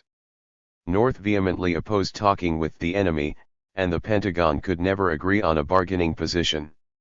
You never got more than a momentary consensus out of that group, said a State Department official. Where they did agree, you got the mining and similar disasters. Another said the reopening of talks was designed by Motley as a coup within the administration. Schultz used the occasion of a visit to San Salvador for Duarte's inauguration in June to make a side trip to Managua. Until Schultz boarded his plane in Washington, few lower-ranking officials knew the meeting would be held. We still may not do it, Motley told another official shortly before takeoff. But as they climbed the ramp, he said, it looks like it's a go. 210. The reason for the uncertainty was fear that Casey and Weinberger would raise objections and scuttle the trip. Casey was the key concern, and Motley briefed him early. It was an oral briefing because Motley believed there was no way to get the scheme going by drafting papers. Listed, we're going to try a public relations stunt, an aide paraphrased Motley as saying. The aim of the mission was to appease Congress, which was beating the administration to pieces by its votes against Contra aid. After laying out a scenario, Motley told Casey, don't get concerned. Motley had no second thoughts about stressing form almost exclusively over substance. If Casey wanted to believe that domestic U.S. politics was the only element of the plan, it was okay. The private briefing given Weinberger was less selective. Motley later heard that Casey consulted Weinberger before deciding not to demur. Kirkpatrick was traveling in Alaska, and Motley arranged to have her briefed in flight. The major players were thus informed. North, Menges, and Ickel were deliberately kept in the dark. McFarlane, although the overseer of the decision-making process, did not mind that Schultz had won Reagan's approval for the initiative without first discussing the plan before all of his cabinet colleagues. McFarlane felt that Schultz had been very frank about laying out his thoughts and he felt he could support this plan because, unlike Enders's mission 3 years earlier, it had teeth a much more demanding standard of performance by the Sandinistas, arrangements that would give some confidence that terms would be adhered to. Yet there was an obvious drawback to launching a diplomatic initiative as if it was a covert military operation, however delectable the irony that the object was to mislead the CIA director. McFarlane was right that the content had changed from 1981, but the furtive style was vintage Tom Enders, and those kept in the dark reacted predictably. An added irony was that McFarlane thus became the pivot in two mutually exclusive and simultaneous deceptions. Working with Casey, he kept Schultz in the dark while trying to obtain foreign funds and materiel for the Contras. Working with Schultz, he helped keep Casey in the dark as Schultz prepared his trip to Managua. As befit Reagan's style, both approaches proceeded in parallel. The competition spelled problems for both policies. The Schultz-Ortega meeting took place at the Managua airport, which 9 months earlier had been a CIA and Contra target. The 211 new U.S. ambassador in Managua, Harry Bergold, had sounded out the Sandinistas about the possibility of the talks about a week before Schultz's arrival.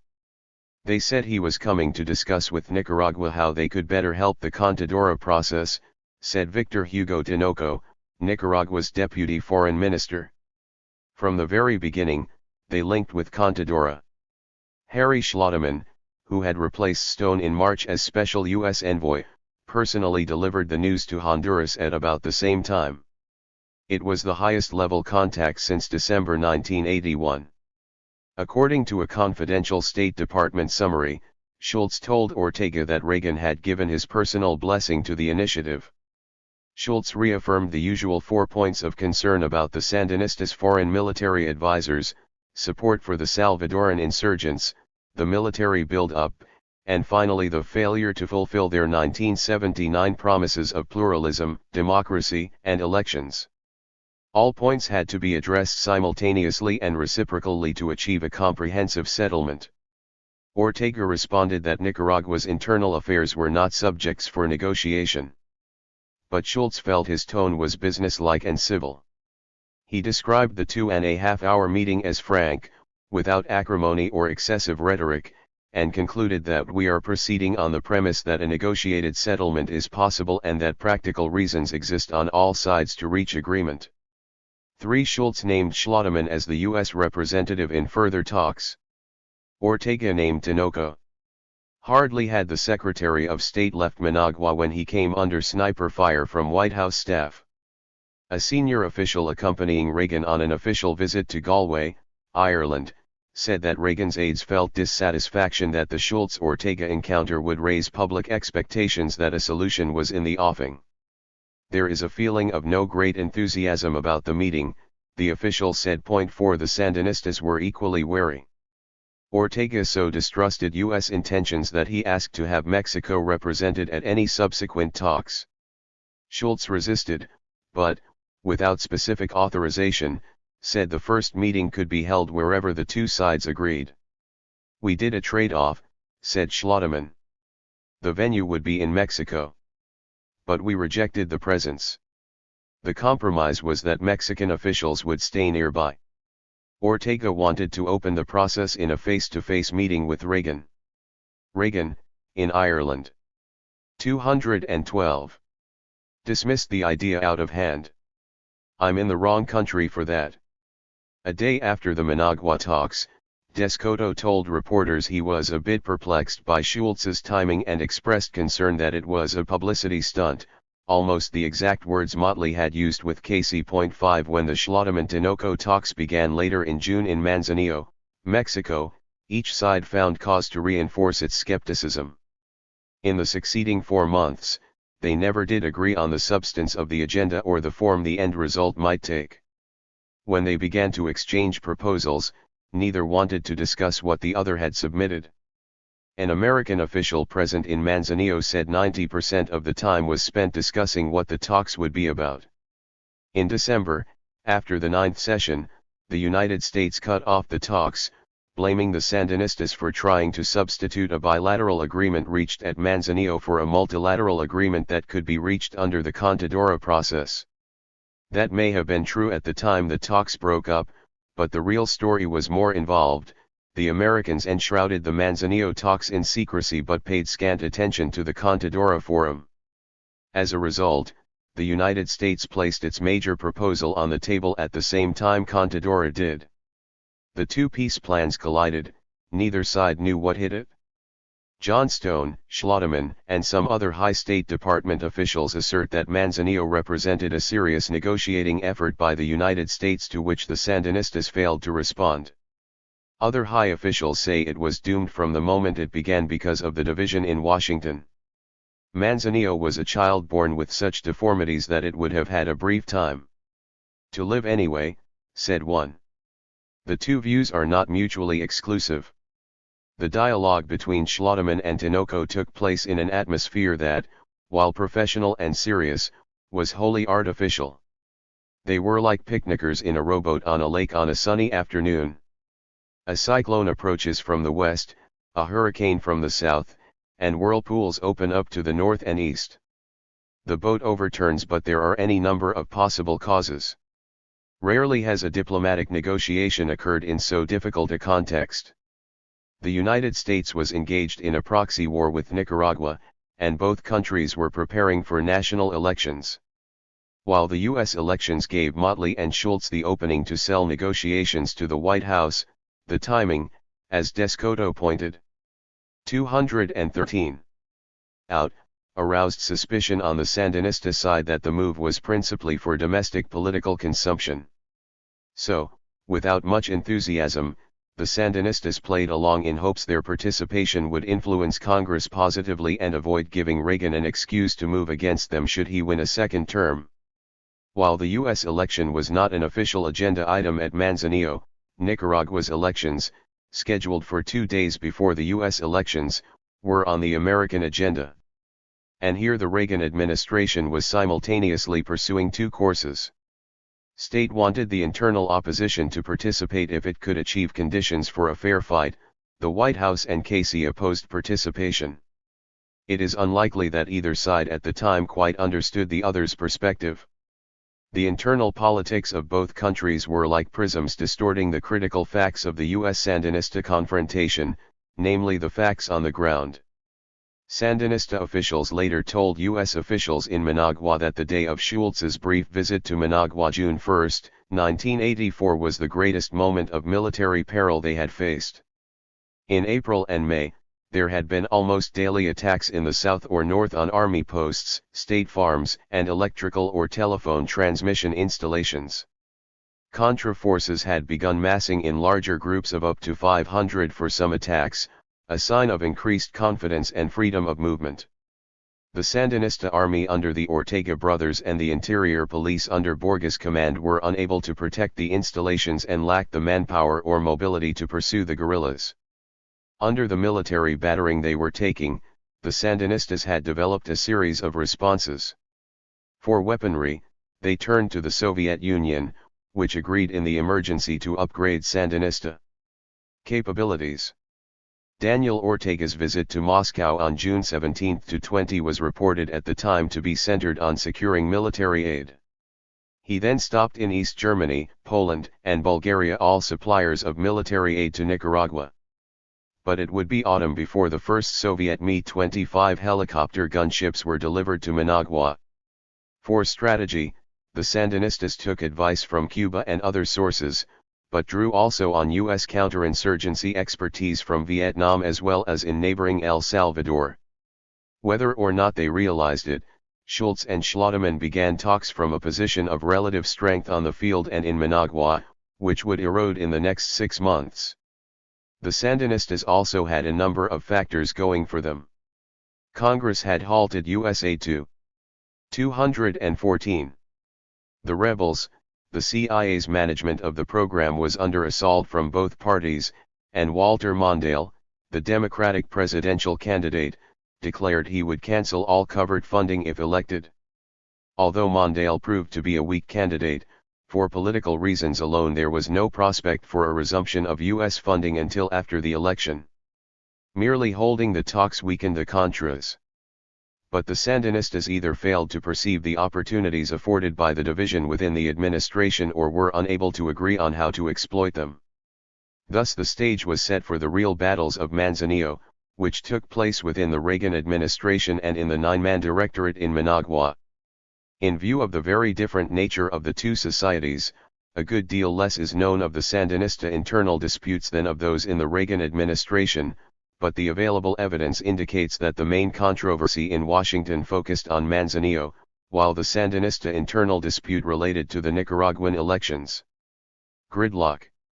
Events in Washington that spring had led to the impression in the press and Congress that the negotiations had been hurriedly arranged by Schultz and Motley following a direct appeal from the President of Mexico. That was something of a cover story, for the State Department already had a scheme ready that required only the political go-ahead. 6 President de la Madrid had told a joint session of Congress on May 16 that democracy could not be imposed by force and had warned against the illusion of the effectiveness of force. De la Madrid had then gone to see Reagan to urge a dialogue with the Nicaraguans. Bernardo Sepulveda Amor, the Mexican foreign minister, took Schultz the same message. "Well, we were on the verge of having a dialogue with the Nicaraguans, anyway," John Stone said. "We said, fine.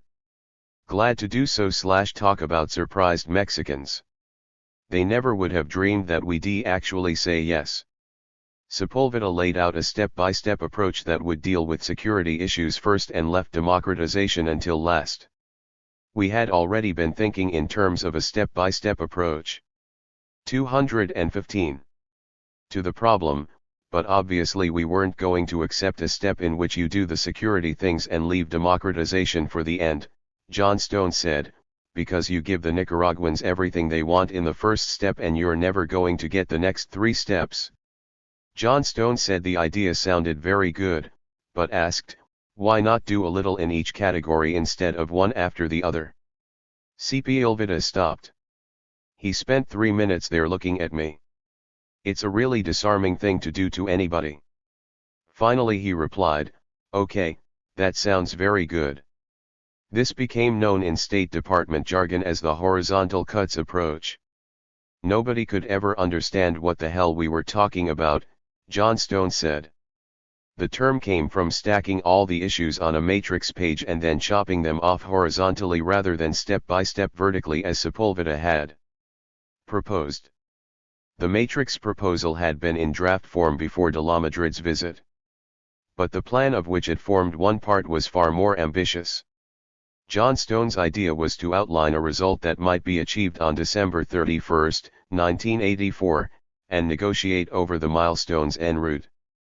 The vision was that U.S. military maneuvers would come to a halt, Nicaragua would have free elections, military advisors would be virtually eliminated in Honduras, El Salvador, and Nicaragua, and the Contras would go away.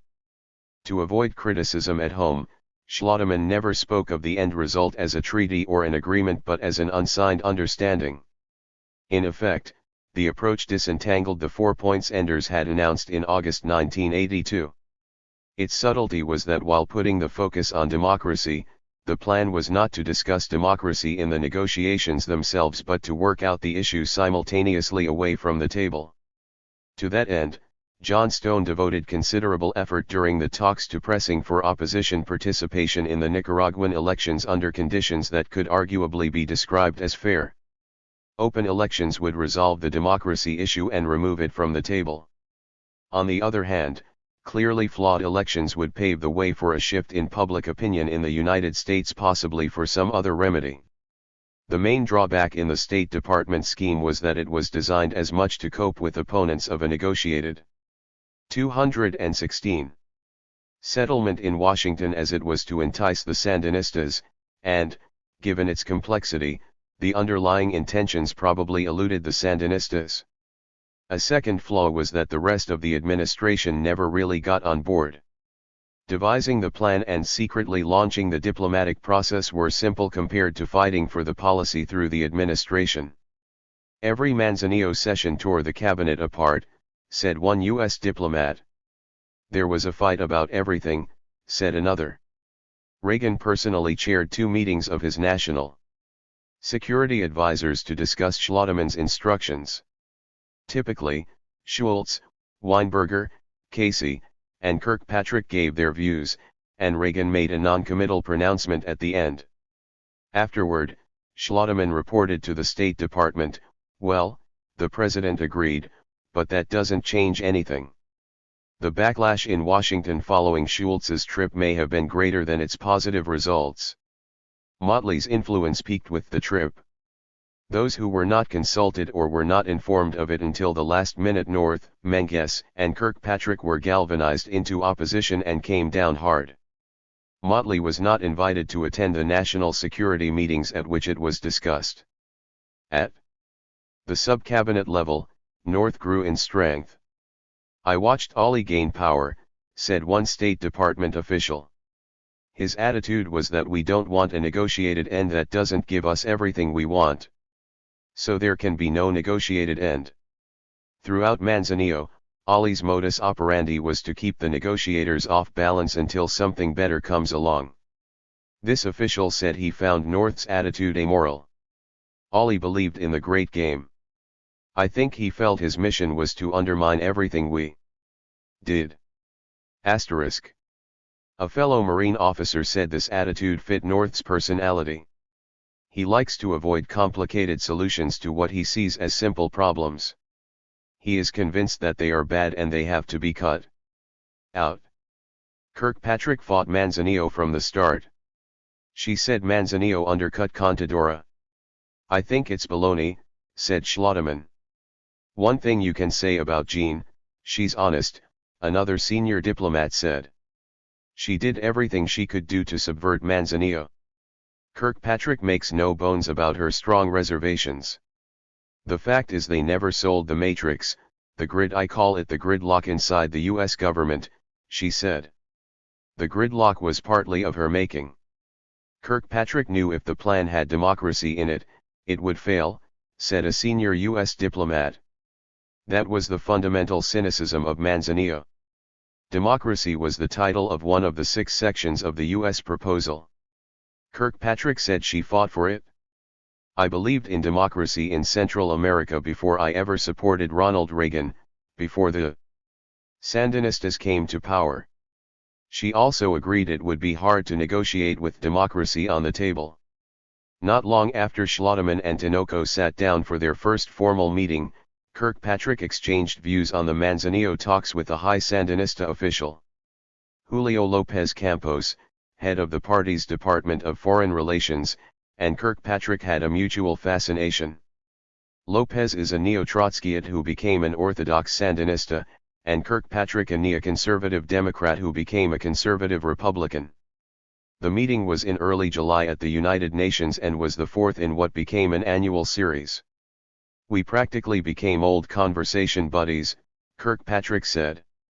"López was a very smart guy. I sort of liked to talk to him."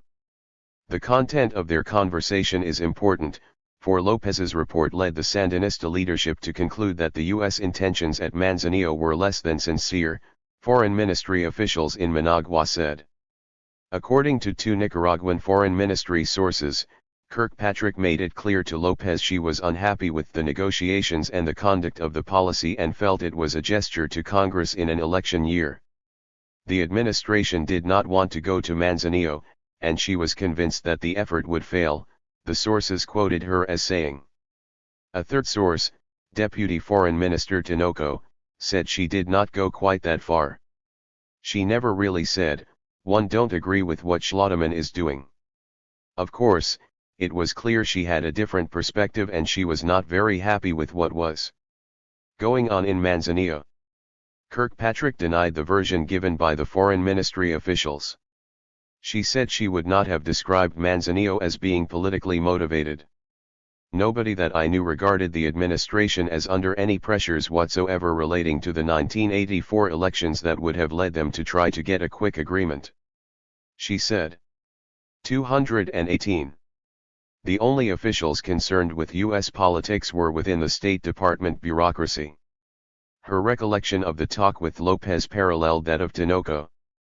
"I think he probably came away with a sense that the United States government was not so eager for an agreement that they would accept a treaty which did not meet minimal U.S. and Contadora hopes for the region," she said. Menges fought Manzanillo with such tools as were at his disposal. He inserted the toughest possible language in the section of the U.S. proposal on internal democratization, State Department aides said. He was frequently on the telephone to Raymond Burghardt, a former Negroponte aide in Tegucigalpa who became the NSC representative at the talks.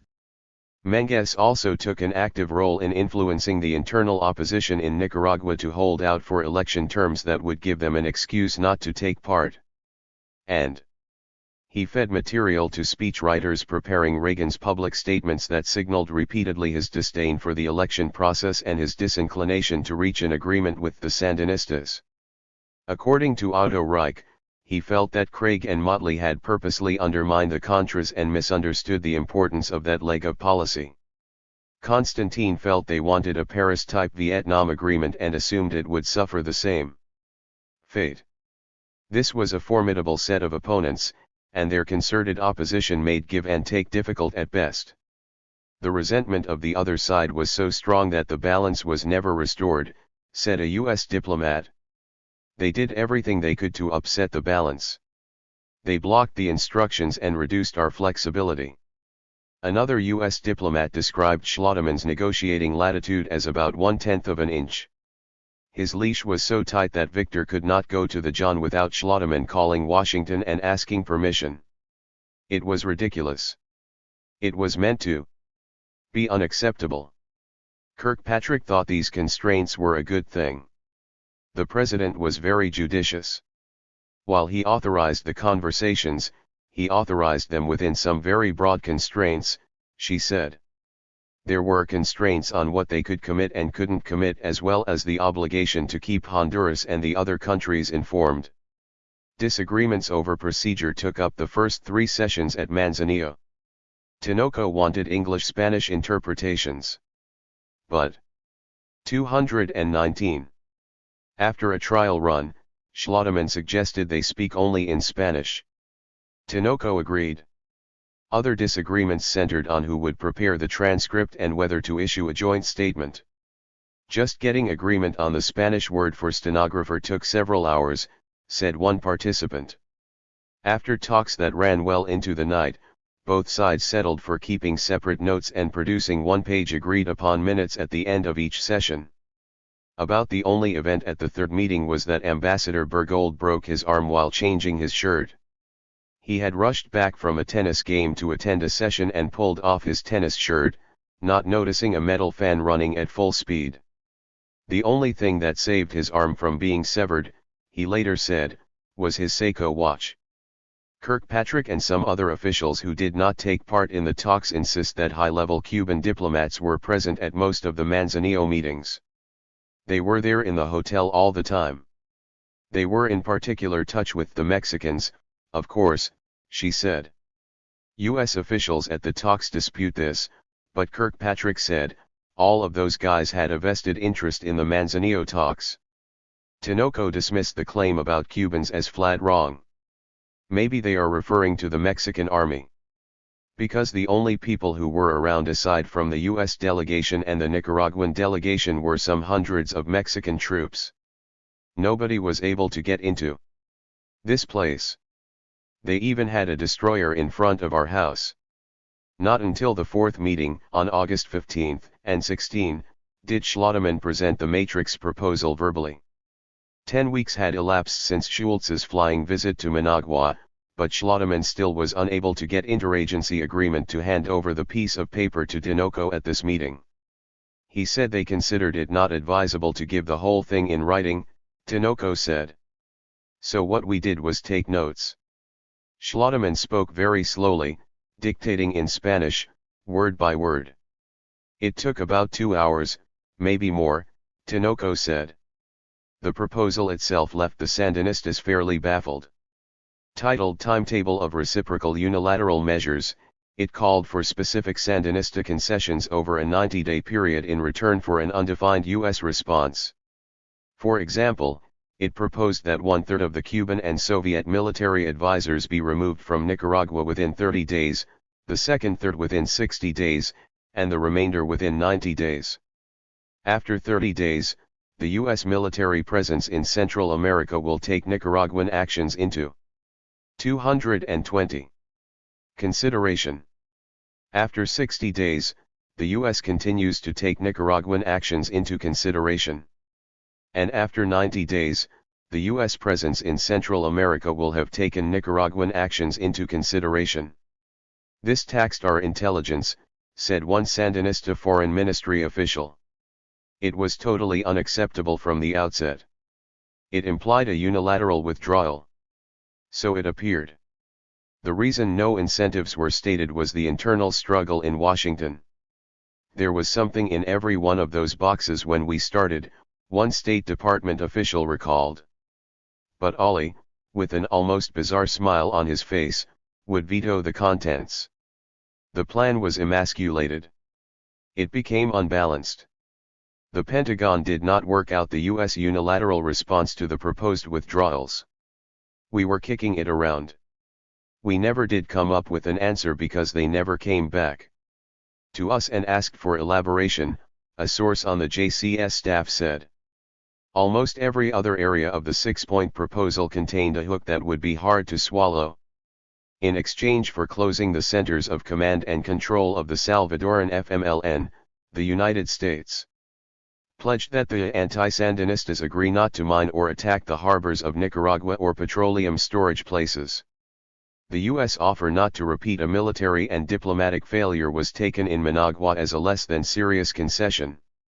The final goal to be reached after 90 days was even more interesting, that the FDN and ARDE would leave Honduras and Costa Rica, and all U.S. aid to them would be cut off. In return, the two guerrilla groups were to be incorporated in the Nicaraguan political process. A section on democracy called for free and fair democratic elections in Nicaragua. In return, the United States committed itself to similar action by El Salvador in the March 1985 parliamentary elections. Within 30 days, Nicaragua was to invite all political tendencies to compete in elections, restore full political rights, and grant equal access to news media.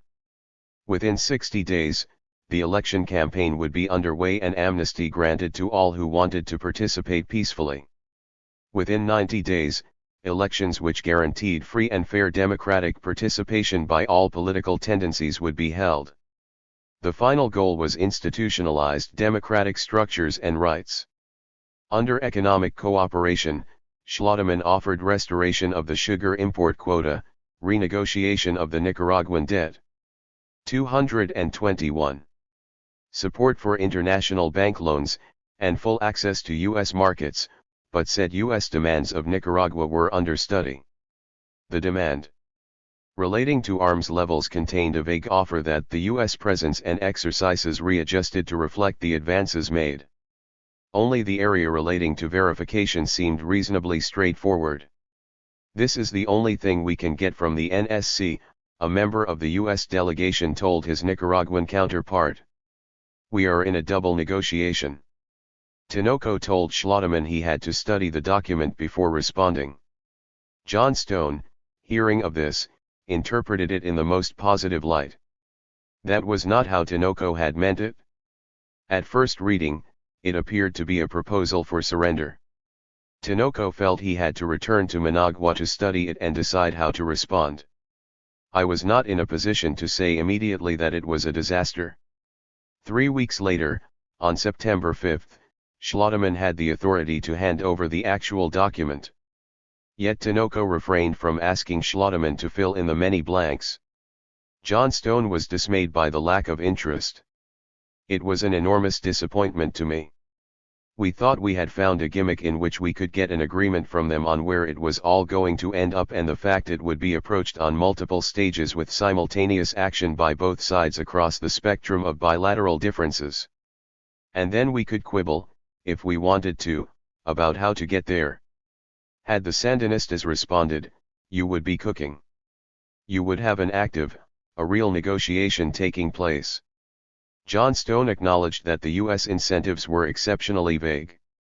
We had a lot of specific things in mind as to what we'd do.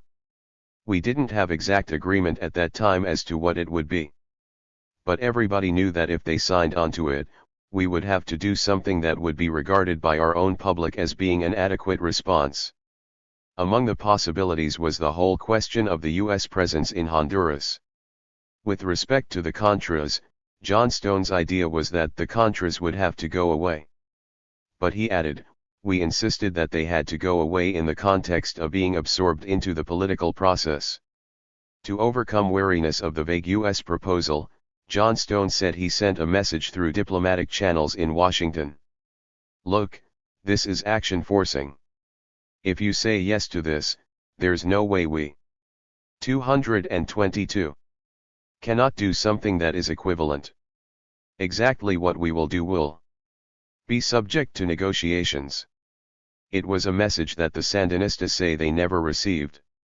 Carlos Tunerman Bernheim, the Nicaraguan ambassador to Washington and a participant in later stages of Manzanillo, said no U.S. official ever called at the embassy from the time of his arrival in August 1984. His deputy, Manuel Cordero, said he could not recall receiving any such message as John Stone described. Tinoco said he never got it. Surely not in writing or as a formal message, he said. If he had, this would be something different, he said. I don't remember that they even hinted something similar to that concept. Because we could have gotten involved in the whole question of what is equivalent. The Sandinistas' failure to probe the U.S. proposal puzzled State Department officials long after Manzanillo ended.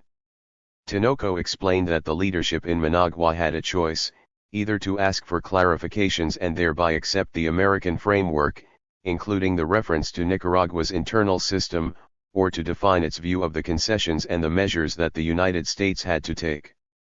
They decided to take the latter route in a response tabled at the end of October. There were two reasons for proceeding this way. As the Sandinistas read the Matrix proposal, it placed primary emphasis on the political and internal affairs of Nicaragua, and we were not in a position to accept involvement of the U.S. government in our internal matters. Tinoco said he stated that very clearly to Schlotterman. Meanwhile, on security aspects, the proposal asked Nicaragua to take a series of steps and did not offer anything clear in return. So it was not at all a good base. The Sandinista counter-offer, presented on October 30 to 31, was remarkably vague in terms of commitments, calling on the United States to halt all maneuvers in exchange for a similar pledge by Nicaragua and demanding that the United States dismantle all military schools, bases, and installations in Honduras, Costa Rica, and El Salvador in exchange for a Sandinista promise not to establish any schools, bases, and foreign installations of their own. Schlotterman dismissed the counter-offer as this half-assed thing, and it was never a subject of serious discussion. Underlying the Sandinista reserve was their belief that the State Department could not sustain its position with the rest of the administration. 80% of U.S. policy toward Nicaragua has 223 been formulated outside the State Department. You have to weigh that, said a foreign ministry official. That may well have summed up what had gone before, but with regard to the Manzanillo talks, it could have serious consequences. For in Reagan's cabinet-style government, the course of policy was determined by the constellation of the key players and by who was making day-to-day operational decisions. When Schultz's influence was weak, he could be little more than a brake on Casey and Weinberger, if that, but Schultz's influence was on the rise in the months leading to the Manzanillo talks, which explains how he got away with arranging the meeting with Ortega. Tinoco said he and his colleagues saw three different tendencies within the Reagan administration. One was interested only in helping re-elect the president, the second wanted to test if Nicaragua is ready for unilateral concessions or a surrender, the third thought it was important to make an effort, a real effort for accommodation with Nicaragua. At the beginning, we had some doubts about the degree of serious division among the different sectors in the administration. But, Tinoco said, we were really not in a position to play games with the contradictions inside the administration. At the end, they concluded that it was more a matter of tactics and that those differences between Schultz, Kirkpatrick, and Weinberger really were not serious. When peace plans collide. The standard explanation for the failure of the Matrix proposal among the U.S. diplomats who worked on it in Washington was that the hardliners in Managua refused to budge. I can't believe an intelligent person wouldn't have understood where it was going. It was very clear to us, and I can't believe it wasn't clear to them, all the possibilities that were there, said one John Stone aide. In fact, the shot that crippled Manzanillo came from an entirely different direction, Contadora. The collapse of Manzanillo is the story of rival peace processes in collision. Until Schultz's trip to Managua in June 1984, the State Department had not engaged in negotiations with the Sandinistas for nearly 2 years and instead watched warily as the 4 countries comprising the Contadora group tried to fill the vacuum. Schlotterman felt it would be improper to send U.S. observers to their monthly meetings. 224. In Panama, the way the Cubans had, Cuban representatives invited the Contadora participants out for drinks and meals to learn exactly what was going on. This has been structured to leave us out. I don't think the participants would look with favor, Schlotterman said. The Cubans of course could get away with these things. Besides, the Cubans were there to give the Nicaraguans a hand. 7. But the arm's-length attitude proved costly when the United States re-entered the diplomatic game. Important developments had occurred without American input or, apparently, knowledge since the administration last paid it much attention. That occasioned the unveiling of the Contadora document of objectives in September 1983 showed the division in the administration, with the State Department reluctant to endorse a process consisting largely of rhetoric and improvisation, and the White House enthusiastic about it for that very reason. In the meantime, working groups of the 5 Central American countries had met from February to April to thrash out the issues, and Costa Rica, the only stable democracy, took the lead role among the Little Entente of U.S. allies in discussing political issues. It was in this forum that Costa Rica reached the conclusion that democracy in Nicaragua was beyond the reach of its diplomacy. We just had to give up. We do not have the means to impose our views on Nicaragua, said Jorge Urbina, Costa Rica's deputy foreign minister and chief representative in Contadora. Nicaragua said it was their internal affair and we had no right to press them. That concession removed from the table an issue on which Contadora or any peace process might founder, modified the 21 points of September 1983, undercut a U.S. policy goal dating back to mid-1982, and reinforced the Sandinista conviction that its internal system was non-negotiable. When Schlotterman presented the U.S. proposal at Manzanillo months later, the Sandinistas could ask themselves why they should agree to discuss a demand that the leading democracy in Central America had abandoned months earlier. U.S. officials in Washington and San Jose said they were not aware of the development. Asterisk. Not until June 1984 did the State Department make a serious effort to monitor Contadora activities at the scene. As Schultz arrived in Managua, the political counselor at the U.S. Embassy in Panama, Ashley Hewitt, set off on a 2-week trip through Central America to meet the delegations assigned to the Contadora process and gain sources for monitoring future meetings. It was too late. On June 8, the Contadora countries presented a first draft of what they called the Act for Peace and Cooperation in Central America. Prepared in Panama by technical experts, it incorporated areas of consensus reached in the working groups and offered language where there was no agreement. Unfortunately for the State Department and its expert in Panama, the venue of action then moved to Mexico, where the highly secretive Mexican Foreign Ministry drafted revisions. Schlotterman said he had repeatedly stressed all that summer 2 major U.S. concerns with the draft, the need for a strong mechanism to ensure compliance, and a timetable for simultaneous implementation of the Accord's provisions on ceasing aid to irregular forces and reducing military advisors, maneuvers, arms, and armies. Both points were integral in the U.S. matrix proposal that was eventually presented. But the leaders of Contadora were focusing on broader political considerations rather than on technical details. The single event in 1984 that concentrated the minds of every president and minister engaged in the issue was the prospect of Reagan's re-election in November. This applied especially to Fidel Castro, who had no formal role in the talks but developed a close working relationship with Colombia's Betancur. Encouraged by Castro and working with Mexican Foreign Minister Bernardo Sepulveda, Betancur made a concerted push beginning in the spring of 1984 to conclude the Contadora process with a grand finale on the eve of the U.S. elections. Mexico was eager for the same result. Clearly it had to be done before the elections, or the United States would be much more tough to deal with, said Carlos Rico, a Mexican scholar on U.S. affairs and advisor to the Mexican Foreign Ministry. Speeding up the clock for a political deadline is an enormous gamble in any negotiation, more so for a loosely structured mediation run by four countries. From its inception, Contadora was possibly the most complex diplomatic effort of the modern era, taking on the 226. 21 points made it the most ambitious as well. All along, the effort was slowed by inexperience, differences among the partners, and their inability to commit national resources. Sepulveda and Betancur treated U.S. concerns with disdain. Mexico's attitude was fed by the perception that the United States was not serious at Manzanillo. Based on knowledge of what was happening at Manzanillo, not too many people thought the talks would lead anywhere, Rico said. We had a clear sense that it was done basically to satisfy electoral needs and to buy time. Experience showed that the United States was not willing to compromise. U.S. insistence on simultaneity was viewed in Mexico as a delaying maneuver.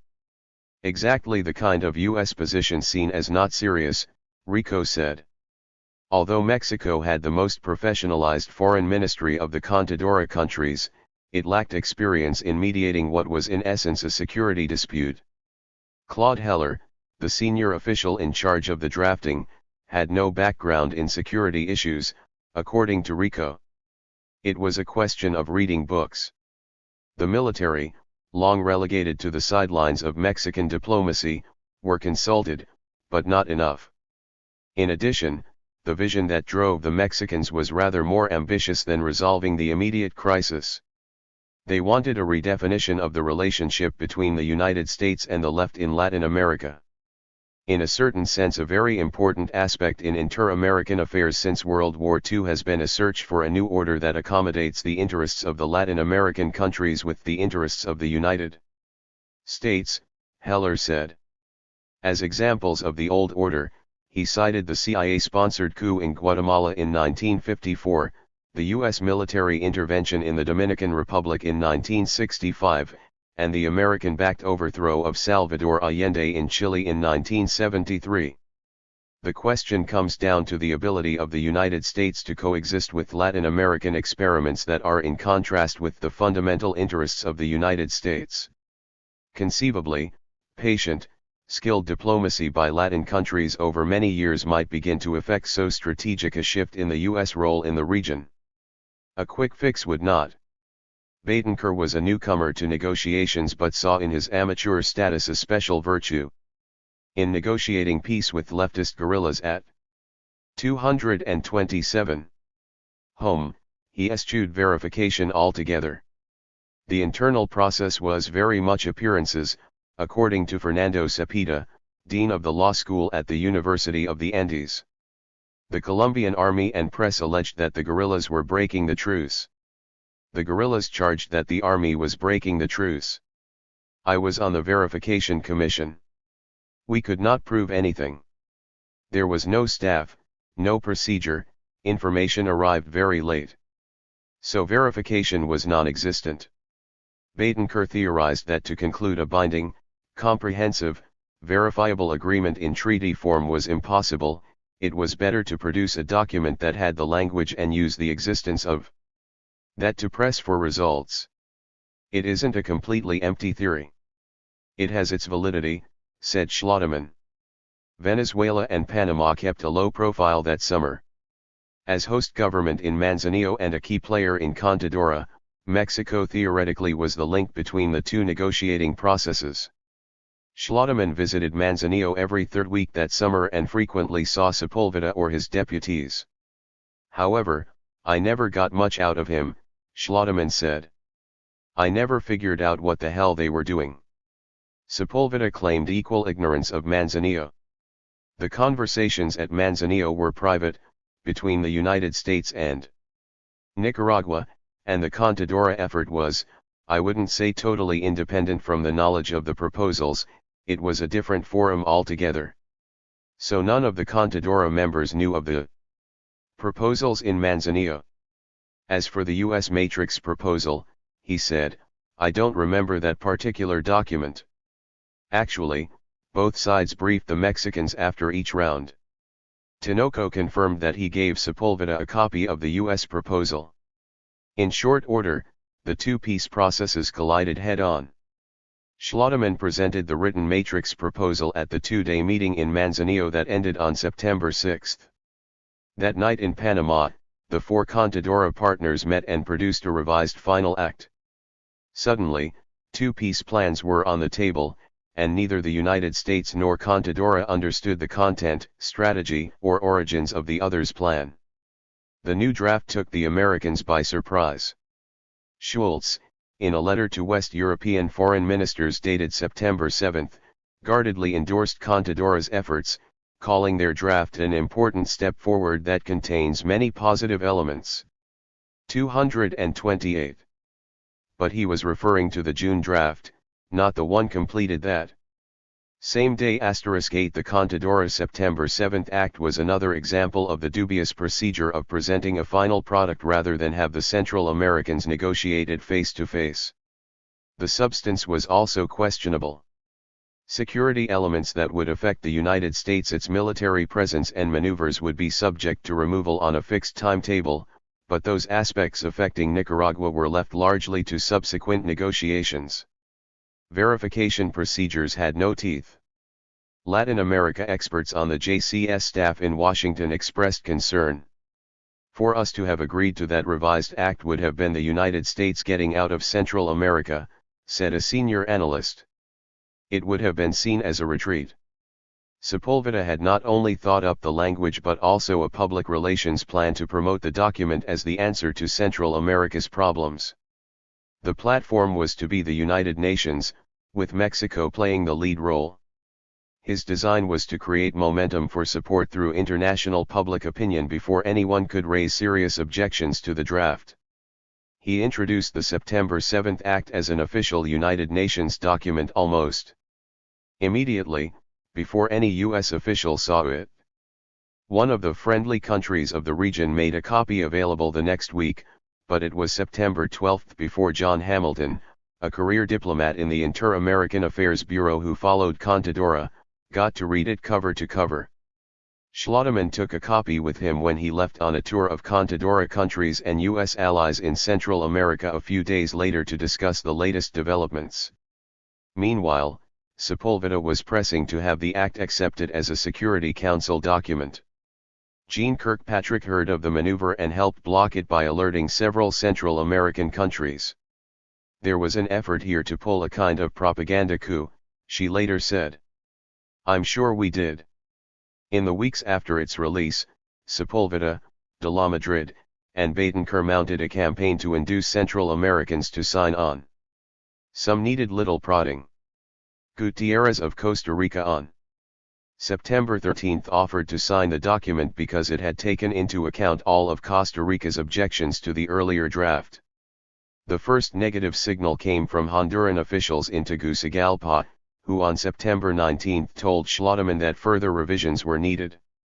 It was we who told Schlodemann what kind of observations we had the act, said Jorge Ramon Hernandez Alcero, the deputy foreign minister.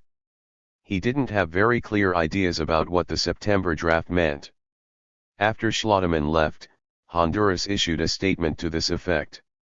This in retrospect was a great tactical mistake, Hernandez Alcero said. Not only did it appear that the United States was giving orders, but more important, the Nicaraguans with that declaration were sure we would not sign the act. 2 days later, on September 21, Nicaragua announced that it would sign the draft immediately and without further modifications.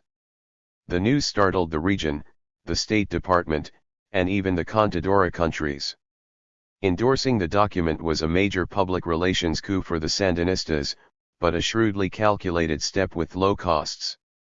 A lot of effort had gone into wooing the Sandinistas, but knowledgeable diplomats in the Contadora states believed Managua endorsed the act in the sure knowledge that it was going nowhere.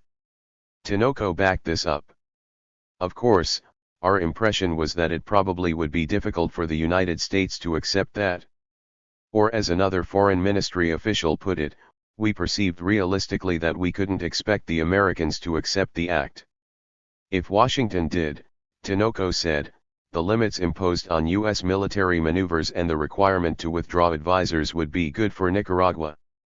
On September 24, the State Department publicly expressed its objections in phrases lifted from the Honduran statement 5 days earlier, adding to the acute embarrassment in Tegucigalpa. All this might have been written off as theater except for the devastating impact it had on American diplomacy. Schlotterman's talks with Tinoco were arguably the only sustained U.S. negotiating effort since Reagan took office. But in the course of September, the Sandinistas found themselves with a choice: a fairly rigorous U.S. plan and the rather loose Contadora Act. Probably no one else was aware what had happened. Tinoco said it was clear that the Americans had lost the initiative. In a period of about 1 month, the administration was in a very difficult situation, he said. 230. The Sandinistas took neither proposal very seriously, but under public and private pressure from other Latin countries, including Cuba, agreed to Contadora. When they did, the point of Manzanillo became questionable.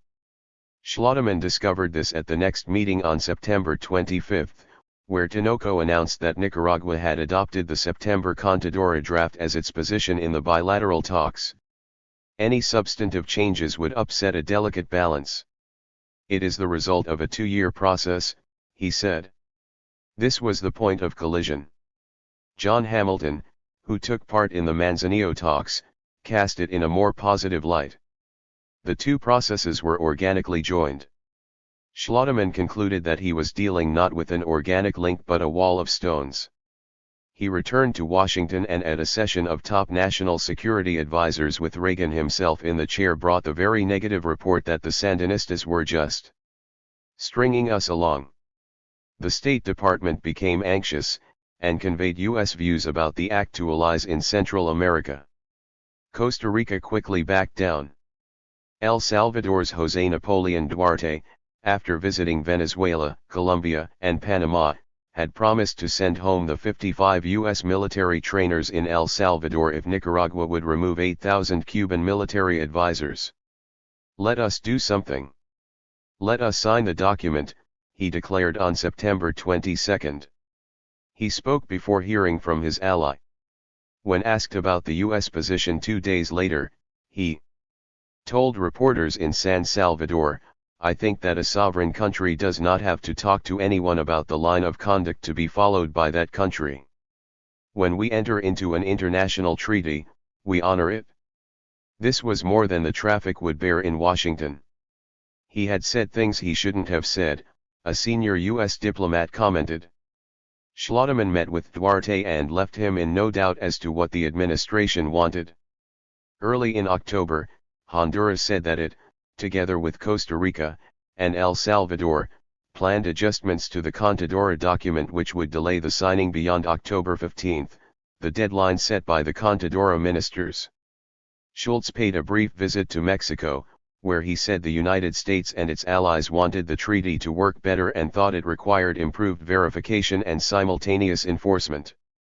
Sepulveda replied, "It might be useful to 231. Include those comments in the treaty." With that, the bottom fell out of the September 7 Act. Nicaragua had agreed to sign only without modifications. Honduras called a meeting of the foreign ministers from Costa Rica, El Salvador, and Guatemala on October 19 and they produced a draft of their own. Guatemala, which had withheld any endorsement of the September 7 Act, sent only its deputy foreign minister, who did not sign the proposal. 9 The Contadora process went into a stall, from which it did not recover until spring 1985. Within state, Manzanillo also looked like a lost cause. The matrix scheme had not induced much of a dialogue, and Sandinista acceptance of the September 7 Contadora Act put that document at the top of the U.S. Nicaraguan agenda at Manzanillo. But when other Central American countries and even Mexico agreed that the Contadora Act needed further work, the discussion at Manzanillo began to go in circles.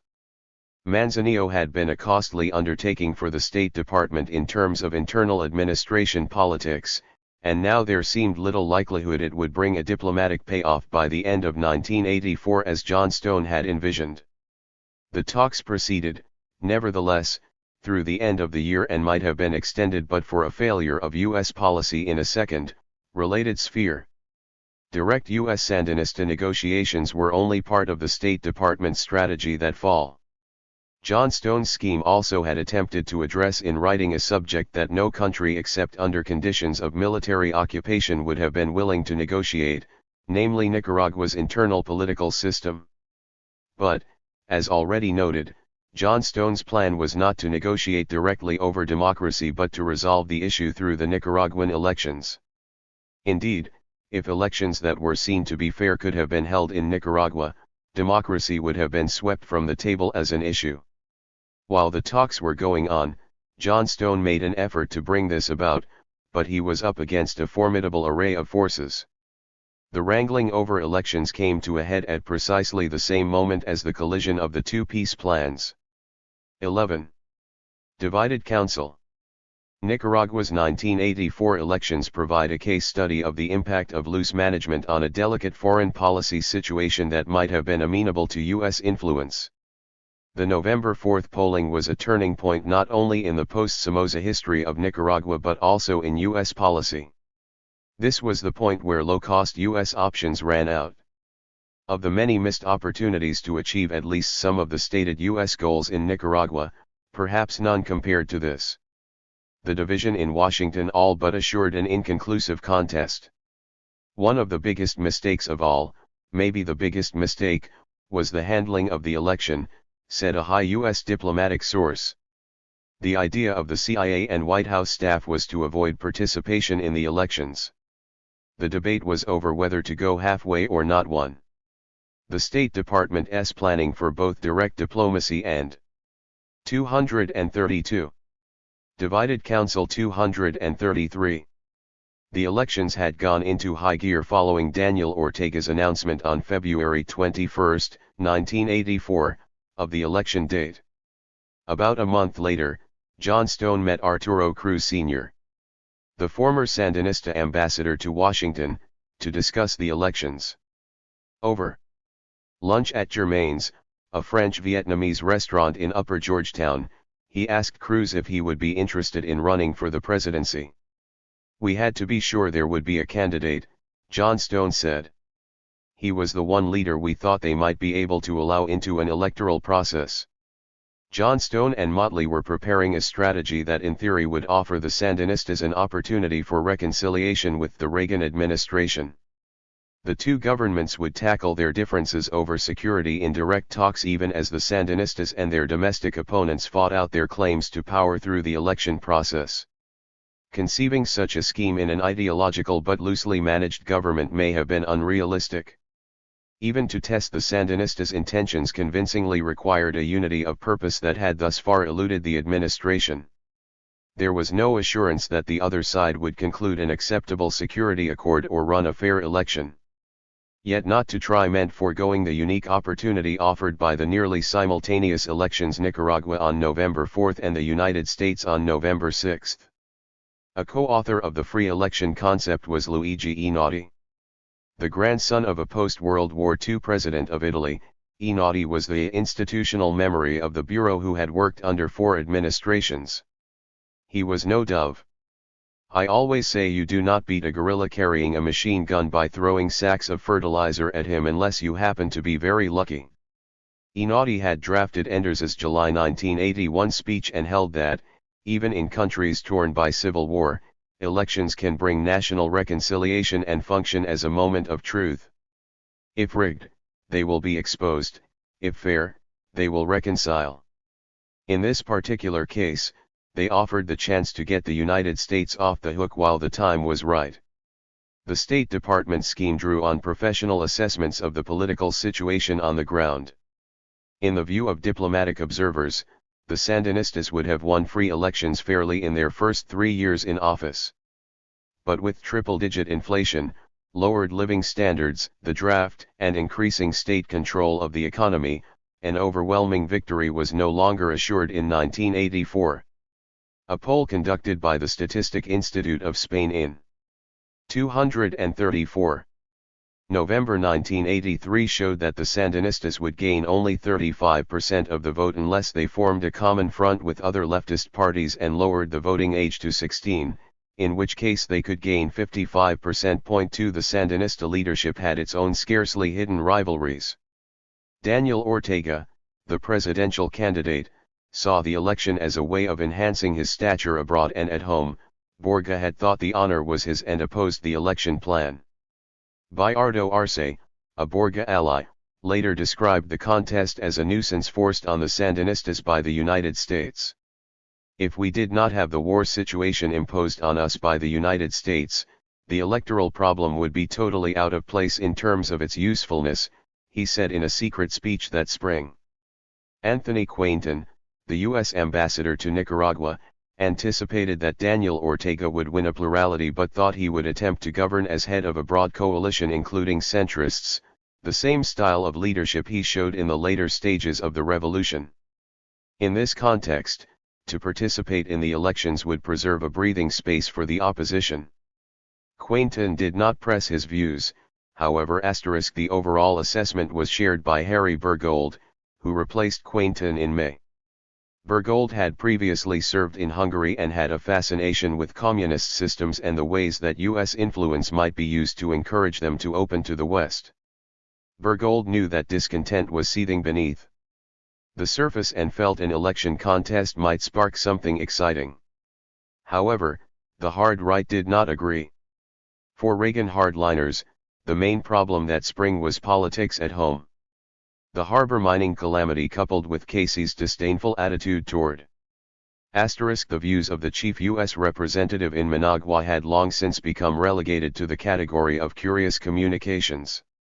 Quainton had on several occasions proposed alternatives to military pressures involving contacts with the internal opposition, but his efforts to influence policy were viewed even at state as quixotic. Quainton narrowly escaped being fired for refusing to join a White House campaign portraying the Sandinistas as anti-Semites. In an attempt to win the backing of American Jews, the administration charged that the Sandinistas had persecuted Nicaragua's tiny Jewish community. But in fact most of them had prospered under Somoza and left when he did. Quainton reported that he could find no verifiable evidence of persecution. Schultz saved his foreign service career by insisting that Quainton be sent to the first open post, Kuwait, even though he was not an Arab expert. Divided Council 235. Congress and Mondale's decision to make Nicaragua policy an election issue eroded what little bipartisan support remained for the Contra program. With no prospect of funds from Congress, the hard right focused its energies on finding alternate sources. Simultaneously, the CIA had to stop managing the program, and in May Claridge turned over control to Oliver North. North now had not only had an interest to promote but, with a seat on the rig, a key role in policy making. From the time Schultz went to Managua on June 1 and began the Manzanillo talks, he, Motley, and John Stone were under attack from the hard right, Casey, who had been misled by Motley, Kirkpatrick, who had been briefed on the run, and North, Menges, and others, who had been kept in the dark. For John Stone, the elections were crucial to the success of his design for a negotiated settlement. Democracy was on the table at Manzanillo, but John Stone wanted to address it through Cruz's candidacy. His scheme assumed that the opposition would register for, if not actually contest, the election. However, where the State Department supported Cruz's candidacy in hopes it would foster a deal in which the Contras would go away, the hard right believed that force was the only way to bring about democracy in Nicaragua and the Sandinistas had to go away either through overthrow or removal. They supported Cruz in the expectation he would not participate in the elections, thereby discrediting them. They regarded a negotiated deal with the Sandinistas as a sellout. For the hardliners, the actual political situation in Nicaragua was irrelevant. They argued by syllogism. Communists never allow fair elections, the Sandinistas are communists, for the opposition to participate in elections will legitimize communist rule. Conservatives kept a low public profile but were able to engage their assets without drawing attention. Casey had direct access to Reagan and influence on his thinking and his public statements. He also had a network in Central America which could influence the Contras in Honduras and Costa Rica, as well as good contacts in the Nicaraguan internal opposition. Even Cruz was receiving CIA funds at the time. The other guys were able to run it by their complete penetration of the opposition, said a senior diplomat. None of these people is independent anymore. They worked to convince the internal opposition to insist on election rules so comprehensive that the Sandinistas would never 236 accept them. Menges was convinced that the Sandinistas would stage a sham election. He insisted rigidly that Reagan's demand for democracy not be compromised. To this end, Menges worked closely with the presidential speech-writing staff. Reagan, as usual, did not choose between competing strategies or impose discipline on his subordinates, but allowed the different power centers to pursue policy according to their interpretation of the goals. Not many people saw anything positive coming out of the election campaign that spring. 2 Americans did, however, and approached Cruz about it independently. John Curry, a Foreign Service officer who had served in Managua at the time of the revolution, told Cruz not to be too purist. Of course he couldn't win an election in a Marxist-Leninist state, Curry said. That wasn't the name of the game. We had a short window of time, the only one in which the opposition politicians could use radio and television, travel around the country, get a semblance of a political organization going, explain their point of view, and show people they were not alone. I said he should take advantage of it. Curry, whose wife is Nicaraguan, was sure the Sandinistas would prevent Cruz from campaigning, but that this fact would be widely shown in the international news media. If he withdrew, it would be seen abroad as justified. Max Singer, who describes himself as an anti-communist writer and analyst who at the time was organizing Prodemxa, a non-profit group that backed administration policy in Central America, told Cruz to get your best conditions up front and go all the way. He was convinced the Sandinistas would lose in an honest election. You put José Gómez on the ballot, you would have gotten a majority. There were 2 ways we could win. If it forced them to repress the opposition and if we won. Offsetting these overtures was an invitation to Bergold from John Carbaugh, the former Helms aide who was now a peripatetic lobbyist and still a hyperactive champion of conservative causes. Over drinks at the Metropolitan Club, Carbaugh discussed ways to manage election strategy so as to discredit the Sandinistas. Carbaugh felt the standard for Nicaragua should be the same as in Honduras, El Salvador, Costa Rica, and Argentina, and we should not give them any special privileges. Carbaugh's attitude was widely shared among conservatives, who were out of touch with the political situation on the ground. Divided Council 237. Their instinctual distrust of Sandinista intentions was reinforced by conservative Nicaraguans who passed through Washington with increasing frequency that summer and spoke of zancudismo, or parasitism, in describing the nature of the elections. It was a term drawn from the Somoza era. A zancudo, Spanish for mosquito, was a conservative Somoza opponent who collaborated with the regime. Thus the line was drawn. One group thought the elections could spark something exciting and favored taking risks as Enders had in El Salvador to see how things would run. The other felt that the opposition was fated to lose in a Marxist-Leninist election, the Sandinistas should not be legitimized, and the contest should be blocked. Either course was a self-fulfilling prophecy. John Stone asserted that the entire administration supported the policy formulated at the State Department that Cruz should run if he could get fair conditions. Singer gave this assessment: it was error with the support of the Secretary of State against the rest of the government. In addition to the obstacles in his path at home, John Stone faced a number of challenges in Managua. A major hitch was the divisiveness of the internal opposition, a central feature in Nicaraguan political culture that predated Sandinista rule. In an effort to gain unity, the opposition in 1982 had formed an umbrella group, the Coordinadora Democrática, which tried to forge unity through decisions by consensus. The group consisted of 4 political parties, 2 trade unions, and representatives of 6 business organizations. Coordinator generated rhetoric and wish lists, but its cumbersome decision-making method lent itself to the tyranny of the minority of conservative businessmen, and it proved incapable of crafting a workable election strategy.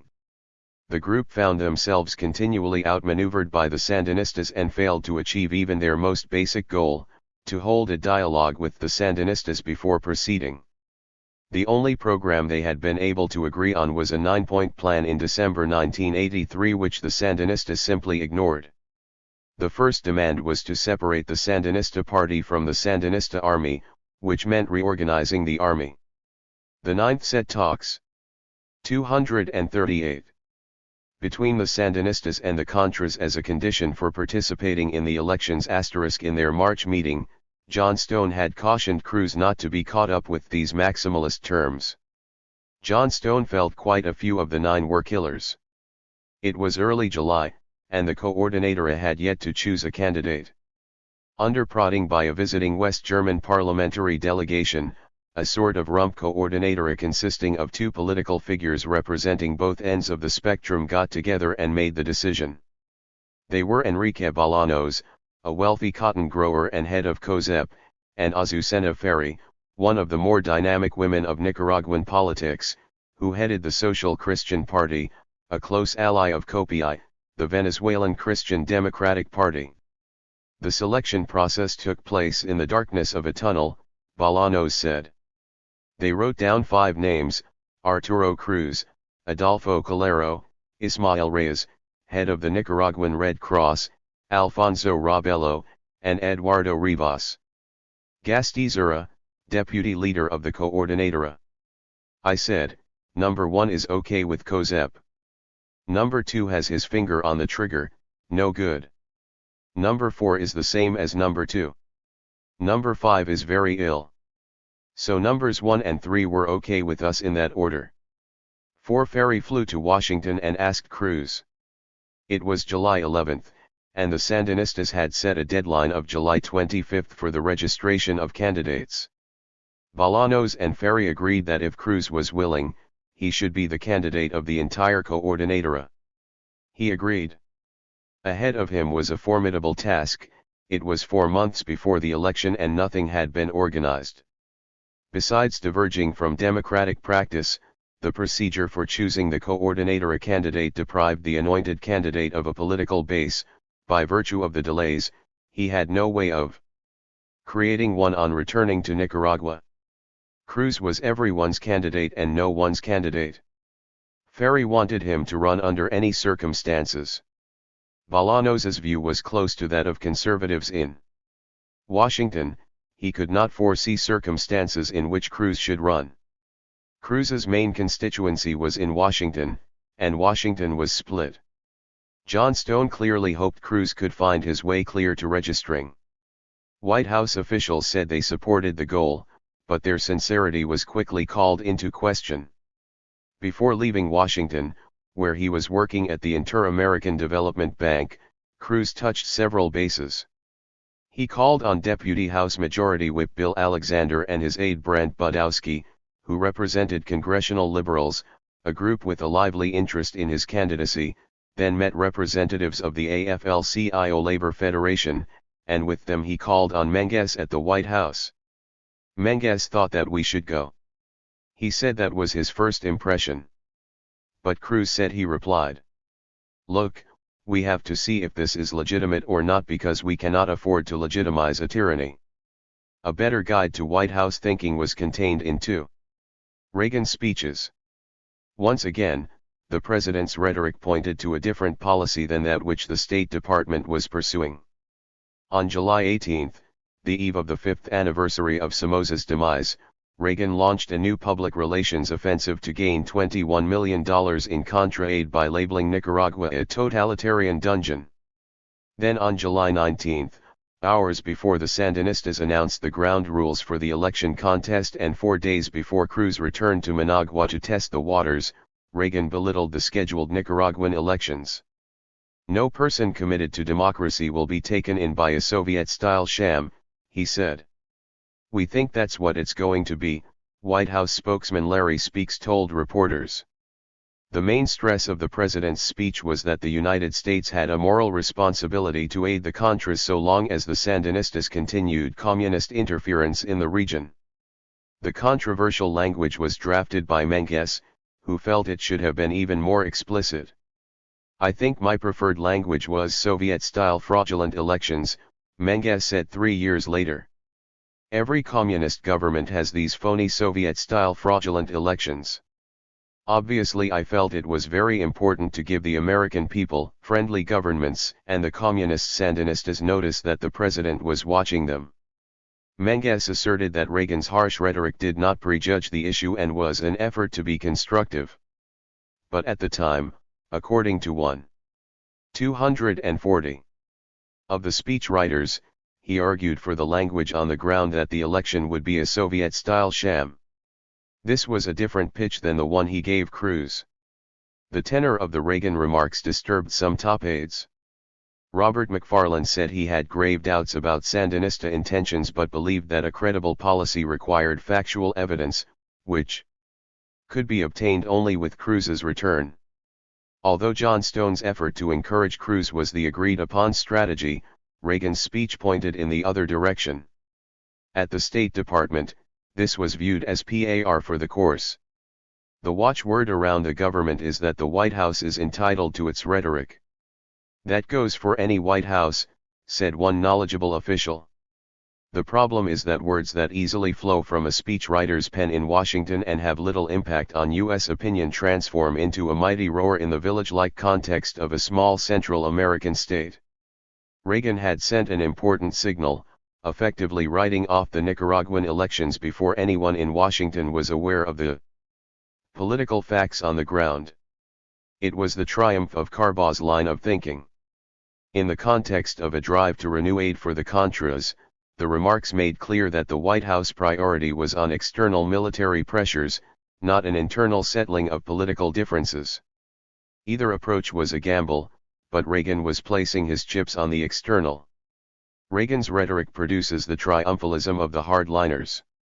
It means you abandon strategy, said Bill Baez, a close associate of Cruz, who as head of the leading organization of Nicaraguan cooperatives was one of the representatives of COSEP on the Coordinadora.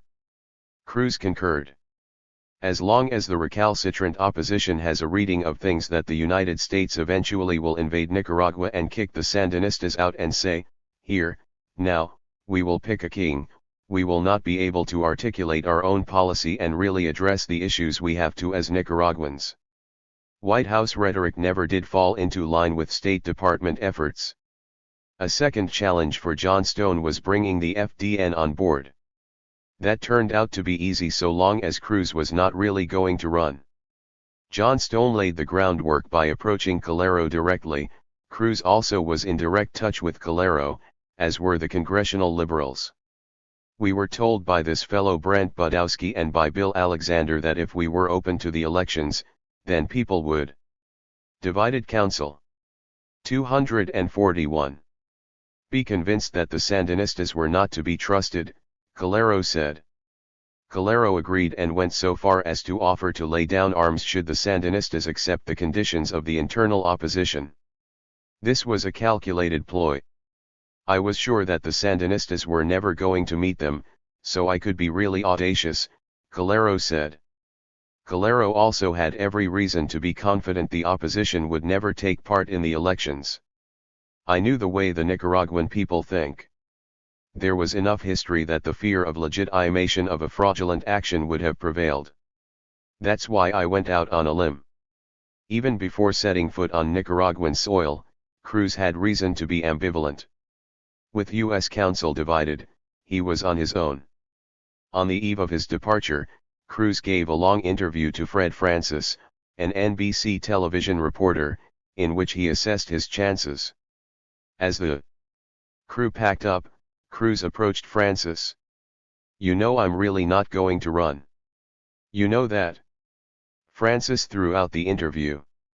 Cruz's ambivalence quickly surfaced in Managua, where he returned on July 23. Without consulting any of his political allies, Cruz raised the ante in a speech on July 24. Of the Coordinator's 9 points, which are in fact our catechism, we have decided that the 9th will now be first, he said at an opposition rally in Managua, referring to the demand for negotiations with the armed opposition. Cruz was worried about being seen as a zancudo and was looking for a way out. Ferry was scornful. When Somoza gave elections, they were dirty and fraudulent compared to what the Sandinistas were offering.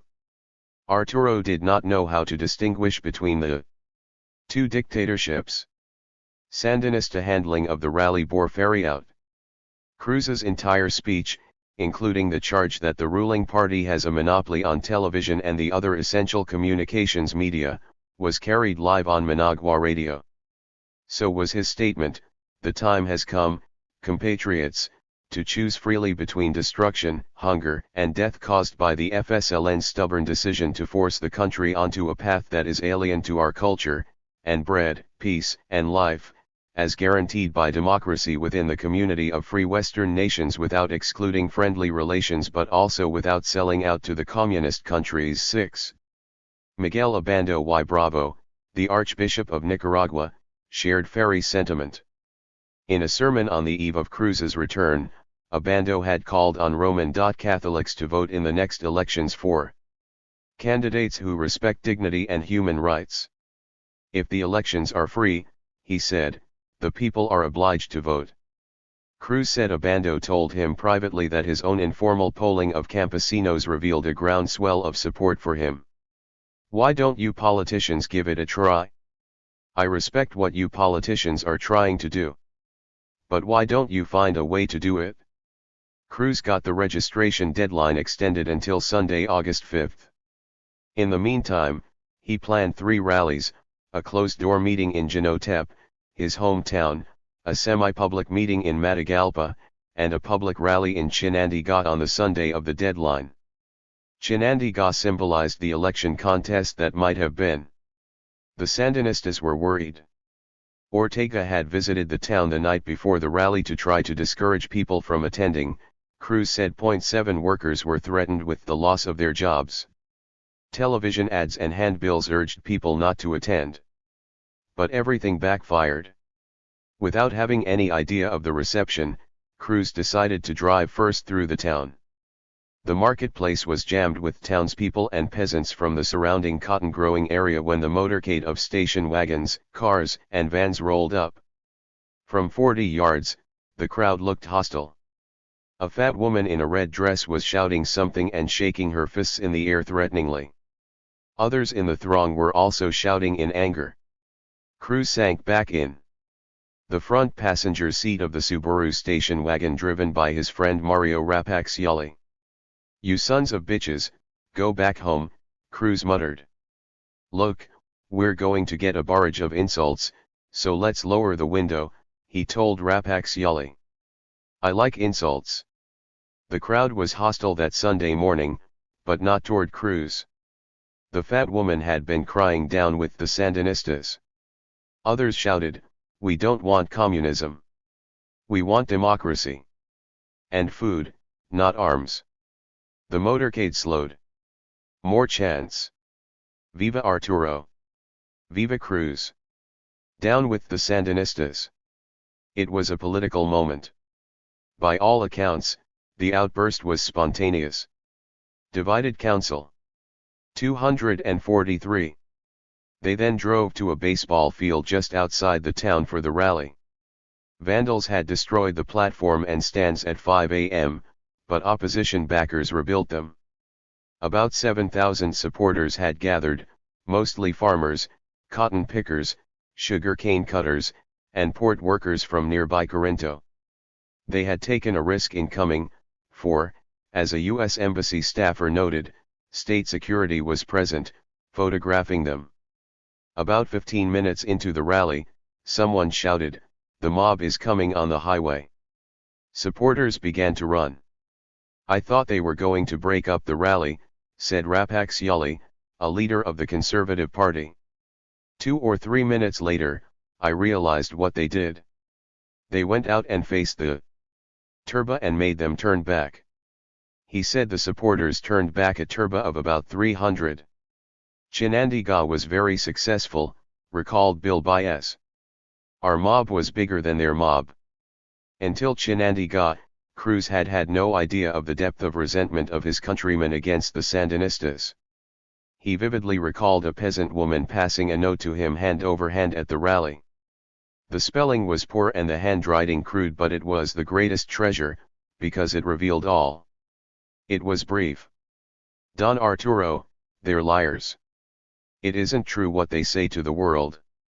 Go and tell the world that they are liars. We are sick and tired of this. There could have been an insurrection. One of the most striking facts about the Chinandega rally was that no one in Washington seemed to know about it. No U.S. reporter was present. Sandinista censors chopped so much of the news and photographs from La Prensa, the opposition newspaper, that its editorial board decided not to publish the next day, so Nicaraguans never got the full story. For reasons that are not clear, officials at the very top of the Reagan administration right up to McFarlane, the National Security Advisor, were unaware of the event, yet Bergold said he had cabled a complete report based on the observations of a U.S. diplomat at the scene. Ferry tried to convince Cruz that the popular sentiment reflected in Chinandega was more important than the consensus in Coordinadora.